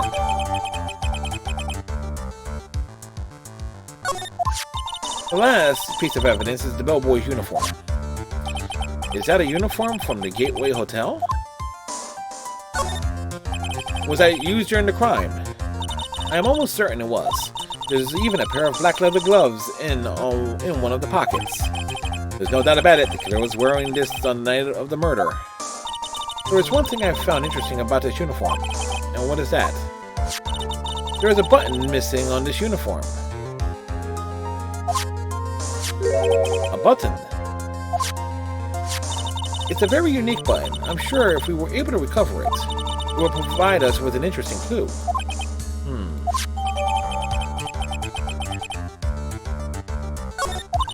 That is all I have to present, Your Honor. It's just as I thought. And? What is that, Your Honor? I'm sure we were we under normal circumstances, these items from Shelley the Killer's hideout will be very important clues. However, our question is not who did the killing. It is who is the client. Yes, that is correct. And these 3 items do not tell us anything about that. Thank you for your hard work, Miss Von Karma. You may step down now. Wait, Your Honor. Please allow me to examine the new evidence. Overruled. This court already has all the evidence it needs to hand down a verdict. Wonderful. Absolutely splendid. This judge is such a brilliant man, isn't he? Is this the end? Phoenix? I knew it. There's no such thing as a miracle in this world, is there? I think you're wrong. I think they do exist. But you have to make that miracle happen. You've come this far. You can't give up now. But, no matter how you think about it, it's... Try, for my sake, just think about it for a second. There are 2 ways out of this situation for us. 2. First,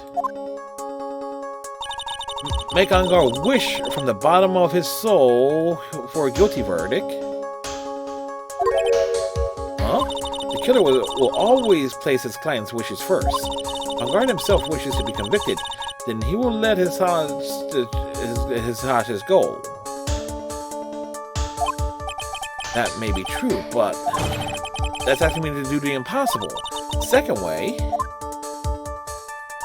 force the killer to end his contract with Engard. If the killer were to no longer think of Engard as his client, then he would let Maya go. Mia, that's even more impossible. He's a man who values his duty towards his clients above all else. I know both of these seem like impossible feats at first, but if you can make either one happen, it would truly be a miracle. The bigger problem is, the judge has already said he doesn't need any more evidence. The pieces he was just shown, he's not accepting them. Phoenix? Think things through from the other side. Isn't that what has always worked for us? The other side. Wait, does she mean... You mean to turn things around. Phoenix, the judge says he doesn't need the evidence. If that's the case, then who does need it? The person who needs the evidence. Defense, prosecution, and the judge. We have all seen the pieces of evidence. And this is how we have come to know the truth. But there is one person who has yet to see them all. That person does not know the truth. The truth may be what bring about the miracle in the end. There are no objections this time, correct? Now then, I will pronounce my verdict. Why don't we all respectfully sit back and listen, kids?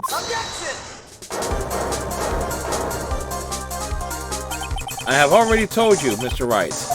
This court does not need any more evidence. I am not saying it is us that needs the evidence, Your Honor.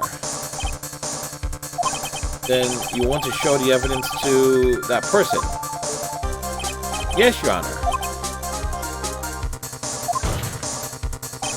Please, Your Honor. Mr. Wright, for your sake, with such passion, I will grant you one chance.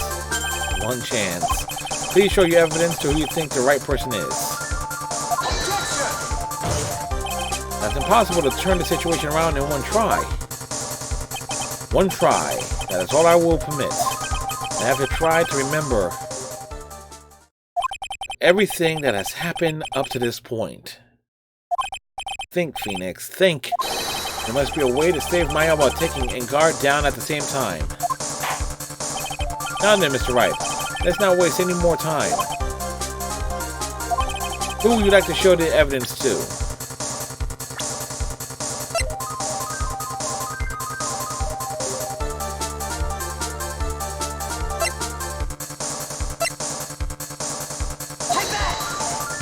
I see. We should Shelley the killer. And now, tell this court what one piece of evidence you would like to show this person.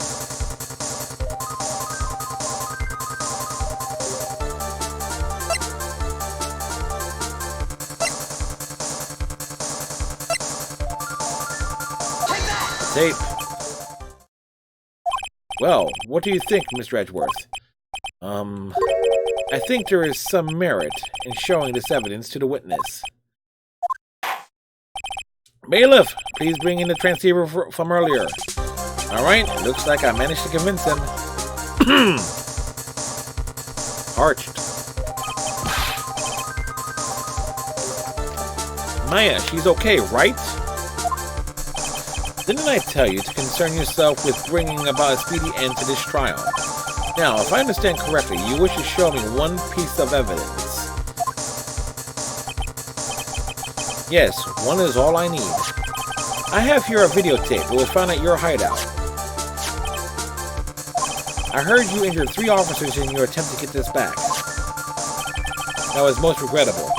However, it was an order from my client. I was told to protect that videotape. I thought so. I'm afraid I seem to have failed in that regard. You know the contents of this tape.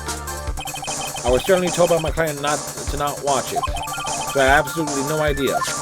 Actually, you are on this tape. Me? There was a video camera hidden at the crime scene. Your actions were being recorded. What? Is that true, Mr. Wright? Who was it that planted the camera?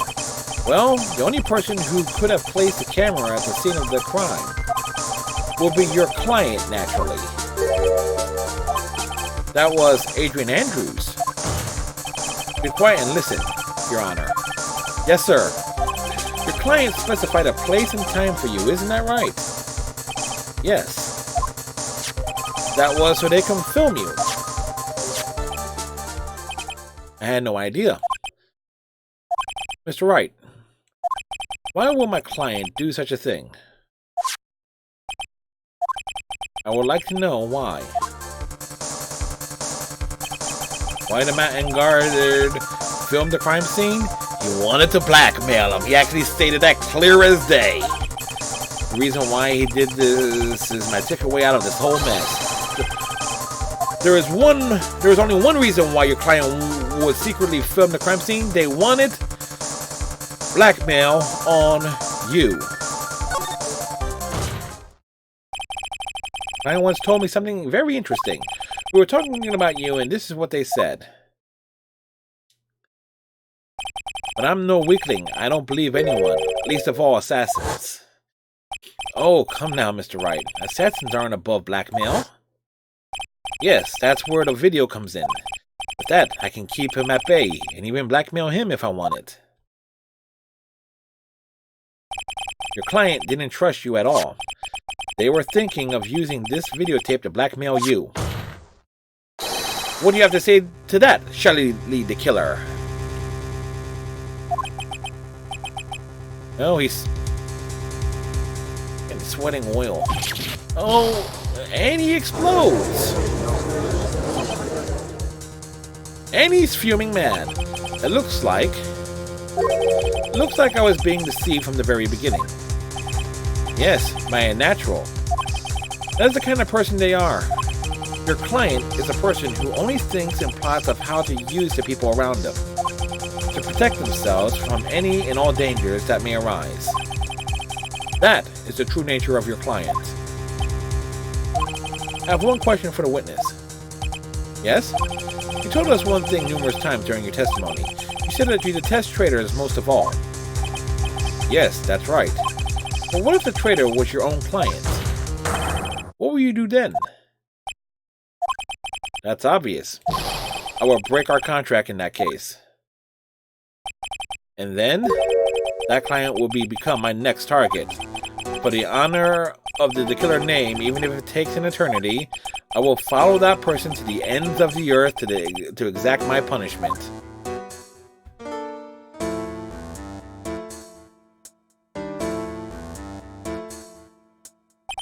I see.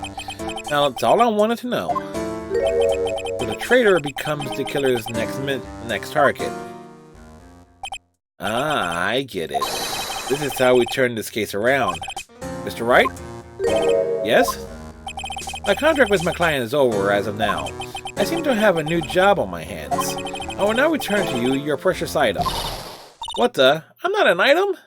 Beep. Oh, I'm sure that will go very well over, that line of dialogue will go over very well with certain members of who claim to be forward thinking. I thought I'd never see you again. Oh, thank goodness.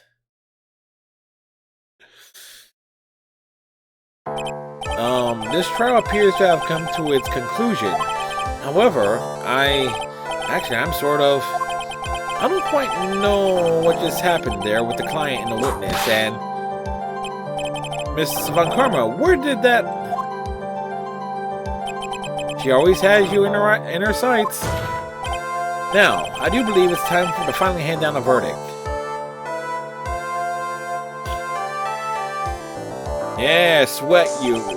Mr. Ungard, looks like somehow you got what you wanted. You will finally receive the quota you wanted so badly. You should be happy. But before that, I would like to make one final statement. Sometime in the near future, one very betrayed assassin may appear before you. Needless to say, that man is very good at what he does. I'm sure you would understand what I mean if you watch this video. Help me. Now then, Your Honor, the verdict, if you please. Is this alright with you, Mr. Wright? We have finally reached the end of a very long battle. Whether he's convicted or acquitted, there's no escape for him now. Go on, Phoenix. Plead whichever way your heart tells you. Right, Chief? We're not going to send him to his death. Mount on guard. Even though I am a lawyer, I cannot make your crime disappear. I think a guilty verdict is appropriate here. Me? My wonderful self? Guilty? Even if you got an acquittal, the instant you set foot outside the detention center, your life will be in danger, no matter which way you look at it. You can't run away from your crime anymore.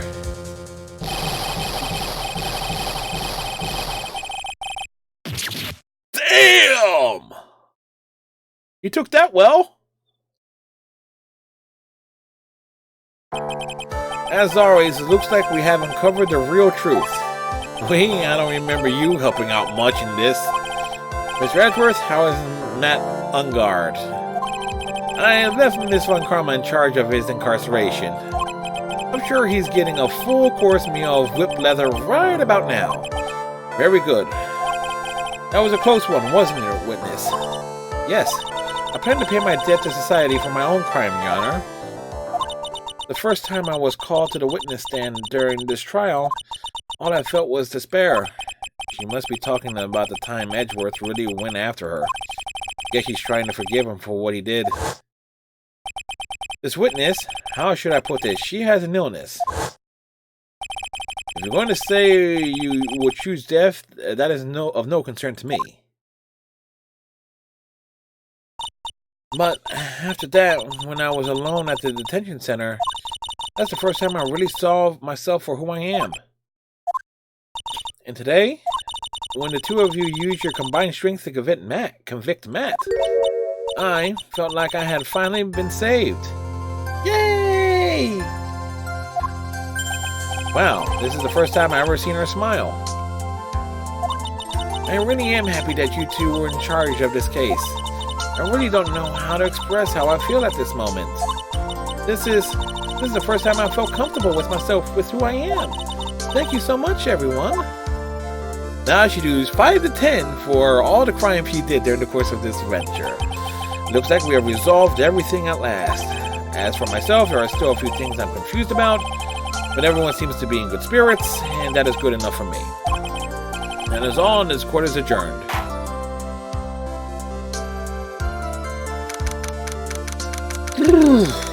Long day in court. We put in a freaking long day.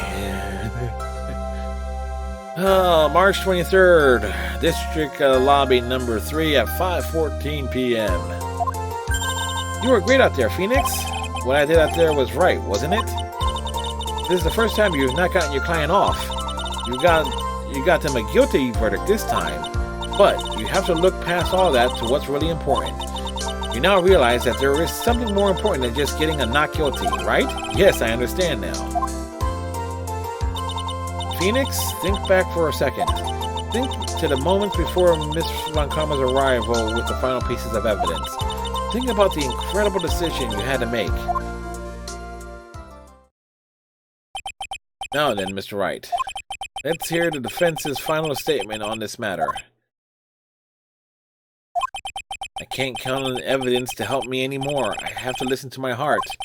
Should I side with justice, or should I save Maya's life? My client, en garde, is he guilty, or is he not guilty? Those were your choices then. And your answer? Your answer spoke to what being a lawyer means to you. Right! Edgeworth! I have good news. Maya is now safe in police custody. Really? Pearl, is she telling us the truth, Mr. Edgeworth? Yes. She's quite safe. She is on her way here as we speak in a patrol car. Ah, Mystic Maya is safe! You did it! You really did it, Mr. Nick! Ow, she punches deceptively hard for a kid. I believed in you. I keep saying to myself, Mr. Nick will save her. Mr. Nick will save her. Wah. Thanks. Oh. What's wrong? Miss Von Karma. Uh-oh. About earlier, thanks. Ow! Why are you still smiling? Mr. Phoenix Wright. You lost! Your perfect win record has now been crushed. And yet, you are still happy? I don't think you will ever understand, Miss Von Karma. How dare you? Don't worry. She may in time. After all, I was like that myself until a year ago. Edgeworth? For my own personal victories and for guilty verdicts. Yeah, that's true. I used every dirty trick in the book, and so my win record remained spotless. But a man appeared and stood fast against that selfish me. I fought him in my usual manner and tasted my first defeat.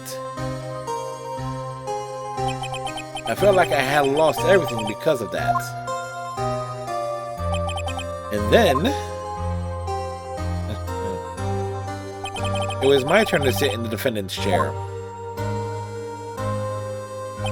And I was saved by that person I called my enemy. I couldn't forgive myself for all that had happened. So I left the prosecutor's office. And I left that note. Prosecutor Miles Edgeworth chooses death. As well you should have. A prosecutor who has shamed himself with defeat should crawl into a hole and die. But that was not what happened. After I left the prosecutor's office, I finally came to realize something. And it was in that moment of clarity that everything began to change. What foolish nonsense. We prosecutors use anything we can to attack the defendants, but every time we did so, no matter how desperate the situation, instead of giving up like most people, that man will hold strong with his undying faith. And then before I knew it, I began to trust in that man as well. What? You trusted your enemy? It doesn't matter how many it doesn't matter how many underhanded tricks a person uses, the truth will always find a way to make itself known. The only thing we can do is fight with the knowledge we hold and everything we have, erasing the paradoxes one by one. It's never easy, we claw and scratch for every inch, but we will always eventually reach that one single truth. This I promise you. The truth.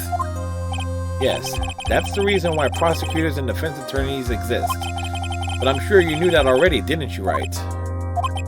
That's why you couldn't forgive me, this man who went into hiding. Isn't that right? This man who only had his sights set on victory, who ran away into the night. Ah, is Mr. Edgeworth right, Mr. Nick? You really let me down. When you disappeared, I felt betrayed. The reason I decided to become a lawyer to begin with was because I believed in the things you said to me all those years ago. And you betrayed your own words. That's why, 1 year ago, I made up my mind. I decided that Miles Edgeworth I knew had died. At least, that's what I told myself. You pathetic fool! Miss Von Karma! I don't want to hear the wretched whimpering of a disgraced loser. Von Karma is someone who is destined to be perfect. Miles Edgeworth, you are no longer worthy. You are no longer worthy of being a Von Karma, and neither am I. It's over. It's all over. Francisca threw something on the ground just now. This is an electromagnetic receiver. Isn't that the thing she used to track Detective Gumshoe? I'll return this to the precinct later. There's something else. Ah, isn't that Miss Von Karma's whip? I'll never step foot in another courtroom again. I'm sure that's what she's saying by this action. You should keep this right. Okay. Nick? Maya! Mystic Maya! Mystic Maya!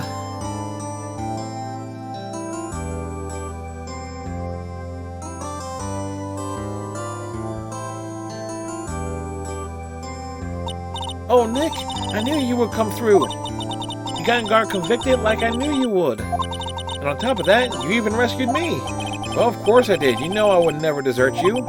But we sure pressed our luck on this trial. You're really lucky to be standing here. Whatever. Look, it's over, okay? Besides, if I did croak, I would just come back and haunt you like a bad ghost through Pearly. Is it really that easy to do something like that? Thanks a lot, Nick. Don't mention it. Maya. Oh, Mr. Edgeworth. I'm relieved you're alright. Hey, it looks like you've made some real progress, Mr. Edgeworth. Well, I suppose I'm a little different from who I was a year ago. I know that's a hungry stomach. Alright. I think it's time we get out of this depressing place. Huh? Where are we going? Food, Nick. Food. Grub. Chow. I'm starved. I'm so hungry even you look like a nice juicy burger on a bun to me, Nick. You think I look like a burger? I'm a prime rib at least. Come with us, Mr. Edgeworth, please. If you insist. Alright. So how about we hit up our usual burger joint? Don't be silly, Nick. Huh? This case messed up that awesome evening and got in the way of my gourmet food. So I decided that we're to make it up by having another feast. Another feast? Come on, Nick. Food! I can only imagine how this is depicted in the anime. March 20th, later that 2 hours later, apparently. Hey, pal. Sorry to keep you guys waiting. Gumshoe, are you alright? Yeah, but I'm really embarrassed. I didn't think I would hit a telephone pole of all things. A telephone pole? Then it wasn't a red light that got him. You did it again, city boy. I felt like my dear old heart was going to give out on me, and I ain't joking. Yeah, it was more exciting than the very last episode of The Still Samurai. Thanks. Now looky here, Mr. Snooty Prosecutor. Don't you reckon you bullied Mr. Wright too hard? If you don't start being a lot nicer to him, he might just kick you tonight. Even. I'll keep that in mind. Well, come on now. Everyone, gather around. Y'all gonna get your picture taken by a genuine professional photographer. Looks like Lala bought herself a new camera. Well, pal, at least we can put this messy case behind us now. Come on, tonight's all about eating, so let's chow down, pal. Amen to that, pal. Amen. You know, when you think about it, you were the one who saved the day, detective. Huh? Me? You really think so? He's right. If it wasn't for the 3 items you took, I think the trial would have had a very different ending. Ah, well, you know, it's... Huh? Wait. That's odd. When I ran off with the things from the killer's hideout, I was sure I took 4 things in total, sir. What? 4? Yeah, I'm sure I put one of the items in my coat pocket. There was a 4th item? Oh, come on, yo, it's over. Well, hoo boy, I tell you, you really are something else. Between getting accused of murder and getting kidnapped, never a dull moment with you, huh? Haha, you think so? Why does she look so happy about that? But being shut away for 2 whole days. Weren't you scared? Yeah, it was really scary. I felt so hopeless. So to keep my mind off of that, off of things, I drew a picture. Sounds like you had it rough, gal. So where's this picture of yours?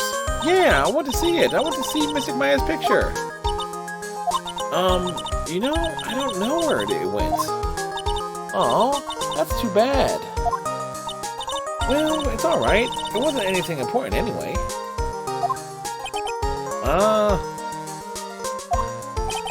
It sure is nice to finally see them both smiling again.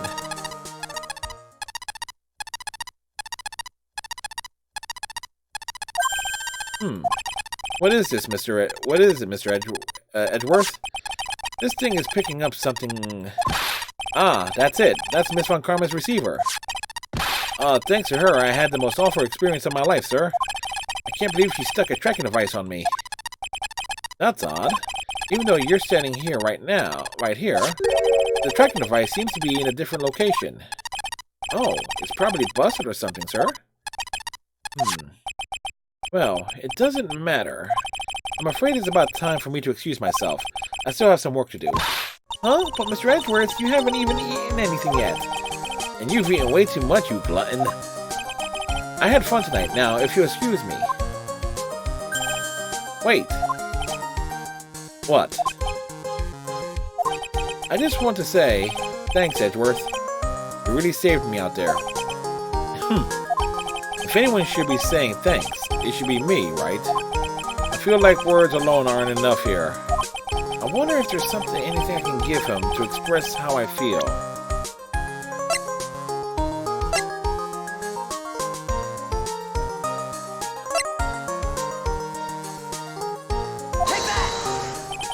What's this? Thank you. It's all thanks to you two. You and her. You don't need to thank me. I was only doing my job. It looks like Mr. Edgeworth has left, Mr. Nick. Hey, Mystic Maya. Yes, Miss Pearly? I guess you two can go back to being lovey-dovey, right? You and Mr. Nick, I mean. Pearly, would you cut it out already? You're embarrassing me. Anyway. So who's paying for this lovely dinner party? As if you need to ask? Everyone say thank you to Nick. Huh? Yeah, I'm kind of at the point where I can't even buy instant noodles, pal. I kind of already put your name on the bill. I figured. Huh? Yeah, I got me a situation just like that myself. There's this camera shop in this hotel, see? I just bought myself this good old beauty here. It'd better be anyhow for 3,000. Actually, I reckon you have bought it for me since it's on your tab and all. Isn't this great, Mr. Nick? Yeah, Nick. Why do I suddenly feel like screaming? Oh, you don't need to hold back. You hear? Yeah, pal. Time to let it all out. This is gonna be the first time I hear the real you. Come on, it's been a while since I heard you say it. I've been busy being a hostage and all. All right then, if you say so. Here you go. Woo!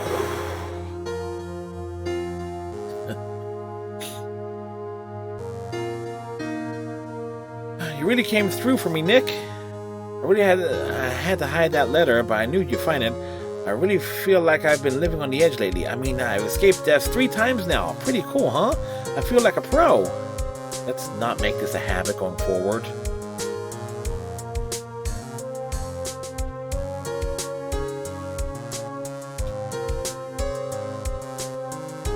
I'm so happy that you could save Mystic Maya and Mr. Nick. I'm so happy for the two of you. Speaking of which, I think this hotel is a popular place for honeymooners. But I sort of made reservations for the two of you, just in case.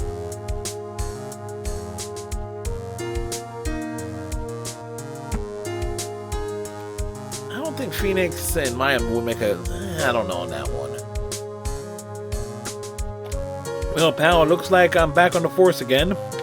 Miss Edgeworth had a long talk with the chief, and he got me reinstated for my sake. I heard he said things like letting that one go is bad for all society. I knew it. Crashing headlong into everything is the only way to live, pal. Emphasis on the word crashing.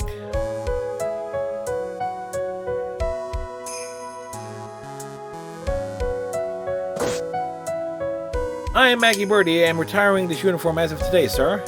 I'm going to be a waitress from now on. And bring smiles and joy to the people who come by the restaurant, sir. I hope you stop by sometime, Mr. Wright. In fact, I know that's going to be a case in Trials and Tribulations because I saw Sheep Fuzz playing it last week. So I already know that's coming down the pike. Yes, are you here to visit a patient? I'm Dr. Hottie, Director Hottie, ho-ho. Recently, yes, that girl, you know, I haven't seen her around, yes. But I remember, if I even laid there so much of an eye on her, it would go crack. It didn't matter if I got whipped again, though. Yes, ho-ho. On Karma, I should have beat the shit out of him.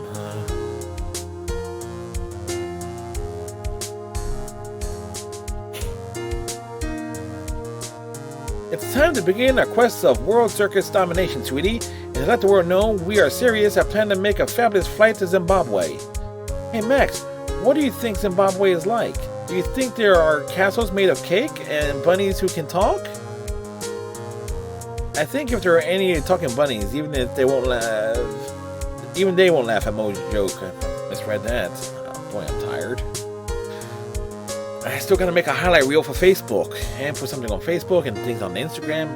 Trust me, I ain't getting to bed till 4 in the morning. I'm ready. There's no way these jokes are gonna fall on deaf ears. I'm going to be more contemporary with my humor. Mo Curls, represent. We got our new act all worked out. Prepare for the Hallelujah chorus. So say something, will you? You're supposed to start this off. Get on with it.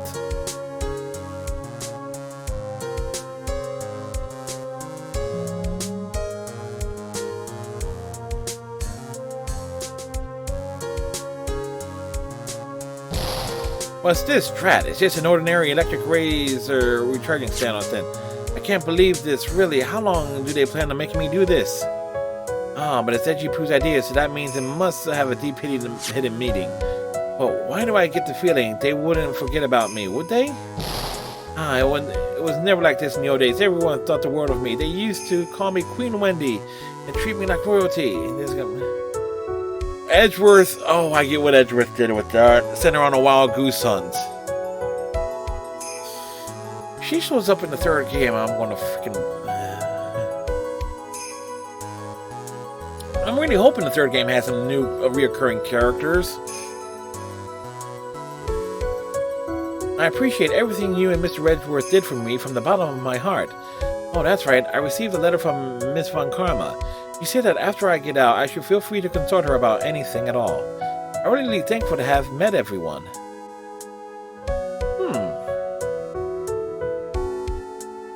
Andrews... okay, I can see that. It has become difficult for me in this country as of late. As such, I will take a short leave of absence. If you would like to request my services, please be sure to visit my homepage. May we both be blessed with longevity.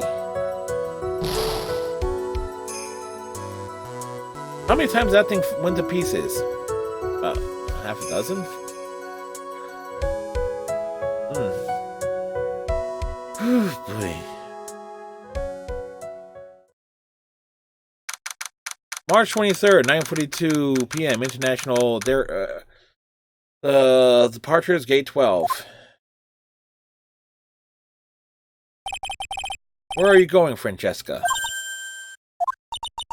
How did you know I was here? With this. That's... I heard you were planting things on a certain person. Things like tracking devices in his coat, for example. That's just like you. I only planted it there because he was always wearing it. This filthy, drab coat of his. I don't know why and how it ended up in my luggage, but it's going in the trash, I promise you that. Oh, that's right. Speaking of that man, he told me something very interesting. When I ran off with the things from the killer's hideout, I was sure I took 4 things in total, sir. 4 things? It seems he put the last one in his coat pocket. He put it here? It doesn't matter anymore. The case is already over. What are you going to do now? That's none of your business. Are you running away? Shut up. You don't understand a thing. You can't possibly understand what it means to be a Manfred von Karma's daughter. Francesca? So many expectations from everyone around me. Expectations I must fulfill. I'm expected to win no matter what. And failure? Such a thing is not an option for me. My father was a genius. There's no doubt about that. But me? I'm no genius. I've always known that. But I had to be... I had to be one. I had to. You may not be a genius like your father, but you're a prosecutor. You have been and always will be. No, I'm not. Not anymore. I've even thrown my whip away. Speaking of that, Wright gave me this to hold on to. Right? You knew something like this would happen, didn't you? I want to say this again. We prosecutors do not fight for personal honor or pride. I hope you will think deeply about what you should be striking down with that whip. You haven't changed a bit. You've always left me alone and walked ahead without me, Miles Edgeworth. I've always hated you. Rude. And then, finally, my chance to take revenge on you arrived. If I could win against that man, if I could make Phoenix Wright bow down in defeat, then this girl you left behind would have risen higher than you.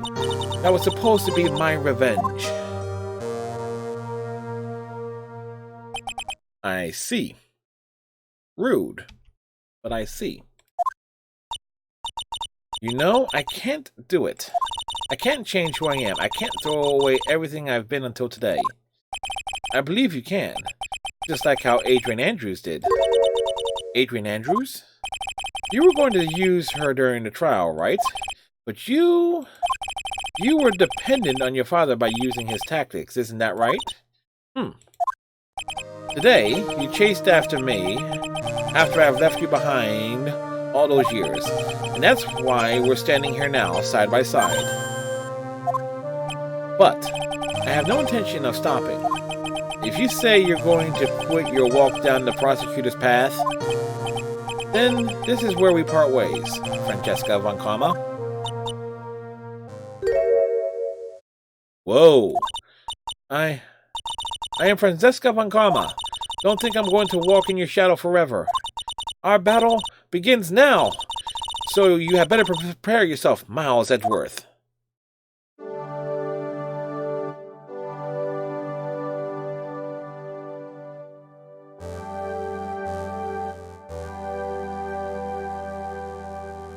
Phoenix Wright?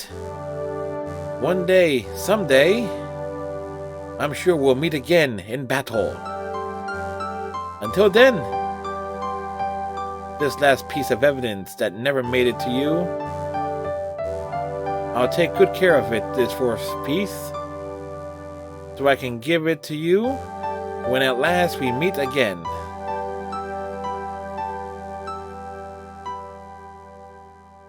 Huh, neat. Oh!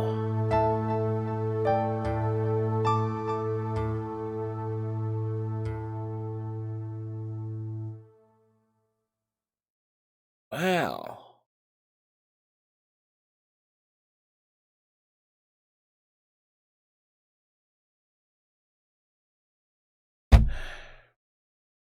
Oh.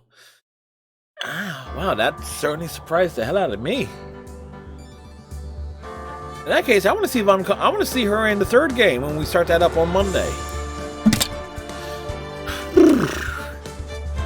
In the meantime, let's go to the bridge. Captain Kirk, we're being hailed. What do you want me to do? Put it on the screen. Alright. Oh, wait. I was hailing me. Oh.